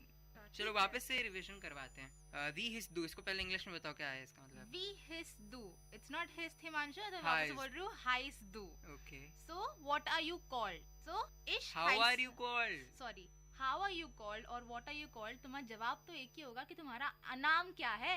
पर हम जर्मन स्पीकिंग सीख रहे हैं, यहाँ पे ट्रांसलेशन बहुत मायने रखता है। अगर तुमने बोला है वी हिस डू तो वी का मतलब यहाँ हाउ होगा। अगर तुम बोलना चाहती हो कि व्हाट आर यू कॉल्ड तो इसके लिए व्हाट के लिए यूज करेंगे वॉज, तो वॉज हिस डू, पर हम बोलेंगे वी हिस डू। मान ली हार, मैंने मान ली। Ich bin glücklich, I'm happy। तो ठीक है, तुम्हारा जवाब मैं दे देती हूँ। इश हाइसर श्राव्या। इश हाइसर Shravya, danke Shravya. Weiter Himanshu. Okay, so वो won't do। वो won't do। Where do you live? Where do you stay or where do you live? तो इश wohne in Hyderabad. Okay, wann kommst du? When are you coming? Right? और when you come? और when do you, हमने आपको पहले ही बोल दिया हम प्रेजेंट टेंस पे रह रहे हैं, तो हम प्रेजेंट या प्रेजेंट कंटिन्यू सिंपल प्रेजेंट में हम कंसिडर करेंगे एज ऑफ नाउ। तो अभी मेरा जवाब होना चाहिए इश कॉमा स्पार्ट, स्पार्ट इज लेट, या इश कॉमा बाल, बाल मतलब सून। ऐसे सुनाई देता है कि इश्क में बाल मतलब मैं कुछ बाल दूं मैं। ओ नहीं नहीं नहीं, अपनी सोच अपने पास रखो। ओके, इश्क में बाल। एक और मैं बात बताना चाहूँगा लिसनर्स को कि मैं और श्राव्या कल डिस्कस कर रहे थे जैसे कि व्हाट्सएप जो कि बहुत चीप तरीका है, मतलब अफोर्डेबल तरीका है, तो इसलिए उसने मेरे को बोला, मैंने इसको बोला कि तुम्हें कल आना है रिकॉर्डिंग पे लिए, जो भी रिकॉर्डिंग का टाइम था हमारा, तो श्राव्या मैडम हमको बोली बिस बाल मतलब सी you soon, C you soon. तो क्यों ना हम अपनी कभी भी अगर बंद करेंगे शो तो ऐसे बोलते हैं, ऐसे बोलेंगे बिस बाल लिसनर्स। हालांकि जर्मन वर्ड नहीं रहेगा पर तो भी हम बोलेंगे ताकि आपको मेन वो 2 शब्द याद रखें जो हम आपको याद करवाना चाहते हैं। और वो कौन से शब्द हैं? बिस बाल, बिस बाल। ये भी पोएटिक है थोड़ा। सी यू सून। अरे जर्मन ही पूरा पोएटिक है। Every language is poetic. Ragini में घुल जाओ यार। नहीं, ऐसे भी तो सोच सकते हो या फिर ऐसे भी सोच सकते हो, जो तुम्हें समझ में नहीं आती वो भी पोएट्री है। हाँ। जो तुम्हें समझ नहीं आती वो भी पोएट्री है। या मींस JA या। Ich bin glücklich। I am happy कि हम मजा कर रहे हैं। तो चलो next question. Bist du glücklich? Ja, ich bin glücklich। Was magst du? Ich höre Musik। मतलब? What's mag du? तुम अभी क्या कर रही हो? तो ich höre Musik। मैं am listening to music। Arbeitest du? Arbeitest du? Do you work? You work? Okay, you work। So, nein, ich arbeite nicht। Means? No, I don't work। Okay, तो अब अगर आप सिर्फ no बोलते हैं तो आप बोलेंगे nein। Nein। पर अगर आप don't बोलते हैं तो nicht। हाँ, nicht का मतलब है no। It is a form of अभी हम जैसे बोलेंगे कि मैंने अभी यहीं पे एग्जांपल लिया कि डू यू वर्क, तो नो आई डोंट वर्क, तो हम डोंट के बजाय हम डोंट के प्लेस में निश्ट यूज करते हैं। ठीक है, तो बहुत अच्छी बात है। ये नॉर्मली लोग आपसे पूछेंगे अर्बाइतेस डू means you work question mark, तो बोलेंगे आप इस तरह से बोलेंगे नाइन इश अर्बाइते निश्ट मींस आई डोंट वर्क। तो बेसिकली अब ये सेंटेंस हमने बोल दिए हैं। अगर आपको कुछ समझ नहीं आता तो लिसनर से यहाँ कुछ आप और जानना चाहते हैं तो आप ऑनलाइन देख सकते हैं ये सारी चीज़ें। बट आशा करते हैं कि आपने जो अभी सीखा होगा, जो सुना होगा, उससे कुछ ना कुछ तो इतना सीखा होगा कि अगर आप ऑनलाइन जाना चाहें तो आप फिगर आउट कर सकेंगे कि हमने क्या सीखा आज। या फिर आप हमारा रिपीट टेलीकास्ट भी सुन सकते हैं। हाँ, रिपीट टेलीकास्ट भी होता है। तो पर सबसे पहले क्विक रिविजन। 9 शब्द हमने सीखे आज। कौन से? WH वाले और एक हाउ वाला। तो उसको क्या जर्मन में बोलते हैं, तो उसको 2 तरीके से हम अभी रिवीजन कराएंगे। श्राव्य पहले ऐसे करेंगे कि तुम मुझसे क्वेश्चन पूछो, मैं 2 बार उसको जर्मन में बोलूंगा और फिर मैं आपको वही शब्द जर्मन में बोलूंगा और आपको उसका हिंदी मतलब बताना है 2 बार। ठीक है। या फिर इंग्लिश में स्टार्ट करो। तो वेयर को क्या बोलते हैं? वेयर, वो। वेयर फ्रॉम, वोवर। वेयर टू, वोरन। ओके। और हु? वर। इट्स नॉट वर, इट्स वेयर। वेयर। और व्हाट? वॉज। ठीक है। व्हेन? वॉन। वॉन। व्हाई? वॉरम। हाउ? वी। हमने कुछ और छोड़ दिया। विच। हाँ, विच इज वेल्शर। वेल्शे। तो अब मैं तुमसे पूछता हूँ, वेयर, वो, वोअर, वॉर, वेयर फ्रॉम, वोन, वेयर टू, वॉज, वॉट यानी क्या, वॉन, वॉन यानी कि व्हेन कब, वी, वी यानी कि हाउ कैसे, वेयर यानी कि हु कौन, वॉरम, वॉरम यानी कि वाई क्यों, वेल्शे, वेल्शे यानी कि विच कौन सा। ठीक है भाई, Ich bin glücklich, I am good कि तुम्हें कुछ तो समझ आया श्राव्या। कुछ तो नहीं, बहुत कुछ समझ आया। हाँ, ये तो पक्का हो गया क्योंकि मैं इतने आंसर्स नहीं दे पाया जितने तुम आंट वॉटन कर सकी। आंट वॉटन मतलब आंसर दे सकी। Ich bin glücklich। Good good good good good. तो चलिए एक बार वापस से हो जाए, अब तो मैं सही तरह से बोल के बताऊंगा। ठीक है, तो शुरू। तुम मुझे ऐसे बोलो, तुम मुझे जर्मन में बोलो, मैं उसका इंग्लिश बोलूंगा क्योंकि जर्मन से English is very easy. Okay, तो इस बात का बताओ, वेल्शे, Which? वॉरम, When? No, why? वापस से दोहराती हूँ, वॉरम, why, वॉरम, why, वॉरम, why, वॉरम, why. Why are you forgetting, Himanshu? Ich bin, I am sad. Sad का वो हम नेक्स्ट क्लास में बताएंगे। तो अभी वो, where, वोहर, from where, wohin, to where, वॉन, When? Where? Who? Was. What? और क्या बच गया? We. How we get? How are you? Right. ठीक है, आशा करते हैं कि आप सबने भी WH क्वेश्चन सीख लिए हैं।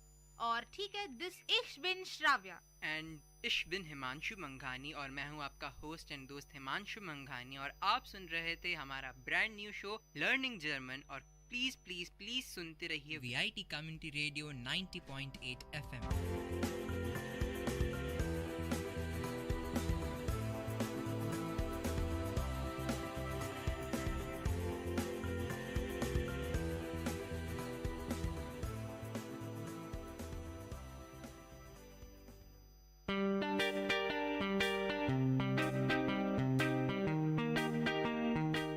Dear listeners, you're listening to Vit Community Radio 90.8 and this program is Team Speak Time.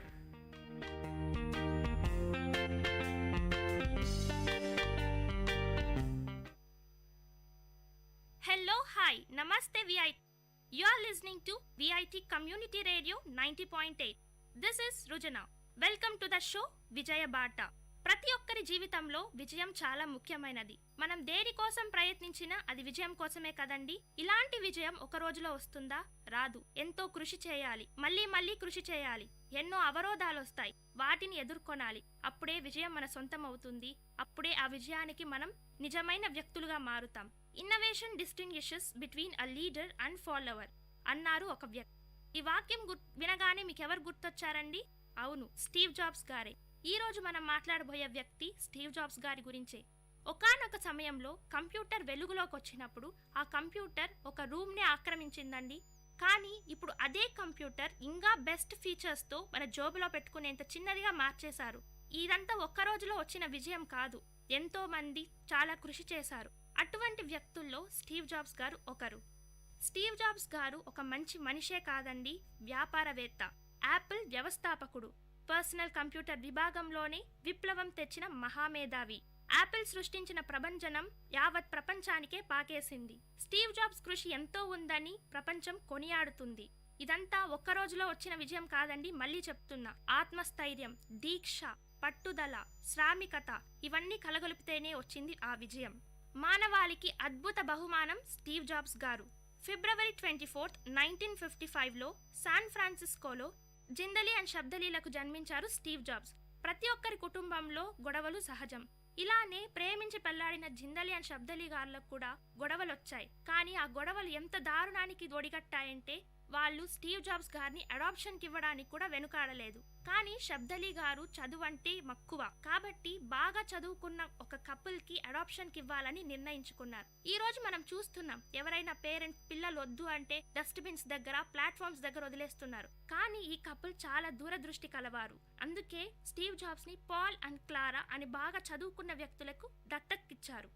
Paul and Clara శబ్దలీ గారికి మాట ఇచ్చిన విధంగానే స్టీవ్ జాబ్స్ ని చాలా బాగా చదివించారండి. ఇప్పుడు మనం చూస్తున్నాం, ఎంతో మంది చదువు లేక తిండి లేక బతుకుతున్నారు. అడాప్షన్ తీసుకున్న వాళ్లకు మళ్ళీ పిల్లలుంటే వీళ్ళని సరిగ్గా చూసుకోరు. కానీ పాల్ అండ్ క్లారా వీళ్లకు భిన్నం. ఎంతో బాగా చూసుకున్నారు స్టీవ్ జాబ్స్ గారిని. నచ్చిన వస్తువులు కొనించి మంచి చదువులు చదివించడానికి ప్రయత్నించారు. చిన్నప్పటి నుంచి ప్రతిభావంతుడైన స్టీవ్ జాబ్స్ గారు ఇప్పుడు మనం చూస్తున్నాం, ఎవరైనా బాగా ఇంటెలిజెంట్ గా ఉంటే కొంతమంది ఉంటారు, మార్కులు వస్తే చాలు, డిగ్రీ వస్తే చాలు, ఇంకేమీ అవసరం లేదని. కానీ స్టీవ్ జాబ్స్ గారు వీళ్ళకంతా వ్యతిరేకమండి. తను ప్రతిభను గుర్తించుకున్నాడు. ఆయన మనసులో ఎన్నో సంఘర్షణలు, ఏదో చెయ్యాలి, ఇంకా సాధించాలి, ప్రపంచం కోసం ఏదైనా చెయ్యాలి అని తన మనసులో ఎప్పుడూ ఒకటి ఉండేది. అలానే చదివేవాడు. తన క్లాసులో ఉండేటప్పుడు ఆయన చదువు మీద కంటే ఏదో ఒకటి చెయ్యాలి అనే తపనే ఎక్కువగా ఉండేది. కాబట్టి ఆ చదువు అతని ప్రతిభకు సరిపోలేదని ఆయన భావించాడు. కాబట్టి 1972లో రీడ్ కాలేజ్ నుంచి డ్రాప్ అవుట్ అయ్యాడు స్టీవ్ జాబ్స్ గారు. ఈ రోజు మనం అంటుంటాం, స్టీవ్ జాబ్స్, బిల్ గేట్స్ వీళ్ళంతా డ్రాప్ అవుట్స్, కాబట్టి మేము కూడా కాలేజీకి వెళ్ళకపోతే ఇలాంటి యాపిల్, మైక్రోసాఫ్ట్ అనుకుంటామని. కాదండి, అలా అనుకునే వాళ్ళు ఇది వినండి. డ్రాప్ అవుట్ అయిన స్టీవ్ జాబ్స్ గారు ఇంటికి వెళ్ళలేదు. ఏదో ఒకటి సాధించాలి అనే తపన ఆయనను వెంటాడింది కదా. నవ్య భావాలకు నిలయమైనది ఆయన బ్రెయిన్. అక్కడ ఫీజు ఎక్కువైంది కాబట్టి వాళ్ళ పేరెంట్స్ కట్టలేకపోయాడు. ప్లస్ ఆయనకు అక్కడ చదువు నచ్చలేదు, ఆయన ప్రతిభకు సరిపోదని భావించాడు. కాబట్టి తన ప్రతిభకు తగినది ఏదో ఒకటి చేయాలనుకున్నారు కదా స్టీవ్ జాబ్స్ గారు. కాబట్టి తనలాగే తన ఫ్రెండ్స్ కొందరు ఉండేవాళ్ళండి. కాబట్టి ఆ ఫ్రెండ్స్ని దగ్గర తీసుకున్నాడు. వాళ్ళతో కలిసి ఏదో ఒకటి చేయాలని భావించేవాడు. స్టీవ్ జాబ్స్ గారిలాగే సేమ్ ఆలోచనలు కలిగిన వాళ్ళ ఫ్రెండ్స్ కూడా ఉన్నారు. మనం అంటుంటాం కదా, the birds of same feather flock together అని. అలాగే స్టీవ్ జాబ్స్ గారి ఫ్రెండ్స్ కూడా ఇటువంటి ప్రతిభ కలిగిన వాళ్ళు, ఏదో చెయ్యాలనే తపన కలిగిన వాళ్ళు ఇంకా 2 ఉన్నారండి. కాబట్టి వీళ్ళ ముగ్గురు కలిసి కార్ గ్యారేజ్ లో ఒక ల్యాబొరేటరీని ఏర్పరచుకున్నారు. నేల మీద పడుకునే వాళ్ళు, చెప్పాను కదా, కోక్ బాటిల్స్ అమ్మినప్పుడు వచ్చిన డబ్బులు చూసి ఆనందపడేవాళ్ళు. ఇటువంటి ఈ కష్టం చూసినప్పుడు ఒక వ్యక్తి అనుకున్నారు, ఇంత యూత్ కి, ఇంత ప్రతిభ కలిగిన వాళ్ళకి మనం ఏదో చేయాలి అని వాళ్ళ కోసం ఇన్వెస్ట్ చేశారు. రెట్టించిన ఇంట్రెస్ట్ తో ఇంకా ఎక్కువ కృషి చేశారు. స్టీవ్ జాబ్స్ గారు ఇంతే కాదండి, ఖాళీ సమయంలో ఇష్టమైన క్లాసులకు వెళ్ళేవాడు. అదే కాలిగ్రఫీ ఏంటా అనుకుంటున్నారా? అదేనండి, అందంగా అక్షరాలను రాయడం. సాఫ్ట్వేర్ ఇంజనీర్ అయిన స్టీవ్ జాబ్స్ గారు అందమైన అక్షరాలు నేర్చుకుని ఏం చేస్తారు అనుకుంటున్నారా? కానీ కాలిగ్రఫీ నేర్చుకున్న తర్వాత స్టీవ్ జాబ్స్ గారు ఎప్పుడూ అనుకోలేదు, ఎందుకు ఆ క్లాస్కి వెళ్ళాను, అనవసరంగా డబ్బులు వేస్ట్ చేశా, అనవసరంగా టైం వేస్ట్ చేసుకున్నా అనుకోలేదండి. కాలిగ్రఫీ అంటే అందమైన అక్షరాలు రాయడం. లేట్రాన్ స్టీవ్ జాబ్స్ గారు కొన్ని పరికరాలను కనుక్కున్నారు కదా, ఆ పరికరాల్లో ఫాంట్ ఫేసెస్ అని ఉన్నాయి. అంటే డిఫరెంట్ టైప్స్ ఆఫ్ లెటర్స్ ఉంటాయి. ఆయన చెప్తుంటారు, ఆ రోజు నేను కాలిగ్రఫీ క్లాసులకు వెళ్ళకపోయింటే ఈ రోజు అందమైన అక్షరాలు ఈ పరికరాల్లో ఉండేవి కాదు అని. దీన్ని బట్టి ఏం అర్థం అవుతుందండి, జీవితంలో మనం ఏం చేసినా అది ఒక మంచి రీజన్ కోసమే. దేనికి ఎప్పుడు రిగ్రెట్స్ ఉండవు. మీరు తెలివిని సంపాదించుకున్నా, ఏమైనా విజ్డమ్ ని సంపాదించుకున్నా అవి మనకు ఫ్యూచర్ లో ఎప్పుడో ఒకప్పుడు యూజ్ అవుతాయి. కాబట్టి అందుకని మీరేమి టైం వేస్ట్ చేయడం, తాగడం, తిరగడం ఇలాంటివి కాదు. ఇలాంటి మంచి విషయాలను నేర్చుకోండి. ఇవి ఏదో ఒక పాయింట్ ఆఫ్ టైంలో మీ జీవితంలో యూజ్ అవుతాయి. ఇటువంటి చిన్న కార్ గ్యారేజ్ నుంచి బయటకు వచ్చిందే యాపిల్ కంప్యూటర్. మొదట్లో ఎప్పుడైనా తప్పులు సహజమే కదండి. ఈ యాపిల్ కంప్యూటర్లో కూడా కొన్ని తప్పులుండేవి. హరే రామ్ హరే కృష్ణ అని హిప్పీ కల్చర్ ఉర్రూతలూగిపోతుందండి. అలాంటి సమయంలో స్టీవ్ జాబ్స్ గారు అనుకున్నారు, మనం కూడా ఏదో ఒకటి చెయ్యాలి అని. కానీ ఆయన వెళ్ళి అలా చేయలేదు. మంచి ఆహారం దొరుకుతుందని వారానికి ఒక్కసారి కిలోమీటర్లు మేర నడిచి లార్డ్ కృష్ణ టెంపుల్కి వెళ్ళి తినేవాళ్ళు. దీన్ని బట్టి అర్థమవుతుంది, ఆయన రిలీజియస్ గా కూడా ఒకచోటే డివియేట్ అవ్వలేదు. ప్రతి ఒక్కరిని గౌరవించడం స్టీవ్ జాబ్స్ గారి అద్భుత లక్షణం. అదే అంటారు కదండి, simplicity is the nature of great souls అని. ఇది నేను మొన్న ఎక్కడో ఎవరో స్టేటస్ అప్డేట్ చేస్తే అనుకున్నాను. అప్పుడు నాకు మొట్టమొదటిగా గుర్తొచ్చింది స్టీవ్ జాబ్స్ గారే. సైన్స్ పట్ల ఆసక్తి, అభిమానం, ఏదో చెయ్యాలని తపన, ఇవన్నీ ఒక్క రోజులో రాలేదండి. ప్రతి ఒక్కరి జీవితంలో ప్రతి ఒక్కరూ విజయం సాధించాలనుకునే వాళ్ళలో ఒక ఇన్స్పిరేషన్ అంటూ ఎక్కడి నుంచో వస్తుంది. అలాగే స్టీవ్ జాబ్స్ గారికి కూడా ఒక ఇన్స్పిరేషన్ ఒకటి చూసి ప్రభావితుడయ్యాడు.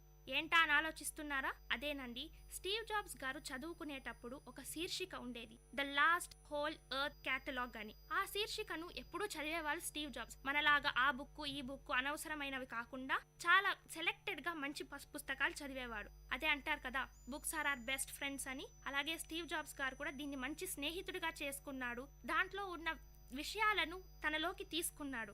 ఒకనొకప్పుడు ఆ బుక్ ఆగిపోయిందండి. అప్పుడు బుక్ వెనక తిప్పి చూశాడు. దాన్ని చూసి చాలా మెస్మరైజ్ అయ్యారు స్టీవ్ జాబ్స్ గారు. అక్కడ ఉన్నది ఒక రోడ్డు బొమ్మ. దాన్ని చూసి ఆయన ఎంతగా ఆలోచించారంటే అప్పుడు అనుకున్నాడు, ఆకలితో ఉండండి, మూర్ఖంగా ఉండండి, కానీ మీ పట్టుదలను విడవకండి. అదేనండి, ఇప్పుడు మనం కవర్ పేజెస్ పెట్టుకుంటాం కదా, స్టే హంగ్రీ స్టే ఫూలిష్. అది స్టే హంగ్రీ స్టే ఫూలిష్ అంటే అలా ఉండడం కాదు, రెట్టెంతించిన బలంతో పట్టుదలతో ముందుకు సాగాలి అని దాని అర్థం.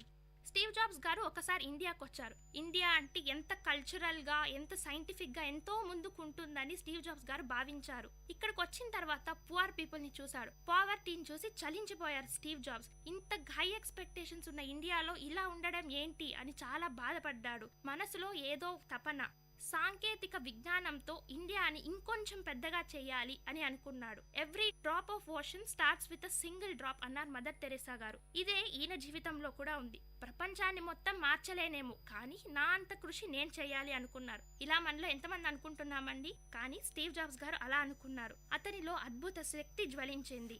దీనికి కారణమే ఆయనను యాపిల్ సీఈఓగా చేసింది. కొన్ని కారణాల వల్ల యాపిల్లో ఉన్న తన ఫ్రెండ్స్ తో కొన్ని కారణాల వల్ల ఆయన బయటకు వచ్చేయాల్సి వచ్చింది. కానీ తను పెంచి పోషించిన యాపిల్ కంపెనీయే అతని బయటికి తరిమేయడంతో స్టీవ్ జాబ్స్ గారు చాలా కుంగిపోయారు. కానీ ఆయన ఎప్పుడు బాధపడలేదు. ఆయనను మాత్రమే తొలగించింది యాపిల్, ఆయన తెలివిని, పట్టుదలను కాదు. అవే ఆయన బలం, అవే ఆయన సంపద.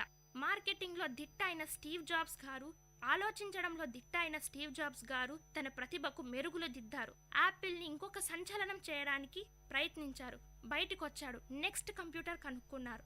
ఇంతతో ఆగలేదండి స్టీవ్ జాబ్స్ గారు. అతని ఫ్రెండ్స్ జాన్ కాలే అనే అతను పెప్సీలో పనిచేసేవాళ్ళు. ఇతన్ని ఎలాగైనా తనలోకి తీసుకొని రావాలి అని అనుకున్న స్టీవ్ జాబ్స్ గారు రెచ్చగొట్టారు. చక్కెర నీళ్ళ అమ్ముతూ బతుకుతావా, ప్రపంచాన్ని ఏమైనా మారుస్తావా అని. అంతే, రెచ్చిపోయిన ఆలోచనతో జాన్ కాల్ స్టీవ్ జాబ్స్ తో చేతులు కలిపారు.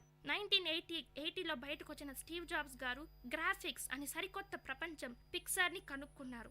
ఇక్కడేనండి కార్టూన్స్, అందరికీ ఎంతో ఇష్టమైన కార్టూన్స్ ని కనుక్కున్నారు. టాయ్ స్టోరీ అనే ఫిలిం ని తీశారు. టాయ్ స్టోరీకి ఎన్నో ఆస్కార్ అవార్డులే వచ్చాయి. ఇంతే కాదండి, సంగీతం, చిత్రకళను నవీన యంత్రంలో ఉంచిన అభినవ బ్రహ్మగా మనం స్టీవ్ జాబ్స్ గారిని కొనియాడుతున్నాం. అవరోధాలను అధిరోహించి ఓటమిని తరిమి కొట్టాడు స్టీవ్ జాబ్స్ గారు.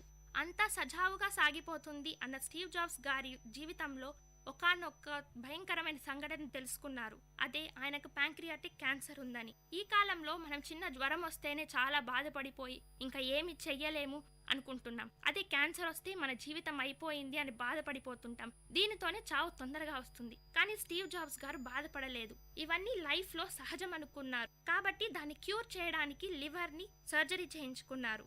లేట్ ఆన్ ఆయనకు తెలిసి ఆయన హెల్త్ క్షీణించిపోతుందని. కాబట్టి తను వాలంటరీగా యాపిల్ కంపెనీ నుంచి బయటకు వచ్చేశారు. ఆయన బయటకు వచ్చారు ఊరికే కాదు, తన సంపదను, అదే తన తెలివితేటలను ప్రపంచానికి వదిలేసి. విన్నారు కదండి స్టీవ్ జాబ్స్ గారి గురించి.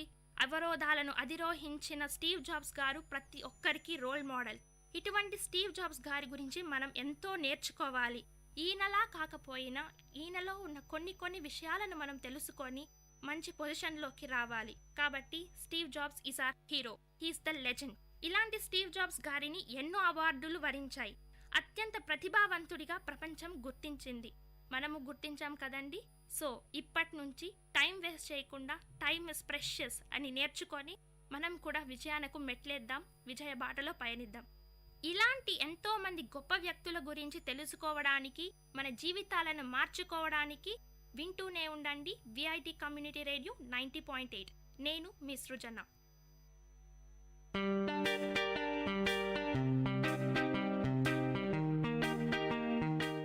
Dear listeners, you're listening to VIT Community Radio 90.8 and this program is Team Speak Time.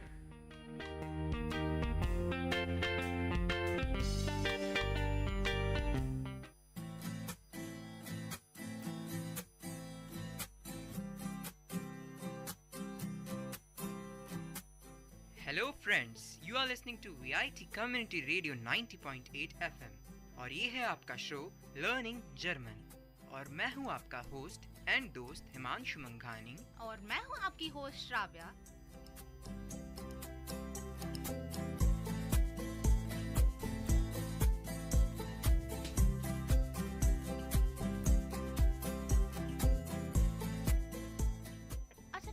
बहुत हो गया इंग्लिश और हिंदी. चलो I'll start in German.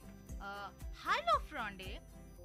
Dies ist VIT Community Radio 90.8 FM und ihre Zohyorte Learning German. Ich bin Himanshu मंघानी und ich bin Shravya. Okay, तो हमने जो पहले हिंदी और इंग्लिश का मिक्सचर बोला था तो हमने उसको जर्मन में बोला. हमने बोला कि Dies ist VIT Community Radio 90.8 FM, मतलब this is VIT Community Radio 90.8 FM. और फिर बाद में हमने बोला Here is Zohyor Learning German. So Zohyoren मतलब to listen. You are listening to VIT Learning German show. और ich bin हिमांशु मंघानी मतलब मैं हूँ हिमांशु मंघानी. Und ich bin Shravya मतलब and this is Shravya. Okay, तो देखिए अब धीरे धीरे हमने इंट्रोडक्शन तो तुम्हें बता ही दिया है. तो आज सबसे पहले हम क्या पढ़ने वाले हैं? सबसे पहले मुझे तो सुबह सुबह ये याद आ गया कि हम होंगे कामयाब. क्यों, ऐसा क्यों? ऐसे ही, मतलब यू नो विल पावर बढ़ गया बहुत. तो तब मुझे याद आया कि भाई हमने तो अपने लिसनर्स को विल, शैल और ऐसे मॉडल वर्ब्स के बारे में तो बताया ही नहीं. तो ठीक है, आज सोचा हम आज मॉडल वर्ब्स कवर अप कर लेते हैं, यानी कि will, shall, like, would, might, may and all. Okay, तो इसको बोलते हैं मॉडल वर्ब्स. चलो ठीक है, अब धीरे धीरे हम इतना आगे बढ़ चुके हैं तो अब ये इस मॉड पे आ गए हैं कि हम आज ये पढ़ेंगे. तो सबसे पहले रिवीजन करा देते हैं कि लास्ट 2 क्लासेस में हमने क्या किया। हाँ। हमने कुछ 10 रूट वर्ड्स पढ़े थे, तो वो कौन से थे Shravya? 10 root words? Root words जैसे कि मतलब पॉजिटिव प्रोनाउन। अरे हाँ, मेरा का, हाँ, माइन। भूल गए। तो फॉर हम मेरा का बोलेंगे माइन, तुम्हारा, यानी कि जब हम एक बंदे को स्पेसिफाई कर रहे हैं तब हम बोलेंगे दाइन, पर जब हम बहुत सारे लोगों को स्पेसिफाई कर रहे हैं हम यूज करेंगे यूर।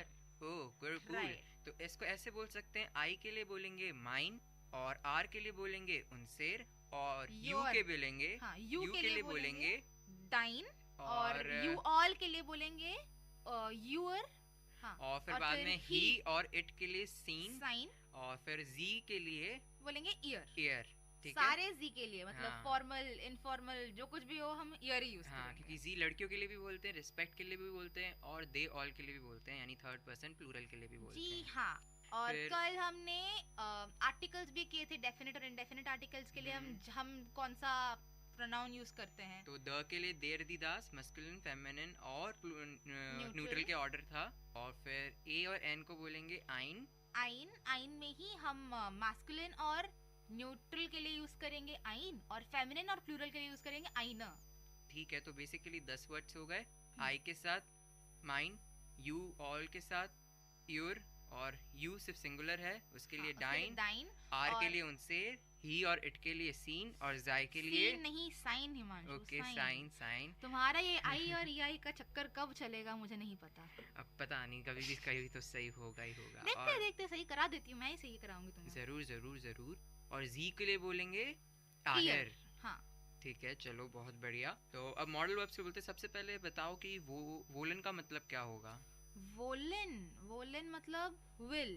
तो अच्छा ठीक है, मैं अभी आपको याद होगा कि हमने पिछले थोड़े बहुत क्लासेस के पहले हमने आपको ये बताया कि हम different kinds of verbs use करते हैं और उसमें डिफरेंट केसेस होते हैं, यानी first person singular, first person plural, ऐसे। तो वापस से हम विल यानी कि वोलन एज इन जर्मन हम ऐसे ही करेंगे। तो अभी मैं इश के लिए बोलूंगी विल, डू के लिए बोलूंगी विल्स्ट, यानी कि विल में एस टी डालो, एर जी और एस उसमें भी बोलूंगी विल। वियर के लिए बोलूंगी वॉलन, यू रूट वर्ड को कोई छेड़खानी नहीं करेंगे, याद रख लेना भाइयों। और ईयर के लिए बोलेंगे वॉल्ट, और फिर जी के लिए बोलेंगे विल। ओके, तो मतलब कुछ इसको ऐसे ही याद करें ना, क्योंकि ये ऑर्डर तो हमेशा सेम ही रहने वाला है। हाँ। तो क्यों ना इनको याद ही कर लें, क्योंकि इसमें थोड़ा सा चेंज है। क्योंकि हमने बोला था कि जो 3rd पर्सन सिंगुलर है, ही, शी और इट, उसमें टी लगता है, हाँ। ये हटा के, बट इस केस में नहीं है। तो ये वोलन वाला जो वर्ड है, ये मॉडल वर्ब्स को हम आपको एक पैरिटी की तरह याद करा देंगे, क्योंकि आपको ऐसे सोचना नहीं होगा कि फर्स्ट पर्सन सिंगुलर है या सेकंड पर्सन सिंगुलर। अगर आपको अपने आप ये शब्द एक जुगलबंदी में याद हैं, रटे हुए हैं, तो आप आगे चल के भी इन्वेंट कर सकते हैं, कुछ डिस्कवर कर सकते हैं किसी सेंटेंस में, और कुछ समझ सकते हैं उस सेंटेंस के थ्रू। हाँ, और लिसनर्स ने आपको ये भी बता दूं, हमने आपको पहले जब हम आपको वर्ब सिखा रहे थे, हमने आपको ये बोला कि अगर मैं लूंगी गेहन यानी टू गो, तो उसमें से मैं ईएन हटा दूंगी और मेरा गे बन जाएगा मेरा मॉडल, मतलब मेरा रूट वर्ड। सही एकदम। पर यहाँ पे ऐसा नहीं है, मैं यहाँ पे मेरा विल का मतलब है वॉलन, बट मैं वॉल यूज नहीं कर रही हूँ यहाँ पे, मैं विल ही यूज कर रही हूँ यहाँ पे। तो इसलिए इसका मतलब ये हुआ, इन शब्दों को याद ही कर लीजिए, क्योंकि ये बहुत ज्यादा यूज होते हैं, और इसलिए आप यार हमें कामयाब होना है तो हाँ, हमें ये शब्द से सीखने पड़ेंगे। हाँ जरूर, क्यों नहीं सीखेंगे। तो चलिए आज हम विल को भी सबसे पहले स्टार्ट करते हैं। विल को वांट विल या वांट, इन दोनों के लिए आप बोल सकते हैं वोलन रूट वर्ड, इश के साथ लगेगा विल, डू के साथ लगेगा विल्स्ट, ईयर एस जी के साथ लगेगा विल, और वेयर जी जाय के साथ लगेगा वोलन, और आयर के साथ लगेगा वोल्ट। तो उस केस में आप आयर के साथ लगेगा यहाँ पे, चलिए ठीक है, वोल्ट। और तो इस केस में यूं भी देख सकते हैं कि दो चीज़ें अलग है, बाकी वही रूल फॉलो कर रहा है। डू के लिए हम एस टी लगाते हैं तो विल्स्ट है ही, और 3rd पर्सन प्लूरल के लिए जाय होता है, तो इस केस में भी कोई छेड़खानी नहीं है, और ना ही 1st पर्सन प्लूरल के लिए। और रही बात आयर यू ऑल के लिए, तो टी लगता है, तो इसमें भी टी लगा है। तो दो केस बिल्कुल अलग हैं जो रूल को फॉलो नहीं कर रहे, जैसे कि इश का वोल नहीं है, इश का विल ही है, और एयर एस जी का भी विल ही है। हाँ, यहाँ पे बस चेंज हुआ है इश में और एस में, बाकी सब में जो हम नॉर्मल कंडीशंस लेते हैं वही है। तो देखिए एक ये चीज़ भी ऑब्जर्व करी है कि अगर आप इश, एयर, एस और जी के लिए बोलेंगे तो ये जो 6 मॉडल वर्ब्स हम पढ़ने वाले हैं उन सब में कोई चेंज नहीं होता, चारों के लिए एक ही है। जैसे कि वोलन के लिए विल है तो इश विल, एयर विल, एस विल, जी विल। और यही अगर आप कोनन बोलेंगे तो उसका कान है तो इश कान, एयर कान, जी कान, एस कान। ठीक है, कॉनन को तो बगल में रखो, अभी पहले विल का तो क्लैरिफाई कर दो। बट ये प्रिंसिपल अच्छा है काफी कि मतलब आप उसी ऑर्डर में तो याद कर सकते हैं जो आपके रूल है, पर मेन बेसिकली याद ये रखिए कि आई यानी कि जो फर्स्ट पर्सन सिंगुलर है और जो थर्ड पर्सन सिंगुलर है उनके लिए एक ही यूज होगा। कहने का मतलब एक बात बोलूं, तुम इतना ग्रामर ना तुम जितना रटोगे उतना ही मुश्किल हो जाएगा, तुम जितना प्रैक्टिस करोगे एग्जांपल्स लेके उतना ही तुम्हारे लिए आसान हो जाएगा। हाँ बट ये एक बचपन में तुमने तो याद नहीं किया कि हम ए एप्पल बोलेंगे या एन एप्पल बोलेंगे, वो बस तुम सीखते रहे, मतलब हर रोज तुम दोस्तों से बात करते रहे, तो तुम्हें आया, तो वापस हम अपने जीपी, वो क्या था तुमने क्या बोला था लास्ट क्लास में, हमारा सिग्नेचर, अच्छा हमारे शो का signature, GVP, grammar, vocabulary and practice. तो जीवीपी फॉलो करते रहिए और सीखते रहिए। हाँ बट जिससे जो पर अपन ने वॉवल्स जो पढ़े रहे थे क्योंकि हमको पता था ए ई आई ओ यू, तो उस बेस पे अपन सब लगा देते थे। हाँ, तो अब इस केस में भी हाँ तो इस केस में भी ये बेसिक हो सकता है कि जो इश और एयर जी एस है तो उसके लिए कोई चेंजेस, मतलब चारों के लिए एक ही वर्ड है, कोई मतलब चेंज नहीं है। तो इसलिए आपका थोड़ा मतलब याद करने का लोड कम हो जाएगा। आप मतलब देख सकते हैं कि अगर आपको इश पता है विल, तो इसका मतलब आपको एयर जी और एस का भी मतलब पता ही है कि उसके लिए क्या यूज करेंगे, विल ही यूज करेंगे। तो सबसे पहले चलिए इन दोनों केसेस को ही हम कवर करते हैं। अब सबसे पहले 6 वर्ब्स पढ़ा देते हैं और उसके बाद इश, एयर, जी, जी के लिए क्या बोलेंगे वो बता देंगे, फिर उसके बाद हम दूसरे केसेस पे आएंगे। ठीक है? तो हमने वोलन का बता दिया कि इश, एयर, एस और जी यानी कि फर्स्ट पर्सन सिंगुलर और थर्ड पर्सन सिंगुलर के लिए विल लगेगा। तो अब सेकंड वर्ड करते हैं कोनन। कोनन का मतलब बताओ। कोनन का मतलब होता है कैन, आई कैन। सो उसके लिए हम इश, एयर, जी, एस के लिए यूज करेंगे कान, K-A-N-N, राइट, कान। ओके। और मे और अलाउ को बोलेंगे डुरफन, ज्यूरफन। और उस केस में इश के लिए और एयर, हाँ, और म्योखन का मतलब है वुड लाइक टू। सो उसके लिए हम इश और एरजीएस के लिए यूज करेंगे म्योखे, मोक्टे, मोक्टे, मोक्टे, मोक्टे, मोक्टे, मोक्टे यूज करेंगे। और एक और है कौन सा है जिसको हम बोलते हैं लाइक टू? लाइक टू, हाँ, मॉगन। नहीं, यहाँ पे सब यूजुअली कंफ्यूज हो जाते हैं। मॉगन का मतलब है लाइक, और जब हम बोलते हैं मॉकटेन उसका मतलब है लाइक टू। मॉगन मतलब MOGEN। सो उसके लिए हम यूज करेंगे लाइक। अगर मैं बोलूंगी आई लाइक द बुक, सो मैं बोलूंगी इश माग दास बुक। और अगर मैं बोलूंगी would you like to have something, so वहाँ पे वुड यू लाइक टू, उस केस में मैं यूज करूंगी म्योक्टन। हाँ, तो अब वापस से मैं आपको एक और बार मॉडल वर्ब्स रिवाइज करा देती हूँ। तो ठीक है, हमने अब तक क्या सीखा था, मैं आपको ये बोलूंगी कि इश, एर, जी, एस के लिए हम कौन से वर्ब्स यूज करेंगे। तो वॉलन मतलब विल, उसके लिए हम यूज करेंगे विल। कैन के लिए हम यूज करेंगे कान, जिसका रूट वर्ड है कॉनन।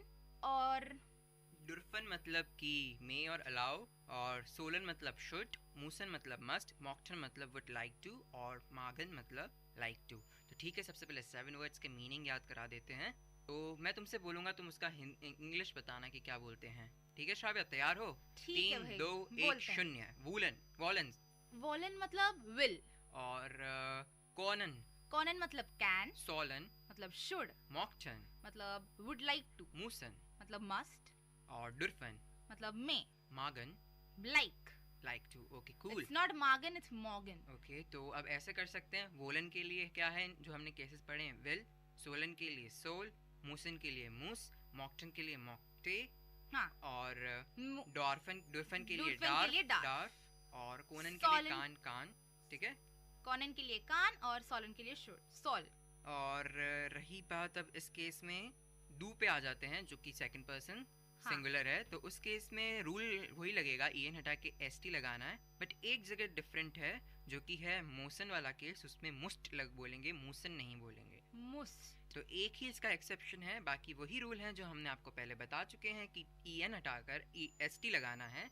तो वोलन का हो जाएगा वोल्स्ट, कोनन का हो जाएगा कोन्स्ट, सोलन का हो जाएगा सोल्स्ट और डुर्फन का हो जाएगा डार्फ्स्ट। और फिर रही बात मॉकटन की तो उसके इसमें हो जाएगा मॉकटेस्ट और मूसन, मूसन के लिए हो जाएगा मूस, मूस्ट। ओके, कोई इसमें एक्सेप्शन नहीं है, मैं शायद गलत बोल गया। नहीं है क्योंकि यहाँ पे तुम एसटी लगाओ, मूस में ऑलरेडी डबल एस है तो तुम तीसरा एस तो लगाओगे नहीं, तो इसलिए वो बनेगा मोस्ट। ओके, तो काम अपना आसान हो गया। आपने 3 केसेस पकड़ लिए सिंगुलर वाले, जिसमें फर्स्ट पर्सन सिंगुलर और थर्ड पर्सन सिंगुलर के लिए एक ही शब्द यूज करना है जो कि रूल से थोड़ा सा अलग है। और रही बात सेकंड पर्सन सिंगुलर की मतलब डू की, तो उस केस में हमें एसटी ऐड कर दो। वही हमारा पुराना रूल। फर्स्ट पर्सन के लिए जो हमने वर्ड यूज किया उसके लिए एसटी ऐड कर दो, सिंपल। ठीक है, और अब थर्ड केस आ जाते हैं जो कि है हमारा थर्ड पर्सन प्लूरल और फर्स्ट पर्सन प्लूरल। जिस केस में हमने बोला था रिस्पेक्ट करते हैं तो इसके लिए कैपिटल एस लगा देंगे जी में। और अगर थर्ड पर्सन प्लूरल की बात करें तो जी है नॉर्मल, मतलब दे ऑल, और यूं बोलेंगे वेर मतलब आर फर्स्ट पर्सन प्लूरल के लिए। तो इस केस में भी कोई टेंशन नहीं, कोई भी दिक्कत नहीं होगी। तुमने जो पहले के रूल्स पढ़ रखे हैं वही पता होने चाहिए, तो इसमें भी कोई चेंज नहीं है। और बस तुम्हें रूट वर्ड पता होना चाहिए क्या है। तो ठीक है, तो सबसे पहले रूट वर्ड भी बताओ श्राव्या, और उसको क्या बोलेंगे वो भी बताओ श्राव्या। ठीक है, याद रखिए दोस्तों, अभी हम विर और जी को पकड़े बैठे हैं और उसके लिए कोई भी रूट वर्ड में चेंज नहीं है। तो आपके पास एक अच्छा मौका है कि आप रूट वर्ड के मीनिंग्स भी जान सकें, क्योंकि अब जो यूज कर रहे हैं हम रूट वर्ड्स वो एज इट इज वाले रूट वर्ड्स हैं, कोई चेंज नहीं है। क्योंकि ग्रामर कहती है जब एकता है तो कोई चेंज नहीं है, कोई भी तुम्हें बदल नहीं सकता। एकता एंड ऑल, ओके फाइन। तो ठीक है, चलो शुरू करते हैं। अभी मैं शुरू से करती हूँ। वॉलन, वॉलन मतलब विल या वांट। सो मैं इश और एस दी एस के लिए यूज करूंगी विल, डू के लिए यूज करूंगी विल्स, विर जी जी यानी कि सारे प्लूरल्स, आर एंड दे ऑल उनके लिए यूज कर, ईयर यानी कि यू ऑल उसके लिए मैं यूज करूंगी वॉल। श्राव्या ये बाद में करेंगे, अभी सिर्फ उस वाले केस को पकड़ो, विर जी और जाय वाले केस को, क्योंकि तुम्हें सिर्फ रूट वर्ड बताना और उसके मीनिंग बताना है। चलो ठीक है श्राव्या, तुम रहने दो, मैं ही स्टार्ट कर लेता हूँ। ठीक है, तो विर जी जी, विर मतलब वी, जी मतलब दे, और जी यानी कि एस जिसमें छोटा है मतलब यू विथ रिस्पेक्ट। अगर मुझे बोलना हो वी विल, यू विल और दे विल, तो मैं बोलूँगा विर वोलन, जी वोलन, जी वोलन। कॉनन के लिए बोलूँगा विर जी जी कोनन। और डुर्फन के लिए बोलूँगा जिसका मतलब है मी और अलाउ। कहने का मतलब अगर मैं बोलना चाहूँ वी मे अलाउ तो विर डुर्फन। अगर मैं बोलूँ शी मे अलाउ तो मैं बोलूँगा जी डुर्फन, मतलब स्मॉल एस आई और ई, जी डुर्फन। अगर मैं बोलना चाहूँ दे मे अलाउ तो उसके लिए बोलूँगा जी डुर्फन। फ़र्क सिर्फ इतना सा है कि जो छोटा जी था, कहने का मतलब जिसमें छोटा एस था, जिसके लिए हमने बोला था शी, अगर उस छोटे एस में बड़ा एस कर दो यानी कि जी, तो वो हो जाएगा यू विथ रिस्पेक्ट, यानी अगर रिस्पेक्ट देना हो। Very simple. चौथा वर्ड सोलन, जोलन मतलब शुड। अगर मुझे बोलना हो वी शुड तो मैं बोलूँगा विर जोलन। अगर मुझे बोलना हो शी शुड तो मैं बोलूँगा जी जोलन। ठीक है, बहुत इजी है। जो वर्ड था वो रूट वर्ड बिल्कुल चेंज नहीं हुआ, जैसा कि मैं हमेशा बोलता आया हूँ कि एकता में रहो, तो इसलिए कोई चेंज नहीं है। अब आगे बढ़ते हैं। मूसन, श्राव्य तुमने बताया था कि म्यूजन का मतलब होता है मस्ट, तो उस केस में अगर अपन बोलना चाहें वी मस्ट तो अपन बोलेंगे विर मूजन। अगर बोलना चाहें शी मस्ट तो क्या बोलेंगे? अरे भाई बहुत सिंपल है, मतलब जी मूजन। अब आगे बढ़ते हैं। मॉकटन मतलब वुड लाइक टू। अगर बोले हम वी वुड लाइक टू तो क्या बोलेंगे? हम बोलेंगे विर मॉकटन।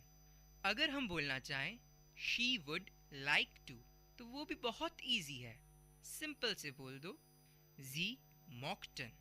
तो अब तुम अच्छी तरह से समझ गई होगी श्राव्या, और मुझे लगता है हमारे लिसनर्स भी अच्छी तरह से समझ गए होंगे कि अगर विर जी जी वाला केस है, जो कि हम बोलते हैं एकता वाला, रिस्पेक्ट वाला, तो उसमें कोई भी छेड़खानी नहीं है, रूट वर्ड ऐसा का ऐसा ही रहेगा। तो अब मैं वापस से एक क्विक रिकैप दे देता हूँ जो हमारे लिसनर्स के लिए बहुत बहुत बहुत ही अच्छा होगा। कुछ भी मैं गैप नहीं दूंगा, सीधा वर्ड बोलूँगा, उसका मीनिंग बोलूँगा और कॉन्जुगेशन बता दूंगा। ठीक है, तो स्टार्ट करते हैं। 3, 2, 1 स्टार्ट। वोलन मीन्स विल या वांट। इश विल, डू विल्स्ट, एयर एस जी विल, विर जी जी वोलन, इहर वोल्ट। सेकेंड वर्ड कोनन। कोनन मीन्स कैन। इश कान, डू कांस्ट, एयर एस जी कान, विर जी जी कोनन, इह कोंट। अब आगे चलते हैं। थर्ड वर्ड डुरफन, विच मीन्स मे और अलाउ। इश डाफ, डू डाफ्स्ट, एयर एस जी डाफ, विर जी जी डुरफन, इहर डुर्फ्ट। अब हम आगे बढ़ते हैं हमारे चौथे शब्द पर, यानी कि फोर्थ वर्ड, जो कि है जोलन। जोलन मीन्स शुड। सो इश जोल, डू जोल्स्ट, एयर एस जी जोल, विर जोलन, इहर जोल्ट। वंडरफुल। फिफ्थ वर्ड जो कि है म्यूजन। म्यूजन का मतलब मस्ट। आई मस्ट, इश मूज, यू मस्ट, डू मुस्ट, ही शी और इट मस्ट, इसको बोलेंगे एयर जी एस मुस। वी मस्ट या फिर शी मस्ट, उसको बोलेंगे विर जी मूजन। यू मस्ट, उसको बोलेंगे इहर मुस्ट। अब आखिरी वर्ड जो कि बहुत सिंपल है, मॉकटन, वुड लाइक टू।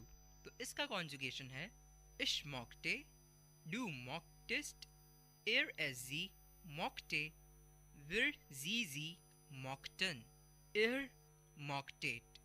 तो आशा है कि आपको अब सब समझ आ गया होगा और श्राव्या तुमको भी अच्छी तरह से समझ आ गया होगा कि मॉडल वर्ब्स क्या होते हैं और इनका यूसेज क्या है और इनका कॉन्जुगेशन किस तरह से होता है। 6 रूट वर्ड्स थे जो कि थे woollen, Conan, डुरफन, Jolen, Musan, मॉकटन। Woollen मतलब विल और वांट, कोनन मतलब कैन, डुरफन मतलब मे और अलाउ, जोलन मतलब शुड, मूसन मतलब मस्ट, मॉकटन मतलब would like to.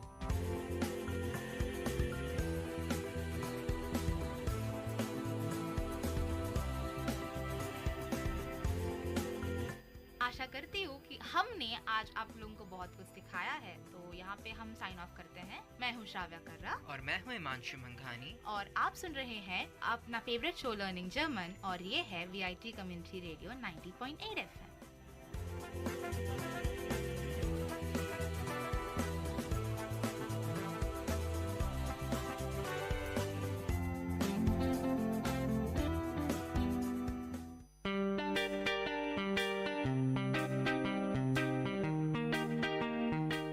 Dear listeners, you're listening to VIT Community Radio 90.8 and this program is Team Speak Time.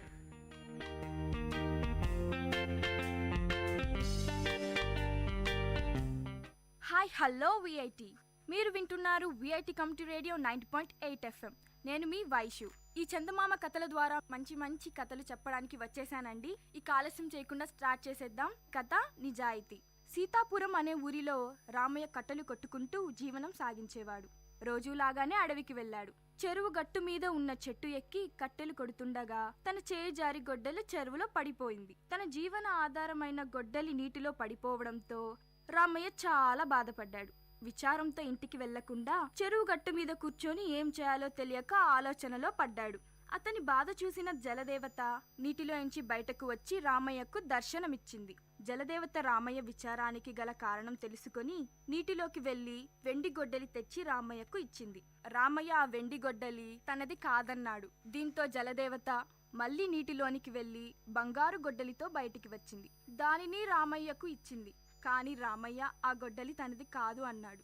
జలదేవత మళ్లీ నీటిలోకి వెళ్లి మామూలు ఇనుప గొడ్డలితో బయటకు వచ్చింది. తన ఇనుప గొడ్డలిని చూసిన రామయ్య సంతోషంతో ఆ గొడ్డలి తనదే అంటూ రుణపడి ఉంటానంటూ చెప్పాడు. తన నిజాయితీని మెచ్చిన జలదేవత రామయ్యకు వెండి, బంగారం మరియు ఇనుప గొడ్డలి 3 ప్రసాదించింది. రామయ్య సంతోషంగా ఇంటికి వెళ్ళాడు. రామయ్య జరిగిన విషయాన్ని తన భార్యతో చెబుతుండగా దొంగచాటుగా సీతయ్య విన్నాడు. సీతయ్య కూడా ఆ మరునాడు రామయ్య లాగానే అడవికి వెళ్ళాడు. సీతయ్య చెరువు గట్టు మీద ఉన్న అదే చెట్టును ఎక్కి కట్టెలు కొడుతూ కావాలనే తన గొడ్డలిని నీటిలో పడేశాడు. కావాలనే గట్టు మీద కూర్చొని గట్టిగా ఏడ్చాడు. ఇది చూసిన జలదేవత నీటిలోంచి బయటకు వచ్చి సీతయ్య బాధకు గల కారణం తెలుసుకుంది. దీంతో జలదేవత నీటిలోకి వెళ్లి ఇనుపగొడ్డలితో బయటకు వచ్చింది. కాని సీతయ్య అది తనది కాదంటూ అబద్ధం చెప్పాడు. దీంతో జలదేవత మళ్లీ నీటిలోకి వెళ్లి బంగారు గొడ్డలితో బయటకు వచ్చింది. బంగారు గొడ్డలి చూసిన సీతయ్య అది తనదే అంటూ ఆనందించాడు. నిజం తెలిసిన జలదేవత, మూర్ఖుడా, అతి ఆశ పడతావా, నిజాయితీగా బతకాలి అంటూ కోపగించుకుంది. ఈ కథ ద్వారా మనకు ఏం తెలిసింది? అతి ఆశ పడకూడదు, ఇతరుల వస్తువులకు ఆశపడకూడదు, నిజాయితీగా ఉండాలి. అప్పుడు రామయ్యలా మనకు మంచే జరుగుతుంది.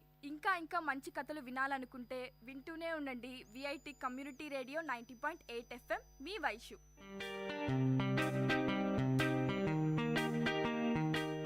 Dear listeners, you had listened to the program Team Speak Time in VIT Community Radio 90.8. Thank you for listening.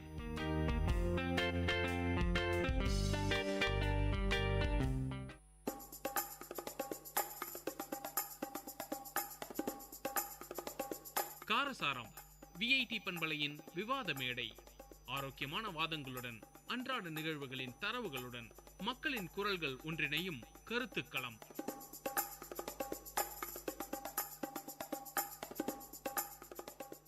வணக்கம் நேர்களே, இது விஐடி பண்பலை 90.8 விஐடி பல்கலைக்கழகத்தின் சமுதாய வானொலி. இந்நிகழ்ச்சி காரசாரம். இன்னைக்கு நம்ம எந்த தலைப்பு பத்தி பேச போறோம்னா சிறு சேமிப்பு.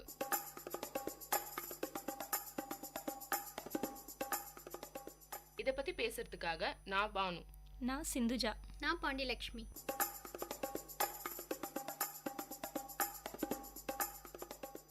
சிறு சேமிப்பு அப்படின்னா என்ன, அதை எப்படி சேமிக்கிறது, அதுக்கு என்னென்ன திட்டங்கள்லாம் இருக்குன்றத பத்தி தான் நம்ம இப்ப பார்க்க போறோம்.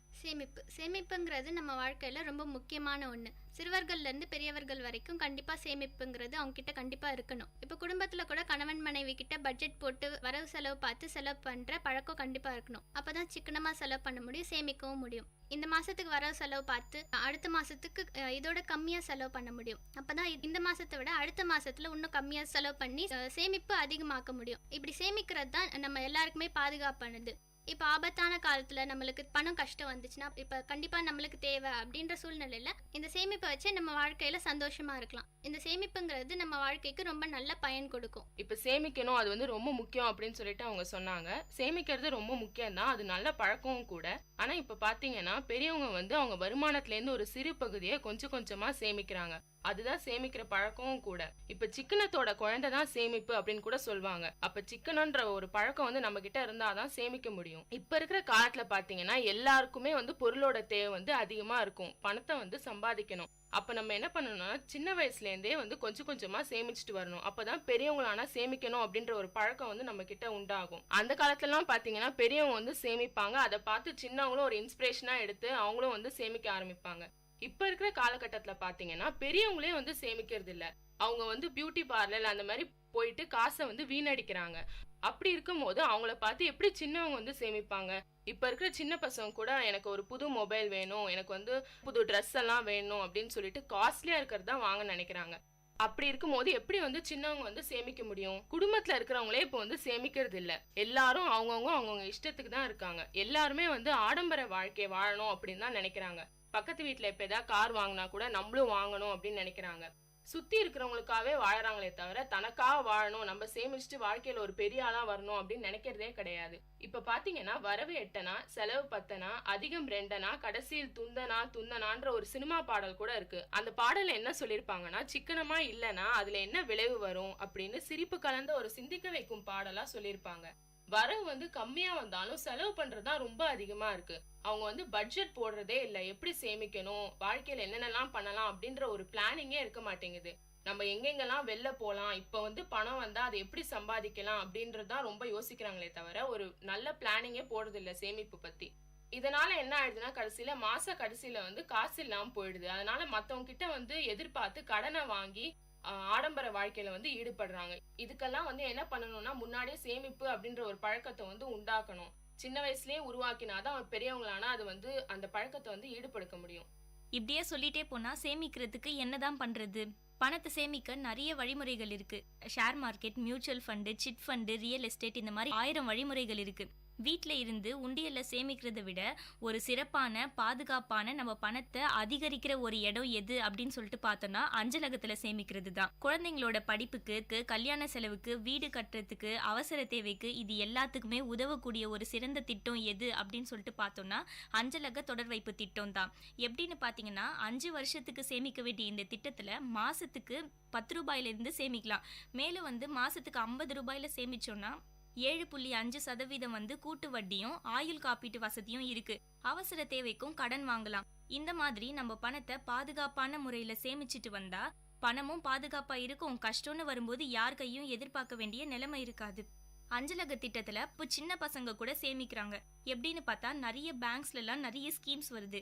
ஆட்ல எல்லாம் கூட மை ஜூனியர் அக்கௌண்ட் அப்படின்னு சொல்லிட்டுலாம் கூட சின்ன பசங்க எல்லாம் சேமிச்சு வைக்கிறாங்க. இதனால சேமிக்கிறத ஒரு பழக்கமா எடுத்துக்கணும். இப்போ போஸ்ட் ஆஃபீஸில் சேமிக்கலாம் அப்படின்னு அவங்க சொல்லியிருக்காங்க. இப்போ பேங்க்லலாம் கூட நிறைய பாலிசிஸ் இருக்குது. நிறைய பேர் அவங்க ஃப்ரெண்ட்ஸ் சொன்னாங்க அப்படின்னு சேர்ந்து நிறைய பேர் அதில் சேமிச்சுட்டே வராங்க. ஆனால் பாதியிலே இதை நிறுத்திடுறாங்க நிறைய பேர். ஏன்னா அப்புறமா பண கஷ்டம் நிறைய பேர் பாதியிலே நிறுத்திடுறாங்க. பாதியிலே நிறுத்துறது ரொம்ப தப்பானது. நம்ம இருக்கிற வேகமான வாழ்க்கையில் நம்மளுக்கு எந்த நேரத்தில் எது நடக்கும் அப்படின்னு தெரியவே தெரியாது. இப்போ இந்த பாலிசிலாம் போட்டு சேமிக்கிற பணத்தை வச்சு நம்ம சந்தோஷமா இருக்கலாம். அதனால இந்த பாலிசிலாம் போட்டு கடைசி வரைக்கும் சேமிச்சு வைக்கணும். இப்படி சேமிக்கிறது தான் ரொம்ப நல்லது.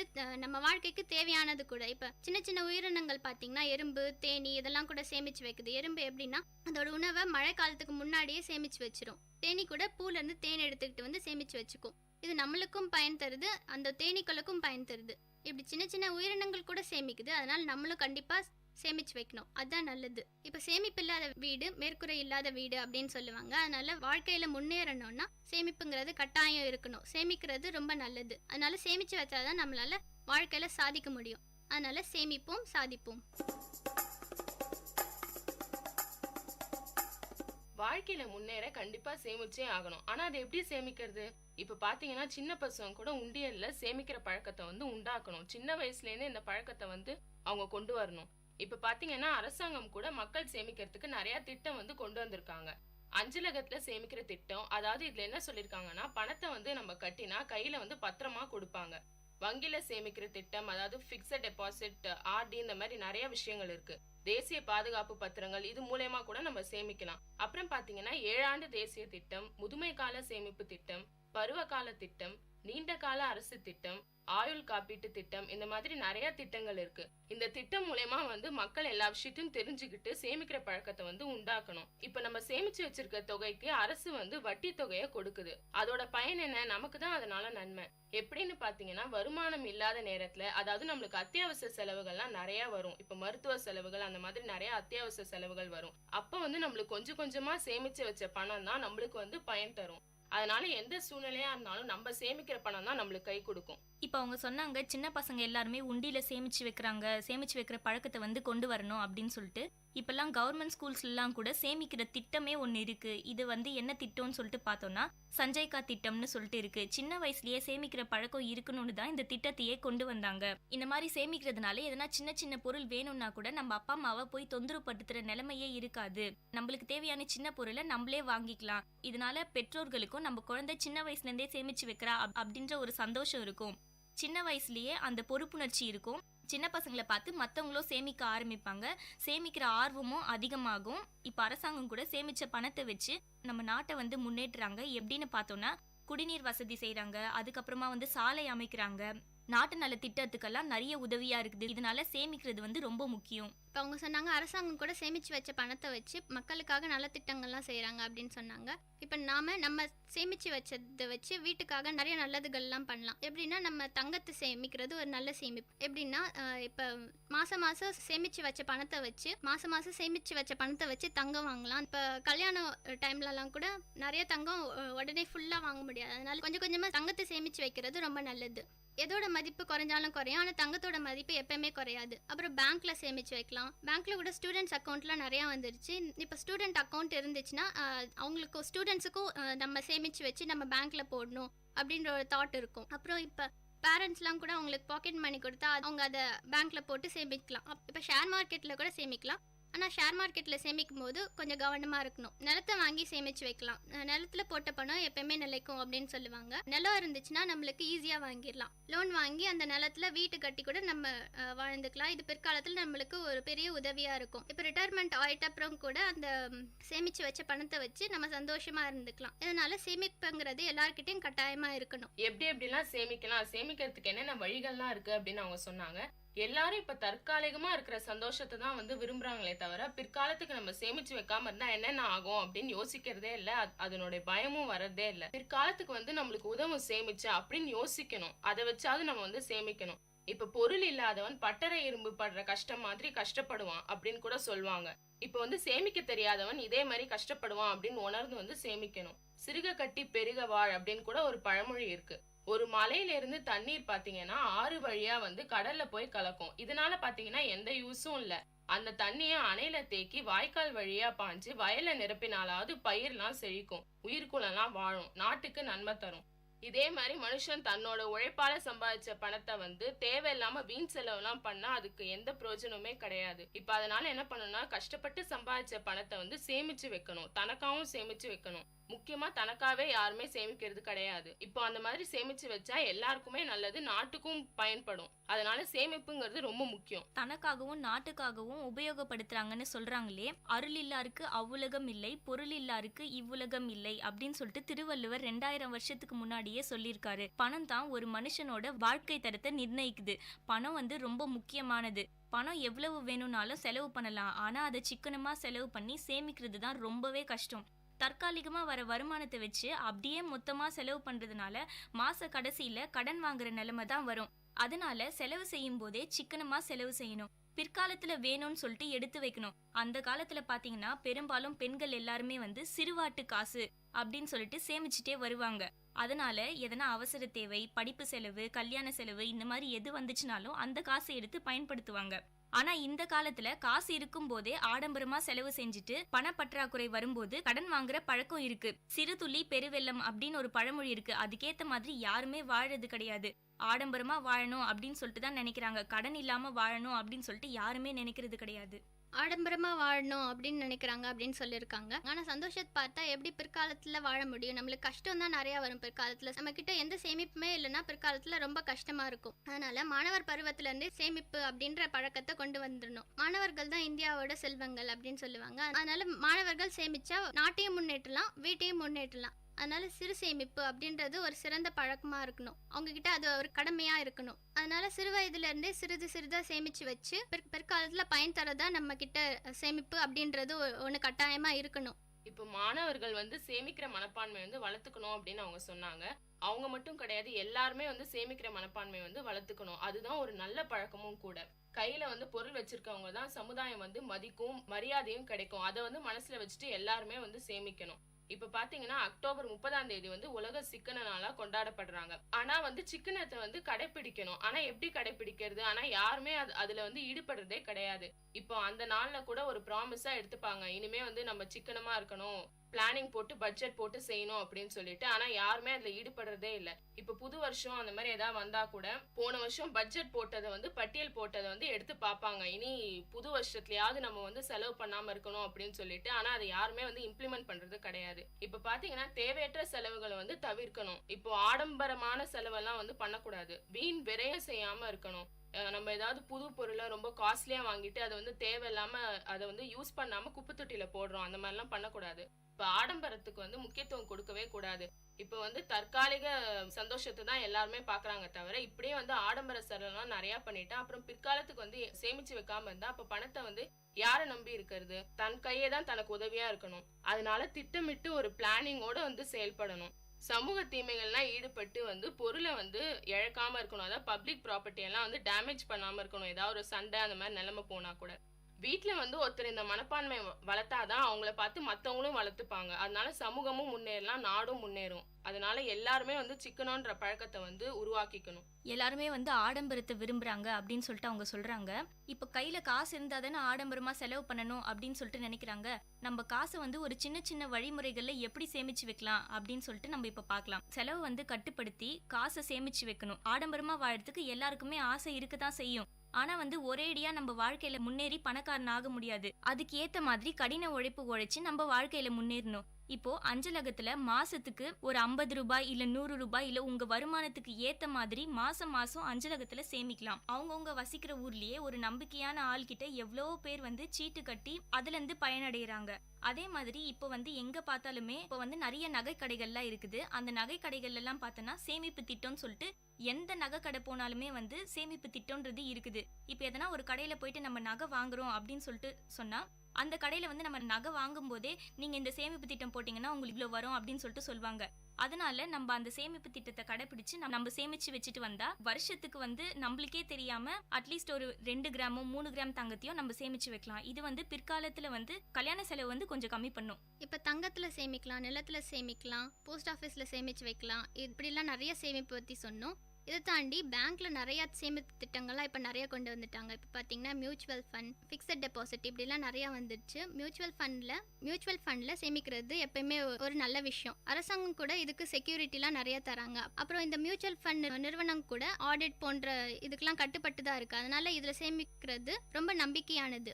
மியூச்சுவல் ஃபண்டில் க்ளோஸ்டு எண்ட் மியூச்சுவல் ஃபண்ட் அப்புறம் ஓப்பன் எண்ட் மியூச்சுவல் ஃபண்ட் அப்படின்னு 2 இருக்குது. ஓப்பன் எண்ட் அப்படின்னா எப்போ நம்மளுக்கு பணம் தேவையோ அப்போ எடுத்து நம்ம அது செலவு பண்ணிக்கலாம். அப்புறம் க்ளோஸ்டு எண்ட் மியூச்சுவல் ஃபண்ட் அப்படின்னா குறிப்பிட்ட காலத்துக்கு அப்புறமா தான் நம்மளுக்கு அது சேமித்து வச்ச பணம் நம்ம கிட்ட கிடைக்கும். அதை வச்சு நம்ம பயன்பெறலாம். நம்ம இன்சூரன்ஸ் பாலிசி கூட போட்டு வச்சுக்கலாம். இப்போ நம்மளுக்கு ஏதாவது அசம்பாவிதம் நடந்துச்சுன்னா அந்த இன்சூரன்ஸ் பணம் நம்மளுக்கு கை கொடுக்கும். குழந்தைங்க பேரில் இப்போ ஃபிக்ஸட் டெபாசிட்லாம் நிறையா போட்டு வைக்கிறாங்க.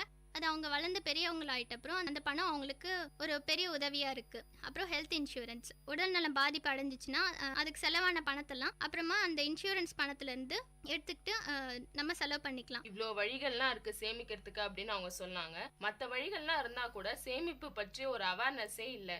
இவ்வளோ இருந்தும் கூட சேமிக்கணும் அப்படின்னு அதை பத்தி முக்கியத்துவம் யாருமே கொடுக்கறது இல்லை. எல்லாருமே செலவு பண்ணணும் அப்படின்னு தான் நினைக்கிறாங்க. பிற்கால வாழ்க்கையை பத்தி ஒரு பயமோ கவலையோ சுத்தமா கிடையாது. இப்போ தற்போதைய காலத்துக்கு தான் வந்து ப்ரிஃபரன்ஸ் தராங்க. இப்போதான் சந்தோஷமா இருக்கணும், பிற்காலத்துல அப்புறமா பாத்துக்கலாம் அப்படின்னு சொல்லிட்டு யாருமே சேமிக்கிறது இல்ல. சிறுக சிறுக சேமித்தால் பெருகும் செல்வம் காணலாம், வறுமை போக்கி மகிழலாம், பெருமையோடு வாழலாம் ஒரு பழமொழி கூட இருக்கு. சேமிக்காதனால என்னென்ன பிரச்சனைகள் வரும் அப்படின்னு பார்த்தா நிறைய கடன் கேட்க வேண்டிய சூழ்நிலை வரும். ஏன்னா நம்ம கிட்ட பணம் இல்லாதனால உறவினர்கிட்டயோ இல்ல மத்தவங்க கிட்டயோ வந்து பணம் கேட்கற மாதிரி ஆயிடும். இதனால வந்து மனஸ்தாபம் தான் உண்டாகும். நம்ம அதிகமா இப்பயே செலவு பண்ணிட்டு பின்னாடி சேமிக்காம இருக்கிறதுனால வறுமை நிலைமை தான் வரும். யாரும் நம்மள அப்புறம் மதிக்க மாட்டாங்கன்ற ஒரு அண்டர் எஸ்டிமேஷன் வரும். இப்ப தன் கையே தான் தனக்கு உதவியா இருக்கணுமே தவிர மத்தவங்களை வந்து டிபெண்ட் பண்ணி எப்பொழுதுமே இருக்கக்கூடாது. ஆனா அந்த மாதிரி சூழ்நிலைலாம் வந்து சேமிக்காதனால ஏற்படும். இப்போ வந்து சேமிக்காதனால நிறைய வந்து செலவு பண்ணிட்டு கடனால வந்து மன அழுத்தம் இதெல்லாம் ஏற்பட்டு கூட நிறைய பேர் இருக்காங்க. இதனால பாத்தீங்கன்னா குடும்பத்துக்குள்ளேயே வந்து நிறைய பிரச்சனை தான் வரும். ஒரு உறவினர் வந்து மற்ற உறவினர் கிட்ட வந்து பணம் இல்லை அப்படின்னு சொல்லிட்டு கேட்கறதுனால நிறைய குடும்பத்துக்குள்ளேயே சண்டைகள் வர வாய்ப்பு இருக்கு. இதனால சந்தோஷமே போயிடும். இப்படி எல்லா பிரச்சனையும் வரக்கூடாது அப்படின்னா முன்னாடியே சேமிச்சுட்டு வரணும். இப்போ சேமிக்கணும் அப்படின்னு சொல்லிட்டு சொல்றாங்க. ஆனா நிறைய பேர் வந்து மண் மேல போட்ட காசு வீணாகாது அப்படின்னு சொல்லிட்டு தப்பான ஆள்கிட்ட போயிட்டு அவங்களோட பணத்தை கொடுக்குறாங்க. இப்போ வந்து ஒரு நிலத்தை வாங்கணும் அப்படின்னா வந்து நம்ம வாங்குற நிலம் வந்து கவர்மெண்ட் அப்ரூவ்டா இருக்கணும். அதுக்கப்புறம் அந்த நிலத்தை விற்கிறவங்க வந்து நம்மளுக்கு மட்டும்தான் விற்கிறாங்களா இல்ல நம்மள மாதிரி இல்ல 4-5 பேருக்கு ஏமாத்திருக்காங்களா, இந்த மாதிரி எல்லாத்தையும் விசாரிக்கணும். அதே மாதிரி அந்த நிலத்தை நம்மளுக்கு தான் சொந்தம் அப்படின்னு சொல்லிட்டு ரிஜிஸ்டர் ஆஃபீஸ்ல ரிஜிஸ்டர் பண்ணணும். இதெல்லாம் வந்து யாருமே இப்ப பாக்குறதே கிடையாது. அப்படியே போறாங்க, அந்த நிலத்தை காமிக்கிறாங்க, அப்படியே வாங்கிடுறாங்க. இந்த மாதிரி நிலத்து மேல காசை போட்டு நிறைய வீணா போகுது. ஒரு நிலத்தை வாங்கணும் அப்படின்னா கூட அதை வந்து ஆராய்ஞ்சு பார்த்து தான் வாங்கணும். நம்ம சேமிக்கிறது வந்து பாதுகாப்பா இருக்கணும். சேமிப்புல பாதுகாப்பா இருக்கணும் அப்படின்னு சொல்லியிருக்காங்க. இப்ப சேமிப்புல ரொம்ப கவனமா இருக்கணும், எச்சரிக்கையா இருக்கணும். ஏன்னா இந்த உலகத்துல இப்ப நிறைய ஏமாத்திட்டே இருக்காங்க. அதனால நல்லது எது கெட்டது எது இந்த விஷயம்லாம் தெரிஞ்சுக்கிட்டு டிஃபரன்ஷியேட் பண்ண தெரிஞ்சுக்கணும். இப்போ வந்து பேராசைனால நிறைய பேர் ஏமாறுறாங்க. விஷயத்தெல்லாம் தெரிஞ்சுக்கணும் அப்படின்னு சொல்லிட்டு சொன்னாங்க. இப்ப விஷயத்தெல்லாம் தெரிஞ்சுக்கணும் அப்படின்னா படிச்சவங்க வந்து படிக்காதவங்களுக்கு சொல்லி விழிப்புணர்வு வந்து ஏற்படுத்தணும். இப்ப படிச்சவங்களே இந்த மாதிரி ஆடம்பர வாழ்க்கைக்கு வந்து ஆசைப்பட்டா அப்ப படிக்காதவங்கள நிலைமையெல்லாம் வந்து என்ன ஆகும்? அவங்களுக்கு யார் சொல்லி இந்த விஷயத்தெல்லாம் புரிய வைக்கிறது? படிக்காதவங்களா இருந்தா கூட சின்ன வயசுல இருந்தே பணத்தோட மதிப்பை சொல்லி குழந்தைங்கள்லாம் வளர்க்கணும். அப்பதான் பணத்தோட அருமை பத்தி தெரியும். இப்ப வந்து குழந்தைங்களுக்கு வந்து ஸ்கூல் ஃபீஸ் கட்டுறது இந்த மாதிரி தேவையான செலவுகளுக்கெல்லாம் வந்து முன்னுரிமை கொடுக்கணும். ஹோட்டலுக்கு அடிக்கடி போறது, இங்க மாதிரி எங்கேயாவது வெளில போறது அந்த மாதிரி விஷயத்துக்கெல்லாம் வந்து பின்னுரிமை கொடுக்கணும். இப்போ பாத்தீங்கன்னா எடுத்துக்காட்டா ஜாக்பாட் மூலமா வந்த பொருட்கள்லாம் கூட வந்து சேமிச்சு தான் வைக்கணும். ஏன்னா அது வந்து ஃப்ரீயா தானே வந்தது, நம்ம விருப்பப்பட்ட மாதிரி அந்த பொருள் வந்து கிடைக்கலையே அப்படின்னு சொல்லிட்டு திருப்பி வாங்கின பொருளே வந்து திருப்பி வாங்கக்கூடாது. இப்ப படிச்சவங்க தான் வந்து படிக்காதவங்களுக்கு விஷயத்தெல்லாம் சொல்லி புரிய வைக்கணும். இப்ப எப்படின்னு பாத்தீங்கன்னா, இப்ப பேங்க்ல கூட பிக்ஸட் டெபாசிட் இருக்கு. அதுல வந்து நம்மளுக்கு இன்ட்ரெஸ்ட் வரும், பணத்துக்கு வட்டியும் வரும், ரெனுவல் பண்ணிக்கலாம் எவ்வளோ வேணாலும். இப்போ அதனால என்னன்னு பார்த்தீங்கன்னா நமக்கும் தான் நன்மை, அது ஃபிக்ஸட் டெபாசிட் போடுறவங்களுக்கும் தான் நன்மை. பேங்க்ல இப்போ பார்த்தீங்கன்னா நம்ம பணம் வந்து சேவ் பண்றத வாடிக்கையாளர்களுக்கு வந்து லோனா கொடுப்பாங்க. இதனால பாத்தீங்கன்னா நமக்கும் நன்மை, பேங்க்குக்கும் நன்மை தான். அப்புறம் வந்து ஆர்டின்னு சொல்லிட்டு ஒரு ஸ்கீம் இருக்கு, ரெக்கரிங் டெபாசிட். இது வந்து நம்ம போட்டா நம்மளுக்கு இன்ட்ரெஸ்ட் வரும், குழந்தைங்க பேர்ல கூட இதை போடலாம்.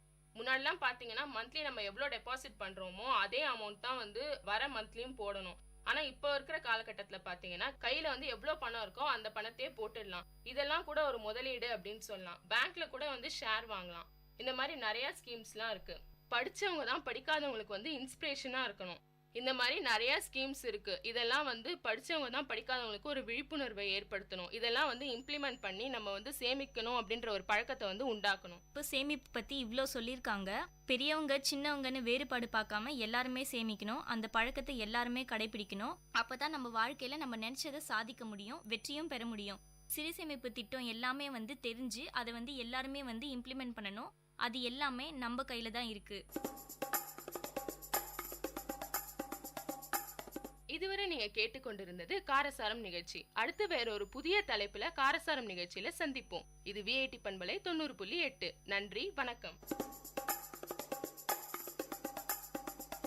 நேர்கள் இதுவரை கேட்டது விஐடி பண்பலை 90.8 காரசாரம், மக்களின் குரல்கள் ஒன்றிணைந்த கருத்துக்களம்.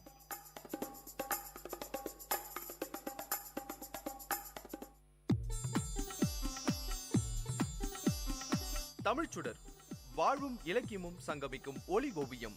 உங்கள் விஐடி பண்பலை 90.8.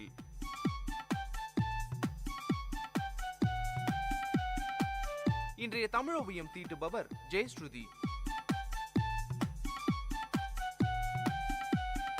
வணக்கம்.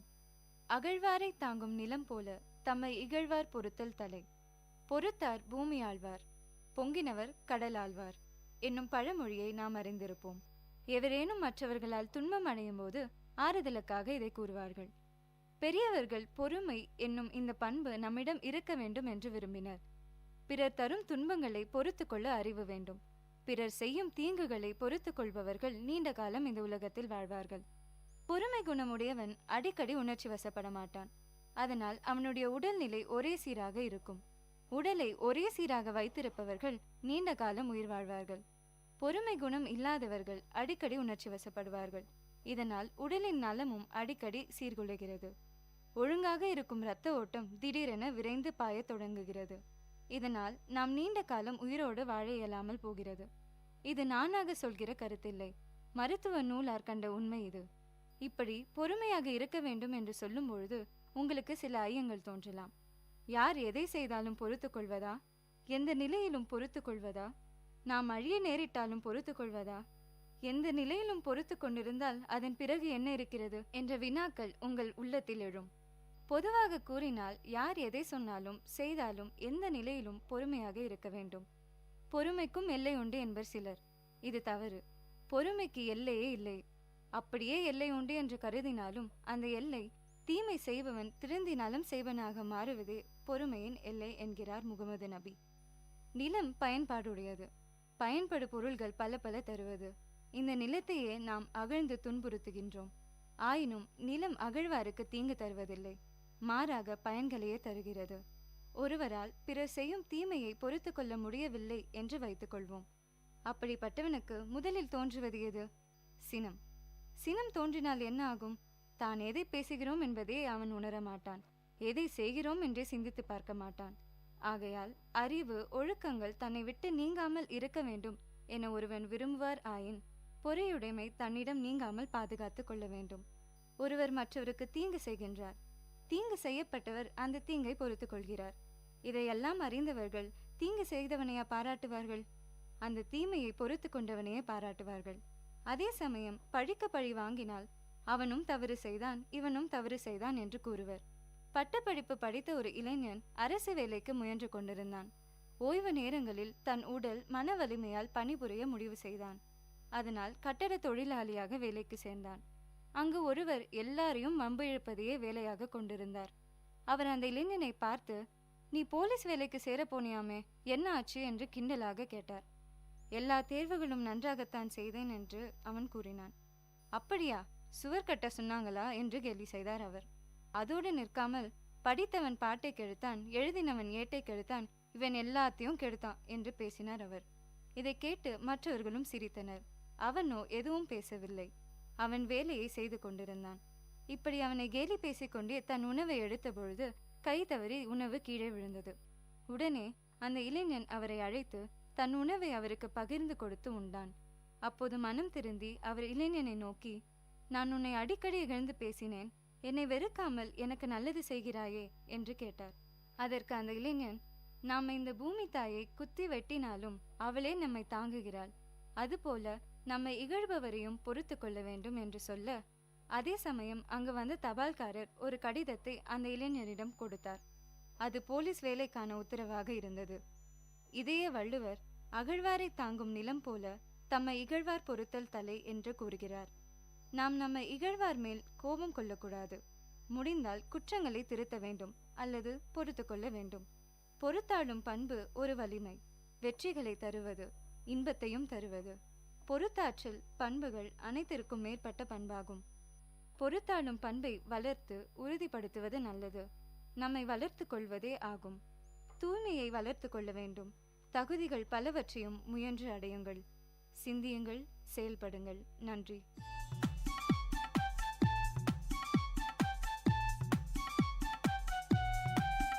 நேயர்கள் இதுவரை கேட்டது வாழ்வையும் இலக்கியத்தையும் இணைத்த ஒளி ஓவியம் தமிழ் சுடர். இன்றைய தமிழ் ஓவியம் தீட்டியவர் ஜெயஸ்ருதி. இது உங்கள் VIT பண்பலை 90.8.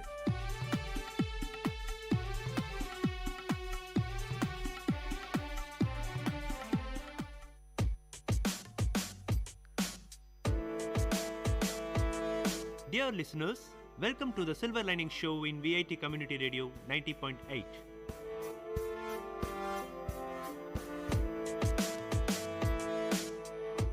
The program to reach heights, a motivation to enhance the positivity in you.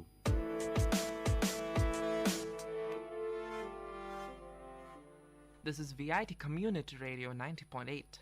You are listening to the Silver Lining Show, a ray of hope in the direst situations. With me, Manish Dev.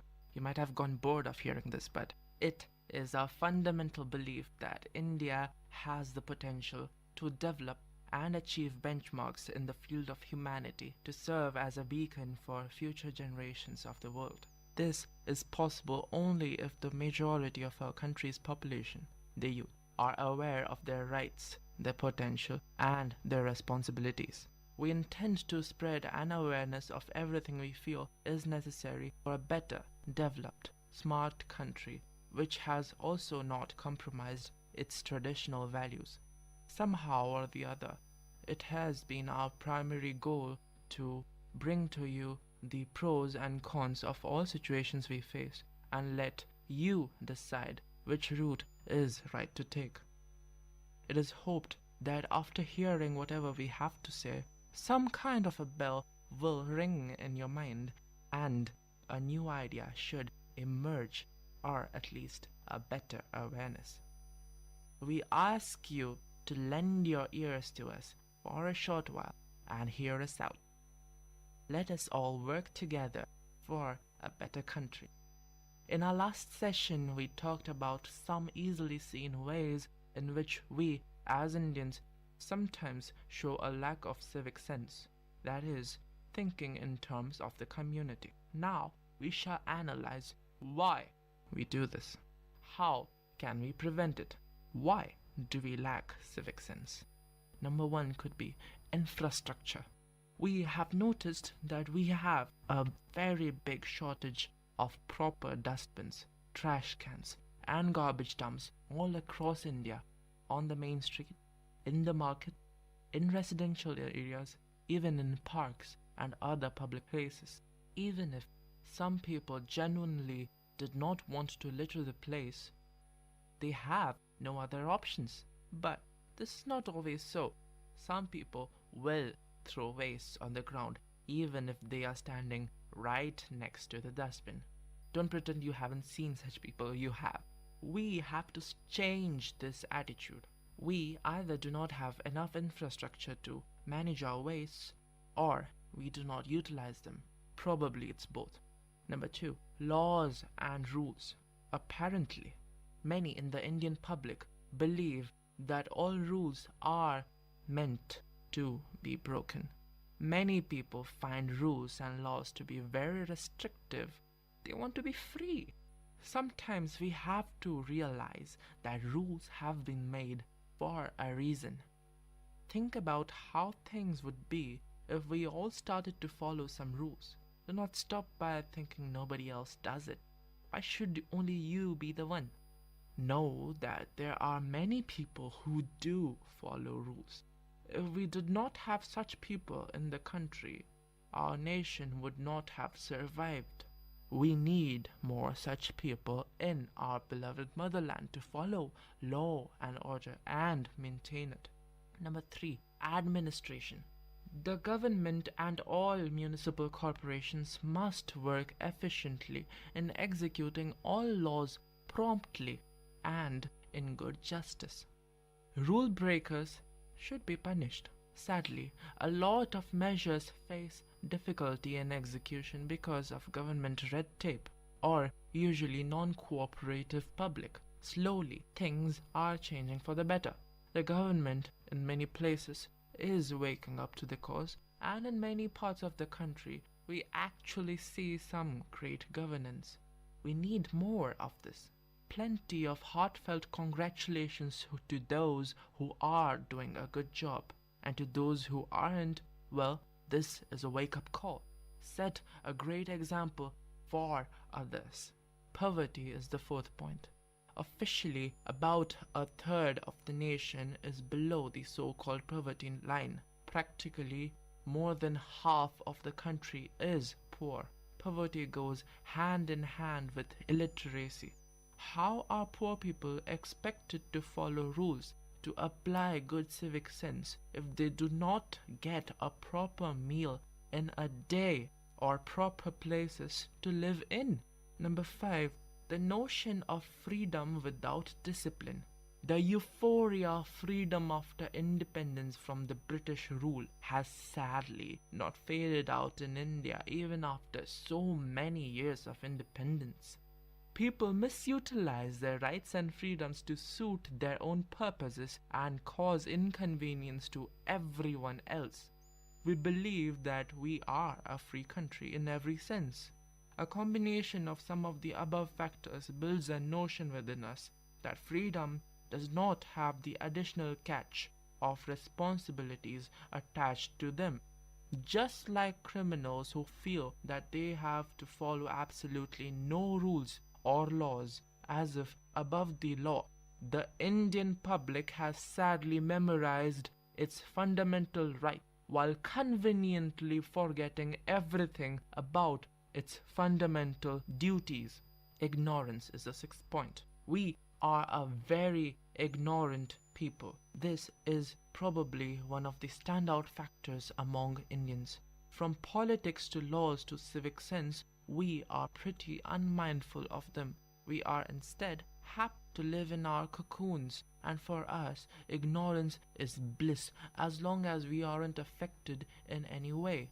As long as our homes are clean, why bother about someone littering the roads? As long as the property broken is not something we are related to, who cares about anything? We are too driven to our personal goals to care about civic sense as an Number 7, asocial mindset. Some people find pleasure in causing inconvenience to others. They believe they have been born to break all sorts of rules and regulations.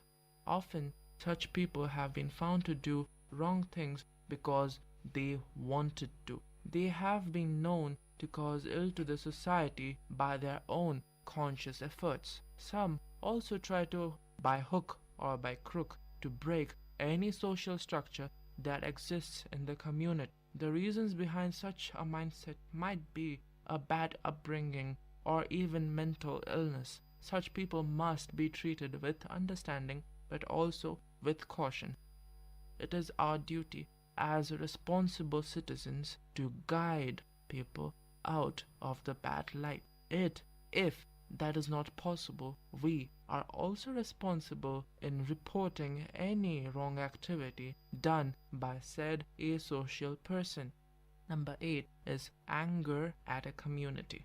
Some people have had lives which have caused them a lot of stress. They might have known of pain and suffering. At such times, maybe the lack of civic sense prevented others in the society from lending them a helpful hand.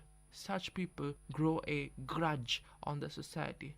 They might feel that if they did nothing for me, life may change, time may change, neighborhoods may change, and people may also change. However, if such a mentality has been allowed to survive in the mind, such people might take out their grudge in a completely innocent and possibly good society as well. Their situation needs to be understood and they must be treated with love and care. They must be made to see the better things in life and how living in a society can also be very happy and productive and meaningful. But how did all of this start? There have been many theories doing the circles. Let us look at it in a concise manner here.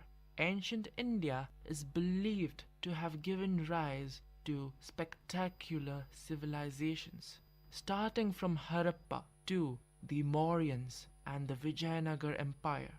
We know more about the kings, their wars, and so on, but very little is known about the public life. But from whatever is known about ancient public life, we know that Indians then obeyed a great sense of private and public discipline. Systems and rules were developed in public life that ensured public discipline, credits of which go to the value system prevalent at those times: ownership of public space, sanctity of private space, and treating your land as your motherland in spirit of the word. India as a nation was ruled by two consequent set of dynasties which were very different from the culture of this land: the Mughals and the British, whose primary intention was to loot the prosperity out of the country and who started treating native Indians like slaves. This led to erosion of public life in general, and the culture of the land thus became restricted to the smallest non-interfered unit of Indian life, that is, family. Hence, we see that till now, family values are more or less same as they were in ancient times. The reunification and rebirth of Indian public life began during the independence movement, where leaders inspired us to be dutiful towards the country and take ownership of it. And this created a sense of social responsibility. And that was good, because without social responsibility, people would not deem it necessary to have public discipline. Unfortunately, post-independence, more importance was given to citizen rights than responsibilities. People thought, okay, now my country is free, I have a right over it. The atmosphere of social responsibility was dissolved with the defeat of a common enemy. So, the system which evolved in public life was rights-oriented. This made us conveniently forget all our duties, what India means as the Soviet Socialist Secular Democratic Republic of India. Lack of civic sense is no single issue but an amalgamation of many issues brought together into a collective disorder in the way we live. We must all understand the necessity to develop a civic sense, especially the youth of the country. We are the future of a potential world superpower. We might not be a developed country yet. It is our country's primary goals. We must also ensure that India leads the world and all countries look at us for a proper way of living as it was in the ancient days. It is in the hands of the youth to create a new identity while preserving the best of the already existing values and traditions. It is time for a new India. For that, it is now time to act.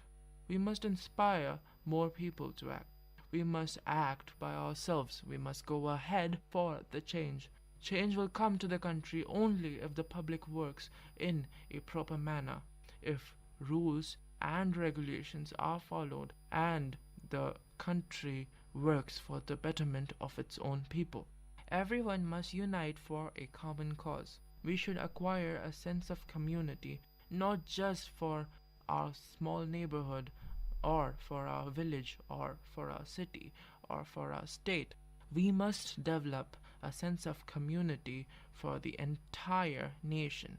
We must understand the real meaning of a part of the preamble to our constitution, that is, all Indians are my brothers and sisters. What did that part really mean? It meant that the country should learn to live as a part of a large family. Everyone must look out and care for everyone else. As the youth, it is our duty to do exactly this and set an example for others. We are lucky to be a country with such a high population of the youth. With a long life ahead of us, we have plenty things to do and a long time to do those. It is the perfect opportunity to show everyone what we can do. For a start, let us learn how to live in a country. Let us learn how to live in a community. Let us develop a bit of civic sense. So what should we do? Solutions are very simple. They are evident in the problems only. Let us take for example what the Municipal Corporation of Delhi appears to endorse. Number 1, prohibit littering on the street. Number 2, organize house-to-house waste collection and notify the public about the schedule and the methodology of collection. Number 3, conduct awareness programs to disseminate information to the public and hold regular meetings with the resident welfare groups and NGOs. Number 4, devise ways to collect waste from unsanitary and difficult areas such as slums, hotels, restaurants, office complexes, and commercial areas. Number 5, build adequate storage facilities taking into account the population density so as to prevent overflowing of trash cans. Number 6, we should color code the waste bins so as to promote segregation of waste at the source. Green for biodegradable, white for recyclable wastes, and black for other wastes. Number 7, the waste are to be transported only in closed vans to avoid spilling of wastes. Number 8, dispose of the collected waste by adopting any of the prescribed methods such as vermin composting, anaerobic digestion, incineration, landfillings, etc. Landfill should be adopted for inert waste. The law has always been on our side. We can see that from here. We have been provided things which, if were implemented, could result in wonderful governance. But there are things that we should do ourselves too. We must learn to cooperate. Whenever the government usually takes a step which could end up helping the society in general, the public should make way for each other while allowing its execution. We must learn to stay clean. A simple thing as that. After all, we keep our homes and offices clean. We keep ourselves clean. Why do we not think of our immediate surroundings as our own as well? When we litter public places, we should think all these places belong to us too. These are our property. These are everyone's property. By damaging these, I am harming myself. By littering garbage, I am making my own home untidy. We must learn to think about others. When we park our vehicles on narrow roads, we might cause a traffic jam. What about when you are stuck in a jam similar to this? How many times do you curse that idiotic person who couldn't park at a better place? Think about all the people who might be cursing you when you do the very same thing. We might litter the public spaces while shopping or simply traveling. We might even dump our garbage on street corners or near other people's homes. How would it be when someone else empties their dustbin in your beautiful garden? In this world, not everyone does others good things on their own. We need people who do that for a better world. If you do, people will do good things to you. It is amazing how great things have been achieved by a community together. There are examples of a colony cashing in to help support a widow and pay for her young children's education. The world is full of such stories. We must learn to do others some good. Think about others. They might also think about you. Fend for each other. A happy society makes life infinitely happier and simpler. It ensures good human company. It ensures great teamwork. Develop a good civic sense. Help others. Love your community and love yourself. This is Manish Deo signing out, and you were listening to The Silver Lining Show, a ray of hope in the direst situations, only on VIT Community Radio 90.8.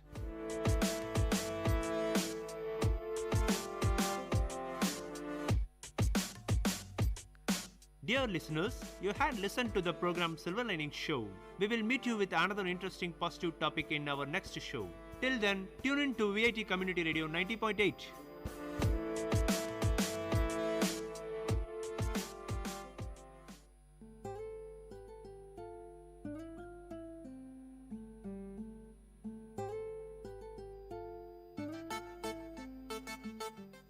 Hello VIT, this is VIT Community Radio 90.8 FM and it's time for Second Look with me, Hemant and Vibisha. It's happy to be back on air, don't you think it? Yes. And what's up listeners? Today was a really sunny day and as a glorious festival of Diwali is approaching, most of the students had left to their homes and campus seems so deserted. I had thought that why shouldn't I go home? Yeah, Hemant, even I feel the same. Even if the hostel is our second home, home's still home. And I already packed my bags. Yoo-hoo! These days are really boring. Yeah. So to all those who didn't know what to do on such a gloomy day, which movie to watch and what to eat? Food? Vibisha? Yeah. Yeah, really? Okay, come on. Don't give me that look. Food, really? Yeah. I was talking about grab a ball of popcorn kind of phrase, yaar. Oh yes, popcorn with extra butter sounds so yummy. Well, we're gonna reveal it to you now. Weekends always call for a movie and it requires careful selection too. Yeah, if you choose a bad movie, it will leave you gloomy all the more. So you gotta choose a nice one. Hey, I think we're forgetting something. What? Guys, we're on air and we're messing with the time. I think we should get the show started. Yeah, go on. Fine, okay, that's what you're going to give me, right? So I'm having a question for you. What is it? It's something related to the movie. Yeah, go on. What's the question? So tell me what's Golem? Golem... I guess it's the troop in Clash of Clans. Nah, you're wrong. I think you're playing too much of Clash of Clans these days.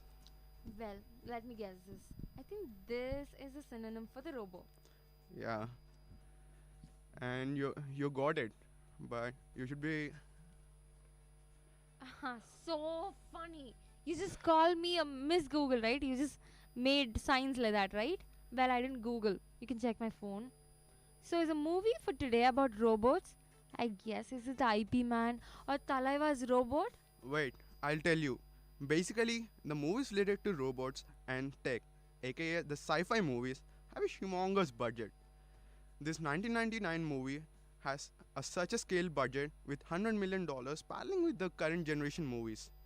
But unfortunately, the movie turned into a disaster with a loss of $12.6 million. And that is the Bicentennial Man. I was close. I'd also seen this movie, so I'd narrate the rest. Getting started, this movie is based on a novel, The Positronic Man, co-written by a famous Russian-American author, Isaac Asimov, known for his works of science fiction and popular science and robot Silverberg, which is itself based on Asimov's original novella titled The Bicentennial Man. The plot explores issues of humanity, slavery, prejudice, maturity, intellectual freedom, conformity, sex, love, and morality. Asimov was a prolific writer and wrote or edited more than 500 books and an estimated 90,000 letters and postcards, and regardlessly, he is considered as best-in-class author. Bicentennial Man is a 1999 American science fiction comedy drama film starring Robin Williams, Sam Neill, Embeth Davidtz in a dual role, Wendy Crewson, and Oliver Platt. The film, a co-production between Touchstone Pictures and Columbia Pictures, was directed by Chris Columbus. The title comes from the main character existing to the age of 200 years, and Asimov's novella was published in the year that the US had its bicentennial. The film underperformed at the box office and received mostly negative reviews, but was nominated for Best Makeup at the 72nd Academy Awards and earned a cult following.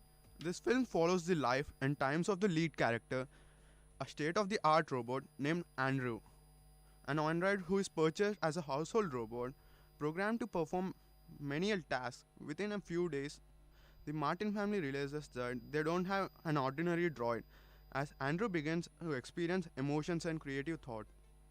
They encourage its weak. He then takes a multiple-year journey and finds others like him. Soon, his mission turns into a 200-year adventure filled with hardships and journey to find others like him.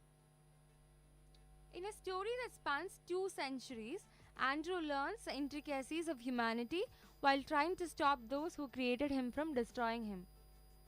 But wait a minute, guess what? Critics don't seem to like Bicentennial Man, and I'm really not sure why. Many people are saying it's a rip-off of Lieutenant's Commando Data from Star Trek, The Next Generation, or the film Short Circuit. I'm not sure whether to laugh or cry at such ignorance. That's like picking up a copy of William Shakespeare's Romeo and Juliet and saying it's a rip-off of the latest romance film you happen to have seen. Bicentennial Man is a science fiction classic. When first published, it was unique, and the theme of what it means to be a human being was unusual and imaginative. It sparked the imagination of many, and through the years, science fiction writers and movie makers have borrowed its ideas over and over again. The basic plot is that in the near future, a wealthy family purchases a robot servant, a household appliance built for doing household chores and such. The serial number of the device begins with the letters N, D, and R, and thus the name Andrew is given it to by the youngest member of the household. The NDR series robot Andrew is introduced in the family in 2005 into the Martin family home to perform housekeeping and maintenance duties. The family's reaction ranged from acceptance to curiosity to outright rejection and deliberate vandalism by their surly older daughter Grace, which leads to the discovery that Andrew can both identify emotions and reciprocate in kind. When Andrew accidentally breaks a figurine belonging to little Miss Amanda, he carves a replacement out of wood. The family is astonished by this creativity, and Sir Richard Martin takes Andrew to his manufacturer to inquire if all the robots are like him.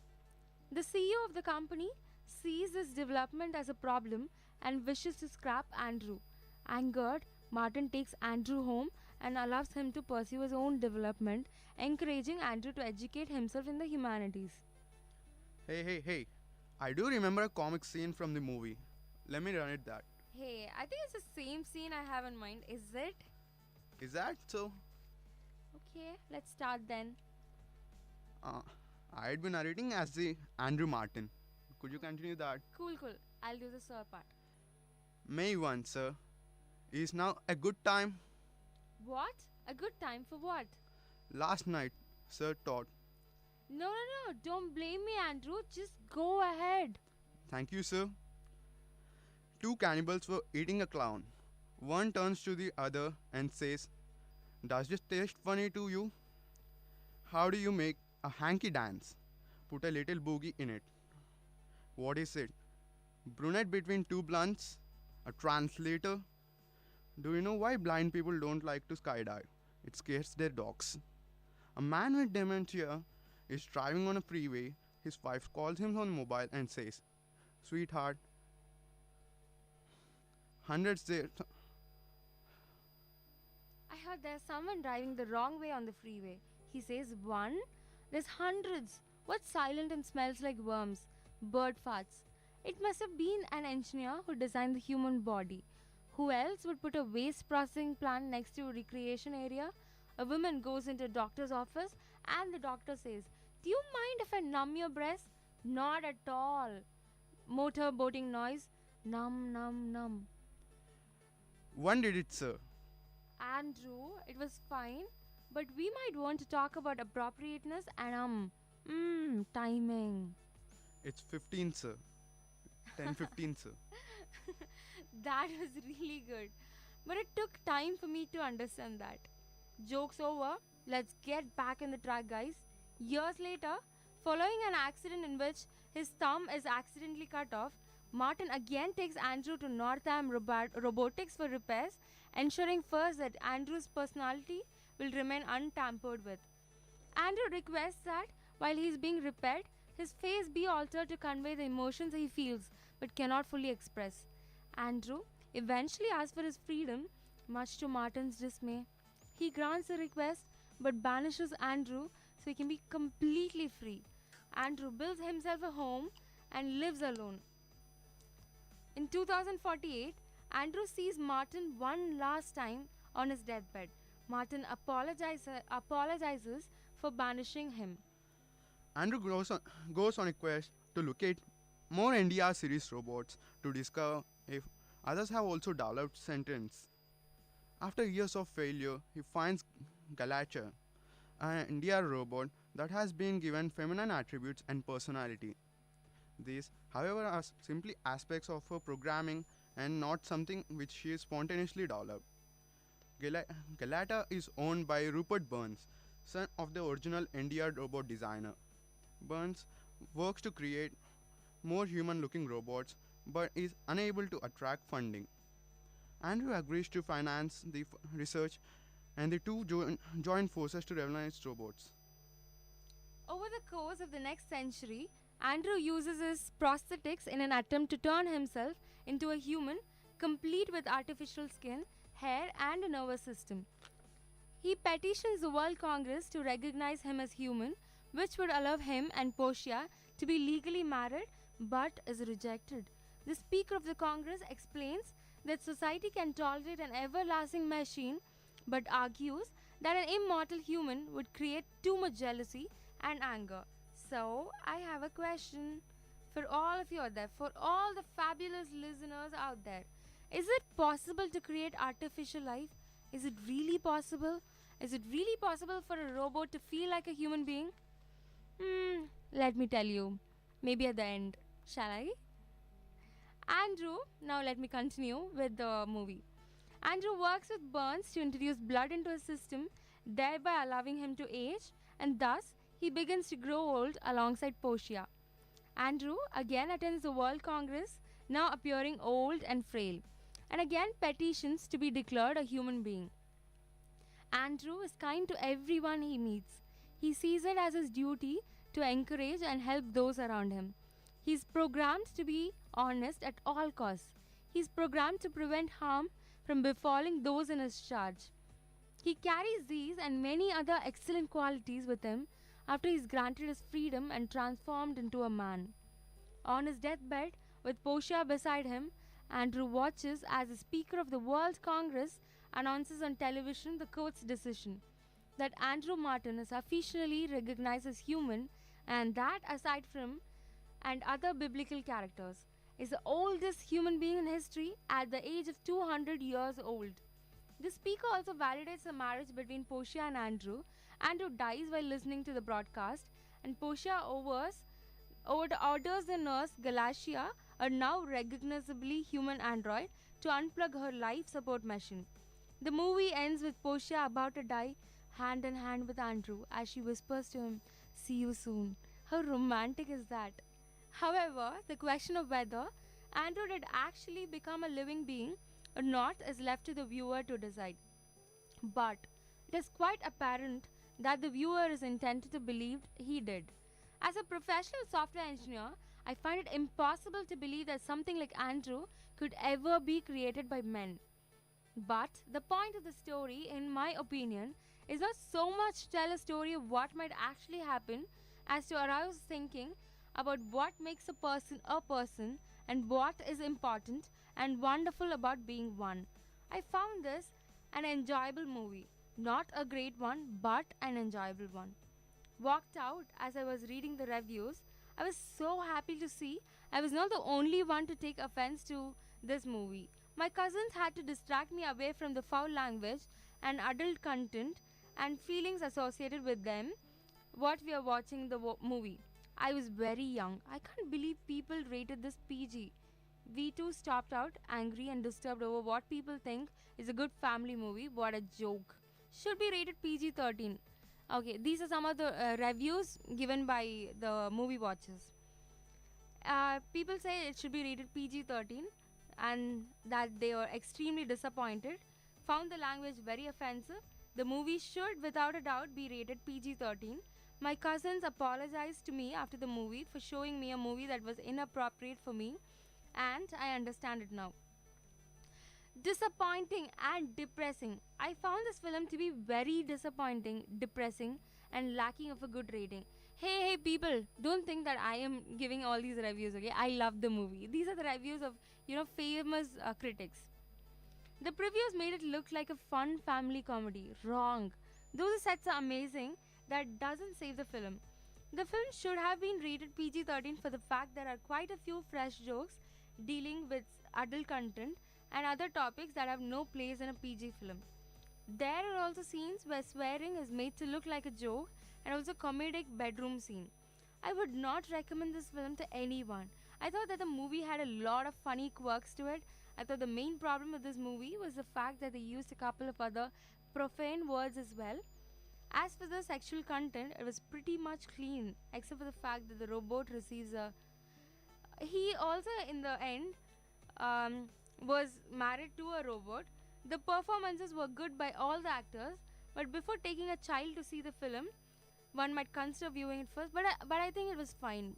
As for me, it was completely fine. Another critic reviews it as charming. I thought it was a beautiful movie and very life-affirming.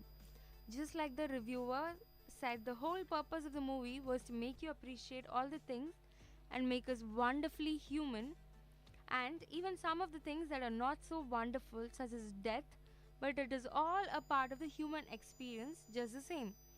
There is even a hint of an afterlife at the end when Portia says to a lifeless Andrew just before she dies, "See you soon."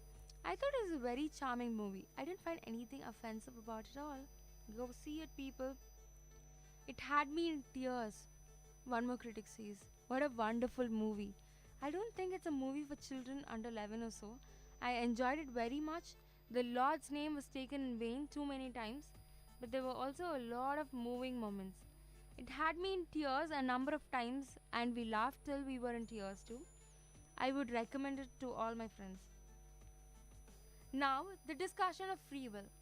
The movie makes a very strong theological comment near the end. Andrew states that he doesn't want to be a machine, clearly implying he wants free will. It was the underlying point of the movie, that is, that men have free will as opposed to machines, who are made to be and do for others. We have, Bill Gothard states, the freedom to do what we ought to do, and are no longer slaves to anyone except the one who loves us enough to die for us. This movie was very powerful, but makes a strong statement against sin as the nature of all men and the creations, such as Andrew. He was willing to die for his love. I know of him who died for me before I could do anything for myself. I think this movie is a thoughtful statement of man's hope and is worth seeing. Just remember who really loves you.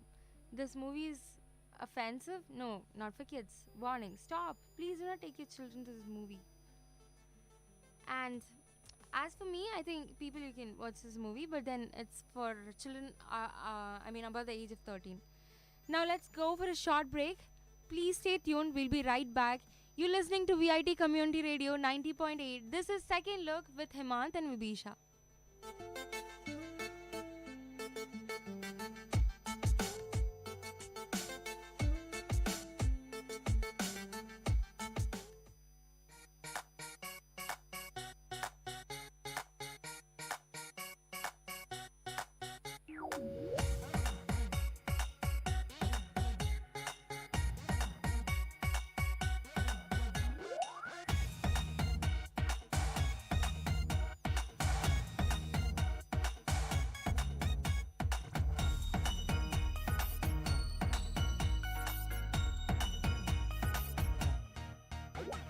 Cholarajan அவன் பேரன், இவன் செந்தமிழ்நாட்டின் வீரன். பெருமையோடு நான் சொல்வேன், நான் தமிழன். சாதனை செய்யும் வீரன், நான் உங்கள் அன்பு தோழன். பெருமையோடு நான் சொல்வேன், நான் தமிழன். ஆவை சொன்ன தமிழ் மொழியும் கம்பனாவன் கவிவரையும் என்றும் எங்கும் எங்கு காக்கும் தன்மான தமிழன் நான். என்றுமான குரல் வரையில் வீரமிசையின் வழியில் திமிரும் ஒன்று உலகம் என்று உயும் தமிழன் நான்.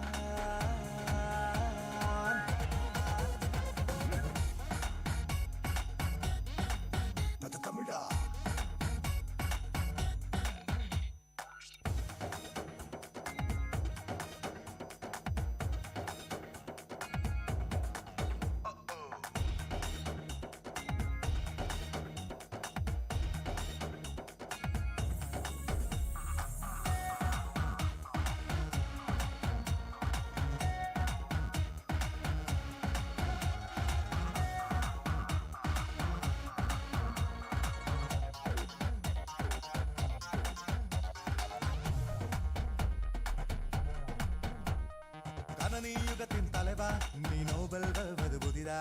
நாசாவின் தவ புதல்வா நீ தமிழன். வானில் பறந்திடும் நண்பா அணு ஆய்வின் வெற்றி தோழா. இஸ்ரோவின் தங்க மனிதா நீ தமிழன். உலகம் சுற்றும் துணிவும் இணைய உலகின் தரமும் திறனும் பலமும் இணையும் தன்மான தமிழன் நீ. தேசம் மாறி போகும் திசைகள் கூட மாறும் என்றும் மாறாது வந்து போக வெற்றி தமிழன் நீ.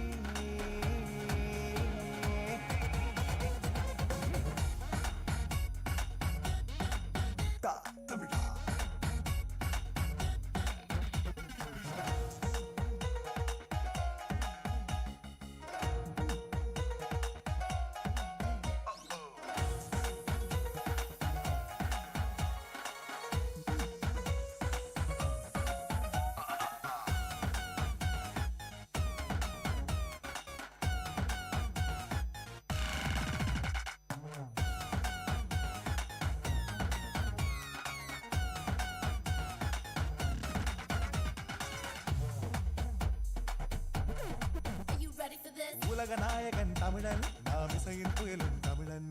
சினிமாவின் நிஜ கலைஞன் இவன் தமிழன். விளையாட்டில் இவன் வீரன், கடும் யுத்த களங்களின் சூரன். வர்த்தக உலகின் வேந்தன் இவன் தமிழன்.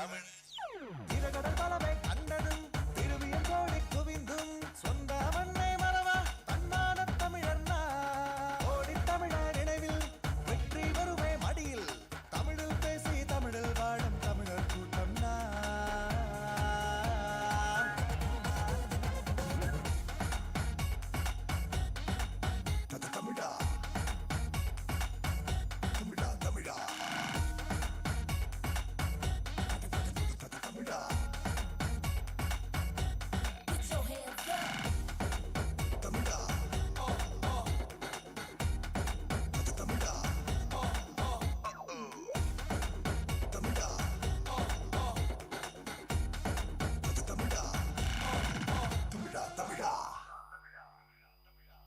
கேட்ட பாடலை இசையமைத்து பாடியவர் நீரஜ் கோபால். பாடல் வரிகள் கணதீபன் ஞானகுமரன்.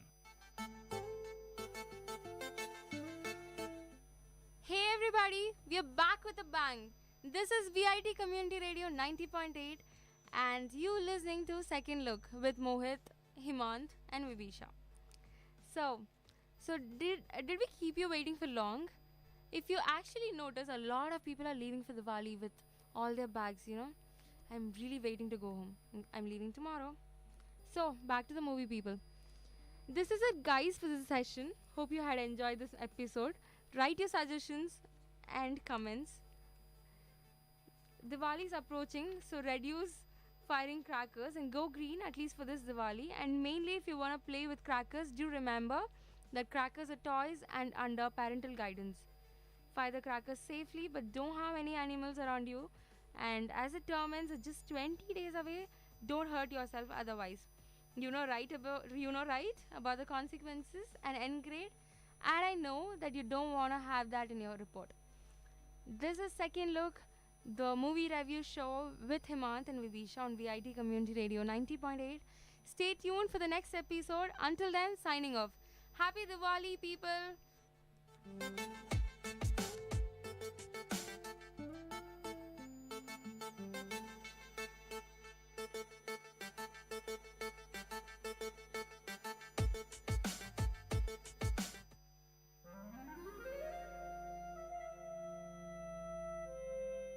It's story time.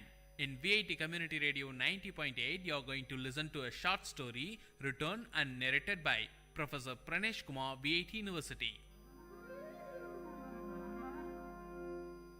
Title of the story: The Changes of Time. Time, the fastest and cruelest magician, did not spare her. I gazed at her for a long time. Mashing betel leaf, preparing pan, she did not notice me. With great seriousness and much care, she opened a small box lying beside her. From it, she took a polythene bag and carefully unwinded it, took out a pinch of tobacco, and crushed it along with other ingredients. 70% of her hair has lost its color. My curiosity about her grew more and more. As I sat there, inhaling the fresh smell of pan, I must talk to her, I said to myself. I got up and found a suitable place beside her. She smiled at me with her toothless gums, while her hands were busy rearranging the contents in the pan box. The skin of her arm seemed coarse like the epidermis of an old tamarind tree. She herself was like an old tree that had witnessed many springs and summers. Dressed in a white saree and without a blouse, she looked like a typical old woman from South Tamil Nadu. Each time she moved her head, her heavy pampadums, these are nothing but ornaments meant for the ear, moved to and fro rhythmically. She must not have felt the unease, used as she was to those two pampadums from her early teens. They were huge pieces of gold ornament, different shapes, cubes, circles, triangles, and horseshoes closely packed with the usual wax stuffing.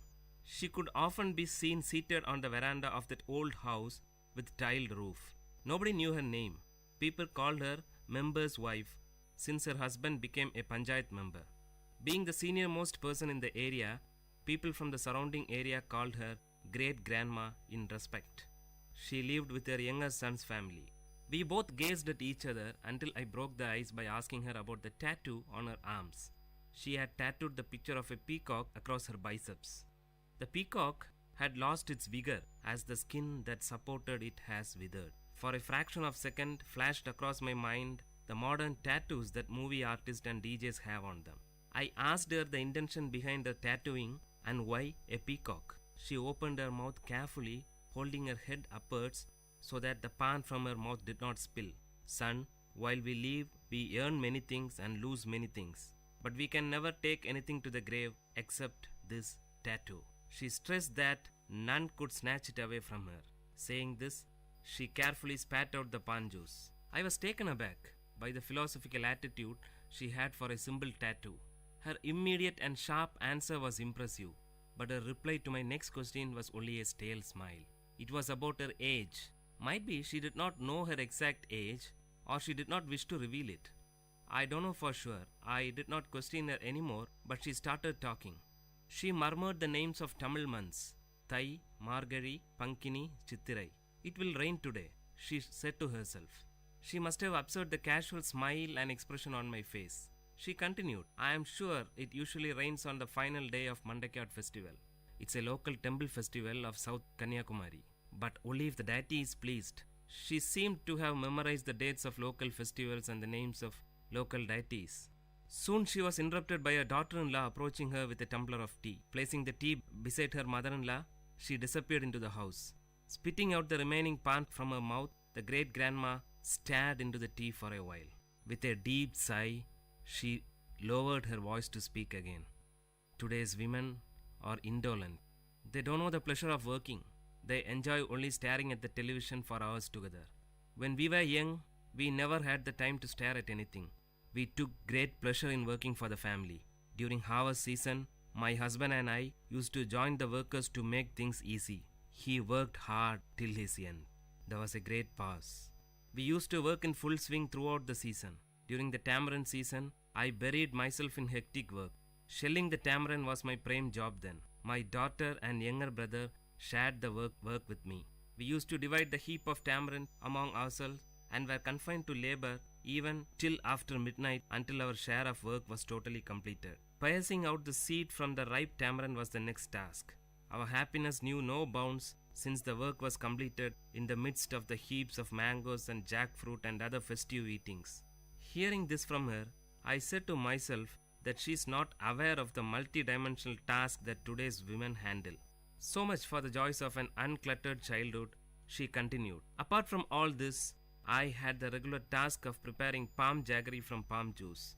Early in the morning before dawn, palm tree climbers would collect palm juice from the small pots tied to the treetop. Those climbers would howl and shriek from the treetop to convey the message that their work was done. As soon as he received the signal, my younger brother would run to collect the juice and bring it home. It would be brought ice cold. I boiled it using dried leaves and finally prepared palm jaggery. During the peak season, we might even get 30 cakes a day. That was our prime source of income. Now all those things have become a matter of past. She sighed nostalgically. When great-grandma narrated these mundane events, I could visualize them in my mind. I said to myself, she is grieving over a lost culture. This culture must have been prevailed some 75 to 80 years back, roughly in the 1930s. Today, her granddaughter is working for a leading multinational IT company in Chennai. The sharp contrast from palm jaggery to an IT company shouts out loud that change is inevitable.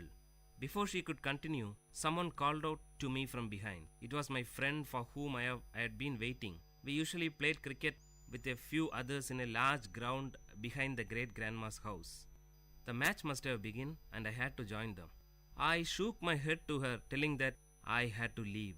Her eyes wore a pathetic expression to convey, "Wait, I have more to say." But her lips remained silent. I left her to join my friends, and from a far distance, I turned back to get a glimpse of her. I could hardly see her. She sat there sipping her tea. By that time, it must have gone cold. Currents of thought about the giant running wheel called time and the disability and helplessness of man or any other mighty power to stop or alter it flashed over my inner mind.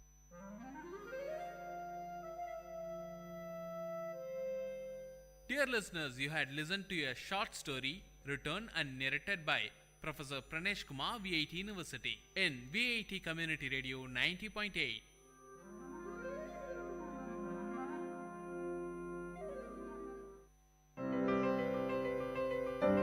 This song is presented by SparkX Music Band.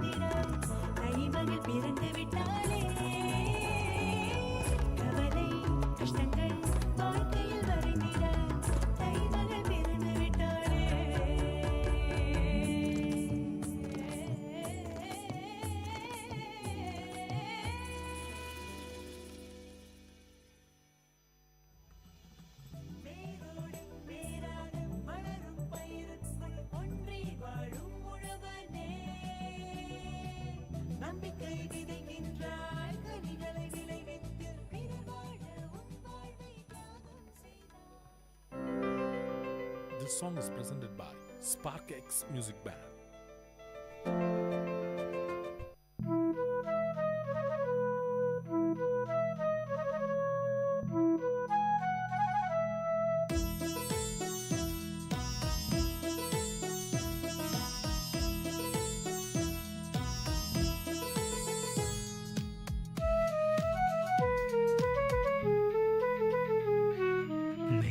மேகம் என்மேல் நீயும் பூவை பொழிந்தாய், அதிலே என்னை கொஞ்சம் நனைய விட்டு மோகம் கொண்டாய்.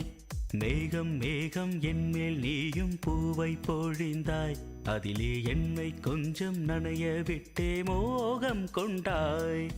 காலை கதிரே உன் பனித்துளி நான், தினம் என்னை கிள்ளியே நீ எழுப்பி விட்டாய். மேகம் மேகம் என்மேல் நீயும் பூவை பொழிந்தாய், அதிலே என்னை கொஞ்சம் நனைய விட்டே மோகம் கொண்டாய்.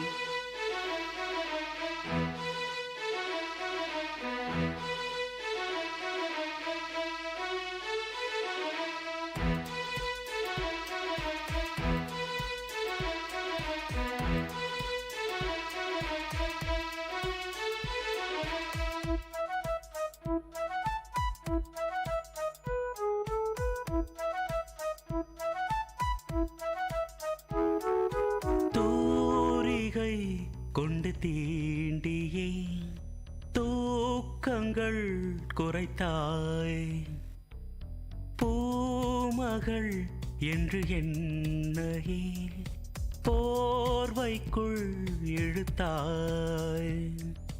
நிலவோடும் நிலம் மீதும் என்னை ஏந்தியே நீலவானிலே நெஞ்சோடு சாய்ந்தாடும் தென்றலே. நம்மை கண்டு நட்சத்திரம் வெட்கப்பட்டு கண்மறைக்கு. மேகம் மேகம் என்மேல் நீயும் பூவை பொழிந்தாய், அதிலே என்னை கொஞ்சம் நனைய விட்டு மோகம் கொண்டாய்.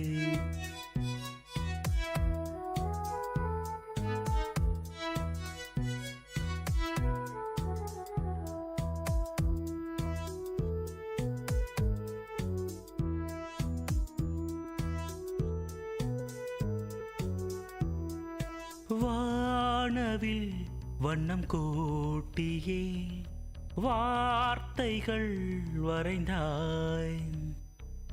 தேன் துளி என்று என்னையே நாக்கினுள் ஒளித்தாய். விழியோரம் நடை போடும் ஆசை மேகமே எந்தன் ஜீவனே, கரம் சேர்த்து நடமாடும் சொந்தமே. உன்னை போல மின்னல் கூட மின்னி மின்னி முத்தம் போடும். மேகம் மேகம் என்மேல் நீயும் பூவை பொழிந்தாய், அதிலே என்னை கொஞ்சம் நனைய விட்டே மோகம் கொண்டாய். மேகம் மேகம் என்மேல் நீயும் பூவை பொழிந்தாய், அதிலே என்னை கொஞ்சம் நனைய விட்டே மோகம் கொண்டாய். காலை கதிரே உன் பனித்துளி நான், தினம் என்னை கிள்ளியே நீ எழுப்பி விட்டாய்.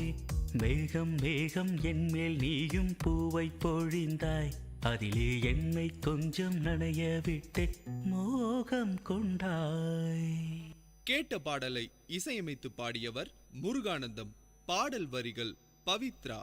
தயாரிப்பு விஐடி பண்பலை 90.8. இப்பாடலை வழங்குபவர் இளையகானம் சி இளையராஜா.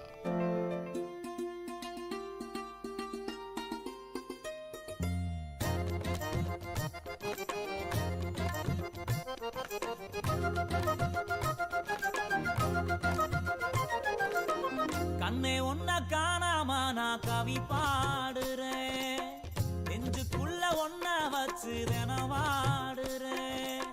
மதுர மல்லி வாசம் உன்னை பார்த்தாலே பேசும், ஓம் கொலுசு சத்தம் கேட்டு அந்த கோயில் மணியாடும். கண்ணே ஒன்ன காணாம நான் கவி பாடுறேன், நெஞ்சுக்குள்ள ஒன்ன வச்சு தினவாடுறேன்.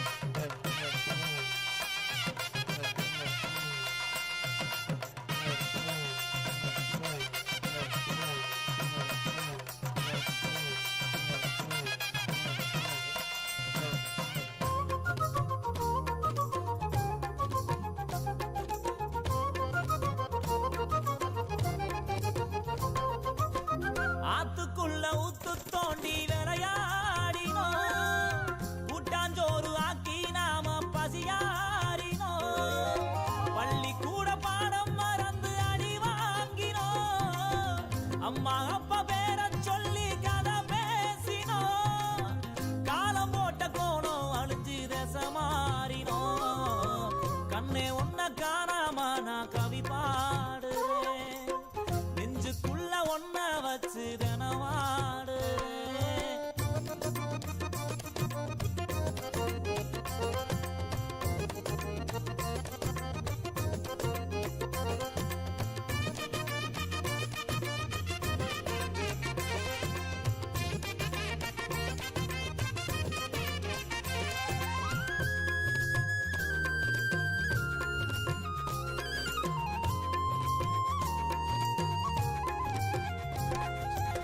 நொங்குரோத வண்டி ஓட்டி நான் ஓடினோம் மண்குதிர மேல நின்று சதிராடினோம் அந்த நாலு நெஞ்சுக்குள்ள அலப்பாயுதே நஞ்சு போன ஞாபகங்கள் மனமாடுதே பாதையெல்லாம் பார்த்து பார்த்து விழிவாடுதே கண்ணே ஒன்ன காணாம நான் கவி பாடுறேன் நெஞ்சுக்குள்ள ஒன்ன வச்சு தினவாடுறேன்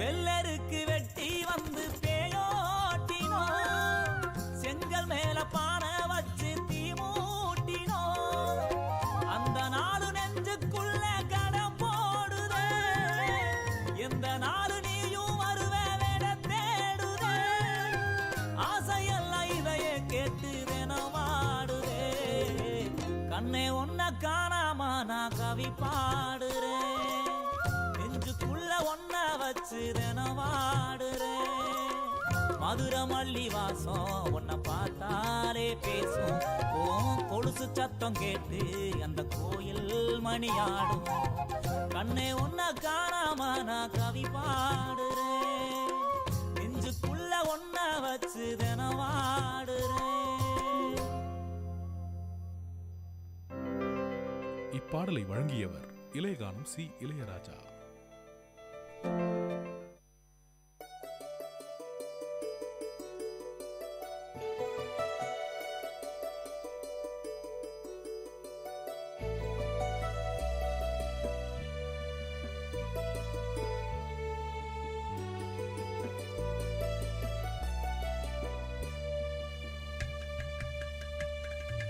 வண்ணமய குதூகலம் வானதிரும் கொண்டாட்டம் கலைகளின் சங்கமம் கவிஞர்களின் கைவண்ணம் வண்ணமய குதூகலம் வானதிரும் கொண்டாட்டம் கலைகளின் சங்கமம் கவிஞர்களின் கைவண்ணம் எண்ணங்கள் தொடும் உயரம் விண்ணளவு நாம் அறிவோம் ஒன்று கூடி எல்லோரும் கொண்டாடுவோம் festivity festivity iduve VIT festivity festivity oh festivity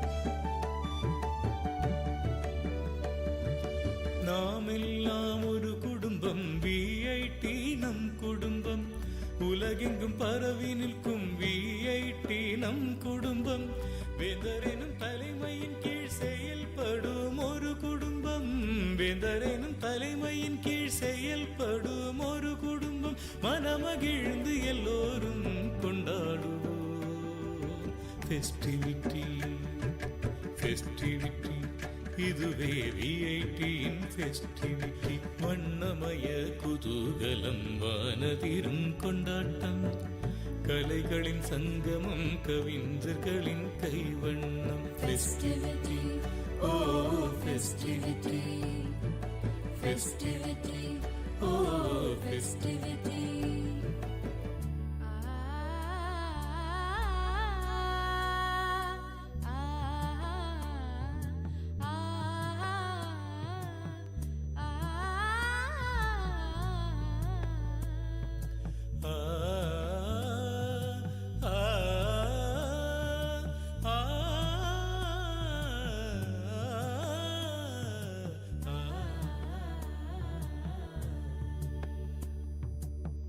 பல வண்ண பாடல்கள், மயிலாடும் மாட்டங்கள், பளிச்சிடும் திறமைகள், ஒளிர்விடும் சிகரங்கள், அதுதொடும் உயரங்கள் என்றென்றும் நிலைத்திடும், அதுதொடும் உயரங்கள் என்றென்றும் நிலைத்திடும். விண்வியக்கும் ஒரு சொர்க்கம் இனி இங்கே அமைந்திடும். ஃபெஸ்டிவிட்டி, இதுவே விஐடியின் ஃபெஸ்டிவிட்டி. வண்ணமய குதூகலம் வானதிரும் கொண்டாட்டம், கலைகளின் சங்கமம் கவிஞர்களின் கைவண்ணம். வண்ணமய குதூகலம் வானதிரும் கொண்டாட்டம், கலைகளின் சங்கமம் கவிஞர்களின் கைவண்ணம். எண்ணங்கள் தொடும் உயரம் விண்ணளவு நாம் அறிவோம், ஒன்று கூடி எல்லோரும் கொண்டாடுவோம். ஃபெஸ்டிவிட்டி, ஃபெஸ்டிவிட்டி, இதுவே விஐடியின் ஃபெஸ்டிவிட்டி. Festivity, oh festivity.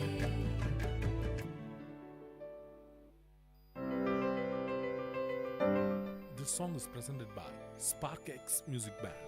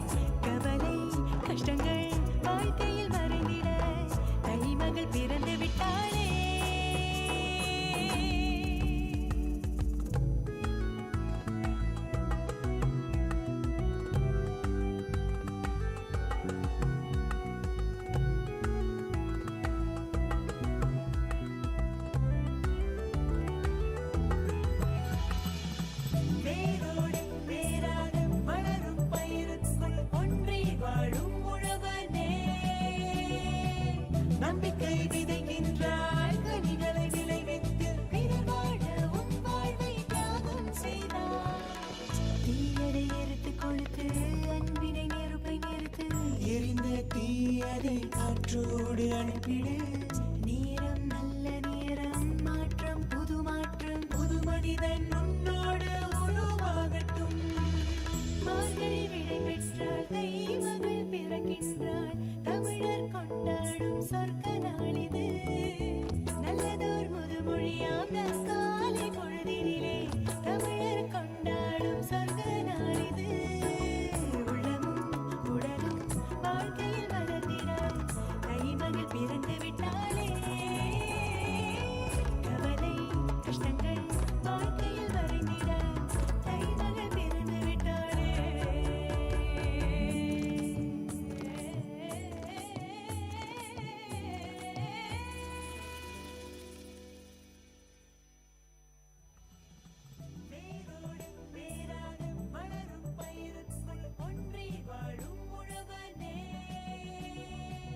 நம்பிக்கை விதைக்கின்றாய், கனிகளை விளைவித்து பிறர் வாழ உன் வாழ்வை தியாகம் செய்தாய்.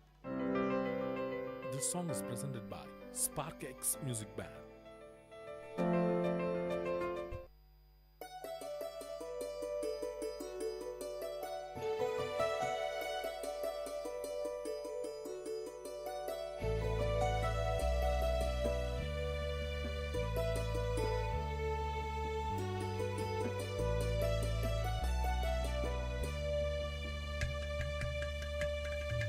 வண்ணமய குதூகலம் வானதிரும் கொண்டாட்டம் கலைகளின் சங்கமம் கவிஞர்களின் கைவண்ணம் வண்ணமய குதூகலம் வானதிரும் கொண்டாட்டம் கலைகளின் சங்கமம் கவிஞர்களின் கைவண்ணம் எண்ணங்கள் தொடும் உயரம் விண்ணளவு நாம் அறிவோம் ஒன்று கூடி எல்லோரும் கொண்டாடுவோம் ஃபெஸ்டிவிட்டி Festivity, இதுவே விஐடியின் festivity, festivity, oh festivity.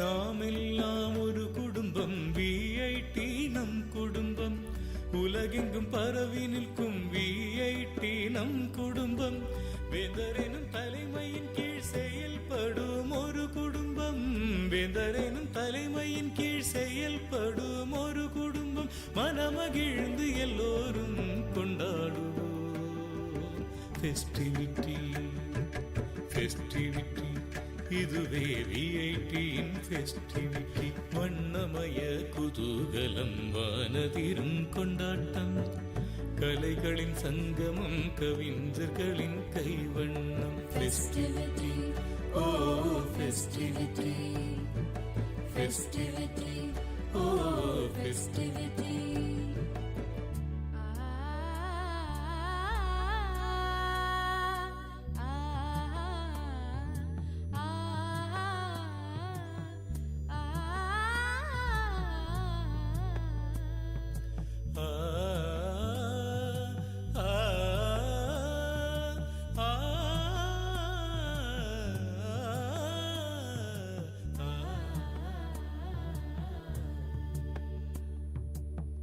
பல வண்ண பாடல்கள் மயிலாடும் மாட்டங்கள் பளிச்சிடும் திறமைகள் ஒளிர்விடும் சிகரங்கள் அதுதொடும் உயரங்கள் என்றென்றும் நிலைத்திடும் அதுதொடும் உயரங்கள் என்றென்றும் நிலைத்திடும் விண்வியக்கும் ஒரு சொர்க்கம் இனி இங்கே அமைந்திடும் ஃபெஸ்டிவிட்டி இதுவே விஐடியின் ஃபெஸ்டிவிட்டி வண்ணமய குதூகலம் வானதிரும் கொண்டாட்டம் கலைகளின் சங்கமம் கவிஞர்களின் கைவண்ணம் வண்ணமய குதூகலம் வானதிரும் கொண்டாட்டம் கலைகளின் சங்கமம் கவிஞர்களின் கைவண்ணம் எண்ணங்கள் தொடும் உயரம் விண்ணளவு நாம் அறிவோம் ஒன்று கூடி எல்லோரும் கொண்டாடுவோம்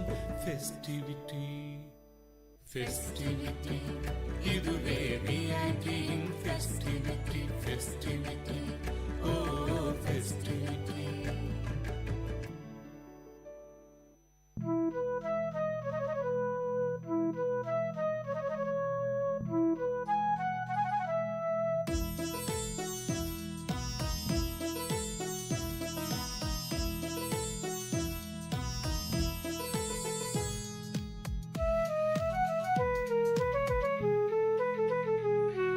மேகம் மேகம் என்மேல் நீயும் பூவை பொழிந்தாய் அதிலே என்னை கொஞ்சம் நனைய விட்டு மோகம் கொண்டாய் மேகம் மேகம் என்மேல் நீயும் பூவை பொழிந்தாய் அதிலே என்னை கொஞ்சம் நனைய விட்டு மோகம் கொண்டாய் காலை கதிரே உன் பனித்துளி நான் தினம் என்னை கிள்ளியே நீ எழுப்பி விட்டாய் மேகம் மேகம் என்மேல் நீயும் பூவை பொழிந்தாய் அதிலே என்னை கொஞ்சம் நனைய விட்டே மோகம் கொண்டாய்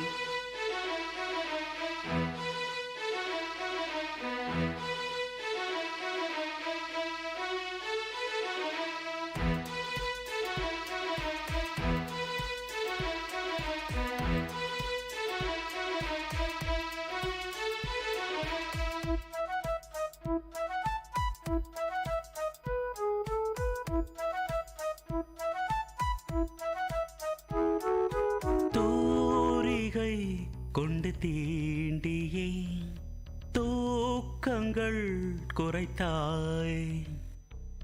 பூமகள் என்று என்னையே போர்வைக்குள் இழுத்தாய். நிலவோடும் நிலம் மீதும் என்னை ஏந்தியே நீலவானிலே நெஞ்சோடு சாய்ந்தாடும் தென்றலே.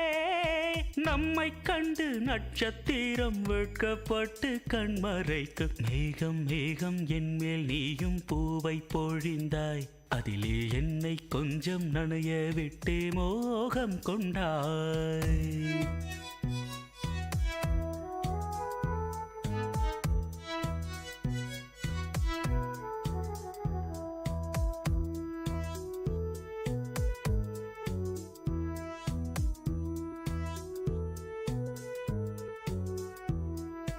வானவில் வண்ணம் கூட்டியே வார்த்தைகள் வரைந்தாய்.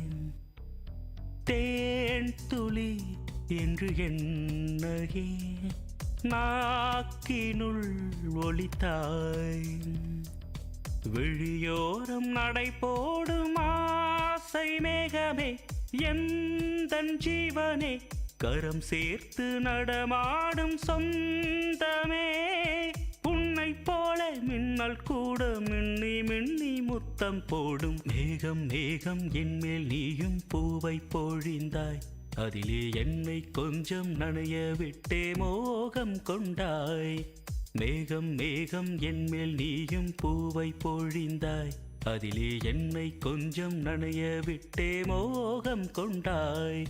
காலை கதிரே உன் பனித்துளி நான் தினம் என்னை கிள்ளியே நீ எழுப்பி விட்டாய். மேகம் மேகம் என்மேல் நீயும் பூவை பொழிந்தாய். அதிலே என்னை கொஞ்சம் நனைய விட்டு மோகம் கொண்டாய். கேட்ட பாடலை இசையமைத்து பாடியவர் முருகானந்தம். பாடல் வரிகள் பவித்ரா. தயாரிப்பு விஐடி பண்பலை 90.8. மானங்கருக்குதடி மின்னிருட்டு கம்முதடி. மானங்கருக்குதடி மின்னிருட்டு கம்முதடி. மேகம் உருளுதடி மாறி மழை பெய்யுதடி. மேகம் உருளுதடி மாறி மழை பெய்யுதடி. மானங்கருக்குதடி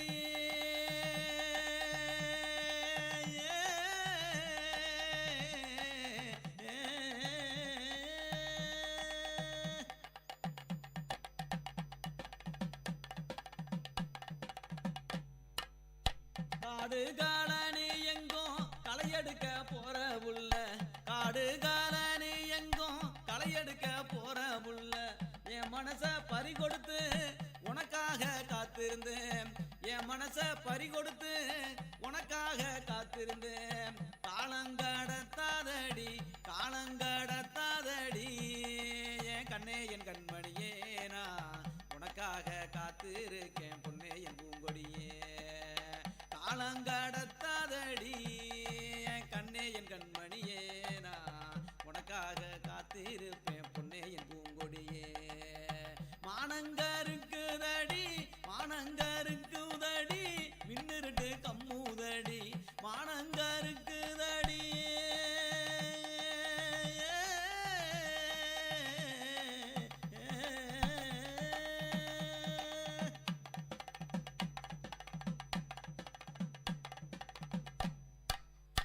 மனசெல்லாம் வெள்ளையடி கண்ணு ரெண்டும் ஜொலிக்குதடி. மனசெல்லாம் வெள்ளையடி கண்ணு ரெண்டும் ஜொலிக்குதடி. வச்ச கண்ணு நோகாம ஒன்ன பார்க்க தோணுதடி. வச்ச கண்ணு நோகாம ஒன்ன பார்க்க தோணுதடி. காலம் கடத்தாதடி காலம் கடத்தாதடி என் கண்ணே என் கண்மணியே நான் உனக்காக காத்திருப்பேன் பொன்னே என் பூங்கொடியே. காலம் கடத்தாதடி என் கண்ணே என் கண்மணியே நான் உனக்காக காத்திருக்கேன் பொன்னே என் பூங்கொடியே. மானங்கருக்குதடி மானங்கருக்குதடி மின்னிருட்டு கம்முதடி. மானங்கருக்குதடி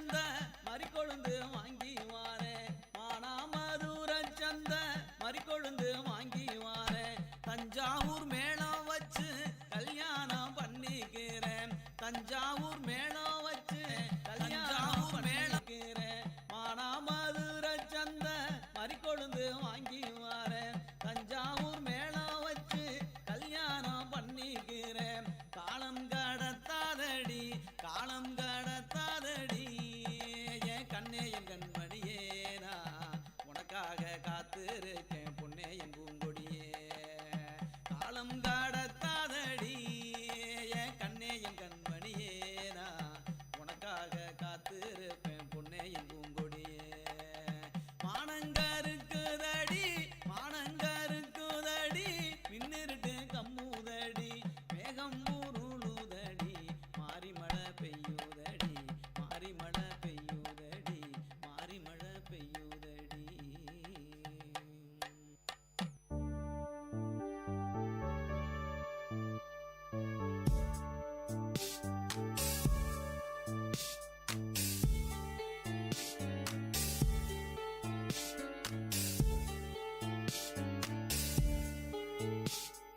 தந்தை எனும் மந்திர சொல் தாலாட்டுமே என்னை என்றும் தந்தை போல தோழன் இல்லை என் தந்தை இன்றி தெய்வம் இல்லை வரமாய் வந்த தெய்வம் நீ தவமாய் கிடைத்த செல்வம் நீ என்னென்னம் நீ வந்தம் நீ எந்த தந்தை நீ தந்தை எனும் மந்திர சொல் தாலாட்டுமே என்னை என்றும்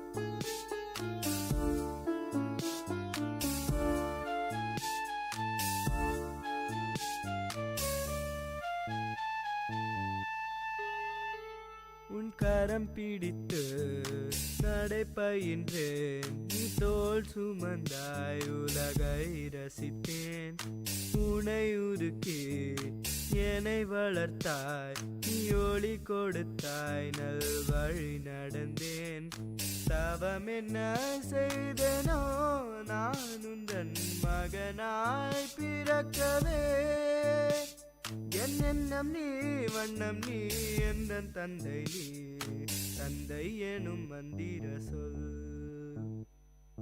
தாலாட்டுமே என்னை என்றும் தந்தை போல தோழன் இல்லை என் தந்தை இன்றி தெய்வம் இல்லை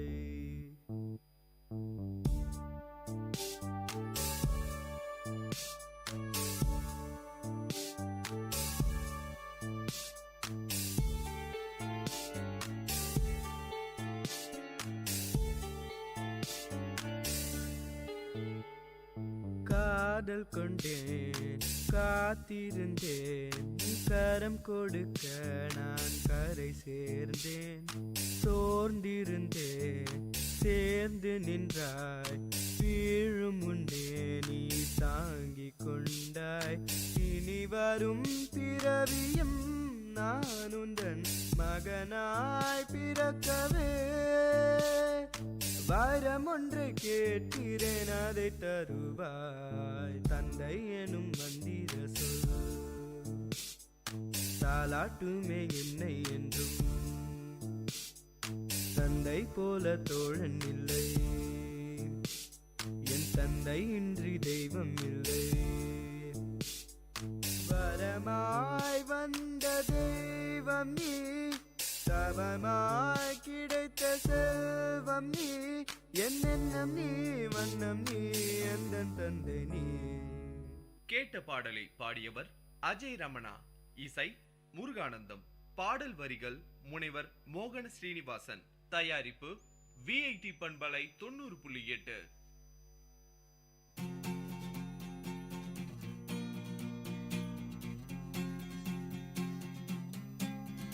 துடி थोड़ी आवारगी, हल्की सी बंदगी, चुटकी भर बेखुदी, जरा सी गफलती, थोड़ी आवारगी, हल्की सी बंदगी, चुटकी भर बेखुदी, जरा सी गफलती, यारों का जो साथ हो, यारों का जो साथ हो,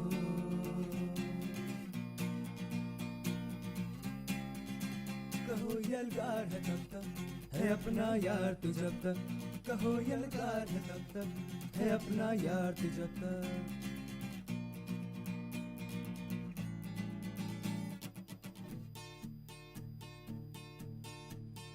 शहरों की गलियों में, चने की फलियों में, लहरों में झाग है जैसे, सिगरी में आग है जैसे, बुलन है अपनी यारी, हो गम चाहे दुश्वारी, पड़ी जब किस्मत भारी, बांट ली हिस्सेदारी,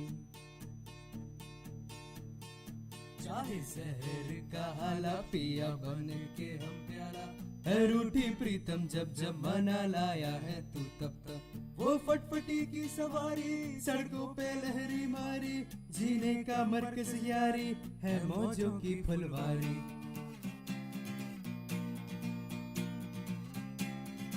कहो यलगार है तब तक है अपना यार तू जब तक, कहो यलगार है तब तक है अपना यार तू जब तक।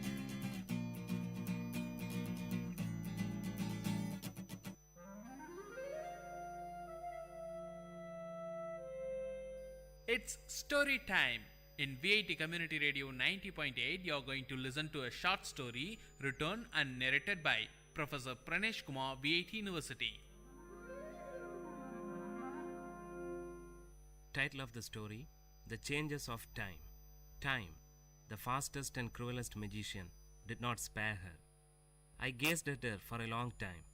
Mashing betel leaf, preparing pan, she did not notice me.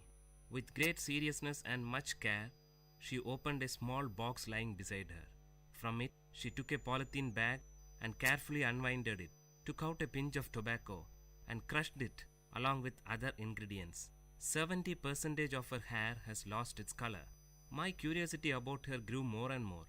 As I sat there, inhaling the fresh smell of pan, I must talk to her, I said to myself. I got up and found a suitable place beside her. She smiled at me with her toothless gums, while her hands were busy rearranging the contents in the pan box. The skin of her arm seemed coarse like the epidermis of an old tamarind tree. She herself was like an old tree that had witnessed many springs and summers. Dressed in a white sari and without a blouse, she looked like a typical old woman from South Tamil Nadu. Each time she moved her head, her heavy pampadums, these are nothing but ornaments meant for the ear, moved to and fro rhythmically. She must not have felt the unease, used as she was to those two pampadums from her early teens. They were huge pieces of gold ornament, different shapes, cubes, circles, triangles, and horseshoes closely packed with the usual wax stuffing. She could often be seen seated on the veranda of that old house with tiled roof. Nobody knew her name. People called her member's wife, since her husband became a panchayat member. Being the senior most person in the area, people from the surrounding area called her great grandma in respect. She lived with her younger son's family. We both gazed at each other until I broke the ice by asking her about the tattoo on her arms. She had tattooed the picture of a peacock across her biceps. The peacock had lost its vigor as the skin that supported it has withered. For a fraction of a second flashed across my mind the modern tattoos that movie artists and DJs have on them. I asked her the intention behind her tattooing and why a peacock. She opened her mouth carefully, holding her head upwards so that the pan from her mouth did not spill. Son, while we live, we earn many things and lose many things. But we can never take anything to the grave except this tattoo. She stressed that none could snatch it away from her. Saying this, she carefully spat out the pan juice. I was taken aback by the philosophical attitude she had for a simple tattoo. Her immediate and sharp answer was impressive, but her reply to my next question was only a stale smile. It was about her age. Might be she did not know her exact age, or she did not wish to reveal it. I don't know for sure. I did not question her anymore, but she started talking. She murmured the names of Tamil months: Thai, Margari, Pankini, Chittirai. It will rain today, she said to herself. She must have observed the casual smile and expression on my face. She continued, I am sure it usually rains on the final day of Mandakiyat festival.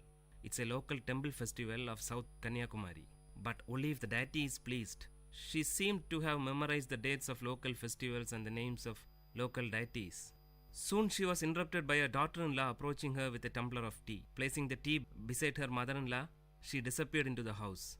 Spitting out the remaining pan from her mouth, the great-grandma stared into the tea for a while. With a deep sigh, she lowered her voice to speak again. Today's women are indolent. They don't know the pleasure of working. They enjoy only staring at the television for hours together. When we were young, we never had the time to stare at anything. We took great pleasure in working for the family. During harvest season, my husband and I used to join the workers to make things easy. He worked hard till his end. There was a great pause. We used to work in full swing throughout the season. During the tamarind season, I buried myself in hectic work. Shelling the tamarind was my prime job then. My daughter and younger brother shared the work with me. We used to divide the heap of tamarind among ourselves and were confined to labor even till after midnight until our share of work was totally completed. Piercing out the seed from the ripe tamarind was the next task. Our happiness knew no bounds since the work was completed in the midst of the heaps of mangoes and jackfruit and other festive eatings. Hearing this from her, I said to myself that she is not aware of the multi-dimensional task that today's women handle. So much for the joys of an uncluttered childhood, she continued. Apart from all this, I had the regular task of preparing palm jaggery from palm juice. Early in the morning before dawn, palm tree climbers would collect palm juice from the small pots tied to the treetop. Those climbers would howl and shriek from the treetop to convey the message that their work was done. As soon as he received the signal, my younger brother would run to collect the juice and bring it home. It would be brought ice cold. I boiled it using dried leaves and finally prepared palm jaggery. During the peak season, we might even get 30 cakes a day. That was our prime source of income. Now all those things have become a matter of past. She sighed nostalgically. When great-grandma narrated these mundane events, I could visualize them in my mind. I said to myself, she is grieving over a lost culture. This culture must have been prevailed some 75 to 80 years back, roughly in the 1930s. Today, her granddaughter is working for a leading multinational IT company in Chennai. The sharp contrast from palm jaggery to an IT company shouts out loud that change is inevitable. Before she could continue, someone called out to me from behind. It was my friend for whom I had been waiting. We usually played cricket with a few others in a large ground behind the great-grandma's house. The match must have begun and I had to join them. I shook my head to her, telling that I had to leave. Her eyes wore a pathetic expression to convey, wait, I have more to say. But her lips remained silent. I left her to join my friends, and from a far distance, I turned back to get a glimpse of her. I could hardly see her. She sat there sipping her tea. By that time, it must have gone cold. Currents of thought about the giant running wheel called time and the disability and helplessness of man or any other mighty power to stop or alter it flashed over my inner mind.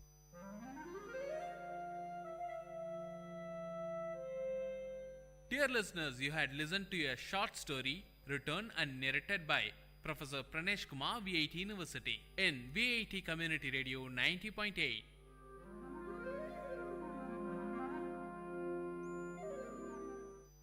மானங்கருக்குதடி மின்னிருட்டு கம்முதடி மானங்கருக்குதடி மின்னிருட்டு கம்முதடி மேகம் ஊருளுதடி மாறி மழை பெய்யுதடி மேகம் ஊருளுதடி மாறி மழை பெய்யுதடி மானங்கருக்குதடி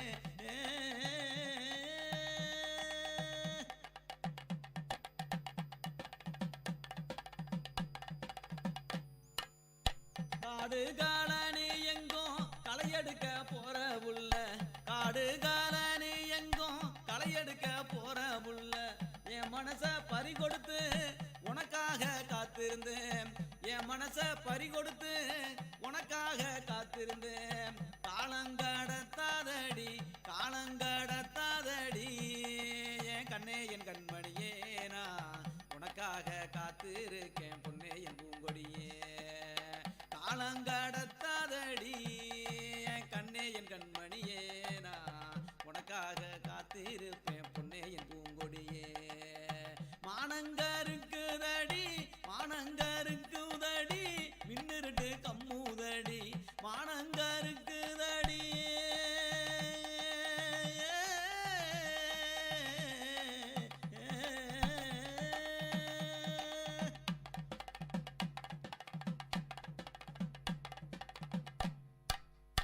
மனசெல்லாம் வெள்ளையடி கண்ணு ரெண்டும் ஜொலிக்குதடி மனசெல்லாம் வெள்ளையடி கண்ணு ரெண்டும் ஜொலிக்குதடி வச்ச கண்ணு நோகாம ஒன்ன பார்க்க தோணுதடி வச்ச கண்ணு நோகாம ஒன்ன பார்க்க தோணுதடி காலம் கடத்தாதடி காலம் கடத்தாதடி என் கண்ணே என் கண்மணியே நான் உனக்காக காத்திருப்பேன் பொன்னே என் பூங்கொடியே காலம் கடத்தாதடி என் கண்ணே என் கண்மணியே நான் உனக்காக காத்திருக்கேன் பொன்னே என் பூங்கொடியே மானங்கருக்குதடி மானங்கருக்குதடி மின்னிருட்டு கம்முதடி மானங்கருக்குதடி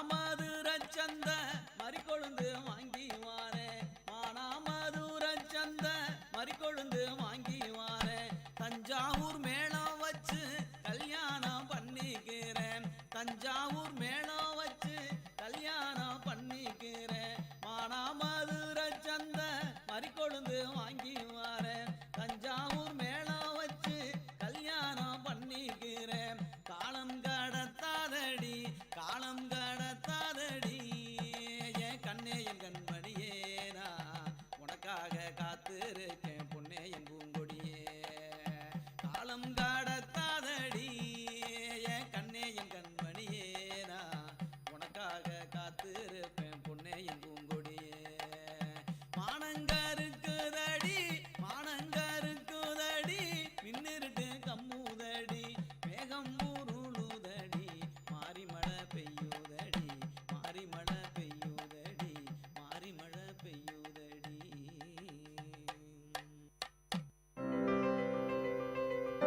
இப்பாடலை வழங்குபவர் இளையகானம் சி இளையராஜா.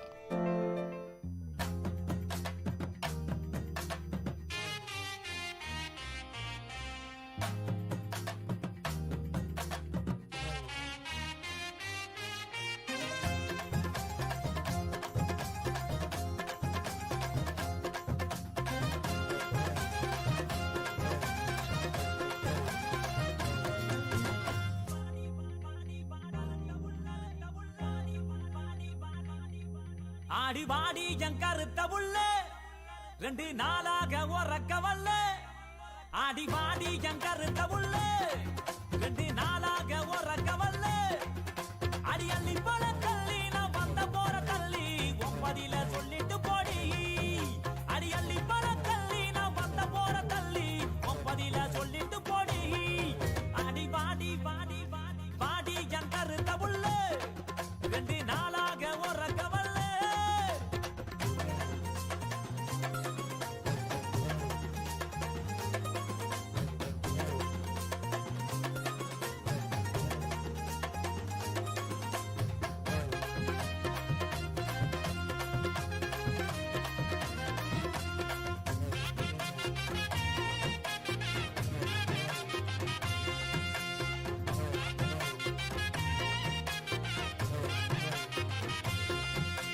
பாட்டெடுத்து பாடி வாரேன் தெம்மாங்கு பாட்டு நீ இளையராச பாட்ட கேளு அதிருது வேட்டு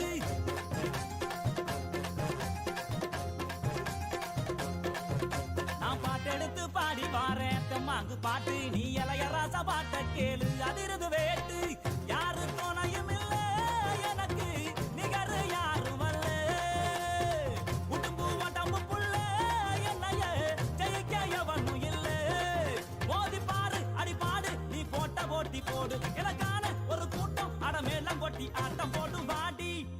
ஆடி வாடி ஆடி வாடி என் கருத்த உள்ள 2 நாளாக உறக்கவல்ல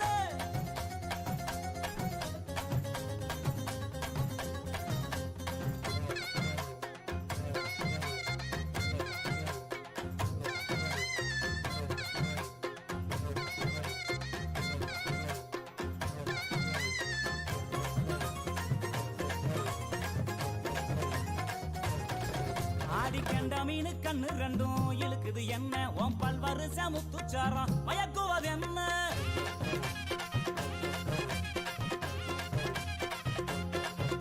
ஆடிக்கண்ட மீனு கண்ணு ரெண்டும் இழுக்குது என்ன உன் பல்வரிச முத்துச்சாரம் மயக்குவது என்ன உறிஞ்சு உதட்டுறைய என்னைய இதுக்கே முடிஞ்சு புட்டு சங்கு கலந்துறதா என்னையும் உதச்சு வாட்டி புட்டு அடிச்சிட்ட தங்க பாட்ட என் பக்கம் நில்லடி ஒன்னு தார உதட்டால நீ வெக்க விட்டு கட்டி கூடி வாடி ஆடி வாடி ஆடி வாடி என் கருத்த உள்ள 2 நாளாக உறக்கவல்ல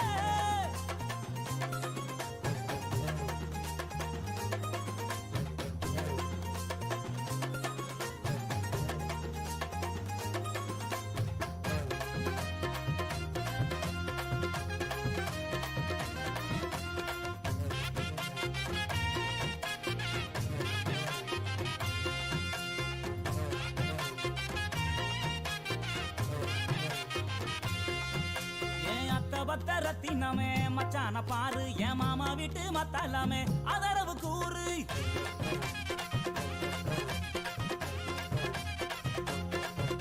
என் அத்த பத்த ரத்தினமே மச்சான பாரு என் மாமா வீட்டு மத்தலாமே அதரவு கூறு உன்னை விட்ட யாரும் இல்ல எனக்கு ஒட்டிக்கிற வாடி உள்ள கண்ணசைக்கும் நேரத்துல எனக்கு காதல் தீ மூட்டு உள்ள இத தெரிஞ்சு கொஞ்சம் புரிஞ்சு இந்த மச்சான் சொல்ல கேளு இந்த உலகம் உள்ள வரைக்கும் நீ என்னோட தான் ஒட்டி வாழ வாடி என் கருத்த உள்ள 2 நாளாக உறக்கவல்ல ஆடி வாடி என் கருத்த உள்ள 2 நாளாக உறக்கவல்ல அடி அள்ளி போல கள்ளி நான் வந்த போற தள்ளி உன் பதில சொல்லிட்டு போடி அடி அள்ளி போல கள்ளி நான் வந்த போற தள்ளி உன் பதில சொல்லிட்டு போடி அடி வாடி வாடி வாடி வாடி என் கருத்த உள்ள. இப்பாடலை வழங்கியவர் இளையகானம் சி இளையராஜா.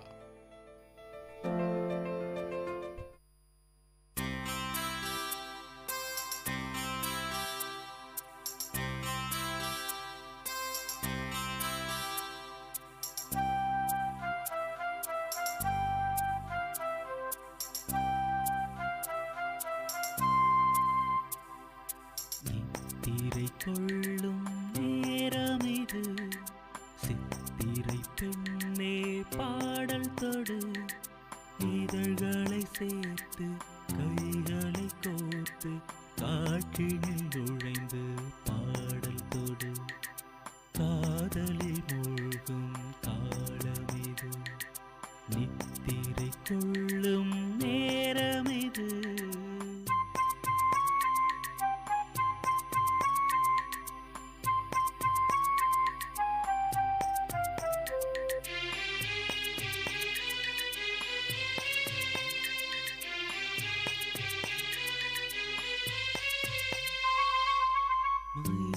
தோகை விரித்தாடி இருள் போர்வை நிறம் மாறி வான்முகிலின் வர்ணத்தில் வார்த்தெடுத்த மென்சிகையோ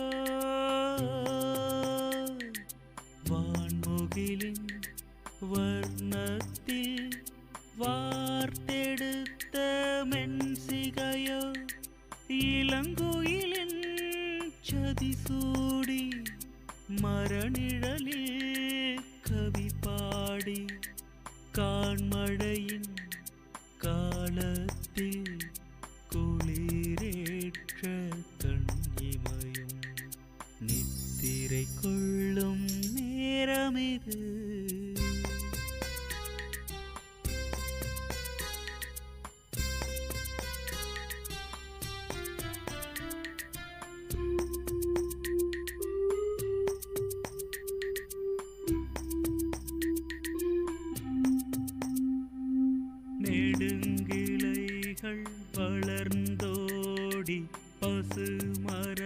விழிகள் சுமை கூடி பண் இசைக்கும் மோனத்தில் நெளிந்தாடும் வளைகரமும் பண் இசைக்கும் மோனத்தில் நெளிந்தாடும் வளைகரமும் சுடர் விழிகள் வழியோடி மிடரிடையே மொழி தேடி கண் அசைக்கும் நேரத்தில் களி கூட்டும் சிலை முகமும் நித்திரை கொள்ளும் நேரமிது. கேட்ட பாடலை இசையமைத்து பாடியவர் முருகானந்தம். பாடல் வரிகள் KP ஆனந்த். தயாரிப்பு VIT பண்பலை 90.8.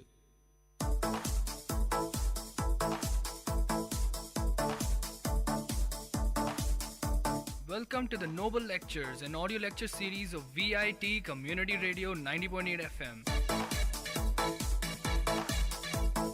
Interesting innovations, technological inventions, technical presentations, inspiring impressions, philosophical thoughts, lingual leaps, artistic amusements, and lecture formats delivered by eminent professors, researchers, and innovators from various fields. Let the talks touch your thoughts with our noble notions.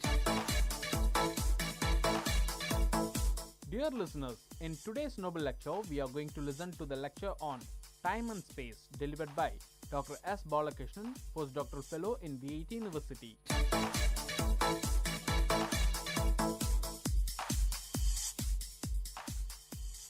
Hello listeners, I am Dr. S. Balakrishnan. I welcome you all to today's program, Noble Lecture. Today I am going to talk about space-time continuum.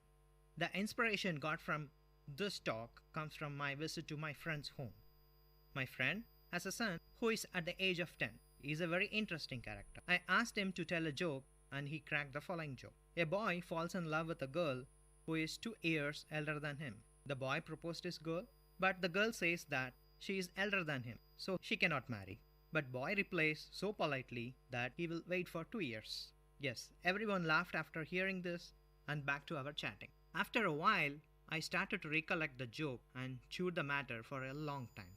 Though it appears to be a fun statement said by a schoolboy, for me it starts to appear as more subtler than it is. Yes, the crux of the joke is about stationary time for that girl and moving time for that boy. Do we really have such a situation in nature? To put it technically, have you ever thought of time as a relative factor with respect to 2 different persons? Yes, I was kindled by this thought and started to work on it. I come up with some conclusion and studies. I am very glad to share some of the conclusions that I have arrived at. It is believed that time is evolving independently with respect to space. Even Sir Isaac Newton was driven by this thought, and laws of physics began to emerge based on this thought. Albert Einstein, by his ingenious intelligence, put forward the notion of space-time continuum, which tremendously changed our viewpoint on the fundamental aspect of science. Yes, now we have entirely a different perception about space and time. As the time passes in this lecture, you will be aware of many untold understandings. You are listening to the Noble Lectures, an audio lecture series of VIT Community Radio, innovative talks from intellectuals.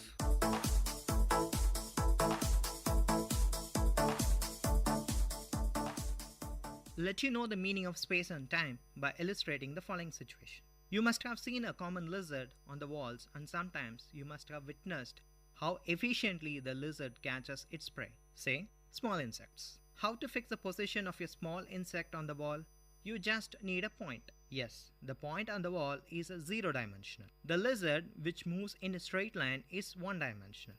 In other words, if you draw a straight line along x-axis or a y-axis, then it is a one-dimensional. On the other hand, lizard, which has definite length and breadth, you require 2 straight lines, one along x-axis and one along y-axis, to fix its position.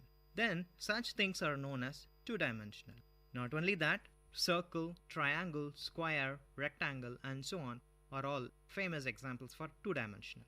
And to fix your position in the room, you require 3 straight lines along x-axis, y-axis, and z-axis. Why it is so? Because you have length, breadth, and width. Yes, you are a three-dimensional object. To say it technically, dimensions are independent components of a coordinate system required to locate a point in certain defined space. Let me tell you space later. For example, on the globe, the latitude and longitude are two independent coordinates which together uniquely define a location. To define dimension loosely, we can say that the number of independent variables required to fix an object. Typically, three spatial dimensions, namely length, width, and height, are required to locate the position. Adding time as another dimension to the coordinate system has altered our viewpoint on the basics of entire science. In space-time, a coordinate grid that spans 3 plus 1 dimensions locates events rather than just points in space. This is why the coordinates specify where and when events occur. Therefore, in space-time coordinate system, we have 3 spatial points to find a point on a space and 1 temporal point to find the time at which the point is present. In cosmology, the concept of space-time combines space and time to a single abstract universe. To put it mathematically, it is a manifold consisting of events which are described by some type of coordinate system. Therefore, space-time, which is also termed as space-time continuum, is any mathematical model that combines space and time into a single interwoven continuum. The space-time of our universe is usually interpreted from a Euclidean space perspective. What is that Euclidean space? Which is nothing but space consisting of 3 dimensions and time as a consisting of 1 dimension. By combining space and time into a single manifold, physicists have significantly simplified large number of physical theories as well as described in a more uniform way the workings of universe at both the supergalactic and subatomic levels. Until the beginning of 20th century, time was believed to be independent of motion, progressing at a fixed rate in all frames of reference. However, later experiments revealed that slows at speeds of reference related to another frame of reference. Such slowing, called time dilation, is explained very well in special theory of relativity. What is time dilation? Time dilation is an actual difference of elapsed time between two events as measured by observers either moving relative to each other or differently situated from gravitational masses. An accurate clock at rest with respect to one observer may be measured to a tick at a different rate when compared to a second observer's own equally accurate clocks. This effect arises neither from technical aspects of the clock nor from the fact that signals need time to propagate, but from the nature of space-time itself. To understand this bizarre concept, I would like to narrate the following situation. This is known as twin paradox. Twin paradox can be explained in the following way. Assume that there is a identical twin, one of whom makes a journey into a space in a high-speed rocket and it appears puzzling because each twin sees the other twin traveling, and so on. According to time dilation, each should find the other to have aged more slowly. However, this scenario can be explained with the standard framework of special theory of relativity. We know that Euclidean space notion tells us that space is three-dimensional and time is one-dimensional. In Euclidean space, the separation between 2 points measured by the distance between the 2 points. The distance is purely spatial and it is always positive. However, in space-time continuum, the separation between 2 events is measured by the invariant interval between 2 events, which takes into account not only the spatial separation between the events, but also their temporal separation. This is known as space-time interval. That is, the interval between 2 events defined in terms of difference in space and time coordinates. Certain types of worlds are the shortest path between any 2 events. Such paths are known as geodesics. The concept of geodesics become critical in general relativity since geodesic motion may thought of a pure motion in space-time that is free from any external influences. You are listening to the Noble Lectures, an audio lecture series of VIT Community Radio, innovative talks from intellectuals.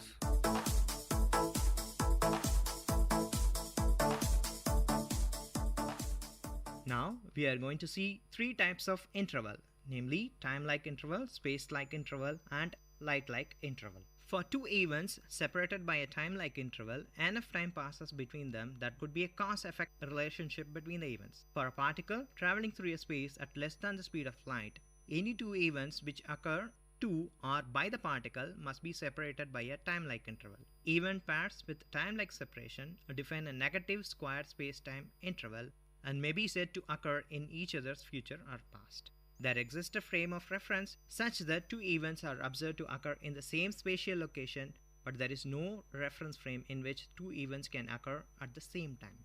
The measure of a time-like space-time interval is described by proper time. Time-like interval is nothing but the time elapsed in your exam hall or a classroom. You enter into a class at 8 a.m. and leaves the class at 8:50. To add more, you write your exam and your teacher gives corrected paper in the next week. Same spatial coordinates but different time interval. What can you say about space-like interval? When a space-like interval separates two events, not enough time passes between their occurrences, but there is a casual relation.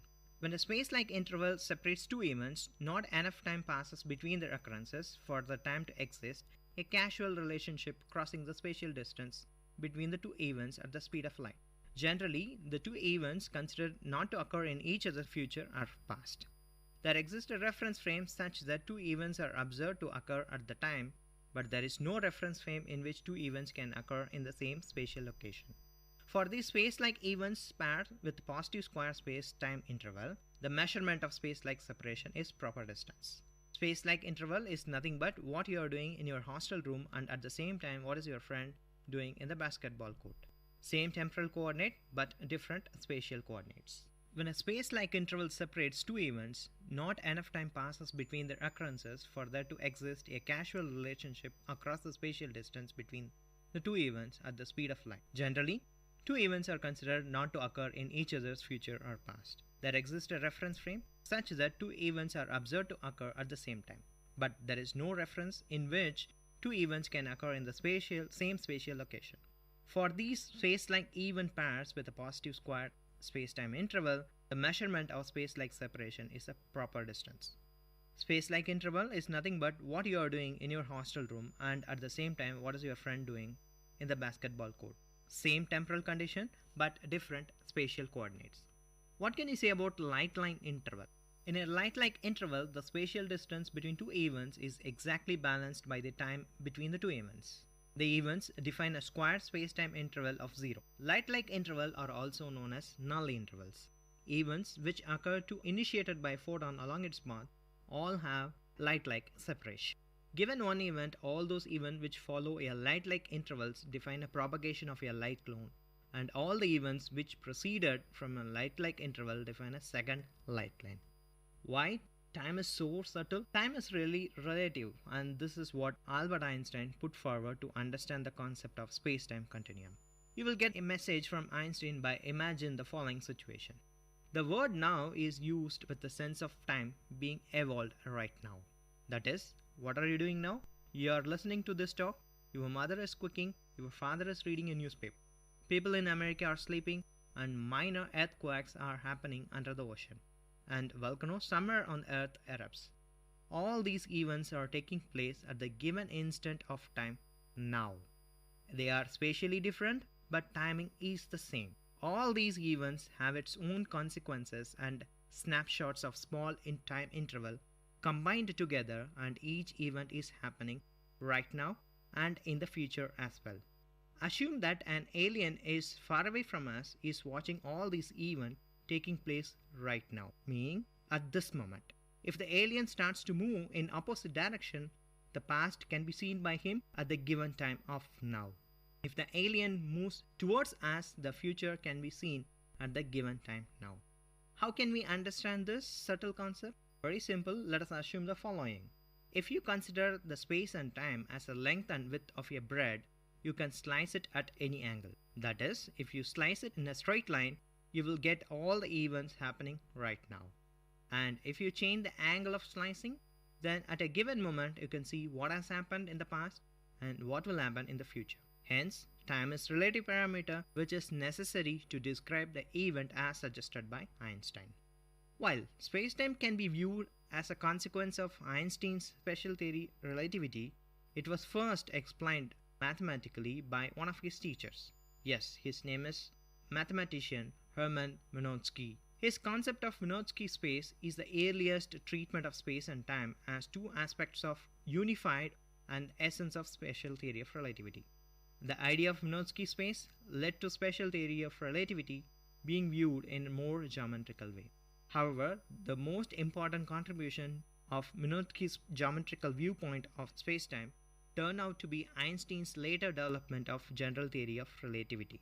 The notion of time is very subtle, always fascinates the minds of scientists as well common man. In fact, the idea of time travel to the past and to the future becomes very famous as early as 1850s. The very first fascinating story based on time travel is penned by H.G. Wells. The novel Time Machine is a science fiction written by H.G. Wells and it was published in the year 1895. It is generally credited with the popularization of the concept of time travel using a vehicle that allows an operator to travel purposefully and selectively. The term time machine coined by Wells is now universally used to refer to such a vehicle. It has also indirectly inspired many more works of fiction in mania. Having described about space and time technically, I would like to find the connection of space and time with our own Indian mythology. Some of the saints portrayed in our great Indian epics, namely Ramayana and Mahabharata, seem to possess the power of time travel. That is to say, these saints can visualize the past and future events.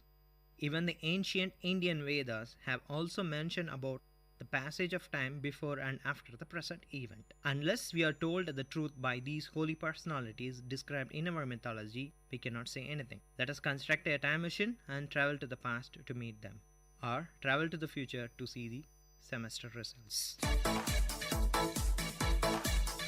Dear listeners, that was a noble lecture on time and space delivered by Dr. S. Balakrishnan, postdoctoral fellow in VIT University.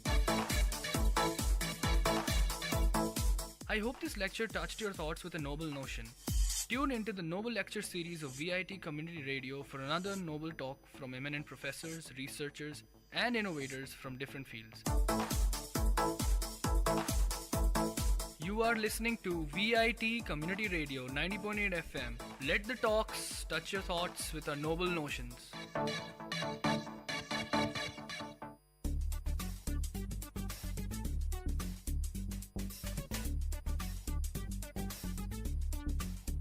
And you're listening to the show Travel Bonanza with, of course, your host Ashika. This show will allow you to explore and travel around the globe and, of course, through the radio. But guys, this is your guide. Where to go, what to do, how to go, what to eat, and where to stay.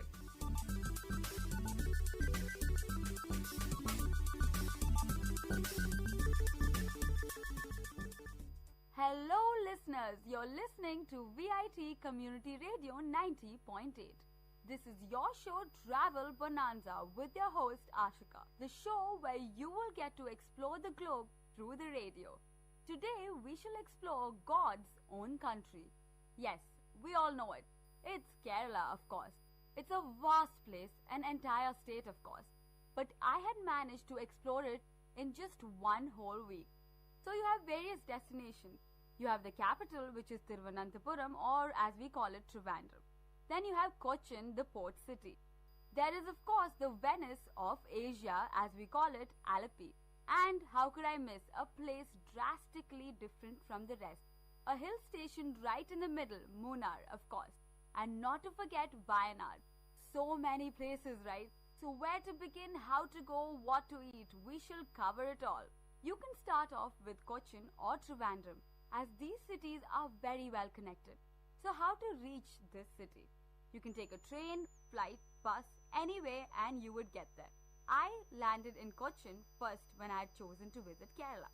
So Cochin, discover the European legacy and the historical phenomena of the city. There are various tourist destinations. The first, you must visit the Chinese fishing net. This was set by the king Kublai Khan in the 14th century. The fascinating thing about these fishing nets is that it is still used by the fishermen. So please do not miss this spot as you get to see an actual demo of the specially designed net. The second one, and the most important destination in Cochin. Cochin is the route through which the European explorers took their first step in India.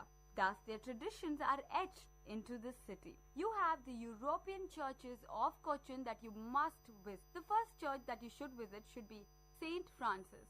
It's one of the oldest European church by the Portuguese.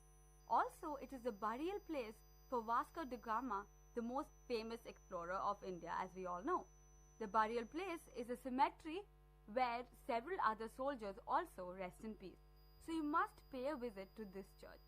The second one is a very impressive church. It is called the Santa Cruz Basilica, one of the largest churches in India, and a magnificent one that too, with artworks like murals, frescoes, and these signify Jesus Christ's life. Now we talked about churches. Now how about the other side of the culture? This place is Madan Cherry Palace. This is a definite visit and was built for the king of Cochin by the Portuguese. It depicts the Hindu mythology. So you see the vast difference from churches to the Hindu mythology. The next destination is even more diverse than this. This represents the Jewish culture. You must visit the synagogues that are present all over Cochin. One of them is the Pardesi synagogue. It is one of the oldest and the most active synagogue of South India. Before you leave from Kochi, don't forget to stroll through the streets of the Jew town that illustrates a bustling spice trade market even today. You will also get the feel of being in a whole new destination with the fragrance of the Jewish culture lingering through the town. So do not miss the Jew town and do visit the synagogues of Cochin. So that was Cochin for you guys. It has the different cultures all mixed together in a cocktail just ready for you. So do visit Cochin. It should be a top priority of visiting Kerala. Now the second destination is the Venice of Asia.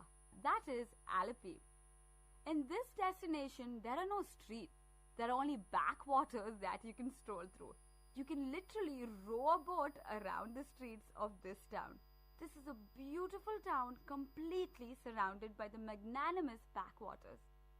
Now the best way to tour this destination is by booking a houseboat or even staying overnight in the houseboat. The houseboat is an experience in itself.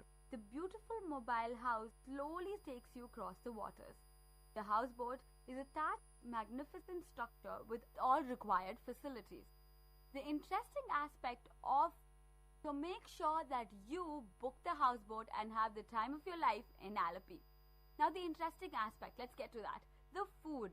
Yes, always the most exciting part, isn't it?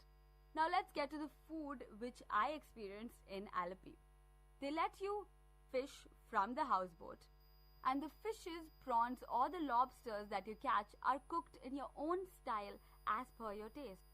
So when I went, the cook had prepared a delicious lobster from the lobster that we managed to catch. So do go there and fish from the houseboat itself. Now those who are not interested in the whole calm, tranquility, composure of nature, you can go for an adrenaline rush of kayaking. You can kayak through the backwaters of Alleppey, and it will be definitely not something to miss. So do go try that out. So everybody do pay a visit to Alleppey, the highlight of Kerala. If you visit Kerala and you do not go to Cochin or Alleppey, it is definitely a miss. So do go to Alleppey and experience the Venice of Asia. You will unanimously be blown away. Now moving from there to a whole new altitude, to the hills of Munnar. This will cool all the heat from the rest of the destinations that you will visit. The ideal hill station to get away. There are plenty of hillside resorts to relax and get the aesthetic sense of. Munnar is a perfect weekend getaway to just stay in tranquility. But for those who want to go out there and explore, there are always destinations in and around Munnar. So I'll go through that for you guys. First, there is the tea museum. You get a glimpse of the working tea factory, one of the biggest in India. So do not miss that, it is in Munnar. Apart from that, as you drive kilometers away from Munnar, you have various national parks, bird sanctuaries, and you can get to the wildlife as close as possible. The first is the Ernakulam National Park, a 16-kilometer drive from Munnar, where you can see the endangered species of the Western Ghats. So whether it's the animals, whether it's the flora or the fauna, this is it. So guys, do go to this national park. Now the second destination is the Tattikad Bird Sanctuary, a serene park where over 270 species of birds flock Of course, in certain seasons. So do go there through the migration period. Another tourist spot close to the wildlife is the Chinnar Wildlife Sanctuary, which is 16 kilometers north of Munnar. This sanctuary is another home to the wildlife of the Western Ghats. So do not miss it if you are in and around Munnar. So that's what you can do in Munnar. So apart from these destinations, we have a person who is willing to share her experiences in Kerala. And this destination is very different, so I hope you enjoy it. So ma'am, what's your name? My name is Aparna and I am a student in VIT University doing my software engineering. Okay, so can you tell us about the destination you often visit? Okay, so this happened during my last monsoon vacations. Like I visited Wayanad. Wayanad is basically one of the 14 coolest districts in Kerala. And then if you're looking for a holiday destination, this is probably the best place that you can ever visit. Wayanad itself means the land of paddy fields. So you can find a lot of place under forest cover, plantations, paddy fields, a lot like that. And then when you travel itself, you'll feel the warmth and the beauty of the place. So if you're asking about my trip, I can say that the trip was very adventurous for me. Usually it takes 2 hours from my place. I belong to Calicut actually, so I travel for 2 hours and then only I reach the place. Okay, so it's a hill station. So how do you plan your travel? It's just a 2-hour journey. Like you can take bus or car or any other mode of transportation. Even buses are you find buses within half an hour, so you can visit at any time of the day. So I would prefer only the bus journey because when you travel, when 9 hairpin curves are there, out of which third one is very prominent. Usually most of the tourists, they get down at this place and they enjoy the beauty of the place. So when you travel in bus, you can actually feel the beauty of the place. So, yeah. Yes, the hairpin bends must be very adventurous to drive on, whether you're going by a car or a bus. So anyway, tell me, how is the climate of this destination? Climate all through the year, you can say during January it's usually cool, but I would prefer if you're planning to go for a holiday, it would be better if you go during December because that time the place will be cool. It will not be that cool, but then it will be moderate. Throughout the year, the climate is always very chilled out. It's a very nice place to settle down, usually. A nice place to relax. So what do you think is the best time to visit Wayanad in the whole year? I think it would be November to December. Yeah, that's the best time that you can visit the place. Okay, so tell us about the prime locations to visit, the tourist attractions in Wayanad. Okay, tourist attractions, there are so many places actually. There are dams, there are coffee, tea plantations are there. And then you have this Edakal Caves, Pukod Lake. Due to some time problem, I couldn't visit most of the places. So I visited Karapuda Dam, and the dam, it was very beautiful. Usually they have a major part of the dam as a irrigation purpose, and then tourists keep visiting the place, and then you have to travel a little bit inside. You have to go from Wayanad also, you have to travel a little bit inside to reach the place. And yeah, that's it. The place is very beautiful. Okay, what about the tea and coffee plantations that you were emphasizing about? Okay, tea and coffee plantations, even when you start from the bottom of the hill, if you go, while going itself, you can see the plantations. And if you separately want to visit the place, you can just get into any of these tea estates, and then you can visit the place. There are several brands, like including local and good brands are there of tea coffee plantations. And then yeah, that's it. It's very nice, especially when you travel in the morning, or it will be very foggy. It will be very nice to see. It sounds very beautiful. So apart from Wayanad, there are other hill stations in Kerala like Munnar. So how do you think Wayanad is set apart? Okay, Munnar, even if you ask anybody about Kerala, the first hill station that comes to one's mind is Munnar. Munnar is very common, but then most of the people doesn't know about Wayanad. So I think it's less populated and less polluted when compared to Munnar, if you take the current situation. Yeah, that's it. So obviously that makes it a better place because people do not know about the tourist destination. Anyway, tell us about the Wayanad cuisine. Okay, Wayanad cuisine. Of course, food is the most important part, but yeah. Food is very important. So they have normal food items that they usually eat, the food items that are consumed by the other Keralites usually. And then most of the things that you get there, they are very fresh. Since it's a hill station. You can actually expect good vegetables, everything. And even while you're traveling, you can find the roadside stops where they sell coffee, tea, and all. So I think that captured my this thing. Like I found that as more catchy compared to the other big hotels that were there. So you should definitely try out the local tea shop. That's one of the best places that you can go as a tourist. Yeah, Kerala tea stalls are very famous. So you guys better visit that place. Okay, so I want to talk about one more destination, and that would be Bepur. Bepur is around 20 minutes from my place. I belong to Calicut, basically. So you can take car or bus or anything, and then you can reach the place. It would be better if you take car, because that will reduce the time to reach the place. So what type of place is this? Is it a beach or like a national park or what? No, it's not a national park. It's a beach area. It's very beautiful. It's like a beach port. You can say it's more like a port. So much of fishing activities happen there, and then a lot of tourists visit there. Usually couple, family, they spend their time in the evening or morning. You can even take a evening walk or a morning walk. Morning walk would be very nice. I usually visit the place sometimes. Sometimes I go there in the morning along with my parents. It used to be very nice. Yeah, that's it. So it's a beach, but it's a famous one, so it must be pretty different from the regular beaches you see in and around Kerala. So what's so special about this destination? So, talking about the speciality of the place, it's like the main attraction about this place is that you can walk through the pathway, and the pathway is extended towards inside the sea, inside the sea as in towards the horizon. Yeah, it extends for around around 2 kilometers. Around 2 kilometers, and you can walk. It actually takes a lot of time to reach from one end to the other, and people, they spend their time sitting on the rock side, and on the rock side you can see this small tiny crabs crawling around, and then boats, people busy with fishing, and in the evening if you visit, you can see people flying kites near the shore side. So the whole scenic beauty, or whatever you call it as, it's very nice, it's very beautiful, and you will not get to see anything like this anywhere else. So this is definitely a beach that you should visit. So Kerala is full of diversity, different cultures. So how is this place lingered to the culture?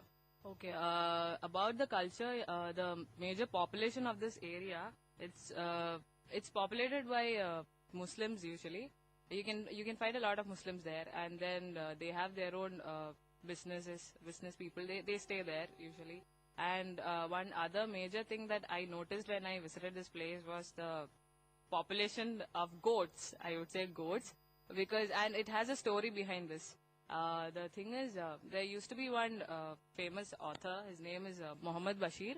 So he is very famous for his short stories and novels. And then one of his main work was Pathumed Adu, which means Pathuma's goat. Pathuma is a person's name basically. And he has written so many other small short stories also. People still read it. That's the best thing, and he's well known among most of the Malayalis.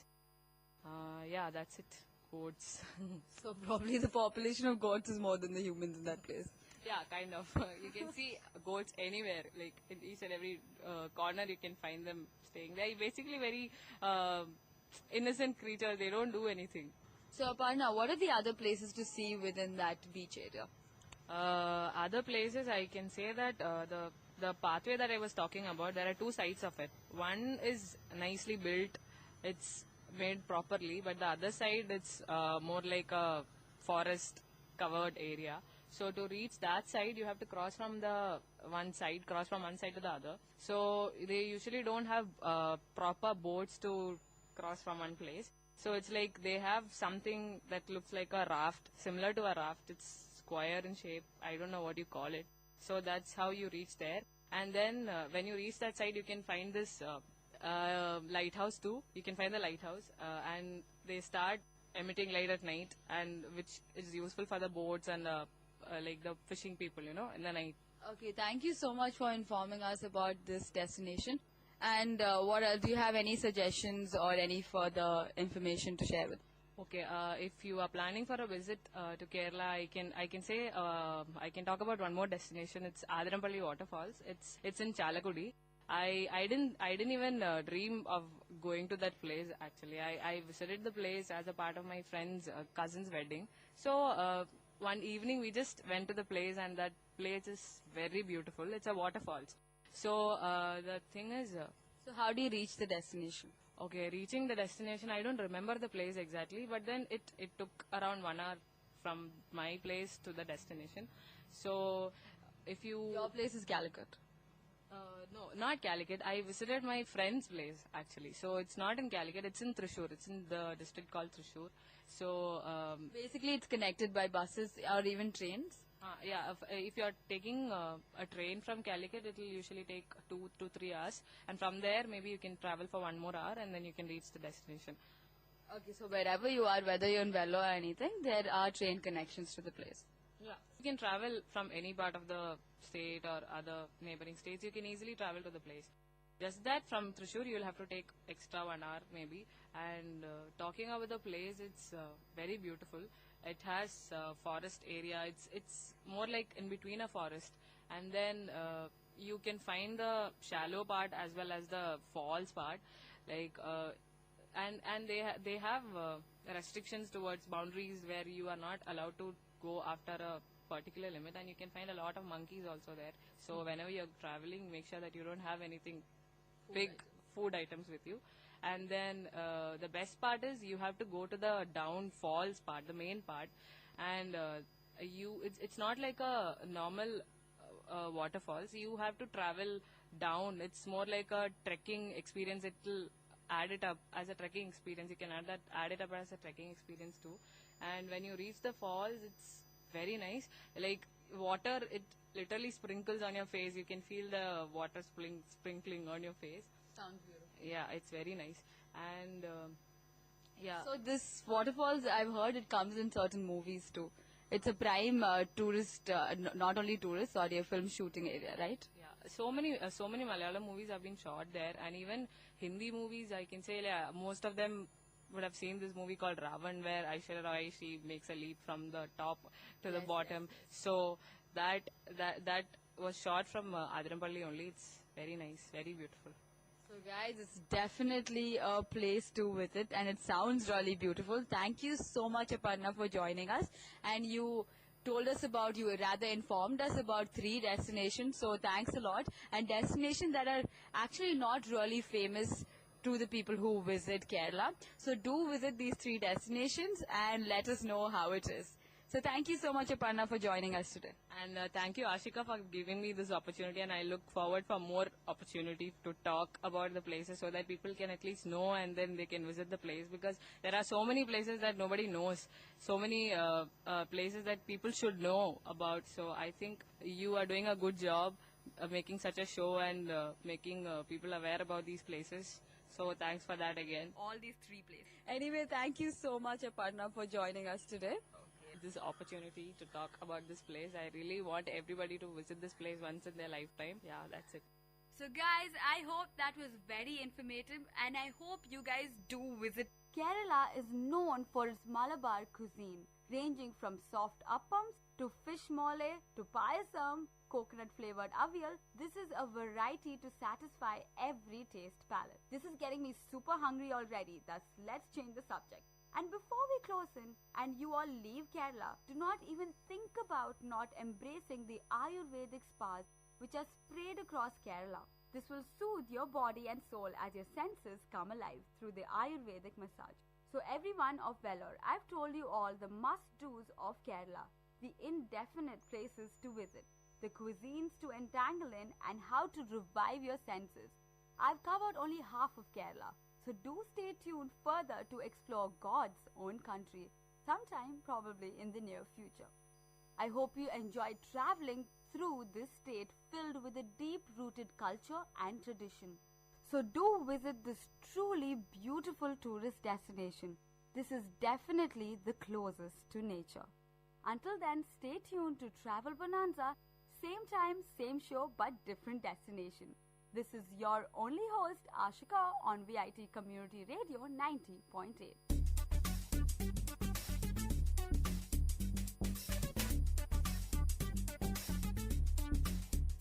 This was Travel Bonanza with your host Ashika. So stay tuned to VIT Community Radio 90.8.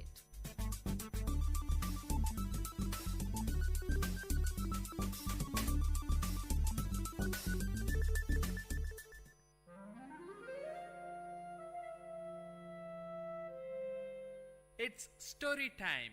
In VIT Community Radio 90.8, you're going to listen to a short story written and narrated by Professor Pranesh Kumar, VIT University. Title of the story: Padma. A land traditionally endued with myths and spirituality, India still pertains to its belief and notions, which sometimes are ridiculed as superstitious. Fortune tellers, tantris and sannyasis are welcomed, and their service is sought by an ordinary man, irrespective of whether he is an urban or rural dweller. The beginning of 1980s was a period in South India, especially in South Tamil Nadu, when most of the homes in villages were electrified, and God said, "Let there be light," and there was light. While some claim that light enlightened people, there are also notions that it wiped away the innocence of the ordinary. The hero of the story, Raghav, was employed in the electricity board. He was looked upon with great wonder and respect. People spoke to him rarely. It must be the fear factor or respect that made the villagers shy away from Raghav. Raghav was in his 40s. He had a fearful appearance with a huge imperialistic mustache, reddish eyes, and a gigantic figure which would scare away children. It was 6:30 p.m. Raghav rushed to the tea shop close to the Panchayat office. Mohan and Aji were waiting there for his arrival.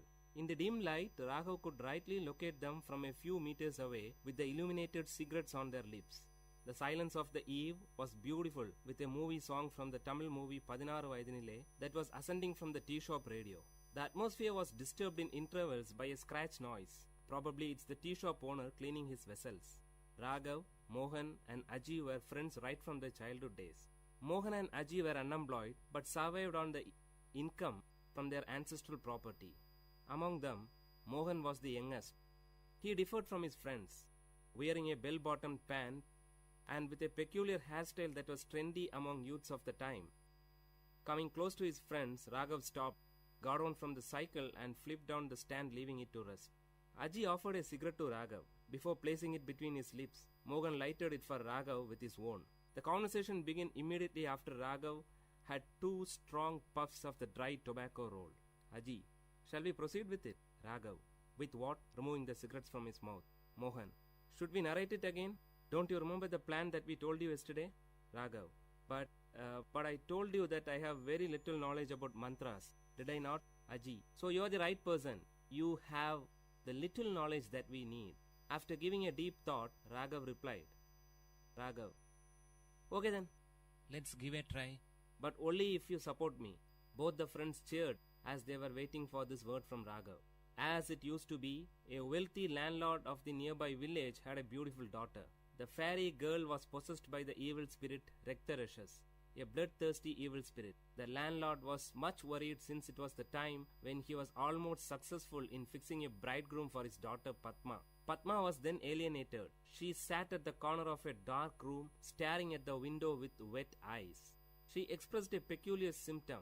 No one in the house went close to her. If that happened, she bit her own flesh to suck blood, thus scaring away others. Prayers and special pujas with offerings to the local deities were made. Kalam puja during midnight and all other means were tried but in vain.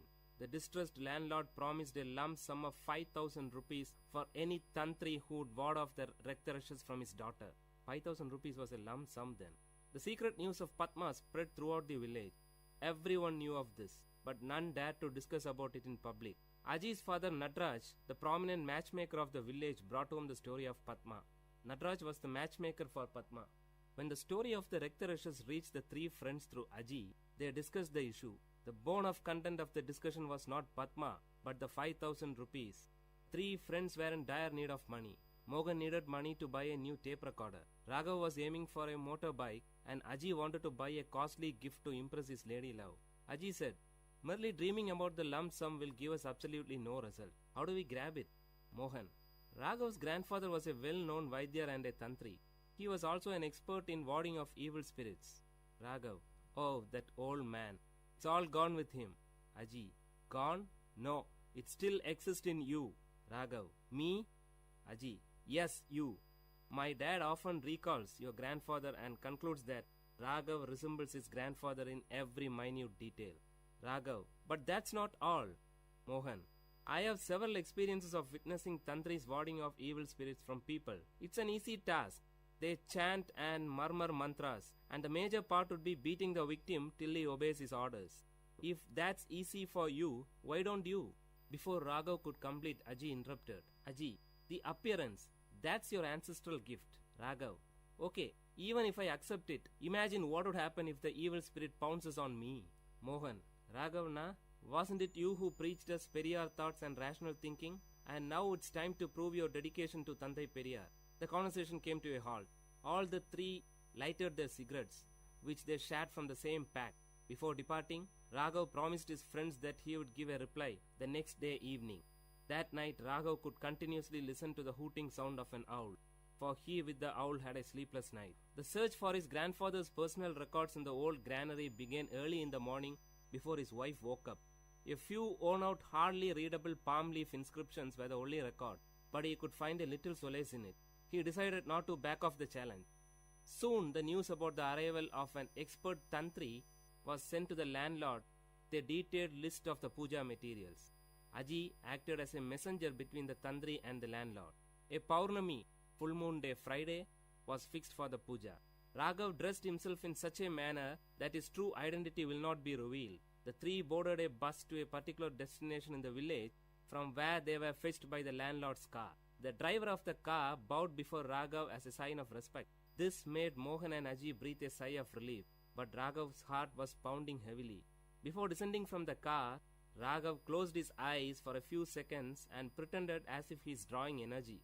In reality, he prayed to his long-dead grandfather seeking guidance. The landlord and his wife warmly welcomed Raghav to their home. Seated majestically, Raghav uttered, I could feel the presence of an evil as soon as I stepped into your home. She has posed a challenge to me. Don't worry, I'll take her away with me. Meanwhile, Mohan and Aji were busy in the backyard creating the ambience for the puja, which was scheduled to begin soon. Raghav was taken to the isolated room where Padma was held captive. As soon as he stepped in, the light was switched on by the landlord. Raghav's red eyes opened widely and he fixed his gaze on Padma, who was seated on the floor in a corner. Padma did not react immediately at the presence of Raghav, probably because she had had enough experience with tantris quite often by then. Raghav's eyes were still set strong on Padma. Actually, he was stunned by the unblemished beauty of Padma, a beauty that makes one speechless. When Raghav moved close to her, she screamed violently, and in the peak of her fits, she bit her arm close to the elbow along with her garment. Immediately, blood gushed from her mouth and arm. Seeing this, Raghav was taken aback, but did not react. Padma now fainted and threw herself on the floor. She wore a half sari. The visible portions of her body showed red scars, which must have been the result of the beatings she received from the earlier tantris. She lay down like a white hibiscus with red marks. Coming back, Raghav sat before the holy fire and started chanting few mantras as tantris do. He wore a red-colored dhoti and tied a red-colored scarf around his forehead. Flowers and herbs were dropped into the sacred fire with closed eyes and lip chanting mantras. It was midnight. The landlord and his wife witnessed the scene with utmost dedication. After a few minutes, Raghav ordered Aji and Mohan to bring Padma. They both disappeared into the house. Soon a scream was heard. The noise increased as Padma was brought to the backyard. She was screaming violently, trying to free herself from the clutches of the two. The highest form of compassion and concern was expressive on the face of Padma's mother. Padma sat helplessly staring at the fire. The blood stains on her face were now clearly visible through the flames. After a few moments, Raghav stretched his arm towards Aji to get a stick from him. Standing up, Raghav started beating Padma violently. Padma did not react. She sat still. No one would ever dare to harm such an innocent beauty. It was as if beating a tender baby for no reason. Probably this feeling must have stopped Raghav from proceeding further. With his reddish burning eyes, he looked ferociously at Aji and handed the stick to him, cueing him to continue with beating. While Aji continued, Raghav shouted, "Will you leave this body?" For which Padma gave a loud cry, "No." Not able to witness the scene, Padma's mother left the place with panic. followed by her father. Second expanded to minutes, and minutes to hours. In another couple of hours it would be dawn. The voice of Padma became faint. She hardly opened her mouth, but shook her head rhythmically to convey the message, no, no. Padma was wet with sweat and blood. She lay down like a wet flag on the roadside, unattended by party cadres after a meeting. Now Padma was partially dragged to her room. After leaving her alone, the three looked at each other. Raghav gave a tight-lipped expression and nodded his head to admit his failure. He rubbed the kumkum from his forehead and descended down the stairs. He sat on the first step. After giving a second thought, Raghav took a piece of electric wire which was lying on the floor and rushed towards Padma. Padma was cornered. Holding the folded wire in his arm, he raised it to beat Padma, but to his shock, she grabbed his feet, fell on it and pleaded. She cried with a sweet voice, "Please, leave me." Raghav was moved. Raghav closely watched her lips for more words. She paused. A drop of water would fall from a melting ice only when the required amount gets collected. Now the drop fell. "I am normal. I don't have any illness," Padma said in a soft voice. Raghav, "But you?" "Padma, can you help me?" Before Raghav could give an answer, Padma continued, "I am in love with my cousin, but our families are not in good terms. My parents will never accept him as my pair. If I reveal it, Chandran may be in trouble. He is serving in the Indian army. He'll be back by the end of this month. I have to wait just for 15 days more to postpone this marriage that my parents have arranged for me." "Raghav, you tortured yourself by biting?" Raghav paused when Padma took out few packets of kumkum hidden under her garment. That was the secret behind their blood-sucking act. Raghav was stunned. Padma continued, "I know you're not a tantri." Hearing this, Raghav touched his face and dress with his fingers to make sure if his makeup hasn't deceived him. "You never uttered a correct mantra." Raghav expressed a surrendered look of a child in front of his mother. Padma continued, "My parents will not let me out of the house." Those were the days when women were denied freedom to move about, especially after the marriage is being fixed. In most of the communities, women did not have any freedom in choosing their life partners too. It was considered wrong for a woman to express her opinion about the choice of her parents. Some women considered that pretension of being possessed by an evil spirit was the only way by which they could get an outlet to express their views. Whatever she uttered in this form was considered as a word of the spirit which possessed her. Padma was one such victim. Raghav was deeply moved by the depth of love that Padma had for Chandran. She had withstood all the humiliations of the tantri for her love. Padma carefully stood up, stretched her hand towards the picture of goddess Lakshmi, and took a piece of paper which was hidden behind it. She carefully handed the paper to Raghav. "Can you inform Chandran that my parents are busy in getting me married to another man, please?" Raghav took the paper and looked into the contact details. Nodding his head as a sign of acceptance, he moved out. Just as he stepped out of the room, he could hear the murmuring sound of his friends outside. Then something struck him. He swiftly turned back to Padma. Holding the paper in one arm and the other arm holding the door, Raghav uttered to Padma in a feeble sound, "Can you do us a favor?" Padma looked at Raghav with an expression that signaled proceed. "Raghav, I assure you that we will unite you with Chandran. But till then, can you stop this self-punishing at least for our sake?" Hearing this, like streams of water in a dry place, Padma's lips started to smile after a long time. "Padma, don't worry, you will get your reward." The word was kept. Years passed, and today Padma and Chandran are happy with their children and grandchildren. Today, as the opinion of women is being sought by their parents for all the factors that concern their life, the cases of women possessed by evil spirit in the society has declined.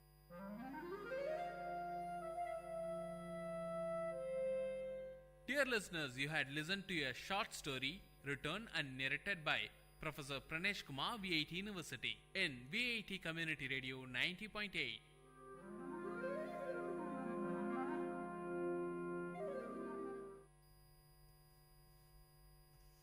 Hello everyone, this is Silena from VIT Community Radio. I'm going to recite a poem written by me, A Piece of Me. A thoughtless rejection, an incomprehensible pain, a marred laughter, a disguised hope, an unforgettable reminiscence, a faded nostalgia, a shattered dream, 1,000,001 pieces of broken trust, a cosmic longing, a hopeless expectation, an unanswered beacon, an unwrapped attachment, a futile investment, a boastful mistake, an embellished scar, an addictive torture, an unfathomable deep altogether, a piece of me that still breathes in you. Give that back, and down my path I shall walk. Thank you. The story of a soft heart. Everyone has a heart. Every heart has its own language. Every heart has something to speak. Every heart wants its listener. But the irony is dramatic. Every heart knows only its own fine language and fails to interpret the rest. Every heart expects to be listened and never chooses to play the listener.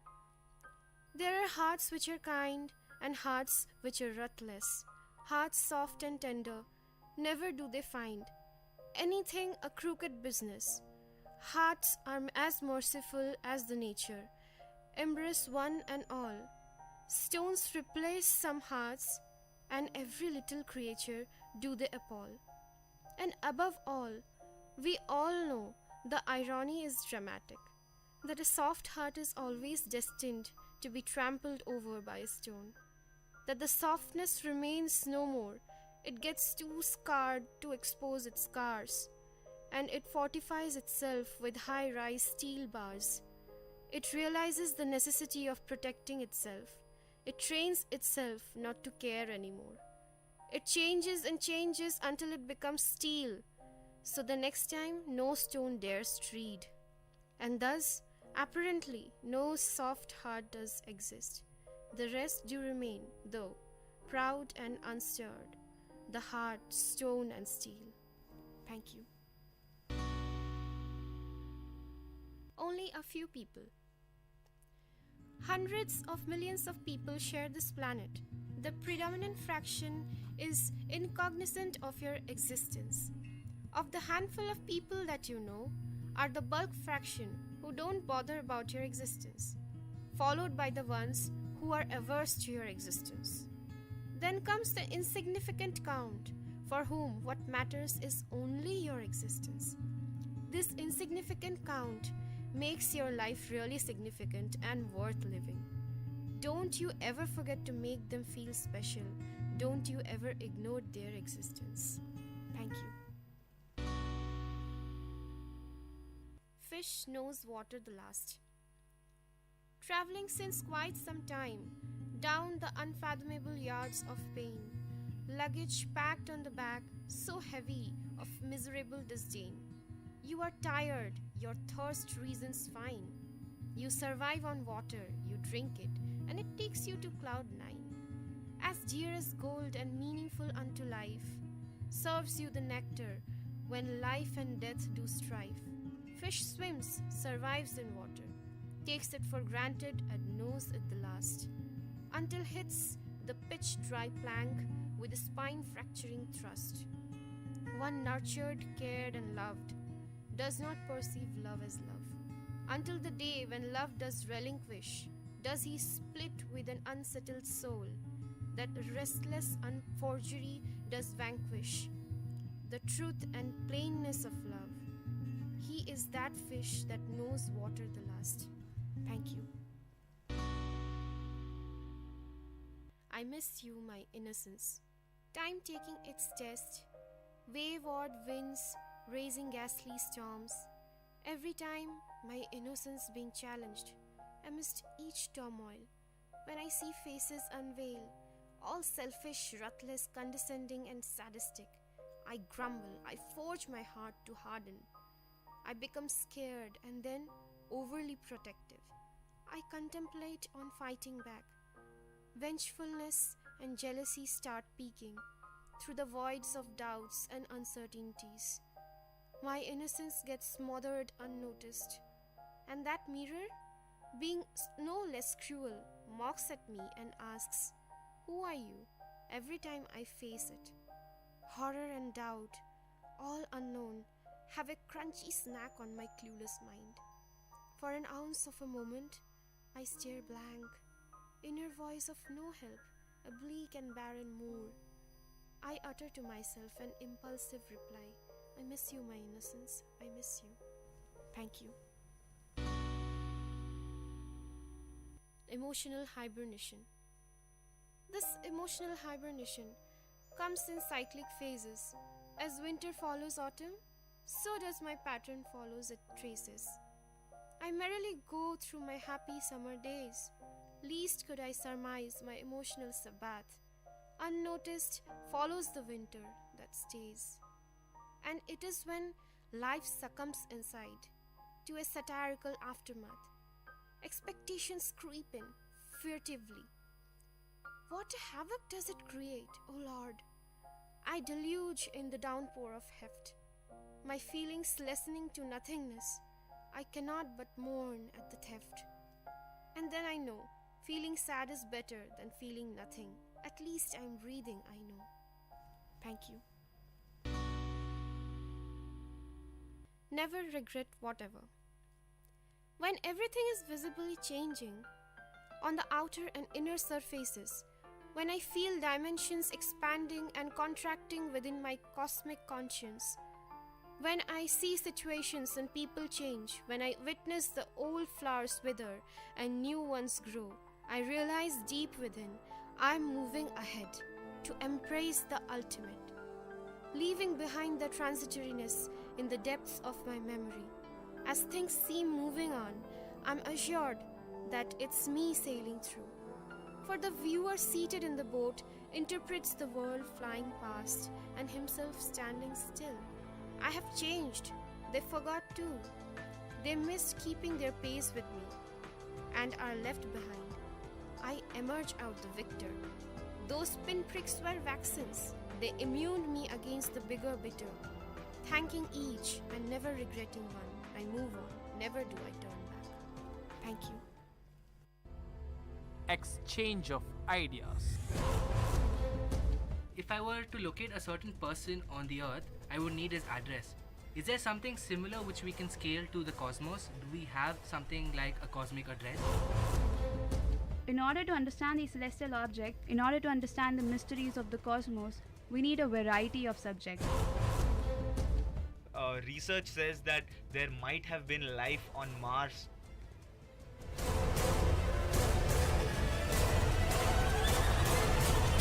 Hello Vellore, welcome to today's episode of Exchange of Ideas. Today we have students from VIT student chapter called SEDS VIT. SEDS VIT stands for Students for the Exploration and Development of Space VIT, and it is the headquarters of SEDS India. The chapter mainly deals with promoting astronomy and space studies to student bodies. At the same time, they do various projects like satellite launches, and they teach school kids about space and general awareness about science. Today's panel, we have with us today Karthik, Sai Akshay, Madhu, Shreyas and Dheeraj, and I will be a moderator for today. My name is Aditya. Our show today is called Star Stuff, and it is a tribute to the anniversary of two historic events which happened in the past. The show is a tribute to Yuri Gagarin, who was the first person to go to space, and he was a Russian cosmonaut who was on board the Vostok 1, and he was launched into space on 12th April 1961, and this marks his 54th anniversary from him going to space. He was not only the first person to go to space, but he was also the first person to complete one revolution around the Earth, that is one orbit around the Earth. The second historic event which we would like to talk about is the Apollo 13 mishap, which NASA calls its most successful failure. They say that because the Apollo 13 was actually a mission to send astronauts to the moon, and midway what happened was the oxygen cylinders blew up, and that jeopardized the lives of all these astronauts on board. Yet the astronauts managed to maneuver the spacecraft back to the Earth, and they managed to come back into the Earth alive. So this happened on 11th April 1970, and this is the 45th anniversary of that mishap. The show today is called Star Stuff. So how many of you know what stars are? Have you ever been curious about what a star is? How many of you have looked up at the night sky, towards the evening, or maybe even right now? Do you see one star, two stars, or do you see thousands of stars? Well, there are millions and millions of stars in the universe, and our Earth is just one tiny planet amongst the whole system in the universe. Man has always been interested by the night sky and the origin of the universe. So there have been many unanswered questions like how is the universe made, what is our fate, and is there life elsewhere on the universe? All these type of questions, sparked the curiosity in the man to learn more, and he wanted to know more. So astronomy has been in the human system and curiosity for thousands of years, and there are still several questions yet to be unanswered which we're looking for the answers. Today's show we will mainly focus on whether there is life elsewhere in the universe, the possibilities of life, and in this technological era, is space studies important or even relevant as of today? So yeah, over to Madhu. Madhu, what is our position in the universe? What else is with us in space? We've always wondered how the universe works. Let's get into some basic details. What is astronomy? Astronomy is a branch of science which deals with celestial objects in space and the physical universe as a whole. Earth is a part of our solar system. Now, how would you define a solar system? A solar system is a collection of planets that moves in orbits around a star like our sun, together with asteroids, meteoroids, and comets. So what are these other space rocks that I just described? An asteroid is a small rock that orbits the sun, and they range in size from as small as an orange to as big as a football field. That is up to 600 kilometers in diameter. They are found after Mars and before Jupiter in something called an asteroid belt. A meteorite becomes a meteor as it falls into Earth's atmosphere, and a comet it consists of a nucleus of ice and dust. When it nears a sun, a tail of gas and dust particles point away from the sun. I got most of what you said, but if I were to locate a certain person on the Earth, I would need his address. Is there something similar which we can scale to the cosmos? Do we have something like a cosmic address to find us? Okay, let's start from right here in Vellore. Now let's get a little bigger. Tamil Nadu, and a little bigger, India. So, India is our position in the world. Now let's get a little bigger. The Earth itself in our solar system. The solar system is a part of our Milky Way. The Milky Way can be found in the local group, which is a collection of galaxies. The local group can be found in the Virgo supercluster, and this Virgo supercluster itself is a part of our observable universe. Thank you so much for that, Madhu. The Earth is the only planet in our solar system that we know of that supports life. We are always curious to know whether there's life elsewhere. So, are we alone in this universe? Shreyas, what is your take on this? Aditya, I want to tell you one thing. We are extremely unique. We are very unique in this universe, one might say. But actually, the number of unanswered questions are almost mocking us. You see, 4.6 billion years ago, the Earth was formed. And almost a billion years later, we had the first signs of life.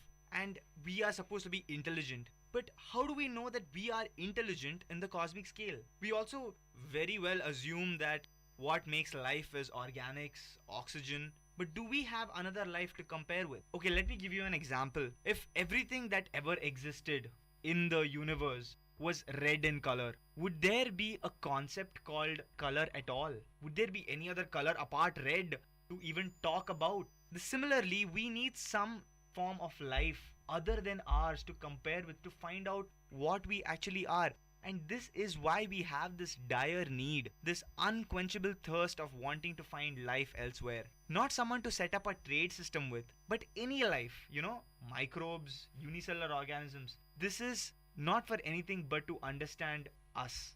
But what is the probability of life elsewhere? We've seen NASA and ESA send many probes to space to detect for other forms of life. Is it worth investigating and investing on? What is your take on this? Absolutely. We have spent so much to find life on other planets, to understand a lot about the origin of our life itself. It will help us in so many ways.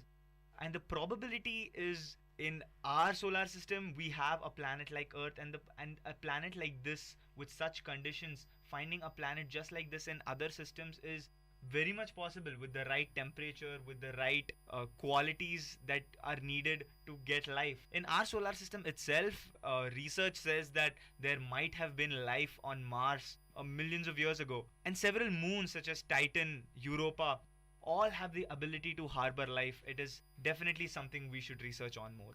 Thank you so much for that, Shreyas. Galileo Galilei was one of the first few people to use a telescope and discover objects in the night sky. So he discovered 4 Galilean moons of Jupiter, namely Ganymede, Europa, Callisto, and Io. And since then, we have seen a dramatic improvement in technology and in terms of equipment which we have today. So with this gradual improvement in technology, we have got a better understanding of space. So how has this technology impacted our daily understanding of space, and what is the future of space with the technology which we have? Over to Dheeraj. Aditya, yeah, it's a very, very interesting topic to say something upon. Like you said, Galileo saw his 4 moons of Jupiter almost 400 years ago. But right now, we live in a day where we have the Hubble Space Telescope, which keeps on orbiting the Earth. Now, in times of Galileo, he could not see beyond the 4 moons of Jupiter. But today, the Hubble Space Telescope can photograph deep space galaxies, and our knowledge base about what space is and what universe is composed of has increased manyfold. Well, people say that necessity is the mother of invention. I personally differ from this opinion. I believe that we humans thrive on new experiences, and what we have always done since the beginning of human civilization is try to create newer and newer things. Engineering and technology is a field which always keeps on progressing. If we track down the progress of engineering and technology in the past decade or past 100 years or past 200 years, we will notice that we are progressing at a rate we cannot even fathom. Now, let me give you a simple example. India played its semi-final match with Australia in the Cricket World Cup a few days ago. Almost everybody watched it, thanks to the communication satellites we have. Can we imagine a world without communication satellites? Can you even begin to imagine that a cricket match is going on and you can't view it live? Advancements in space technology have changed our lives tremendously. The disaster management satellites we have saved thousands of lives. The agricultural satellites help farmers. We know where minerals are. We know the movements of clouds. We know what's going around Earth because of satellites. Such is the kind of advancement we have made. And now, as we advance further, newer and newer prospects about space technology are coming to forth. Let's take space tourism for example. As if all the hotshot destinations around the world were not enough, humans now want to go to space for tourism, and it's an amazing field. We are now talking about privatization of space, giving out the domains of space research and space flights to private individuals. It's like the domain of space is being personalized, it's being modular, according to the needs of an average man. I would like to discuss a very important, a very new concept called space burial. Now the time comes when we have so much population, we are almost 7 billion people, and most of us after we pass away usually end up in cemeteries or in incineration centers. Now what happens is the disposal of human beings after their death becomes a space consuming phenomenon. So what we do is, after a person has passed away, his remains, the ashes, are put in a small capsule. Thousands of capsules are put in a rocket and it's shot into space. Now since it has the velocity, it keeps on going and going and going into the endless universe. So this is one of the most efficient methods of disposing of something. So when we are talking about technological advancements, we are looking at newer and newer prospects like this. Thanks for your inputs, Dheeraj. We will be taking a short break now. Please stay tuned for more. Exchange of ideas.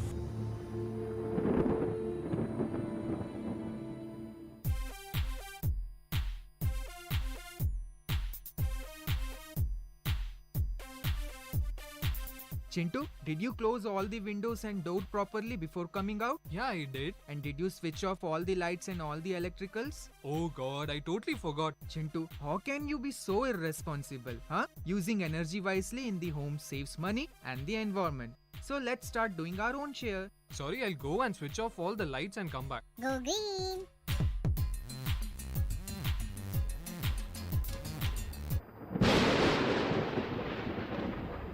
Exchange of ideas.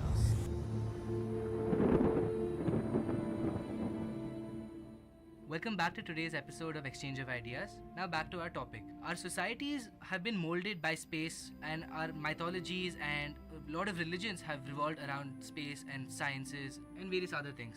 Even in our Hindu mythology, there have been references made to various stars and celestial phenomena happening and stuff like that. So how have our societies been molded by space? Karthik, what are your views on this? Thousands of years ago, when man was still a hunter, a forager in jungles across the world, there were frontiers everywhere. We were bound only by the earth, the sea, and the sky.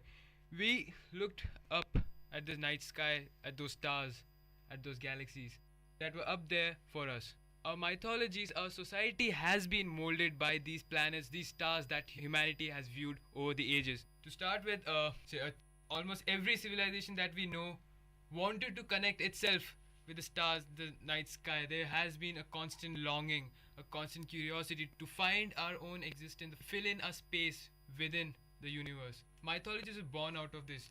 Let's say for a start, the Greek mythology, which gave us many of our constellations, especially the zodiac signs, ranging from Aries to Sagittarius and Taurus and all those. These were basically constellations, that's a collection of stars which signify some kind of story behind it. There have been, then astrology was born out of these kinds of stories.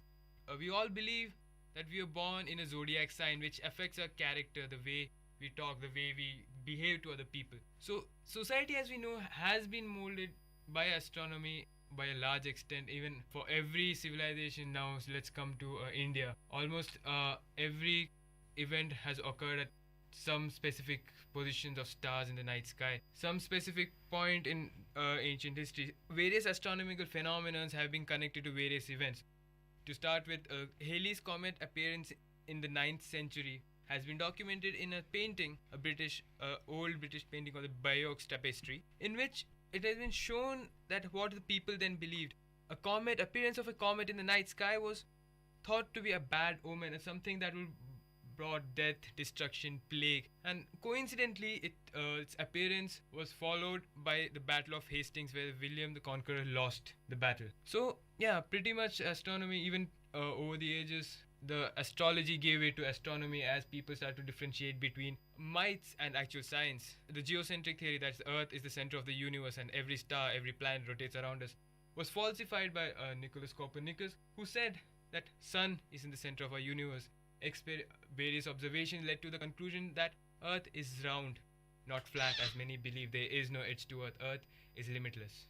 And over time, space technology as we know has come into existence. It has revolutionized our daily lives. Basic amenities, as Dheeraj said, satellites work around their positioning around the orbit of Earth using positions of stars. So astronomy has invariably, even if indirectly, touched our daily life and molded the way the society we know it. I can't agree more with you, Karthik. Now, we've seen astronomy as a very useful tool which unifies many walks of life, religion, sciences, technology, culture, and various other things. What are your takes on this, Aksha? Thank you, Aditya. Astronomy is a really old science. So now, like Karthik said, all ancient cultures have looked up at the sky and wondered about what they were seeing there. In fact, throughout history, astronomy has been the cornerstone of the technological progress made by humans. In fact, if you ask me, progress in astronomy is synonymous to progress of the whole human species as a whole. The reason I am saying that is because it unifies all the knowledge that humans have. It unifies all the sciences that exist. I know that astronomy is basically the study of celestial objects. In order to understand these celestial objects, in order to understand the mysteries of the cosmos, we need a variety of subjects. We need mathematics, we need physics, we need chemistry, we need geology, we need to know navigational sciences, we need engineering, we need computer science. I think we need all, kind of sciences that we can probably think of. For example, say we're trying to understand a neutron star. So we need chemistry first of all to understand what it is made of.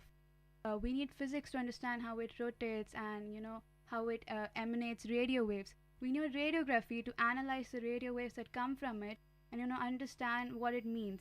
So not only all this, astronomy gives us a sense of our past, it gives us a sense of our present and of our future. Not only that, it offers us a chance to understand our place in this whole universe. So I guess that's why astronomy is very important. So, would you agree astronomy is for everyone? Astronomy doesn't discriminate and it loves everyone equally? No, not at all. It does not discriminate. It's for everyone. In fact, astronomy is like understanding yourself. It's the path to understanding yourself. It's the path to know yourself. Thank you for sharing your views. We will take a short break yet again. Please stay tuned for more. Exchange of ideas.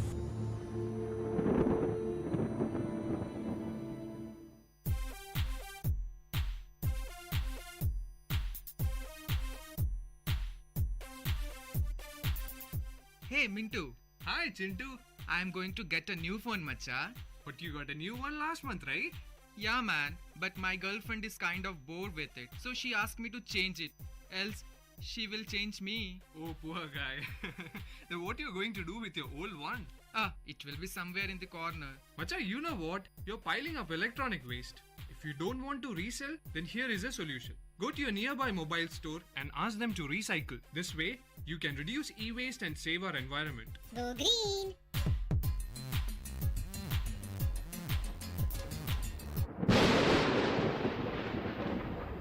Exchange of ideas.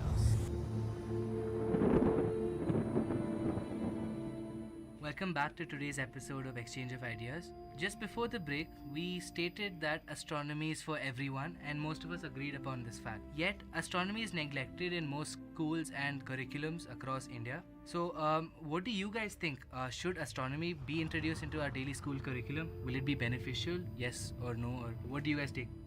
In my opinion, astronomy is a humbling and character-building experience. Perhaps no better demonstration of the fact that we all are equally curious irrespective of who we are. School kids are basically tomorrow's citizens. They are make tomorrow's generation. So it underscores our responsibility to deal more with these kinds of subjects and to preserve and cherish the wonders of the night sky. Our planet is one of its kind, and if we intend to settle later on other planets, are we capable of visiting other planets? Yes. But are we capable of settling in other planets? Not yet. So this underscores the fact that we need to know more about the skies. We need to know more that goes into astronomy or into space sciences. So this kind of temperament, this kind of curiosity should be inculcated in the school kids, even among us or even within families, which will later on lead them to develop the curiosity, the urge to know more, the urge to find stuff, the urge to explore the depths of science, depths of their imaginations, to come up with new technologies. Various space technologies as we know it have resulted out of wild imaginations. A simple science fiction movie like Star Trek, which was about space exploration, about various civilizations coming together, working in a peaceful universe, had many technologies that we today take for granted. For a start, the touchscreen phones or satellite technologies were put in those TV series even before a simple thing like telephone or even colored TV were common in our country. Yeah, that was very well put, Karthik. Well, I got to say something about this. I think astronomy is something common that connects every single person on this earth. Whether I'm in India or I'm in the USA or I'm in any other country in the world, I look up and I see the sky. I see the same stars, I see the same moon, and I see the same sun. So whether or not I belong to a country, a particular country, or my race, or anything else that defines me as a person, sky, space, and astronomy is the only common thing that connects the entire mankind. That's why I believe astronomy should be learned by everyone since the beginning itself. One more thing, almost every single one of us has been curious about space or about sky at some point in our life. I remember as a child, I used to go up to my terrace, look up and keep looking at the stars. And I used to wonder what those stars are, what does sky consist of. And that's why I started learning more and more about astronomy. And now we have come to a point of time where we have started talking about sustainable development. We have started talking about renewable and new or alternative sources of energy. We also fear that minerals on Earth and the energy resources on Earth might soon start exhausting. We have an emerging technology called the asteroid mining, wherein we plan to go land on an asteroid and dig out its minerals and extract them back to Earth so that we can use them on Earth. So when we are talking about such a new and fascinating field of technology like asteroid mining, why not prepare our students, why not prepare the younger generation for something like this starting now? And that's why I very firmly believe that astronomy should be taught to young students from school level itself. Even I believe that the space in general should be included in the curriculum of students from as early as, say, 5th standard.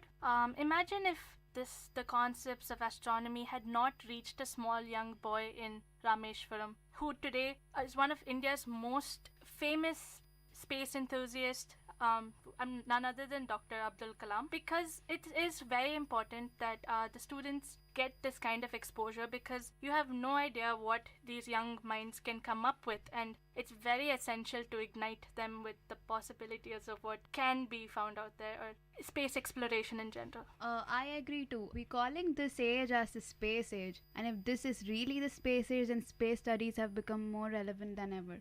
So we should be really introducing them at a very young age to all the students. Not only does it, encourage a multidisciplinary approach to understanding the universe, but it also helps to build a scientific temper. It helps in removing all these myths and wrong notions that people have about natural phenomenon, like the solar eclipse. It's really very funny how almost all cultures have very wrong misconceptions about what actually causes the eclipse. So studying astronomy from a very small age will help them to understand the universe in the correct way. They'll have a more scientific approach to understanding the universe. That is why I think it is very important to have it in school.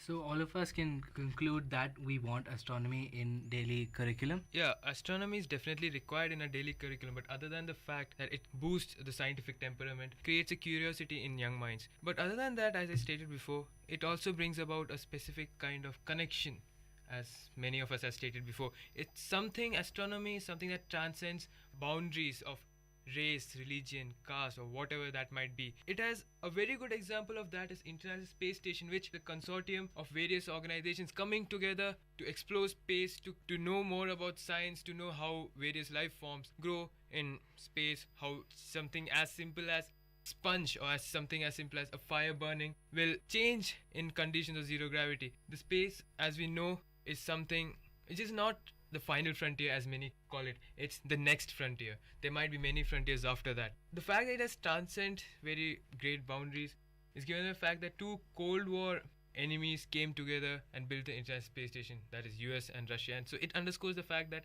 we humans have to take astronomy into our daily life, accept its humbleness, take it forward.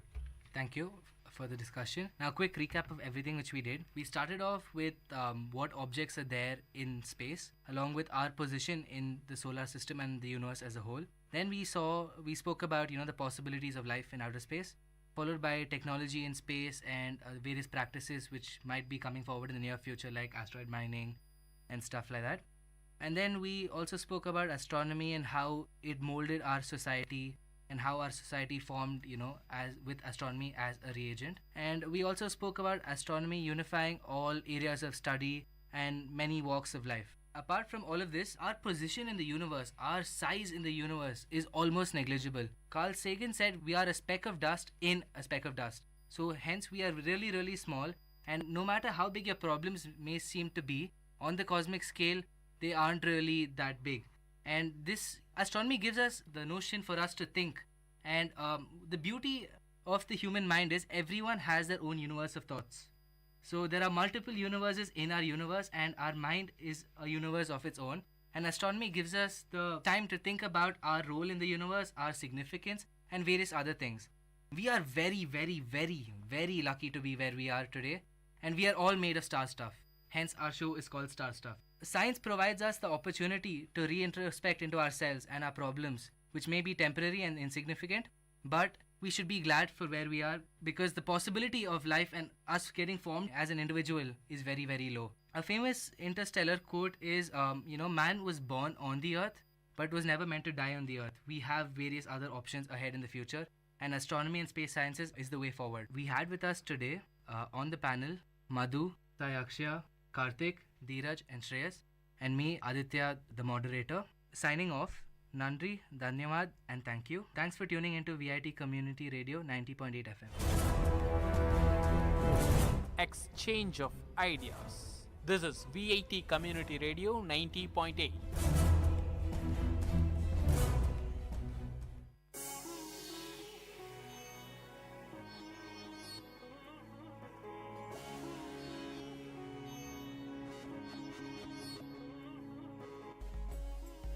வணக்கம் நேர்களே, இது VIT பண்பலை 90.8. இந்த நிகழ்ச்சி அறிவோம் ஆயிரம்.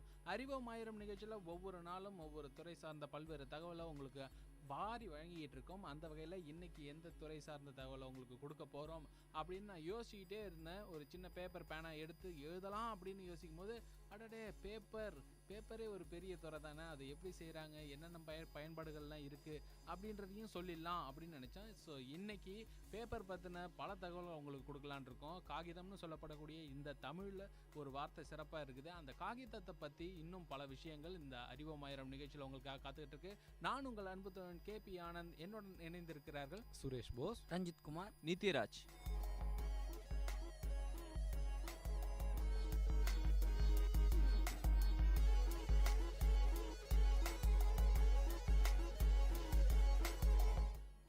இப்போது paper அப்படின்னு சொன்னோம்னாலே நம்ம எல்லாருக்குமே தெரியும், ஆதி காலத்தில் வந்து அந்த பேப்பர் கிடையாது. அதனால நம்ம வந்து என்ன பண்ணுவோம், ஒரு சின்ன ஓலைச்சுவடி அப்படின்னு சொல்லக்கூடிய ஒரு விஷயம், அதுவுமே கூட ஒரு பெரிய ப்ராசஸில் தான் வருது. ஸோ இந்த மாதிரி ஓலைச்சுவடியில் இருந்து அதுக்கப்புறமா நம்ம வந்து இப்போ பேப்பர் அப்படின்ற ஒரு விஷயத்த நம்ம இந்த ஓலைச்சுவடிக்கு பதிலாக பயன்படுத்திகிட்டு இருக்கோம் அப்படின்னு சொல்லணும். ஒரு சில நாகரிகங்களில் அதை வந்து தோல் அப்படின்ற ஒரு விஷயத்த வந்து இந்த பேப்பருக்கு இன்னொரு விதமாக பயன்படுத்திகிட்டு இருந்திருக்காங்க. ஸோ இன்றைக்கி பேப்பரை பற்றி ஒரு அரிய பல தகவல்களை வந்து வரலாற்று ரீதியாக கொண்டு வந்திருக்காரு நம்ம சுரேஷ் போஸ். இப்போ சுரேஷ் போஸ்ட்டு கேட்கலாம், வரலாற்று ரீதியாக என்னென்ன விஷயங்கள் இதில் வந்து அடங்கியிருக்கு? இப்போ காகிதம் அப்படின்னு சொன்ன உடனே, அதாவது பேப்பர், இப்போ காகிதம் அப்படின்னாவே மனுஷனோட முதல் நண்பன் சொல்லலாம். நண்பனாவே இப்போ நம்ம முதல்ல வந்து நண்பன்கிட்ட வந்து எல்லாத்தையும் ஷேர் பண்ணிப்போம் இல்லைங்களா? நண்பன்கிட்ட நல்லதும் ஷேர் பண்ணிக்கலாம், கெட்டதும் ஷேர் பண்ணிக்கலாம். நண்பன்கிட்ட முதல்ல ஷேர் பண்ணிக்க முடியும். நண்பனுக்கிட்டே ஷேர் பண்ண முடியாத பல விஷயங்களை நம்ம காகிதத்தை ஷேர் பண்ணிக்கலாம், இன்பங்கள் துன்பங்கள் எல்லாத்தையும். அது மாதிரி இப்போ பேப்பர் வரத்துக்கு முன்னாடி வந்து நம்ம என்னென்ன யூஸ் பண்ணிட்டு இருந்தோம் அப்படின்னு ஒரு சின்ன ஒரு இன்ட்ரடக்ஷன் கொடுத்துட்றேன். இப்போது பேப்பர் வருது, அதுக்கு முன்னாடி வந்து முதல்ல எப்படி எழுத ஆரம்பித்தாங்கன்னா, சீனர்கள் வந்து எலும்பு மிருகத்தோட எலும்புகளை வச்சு அதில் எழுதியிருக்காங்க. அப்புறம் வந்து மூங்கிலோட பட்டையை வச்சு எழுதியிருக்காங்க. அதுக்கப்புறம் வந்து கிரேக்கர்கள் பார்த்திங்கன்னா களிமண்ணை வச்சு அதில் வந்து எழுதியிருக்காங்க. அப்புறம் தமிழ்நாட்டில் பார்த்திங்கன்னா சார் சொன்ன மாதிரி நம்ம பனை ஓலையில் பதப்படுத்தி அதை வச்சு எழுதியிருக்காங்க. அதுக்கு முன்னாடி பார்த்திங்கன்னா பனை ஓலை எழுதிட்டுக்கப்புறம் வந்து அந்த பட்டு துணியை வச்சு அதில் வந்து அந்த சாயங்களை வச்சு எழுதியிருக்காங்க. அதுக்கப்புறம் வந்து எழுத்துக்கள்லாம் அழியக்கூடாதுன்றதுக்காக வந்து கல்வெட்டுகளை வந்து அழியாத எழுத்தை வந்து செதுக்கியிருக்காங்க. அதுக்கப்புறம் தான் வந்து பேப்பரோட இன்வென்ஷன் வந்து சீனாவில் தான் முதல்ல ஆரம்பிக்குது. அதாவது கிபி 2ஆம் நூற்றாண்டில் ஒரு அரச குடும்பத்தை சேர்ந்தவங்க வந்து மரக்கூடை வச்சு தயாரிச்சிருக்காங்க. அந்த பேப்பர் வந்து கிபி 2ஆம் நூற்றாண்டுலேருந்து கிபி 8ஆம் நூற்றாண்டு வரைக்கும் வந்து எந்த நாட்டுக்கும் பரவலையாம். அது யாரும் அறியப்படாமல் இருந்திருக்கு. பிறகு வந்து அரேபியர்கள் வந்து சீனாவில் படையெடுத்த பிறகு அந்த இடத்துல வந்து அரேபியர்கள் வந்து சீனர்களை அந்த வித்தை தெரிஞ்ச சீனர்களை வந்து அடிமைப்படுத்தி அங்கேருந்து கொண்டு போய் இந்த பட்டுச்சாலை வழியாக தான் வந்து கொண்டு போயிருக்காங்க. அங்கே போயிட்டு அரேபியாவில் வந்து அவங்க பரப்பின பிறகு அங்கேருந்து ஃப்ரெஞ்சுக்காரங்க கண்டுபிடிச்சிருக்காங்க. அங்கேருந்து பிறகு தான் உலகமயமாக்கப்பட்டு இன்றைக்கி இந்தியா ஃபுல்லாக வந்து உலகம் ஃபுல்லாக வந்து பேப்பர் பரவிட்டுருக்கு. இந்தியாவில் தான் வந்து அதிகமான பேப்பர், குவாலிட்டியான பேப்பர், இந்தியா மேட் பேப்பர் இருக்குது. நீங்கள் பேப்பர்னு சொல்ல வந்து எனக்கு வந்து காலையில் நம்ம படிக்கிற நியூஸ் பேப்பர் தான் எல்லாருக்குமே ஞாபகம் வரும் இல்லையா? இந்த பேப்பர்னு சொன்னோடனே பொதுவாக வந்து எல்லாருக்குமே ஒரு விஷயம் ஞாபகம் வருதுன்னா, காலையில் நம்ம படிக்கிற நாளிதழ்கள் தான் வந்து ஞாபகம் வரும். அடுத்ததாக பார்த்தீங்கன்னா இந்த மேகசின்ஸாக இருக்கட்டும். அடுத்ததாக முக்கியமான ஒரு விஷயம் வந்து முன்னாடி இருந்தது, இப்போ கிடையாது. ஏன்னா இப்போ தொழில்நுட்ப வளர்ச்சியின் காரணமாக எல்லாம் வந்து ஃபோனில் பேசிக்கிறாங்க. அவங்களோட மெசேஜஸ்லாம் ஈஸியாக பாஸ் ஆகிடுது. அதுக்கு முன்னாடி ஆதி காலத்தில் பார்த்திங்கன்னா வந்து புறாவில் தூது விடுறதா இருக்கட்டும், அப்புறம் டெலகிராம் அந்த மாதிரியான விஷயம். அதுக்கடுத்த கட்டம் தான் வந்து லெட்டர் அனுப்புறது. இந்த லெட்டர்னு சொல்லும் போது எழுதுகிற ஒரு விஷயம். ஸோ அது வந்து பேப்பரை வந்து எனக்கு ஞாபகப்படுத்துகிற ஒரு விஷயமா இருக்குது. இந்த பேப்பர் நம்ம பார்க்கும்பொழுது வந்து இந்த பேப்பர் அப்படின்றது நம்ம ஃபஸ்ட்லேருந்தே யூஸ் பண்ணிக்கிட்டு இருக்கோம். ஆனால் இப்போ வந்து பேப்பர்ஸே வந்து பல டிஃப்ரெண்ட் டைப்ஸாக இருக்குதுன்னு சொல்லலாம். ஜிஎஸ்எம் தான் வந்து பேப்பர் வந்து பெருசாக டிஸ்கிரைப் பண்ணுது. ஜிஎஸ்எம்னா அப்படின்னா என்னென்னு பார்த்தீங்கன்னா கிராம்ஸ் பர் ஸ்கொயர் மீட்டர் அப்படின்னு சொல்லுவாங்க. நார்மலாக எழுதுகிற அந்த பேப்பரோட ஜிஎஸ்எம்மோட வேல்யூ 80, 75 எவ்வளோ தான் இருக்கும். சர்டிஃபிகேட்ஸ் அந்த மாதிரி பல விஷயங்கள் போகும்போது வந்து 120 GSM அந்த அளவுக்கு வந்து சர்டிஃபிகேட்ஸ்லாம் வந்து பிரிண்ட் பண்ணுவாங்க. எல்லா பேப்பருமே வந்து எல்லா வித மையையும் வந்து அக்செப்ட் பண்ணுறது கிடையாது. ஒவ்வொரு பேப்பரும் ஒவ்வொரு மாதிரி. நம்ம மேகசைன்ஸ்லாம் பார்த்தீங்கன்னா அதோட ஃபஸ்ட்டு பேப்பர்லாம் பார்த்தீங்கன்னா வந்து மையில் வந்து எழுதுனா வழுக்கிட்டு போயிடும், இங்கெல்லாம் வந்து அப்சர்வே பண்ணாது. அந்த மாதிரி பேப்பர்லேயே வந்து பல டிஃப்ரெண்ட் டைப்ஸ் இருக்குது. பேப்பர் எதெல்லாம் யூஸ் ஆச்சுன்னா சார் சொன்ன மாதிரி இன்ஃபர்மேஷனை ஷேர் பண்ணுறதுக்காக பேப்பர் யூஸ் பண்ணியிருந்தாங்க. அதுக்கப்புறம் டைரி அந்த மாதிரி விஷயம் நம்மளோட நடவடிக்கைகளை நாமளே எழுதி நம்ம அதுக்கப்புறம் ஞாபகப்படுத்திக்கணும் அப்படின்றதுக்காக பேப்பர் யூஸ் பண்ணாங்க. பட் அதுக்கப்புறமேட்டு இந்த பேச்சுவாக்கில் இருக்கிற நம்பிக்கைகள் போயிட்டு, அதாவது பாண்ட் அப்படின்ற ஒரு விஷயம் தான் பேப்பரில் வந்து ஒரு மேஜர் ரோல் ப்ளே பண்ணுச்சு அப்படின்னு சொல்லலாம். பாண்ட்லேயே வந்து பார்த்திங்கன்னா நம்ம வந்து நிறைய நமக்கே தெரியும், க்ரீன் பாண்ட் பார்த்துருப்போம், அதுக்கப்புறம் ருபீஸ் பாண்ட் பார்த்துருப்போம். இந்த மாதிரி பல டைப் ஆஃப் பாண்ட் பேப்பர்ஸ் இருக்குது. Laser bond, OCR bond, MICR bond, இந்த மாதிரி பல பாண்ட் பேப்பர் இருக்குது. ஒவ்வொரு பாண்ட் பேப்பர்ஸுமே வந்து நாம் நினைக்கிற மாதிரி எல்லாமே வந்து அதோட கலரோ இல்லை வெறும் அதோட சைஸ் மட்டுமே வந்து அந்த பேப்பர் வந்து நிர்ணயிக்கிறது இல்லை. அதோட GSMலேருந்து அதோட எட்ஜ் கட்டு வரைக்கும் அந்த பேப்பரோட கேரக்டரைசேஷன்ஸ் ரொம்ப விரிவாக்கமாக இருக்குதுன்னு சொல்லலாம். நீங்கள் சொன்ன மாதிரி அதாவது நம்ம ஒவ்வொரு விஷயத்துலையும் பேப்பர் வந்து ஒரு இன்றியமையாத ஒரு ஒரு விஷயமா இருக்குது. ஆஃபீஸாக இருக்கலாம், இல்லை வந்து நியூஸ் பேப்பராக இருக்கலாம், இல்லை வந்து ஏதாவது ஒரு பொருளை பேக் பண்ணுற ஒரு விஷயமா இருக்கலாம். பொதுவாகவே வந்து அதிகமாக எதுக்கு பேப்பர் யூஸ் பண்ணுறாங்கன்னு பார்த்தீங்கன்னா வந்து எஜுகேஷன் ரிலேட்டட் விஷயங்களுக்காக அதிகமாக யூஸ் பண்ணுறாங்க. அந்த காலத்தில் வந்து ஓலைச்சுவடிக்கு அப்புறமா நம்மளோட அவங்களுக்கு தெரிஞ்ச விஷயங்களாக இருக்கட்டும், இல்லை கதையாக இருக்கட்டும், கட்டுரை, அந்த மாதிரியான விஷயங்கள்லாம் புக் போட ஆரம்பிச்சிட்டாங்க. ஸோ அதன் மூலிமா படித்து தெரிஞ்சுக்கலாம். ஸோ வந்து பேப்பர்னாலே முக்கியமாக வந்து இந்த எஜுகேஷன் ரிலேட்டட் ஓரியன்டான விஷயங்களுக்கு அதிகமாக யூஸ் பண்ணுற புக் தயாரிக்கிறதா இருக்கலாம், இல்லை மற்ற விஷயங்கள் தயாரிக்கிறதுக்கு பயன்படுது. இப்போது நீங்கள் பேப்பரோட யூசேஜ் பற்றி சொல்லியிருந்தீங்க. ஆனால் இப்போ பேப்பர் வந்து ஸ்டடீஸ்க்கு மட்டும் அந்த எழுதுறதுக்கு பிரிண்ட் போடுறதுக்கு மட்டும் கண்டுபிடிச்சாங்கிறது. அதுக்கப்புறம் வந்து இன்றைக்கி ஏகப்பட்ட ப்ராசஸ் நம்ம பயன்படுத்தணும். பேக்கேஜிங் பண்ணுறதுக்கு, பிறகு வந்து பிரிண்டிங் பண்ணுறதுக்கு, அப்புறம் வந்து இப்போ க்ளீனிங் ப்ராசஸ்க்காக நம்ம பேப்பர் யூஸ் பண்ணிகிட்ருக்கோம். பேப்பரோட முக்கியமான மூலப்பொருட்கள்னு பார்த்தீங்கன்னா நாரும் புற்களும் அந்த மரக்குழு தான் பயன்படுத்தியிருக்காங்க. இப்போ வந்து அட்வான்ஸ் என்ன பண்ணுறாங்க, ஃபைபரை வச்சு மேட் பண்ணிட்டுருக்காங்க. இதெல்லாம் வந்து ரீசைக்கிளபிள், அதாவது நம்ம மறுபடியும் வந்து அதை வந்து ரீசைக்கிள் பண்ணலாம். என்னதான் நம்ம பேப்பர் ரீசைக்கிள் பண்ணாலும் கூட அந்த பேப்பரோட குவாலிட்டி வந்து அப்படியே இருக்கிறதே கிடையாது.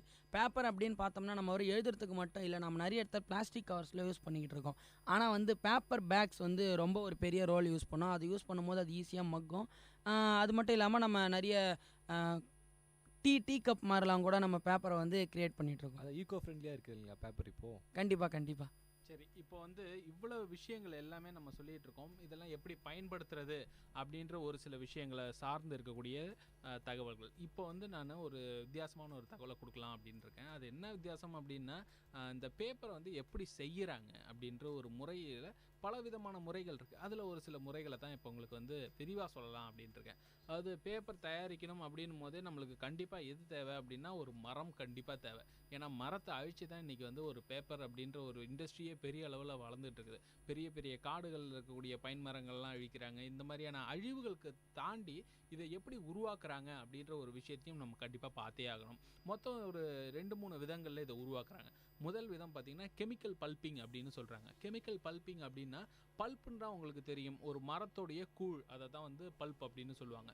இந்த பேப்பர் தயாரிக்கிறதுக்கு ரொம்பவும் முக்கியமான ஒரு ரா மெட்டீரியலாக இருக்கிறது வந்து இந்த பல்ப் தான். இந்த மரத்தில் இருந்து வரக்கூடிய இந்த கூழை வந்து என்ன பண்ணுறாங்க, கெமிக்கல் பல்பிங் அப்படின்ற ஒரு முறையில் என்ன பண்ணுறாங்கன்னா, அதில் வந்து லெனின் அப்படின்னு சொல்லிட்டு ஒரு கெமிக்கல் இருக்குது. ஸோ இந்த சப்ஸ்டன்ஸை ஒரு கெமிக்கல் ப்ராசஸிங்குள்ளே வரும்போது அது அந்த லெனினை வந்து செல்லுலோஸ்லேருந்து தனியாக பிரித்து எடுக்கிறாங்க.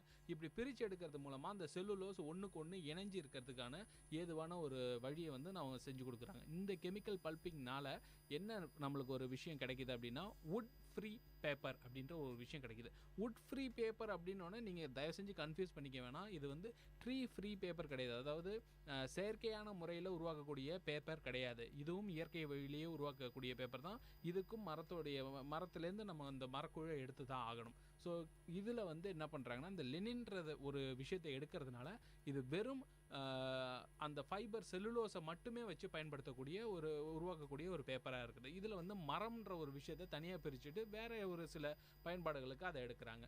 இது இல்லாமல் இதுலேயே பார்த்தீங்கன்னா ஒவ்வொரு காலகட்டங்களில் வேறு மாதிரியான முறைகள் பயன்படுத்தியிருக்காங்க. இந்த கெமிக்கல் பல்பிங்லேயே சல்ஃபேட் ப்ராசஸ் அப்படின்னு ஒன்று சொல்கிறாங்க. இந்த சல்ஃபேட் ப்ராசஸ் 1840களில் பயன்படுத்தப்பட்டது. அதுக்கப்புறம் கிராஃப்ட் ப்ராசஸ் அப்படின்னு சொல்கிறாங்க. இது 1870களில். அதுக்கப்புறம் இன்னைக்கு வரைக்கும் நம்ம 1990 90களிலிருந்து இன்னைக்கு வரைக்கும் நம்ம பயன்படுத்திட்டு இருக்கக்கூடிய ஒரு பல்பிங் மெத்தட் பார்த்தீங்கன்னா சோடா பல்பிங் அப்படின்னு சொல்கிறாங்க. ஸோ இந்த மாதிரி கெமிக்கல் பல்பிங்கில் ஒரு சில முறைகளில் நம்ம வந்து பேப்பரை உருவாக்குறோம். இதை தாண்டி மெக்கானிக்கல் பல்பிங் அப்படின்னு இன்னொரு விதம் சொல்கிறாங்க. இந்த மெக்கானிக்கல் பல்பிங்கில் பார்த்தீங்கன்னா ரெண்டு விதம் தான் நடக்குது. ஒன்று தெர்மோ கெமிக்கல், இன்னொன்று பார்த்தீங்கன்னா கிரவுண்ட் பல்ப் அப்படின்னு சொல்கிறாங்க. இதுவும் அதே மாதிரி ஒரு மரக்குழிலேருந்து தயாரிக்கப்படக்கூடிய ஒரு விஷயந்தான். தெர்மோ கெமிக்கலில் கெமிக்கல் கொஞ்சமாகவும் அதை வந்து சூடுபடுத்துறதுனால உஷ்ணத்தினால உருவாக்கக்கூடிய பேப்பராக இருக்குது.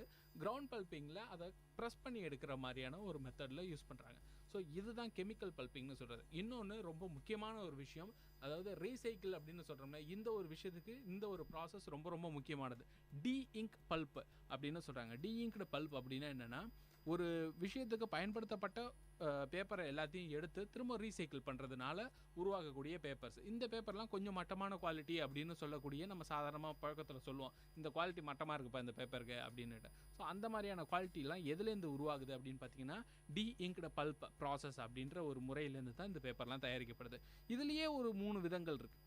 ஒன்று பார்த்தீங்கன்னா மில் ப்ரோக் அப்படின்னு சொல்லுவாங்க. இன்டர்னலி, அதாவது உள்ளக்கே அந்த ஒரு பேப்பர் தயாரிக்கும் போது பாதி வெட்டி எறிகிறாங்க, இல்லை வேறு சில சிதைவுகள்லாம் நடக்குது, அது ஃபினிஷ் ஆகும் போது இருக்கக்கூடிய ஒரு தரம் இல்லாமல் போகுது. இந்த மாதிரியான விஷயங்கள்லாம் திரும்ப ரீசைக்கிள் பண்ணுவாங்க அந்த பேப்பர்லாம். அது வந்து mill broke recycling deinked pulp process அப்படின்னு சொல்கிறாங்க.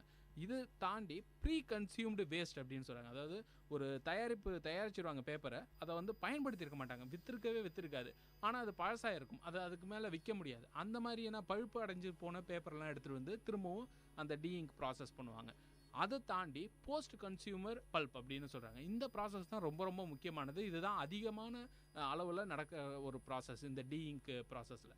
என்னென்னா, நம்ம பயன்படுத்தக்கூடிய ஒவ்வொரு பேப்பரும் நம்ம குப்பைத்தொட்டியில் தூக்கி போடுறோம், இல்லை வேறு எங்கேயாவது ஒரு இடங்களில் தூக்கி போடுறோம், அந்த பேப்பரெல்லாம் எடுத்துகிட்டு வந்து திரும்பவும் ஒரு ப்ராசஸிங் மூலமாக, இந்த டி இங்க்டு பல்ப் ப்ராசஸிங் மூலமாக பேப்பராக மாற்றுறாங்க. ஸோ இந்த மாதிரியான விஷயங்களை தாண்டி ப்ரொடியூசிங் பேப்பர்னு ஒன்று சொல்கிறாங்க. அது என்னென்னா, பேப்பர் பல்ப்பை ரெடி பண்ண பிறகு அதை ஒரு மிஷினில் தூக்கி போடுவாங்க. அந்த மிஷின் என்ன பண்ணும், அதை வந்து கம்ப்ரஸ் பண்ணி ஒரு லேயர் மாதிரி உண்டாக்கும். அதில் வந்து தண்ணி கலந்துருக்கும். அந்த தண்ணியை வந்து உறிஞ்சி வடிகட்டின பிறகு ஒரு பேப்பர் உருவாகும். ஸோ இதை வந்து ப்ரொடியூசிங் பேப்பர்னு சொல்கிறாங்க. இதை தாண்டி க்ளோசி பேப்பர், மேட் பேப்பர் அப்படின்னு நிறைய பேப்பருங்க இருக்குது. இது எல்லாமே ஃபினிஷிங் ஐட்டம் அப்படின்னு சொல்லக்கூடிய இந்த ஒரு முறையில் வருது.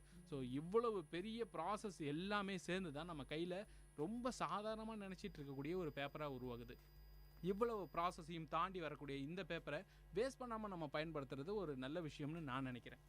ஓகே, நம்ம பேப்பரை பற்றி இவ்வளோ விஷயம் பேசணும். பேப்பரில் என்னெல்லாம் செய்ய முடியும்னு நினைக்கிறீங்க? கப்பல் செய்யலாம். பேப்பரில் கப்பல் செய்யலாம், அருமையான பாயிண்ட்டு. கப்பு செய்யலாம், பேகு செய்யலாம். ஆனால் ஒரு அருமையான விஷயம் ஒன்று இருக்குது. பேப்பரில் வந்து ஒருத்தர் வீடு கட்டியிருக்காரு. அதுவும் வந்து பார்த்திங்கன்னா அது கின்னஸ் ரெக்கார்டில் இருக்குது. நம்ம நினைக்கிற மாதிரி சின்னதாக ஒரு பொட்டி சைஸ்லால் வீடு கட்டாமல் ஒரு வீடு கட்டி வாழ்ந்துக்கிட்டு இருக்காரு. ஸோ அதை பற்றின தகவல்களை நம்ம ஒரு சின்ன இடைவேளைக்கு பிறகு பார்க்கலாம். இது உங்கள் விஐடி பண்பலை 90.8 அறிவோம் ஆயிரம்.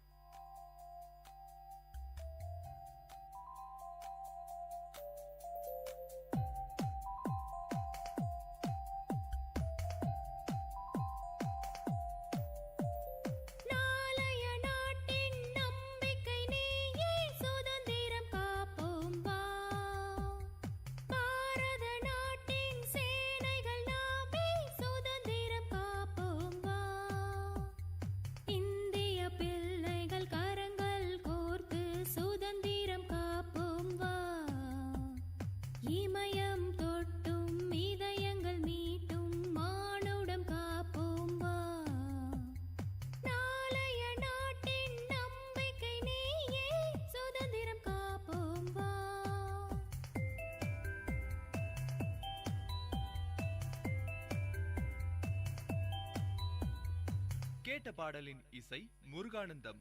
பாடலை பாடியவர் Uma Maheswari.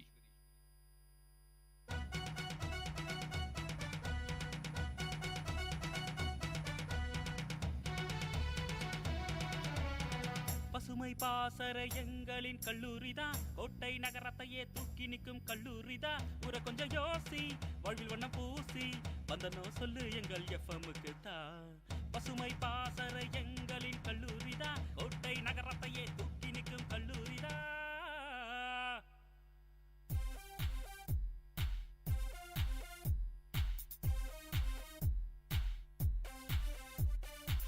Chintu, did you close all the windows and door properly before coming out? Yeah, I did. And did you switch off all the lights and all the electricals? Oh god, I totally forgot. Chintu, how can you be so irresponsible, huh? Using energy wisely in the home saves money and the environment. So let's start doing our own share. Sorry, I'll go and switch off all the lights and come back. Go green!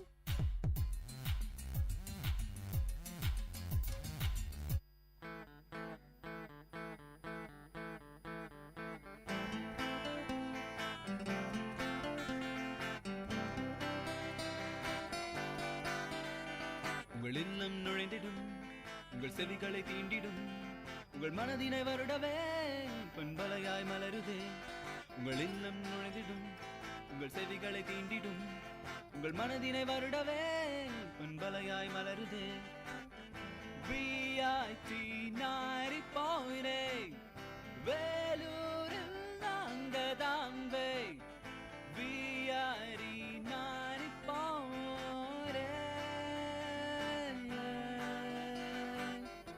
Ladies and gentlemen, you're listening to VIT Community Radio 90.8 FM.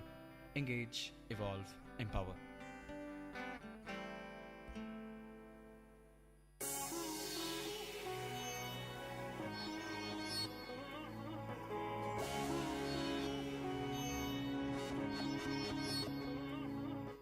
நேர்ல நம்ம இன்னைக்கு அறிவமாயிரம் நிகழ்ச்சியில் paper பற்றி தான் பல விஷயங்களை தெரிஞ்சுக்கிட்டு இருக்கோம். அந்த வகையில் இப்போது ஒரு பேப்பரை வச்சு ஒரு பெரிய வீடு எப்படி கட்டலாம், அப்படி வீடு கட்டினவர் யார், அவர் எங்கே இருக்கிறாரு, எப்படி வசிக்கிறாரு, அந்த பேப்பர் வீடு மழை பெஞ்சா ஒழுகுதா, இந்த மாதிரியான பல தகவல்களை அரிய பல தகவல்களை நம்மளுக்கு கொடுக்கறதுக்கு காத்திருக்கிறாரு நம்ம ரஞ்சித் சார். ரஞ்சித், சொல்லுங்கள், என்ன மாதிரியான ஒரு வீடாக அதை கட்டியிருக்கிறாரு அவர்? அதாவது இந்த வீடு கட்டினவரோட பேர் பார்த்தீங்கன்னா தாய். பேங்காக்ல வந்து இந்த வீடை கட்டியிருக்காங்க. இந்த வீடோட பேரே வந்து தாய் பேப்பர் ஹவுஸ். நம்ம வீடு கட்டணும்னா என்ன பண்ணுவோம், வீடுக்கு வந்து பேஸ்மெண்ட் போடுவோம் இல்லைங்களா. இவர் இந்த பேஸ்மெண்ட்டை கூட பேப்பர்லேயே போட்டிருக்காரு. 5000 சதுரடியில் 5000 சதுரடியில் வீடுன்றது எவ்வளோ பெரிய வீடுன்னு உங்களுக்கே தெரியும். அவ்வளோ பெருசுக்குமே வீடை கன்ஸ்ட்ரக்ட் பண்ணியிருக்காரு. ஆனால் வந்து மேலே எந்த ஃப்ளோரும் கிடையாது, டெரஸுக்கு போகலாம். ஆனால் அந்த வீட்டில் பார்த்தீங்கன்னா பால்கனிலேருந்து எல்லாமே வச்சு சூப்பராக கட்டியிருக்காரு. அந்த வீடு பார்க்கவே ரொம்ப அழகாக இருக்குது. மல்டி கலர்ஸ் அதில் யூஸ் பண்ணியிருக்காரு. பேஸ்மெண்ட் போட்டது மட்டும் இல்லாமல் அந்த நம்ம கேட்கலாம், வீடு கட்டினா மழை பெய்யும்ல, அது மழை பெஞ்சால் நனைஞ்சிடாதா பேப்பரில் அப்படின்னு கேட்கலாம். ஆனால் வந்து அந்த பாலித்தீன் பேப்பர்னு நம்ம சொல்லுவோம், கேள்விப்பட்டிருப்போம். அது வந்து தண்ணி வந்து அந்த பேப்பருக்குள்ளே போகாது. அந்த மாதிரி சில பேப்பர்களெல்லாம் யூஸ் பண்ணி ரொம்ப அழகாக கன்ஸ்ட்ரக்ட் பண்ணி இந்த பேப்பர் ஹவுஸை கட்டி முடிச்சிருக்காரு. இது வந்து கின்னஸ் ரெக்கார்டில் அக்டோபர் மாதம் 2003 கின்னஸ் ரெக்கார்ட் பதிவு பண்ணியிருக்காங்க. நான் 10வது படிக்கும் போது என்னை வந்து பேப்பரில் ஒரு சின்னதாக வீடு மாதிரி செஞ்சு எடுத்துருவாங்க அப்படின்னு சொன்னாங்க. அது வந்து ஒரு ப்ராஜெக்ட் மாதிரி கொடுத்துருந்தாங்க. ஆனால் அது கூட நான் ஒழுங்காக கட்டல. ஆனால் இவர் ஒரு பெரிய வீட்டையே கட்டி இந்த அளவுக்கு அதில் ஒரு செம்ம இன்ட்ரெஸ்டிங்கான விஷயங்கள்லாம் வச்சுருக்காரு. கின்னஸ் அவார்டு வேறு வாங்கியிருக்காருன்றீங்க. இது ரொம்ப அற்புதமான ஒரு தகவலாக சொல்லியிருக்கீங்க. சரி, இப்போ நான் வந்து பேப்பரில் என்னென்ன வகைகள் இருக்குது அப்படின்றத சொல்லலாம் அப்படின்ட்டு ஒரு முடிவு பண்ணியிருக்கேன். உங்களுக்கு வேறு வழியில் கேட்டு தான் ஆகணும். அதாவது என்னென்ன விதமான பேப்பர்லாம் இருக்குன்னா, பேங்க்கில் யூஸ் பண்ணுறதுக்கு ஒரு பேப்பர் வச்சுருக்காங்க. அதுதான் நம்மளுக்கு எல்லாருக்குமே தெரியும், பாண்ட் பேப்பர் அப்படின்றது. ஆனால் பாண்ட் பேப்பர் இல்லாமல் பேங்க்கில் தனியாக ஒரு பேப்பர் யூஸ் பண்ணுறாங்க. அதுக்கு பேர் பேங்க் பேப்பர்னே சொல்கிறாங்க. பேங்க் பேப்பர் எதுக்கெல்லாம் பயன்படுத்துகிறாங்கன்னா, ரஃப் ஷீட்ஸுக்கெல்லாம் அவங்க யூஸ் பண்ணுறதுக்கு இந்த பேண்ட் பேப்பர் பயன்படுத்துகிறாங்க. அதை தாண்டி பனானா பேப்பர்னு இருக்குது, பாண்ட் பேப்பர்னு இருக்குது, புக் பேப்பர்னு இருக்குது. கோட்டட் பேப்பரில் 2 வகை இருக்குது. ஒன்று க்ளாஸி, இன்னொன்று மேட் சர்ஃபேஸ்னு சொல்கிறாங்க. கன்ஸ்ட்ரக்ஷன் பேப்பர்னு சொல்கிறாங்க. இந்த கன்ஸ்ட்ரக்ஷன் பேப்பரில் இருக்கக்கூடிய பெரிய வித்தியாசமான ஒரு விஷயம் என்ன அப்படின்னு பார்த்தீங்கன்னா, இதோட சைஸ் தான். ஏன்னா இது வந்து ரொம்ப பெரிய அளவில் இருக்கும். அந்த பெரிய அளவில் இருக்கக்கூடிய பேப்பர் கிழிஞ்சிடாமல் இருக்கிறதுக்கான அதோடைய தடிமனும் ரொம்ப ஸ்ட்ராங்காக இருக்கும். கன்ஸ்ட்ரக்ஷன் பண்ணுறவங்க எல்லாம் அதோட பிளானை எப்படி வரைகிறதோ அதுக்கு தகுந்த மாதிரி நல்ல பெரிய பேப்பர் வேணும்ல, அதுக்காக யூஸ் பண்ணுறது தான் இந்த கன்ஸ்ட்ரக்ஷன் பேப்பர். இந்த கன்ஸ்ட்ரக்ஷன் பேப்பரை சுகர் பேப்பர் அப்படின்னு கூட சொல்கிறாங்க. ஏன்னா இது பார்க்குறதுக்கு ரொம்ப சாஃப்டாகவும் இருக்கும், சொரசொரப்பாகவும் இருக்கும். அதனால இதை வந்து கன்ஸ்ட்ரக்ஷன் பேப்பர் அதில் சுகர் பேப்பர் அப்படின்னு சொல்கிறாங்க. காட்டன் பேப்பர் பருத்தியிலேயே உருவாக்கக்கூடிய ஒரு பேப்பராக இருக்குது. பருத்தியோடைய கூழை பயன்படுத்தி உருவாக்கக்கூடியது தான் காட்டன் பேப்பர்னு சொல்கிறாங்க. ஃபிஷ் பேப்பர் அப்படின்னு சொல்கிறாங்க. இந்த ஃபிஷ் பேப்பர் என்ன அப்படின்னு பார்த்தீங்கன்னா, எங்கே பயன்படுத்துகிறாங்க அப்படின்னு பார்த்தீங்கன்னா, நம்ம வந்து ஒயர்லாம் பார்த்துருப்போம். இந்த ஒயரில் வந்து நம்ம மேலே கோட்டிங் போடுறதுக்கு ஒரு ரப்பரோ இல்லை பிளாஸ்டிக் ஐட்டம்ஸோ யூஸ் பண்ணுவாங்க. சில இடங்களில் பேப்பரையுமே கூட இந்த கோட்டிங் போடுறதுக்கு பயன்படுத்துகிறாங்க. அதுக்கு தான் இந்த ஃபிஷ் பேப்பரை பயன்படுத்துகிறாங்க. இங்க் ஜெட் பேப்பர்னு சொல்கிறாங்க, கிராஃப்டிங் பேப்பர்னு சொல்கிறாங்க. இந்த கிராஃப்டிங் பேப்பரில் ரொம்ப முக்கியமான ஒரு விஷயம் சொல்லி ஆகணும். ஆரிகமி அப்படின்னுட்டு ஒரு பெரிய ஏரியா, ஸோ இந்த ஆரிகமி அப்படின்றது என்னென்னா பேப்பரை வந்து சும்மா சின்ன சின்னதாக மடித்து ஒரு வடிவத்தை உருவாக்குவாங்க. இந்த ஆரிகமி பற்றி இன்னும் பல தகவல்கள் உங்களுக்கு இருக்குது. அதை பின்னாடி வந்து நம்ம நித்யராஜ் சார் சொல்லுவார். இதை தாண்டி பார்த்தீங்கன்னா லைட் பேப்பர், லெதர் பேப்பர்னு சொல்கிறாங்க, மம்மி பேப்பர்னு ஒன்று சொல்கிறாங்க. மம்மி பேப்பரா அப்படின்னா என்னன்னு தானே யோசிக்கிறீங்க. அதாவது வேறு எதுவுமே கிடையாது. ஈஜிப்டில் பழங்காலத்தில் உருவாக்கியிருந்து அதை பயன்படுத்திட்டு இருந்தாங்க. பேப்பரஸ் அப்படின்னு சொல்லுவாங்க. அந்த பேப்பரஸ் அப்படின்ற பேப்பருக்கு இன்றைக்கி நம்ம வந்து மம்மி பேப்பர் அப்படின்னு சொல்கிறோம். இது வந்து ரொம்ப புராதன காலத்துலேருந்து இருக்கக்கூடிய ஒரு பேப்பராக இருக்குது. யோக் டேக் பேப்பர் அப்படின்னு சொல்கிறாங்க. யோக் டேக் பேப்பர் அப்படின்னா என்னென்னா யோக் மரத்துடைய கூழ்லேருந்து தயாரிக்கப்படுது. இதில் என்ன இன்னமும் பிரசித்தி அப்படின்னு கேட்டிங்கன்னா யோக் டேக் பேப்பர் வந்து கிழிக்கிறது ரொம்ப கஷ்டமாக. ஸோ இந்த மாதிரி சாண்ட் பேப்பர் அப்படின்னு இன்னொரு வகையில் சொல்கிறாங்க. சாண்ட் பேப்பர்னால் இதை எழுத முடியுமா அப்படின்னு கேட்டிங்கன்னா இல்லை, கண்டிப்பாக முடியவே முடியாது. ஏன் அப்படி முடியாது அப்படின்னு கேட்டிங்கன்னா சாண்ட் பேப்பரு நம்ம ஒரு மரம் இருக்குது இல்லை ஒரு மெட்டல் இருக்குது, அந்த மெட்டல் வந்து துரு பிடிச்சிச்சு அப்படின்னா அந்த துருவை எடுக்கிறதுக்கு ஏதாவது ஒரு பொருள் தேவையில்ல. அதுக்கு ஒரு சின்ன சின்ன மைன்யூட்டான பார்ட்டிகல்ஸ்லாம், கிளாஸ் பார்ட்டிகல்ஸ் இந்த மாதிரியான விஷயங்கள்லாம் அதில் வச்சு ஒரு க்ளூ போட்டு ஒட்டியிருப்பாங்க அந்த பேப்பரில். அந்த பேப்பரை வச்சு தேய்ச்சிங்கன்னா அந்த மெட்டல் வந்து அந்த ரஸ்டிங்னு சொல்லக்கூடிய அந்த துரு எல்லாம் போயிடும். இதுக்கு பேர் தான் சாண்ட் பேப்பர் அப்படின்னு. எங்கள் ஊரில் இப்போ உப்பு காகிதம்னு சொல்லுவாங்க. அதே உப்பு காகிதம் தான் இங்கிலீஷில் நாங்கள் கொஞ்சம் டீசெண்டாக சாண்ட் பேப்பர்ன்றோம். உப்பு காகிதம்னு சொன்னாலும் டீசெண்டாக தான் இருக்குது, நல்லா தான் இருக்குது. ஸோ இது மாதிரி இன்னும் பலவிதமான பேப்பருங்க இருக்குது. இந்த பேப்பரெல்லாம் தாண்டி இந்த பேப்பரை பயன்படுத்துறது அப்படின்றது ரொம்ப முக்கியமான ஒரு விஷயம் தான். பேப்பரை பயன்படுத்துறது வெறும் எழுதுறதுக்கு மட்டும்தானா அப்படின்னு கேட்டிங்கன்னா இல்லவே இல்லை. கிராஃப்ட் அப்படின்ற ஒரு விஷயம் ரொம்பவும் பெரிய விஷயமா இருக்குது. ஸோ கிராஃப்டிங்கில் வந்து இன்னும் பல விஷயங்கள் வந்து பொதிஞ்சிருக்கு. அதெல்லாம் இப்போ வர இந்த நிகழ்ச்சியில் நம்ம இன்னமும் தெரிஞ்சுக்கலாம். இப்போ பேப்பரோட வகைகளை பற்றி பேசிட்டு இருந்தீங்க. முக்கியமான ஒரு பேப்பர் வந்து இப்போ அதாவது எல்லா விஷயத்தில் வந்து ஒரு பரிணாம வளர்ச்சி இருக்கும். இன்றைக்கி பேப்பரோட கண்டுபிடிப்பில் ஒரு பரிணாம வளர்ச்சின்னு பார்த்தீங்கன்னா ப்ரீமியர் பேப்பர்னு சொல்கிறாங்க. அதாவது வந்து அந்த பேப்பர் என்னென்ன பண்ணணும்னா அந்த இப்போ இருக்கிற பேப்பர்லாம் வந்து ஃப்ளெக்சிபிளாக இருக்குது. பட் அந்த பேப்பர் வந்து மோர் ஃப்ளெக்சிபிள். இந்த பேப்பர்லாம் வந்து நம்ம அழுத்தி மடித்தோம்னா அது கிழிஞ்சிரும். அந்த பேப்பர் வந்து ஃபுல்லாக ஃபைபர்லேயே ஆனதான். ஃபைபரில் ஆனது இல்லாமல் லெனினோட சார் சொன்ன மாதிரி லெனினோட ஆசிட் வந்து விட்டு அந்த பேப்பரில் இன்னொரு ஸ்பெஷாலிட்டி என்னென்னா அந்த பேப்பரை நம்ம தண்ணியிலே போட்டு எடுத்தாலும் அந்த பேப்பரை வந்து கிழியாது, அந்த எழுதின லெட்டர்ஸும் வந்து அழியாது. இன்னொரு விஷயம் என்னென்னா அந்த பேப்பர் வந்து பயன்படுத்துகிறவங்க வந்து முக்கியமான கவர்மெண்ட்டோட முக்கியமான சில விஷயங்களில் வந்து அதை எழுதி வச்சுருக்காங்களாம். அது காலத்துக்கும் மக்காதுன்னு சொல்கிறாங்க அதை. ஸோ இந்த பேப்பரை பற்றி பேசிகிட்டு இருக்கும்போது நாம் ஒரு விஷயத்த பார்த்தோம். பேப்பரில் வந்து நிறைய பொருட்கள் செய்கிறாங்க அப்படின்லாம் பார்த்தோம். பேப்பரை வச்சு விளையாடுவாங்க. இதை பற்றி யாருன்னா கேள்விப்பட்டிருக்கீங்களா? நான் பார்த்ததுல எனக்கு பிடிச்ச பேப்பர் விளையாட்டு எதுனா மிஸ்டர் பீன் வந்து 2 மீன் மாதிரி கட் பண்ணி பேப்பர்லேயே தட்டி யார் ஃபஸ்ட்டு போகிறதுன்னு பார்ப்பாங்க. பட் அது இல்லாமல் இப்போல்லாம் நம்ம உட்காந்த இடத்துல விளையாடணும்னா நம்ம என்ன பண்ணுறோம், ஃபோன் எடுத்துக்கிறோம், ஒரு வீடியோ கேம் விளையாடிடுறோம். அதுக்கு முன்னாடிலாம் ஃபோன்ஸ்லாம் இல்லாதப்போ வந்து பார்த்திங்கன்னா tic tac toe, dots and boxes இந்த மாதிரி பல விளையாட்டுகள் இருக்குது. இதெல்லாம் வந்து வெறும் பேப்பர் பேனாக பேஸ் பண்ணி வந்த விளையாட்டுகள் மட்டுமே அப்படின்னு கூட சொல்லலாம். அடுத்ததாக இது எவ்வளோ பேருக்கும் தெரியாது. இந்த 90களில் பார்த்தீங்கன்னா வந்து இப்போ இருக்கிற ஒயிட் ஷீட் மாதிரி கிடையாது, கொஞ்சம் கலர் சேஞ்சஸ் ஆகிருக்கும். எதனால் பார்த்தீங்கன்னா அது வந்து மாட்டுடைய சாணியில் செய்கிற ஒரு ரீயூசபிளான பேப்பர் அந்த மாதிரி செய்கிறாங்க. அடுத்ததாக பார்த்தீங்கன்னா யானைகளோட சாணம் இருக்கு இல்லையா, அதில் கூட வந்து பேப்பர் செஞ்சிட்ருக்காங்க. நம்ம எவ்வளோ தான் பேப்பர் யூஸ் பண்ணாலும் இப்போ இருக்கிற காலகட்டத்தில் பார்த்தீங்கன்னா அது கொஞ்சம் கொஞ்சமாக குறைஞ்சிட்டு வருது. அது ஒரு வகையில் நல்லது, ஏன்னா மரங்கள் அழிக்கப்படுது, தடுக்கப்படுது. முழுமையாக நிறைய விஷயங்கள் வந்து இன்றைக்கி வந்து டிஜிட்டல் ஆகிடுச்சு. நிறையா கவர்மெண்ட் அலுவலகங்களும் சரி, ப்ரைவேட்டு செக்டார்ஸும் சரி வந்து கொஞ்சம் கொஞ்சமாக அந்த பேப்பர் யூசேஜை வந்து கம்மி பண்ணிட்டு வராங்க. அது மட்டும் இல்லாமல் நிறையா நாளிதழ்கள் வந்து பார்த்திங்கன்னா, நாளிதழாக இருக்கட்டும் இல்லை வந்து நியூஸ் பேப்பர்ஸ், மற்ற மேகசின்ஸாக இருக்கட்டும், பார்த்திங்கன்னா எல்லாமே டிஜிட்டல் ஆகிட்டாங்க. ஸோ இதனால் வந்து பேப்பர்கள் வந்து அழிவது வந்து கம்மியாக்கப்படுது. நீங்கள் சொன்ன மாதிரி இந்த மாட்டு சாணத்தோட அந்த பேப்பர் வந்து நாங்களும் யூஸ் பண்ணியிருக்கோம். அந்த பேப்பரை பார்த்தாவே நமக்கு வந்து அந்த சின்ன வைக்கோல், அந்த சின்ன சின்ன பிசுறுகள்லாம் அதில் இருக்கும், பார்த்துருக்கோம். ஆனால் இப்போ நீங்கள் சொன்ன மாதிரி அந்த பேப்பர்ஸ் வந்து எவ்வளோ யூசேஜ் நம்ம பண்ணுறோமோ அத்தனை மரங்கள் அழிக்கப்படுதுன்னு சொல்லிட்டு அது ஒரு ஸ்டாட்டிஸ்டிக் இருக்குது. எவ்வளோ பேப்பர் வேஸ்ட் பண்ணுறோமோ அந்தளவுக்கு நம்ம வந்து இப்போ மரங்கள் அழிச்சு தான் இருக்கும். எவ்வளோ சேவ் பண்ணுறோமோ நல்லது பேப்பரை. சரி, இப்போ மணி வந்து கிட்டத்தட்ட 7 மணி ஆக போகுது.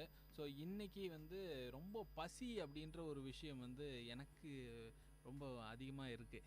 ஏன்னா டீ கூட சாப்பிடல இன்றைக்கி.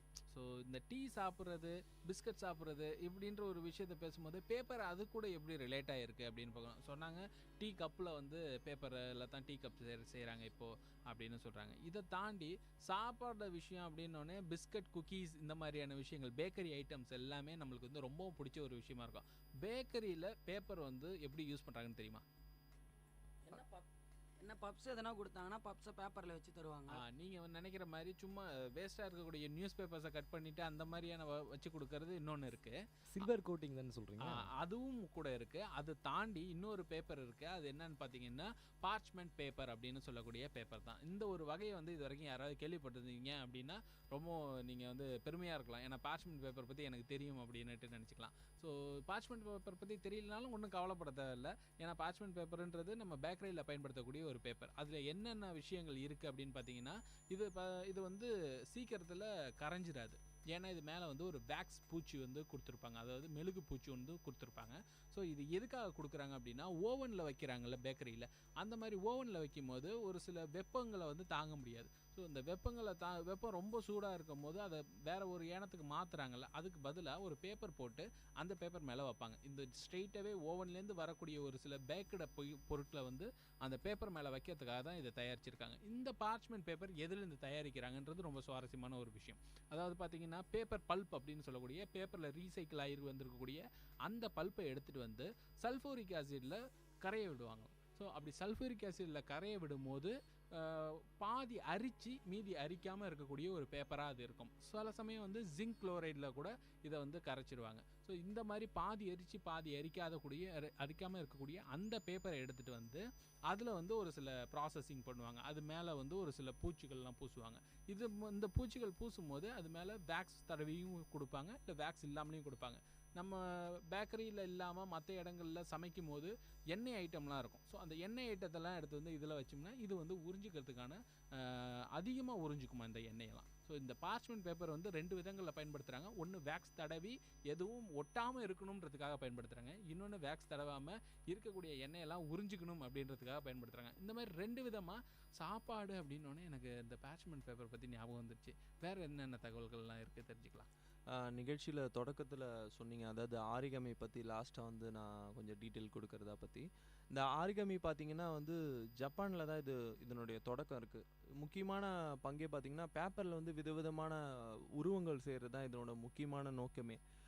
புறாக்களாக இருக்கலாம், இல்லை வந்து ட்ராகனாக இருக்கலாம், இல்லை வந்து வேறு ஏதாவது உருவம் பொறித்து எல்லா உருவத்தையும் கொண்டு வர்றதுன்னா இதுக்கு நிறைய கோர்சஸ் கூட இருக்குது, கற்றுக்குறாங்க. இது முக்கியமாக பார்த்திங்கன்னா வந்து இடத்த வந்து அலங்காரப்படுத்துறதுக்காக தான் இது முக்கியமாக இந்த ஆரிகமி கிளாஸஸ்லாம் நடந்துகிட்ருக்கு, அதுக்காக பயன்படுத்திகிட்டு இருக்காங்க.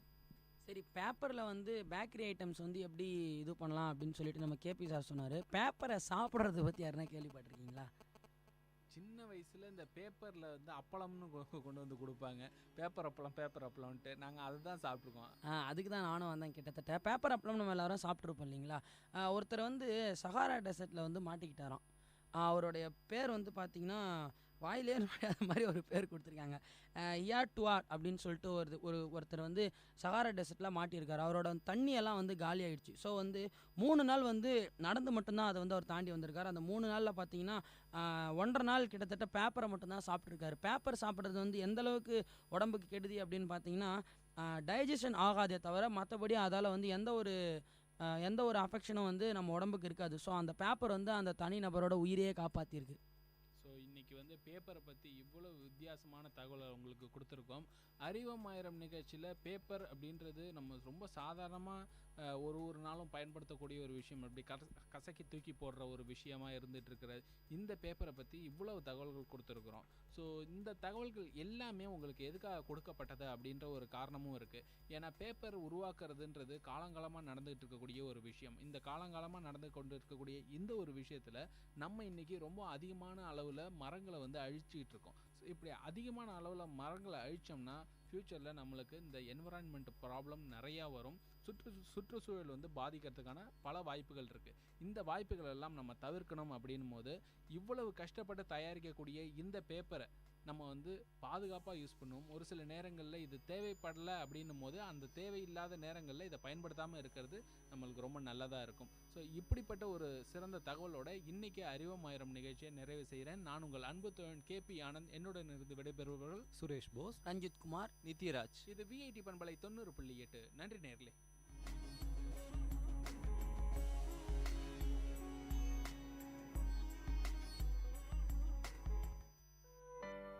மகிழ்ச்சி நிறைந்த அறிவு சார்ந்த நிகழ்ச்சிகளால் உங்கள் மனங்களை கவர்ந்த இன்றைய ஒளிபரப்பு இனிதே நிறைவு பெறுகிறது. மீண்டும் எமது அடுத்த ஒளிபரப்பு நாளை காலை 9 மணிக்கு 90.8 பண்பலை அலைவரிசையில் ஆரம்பமாகும். VIT பண்பலை 90.8 நேயர்கள் அனைவருக்கும் நன்றி, வணக்கம்.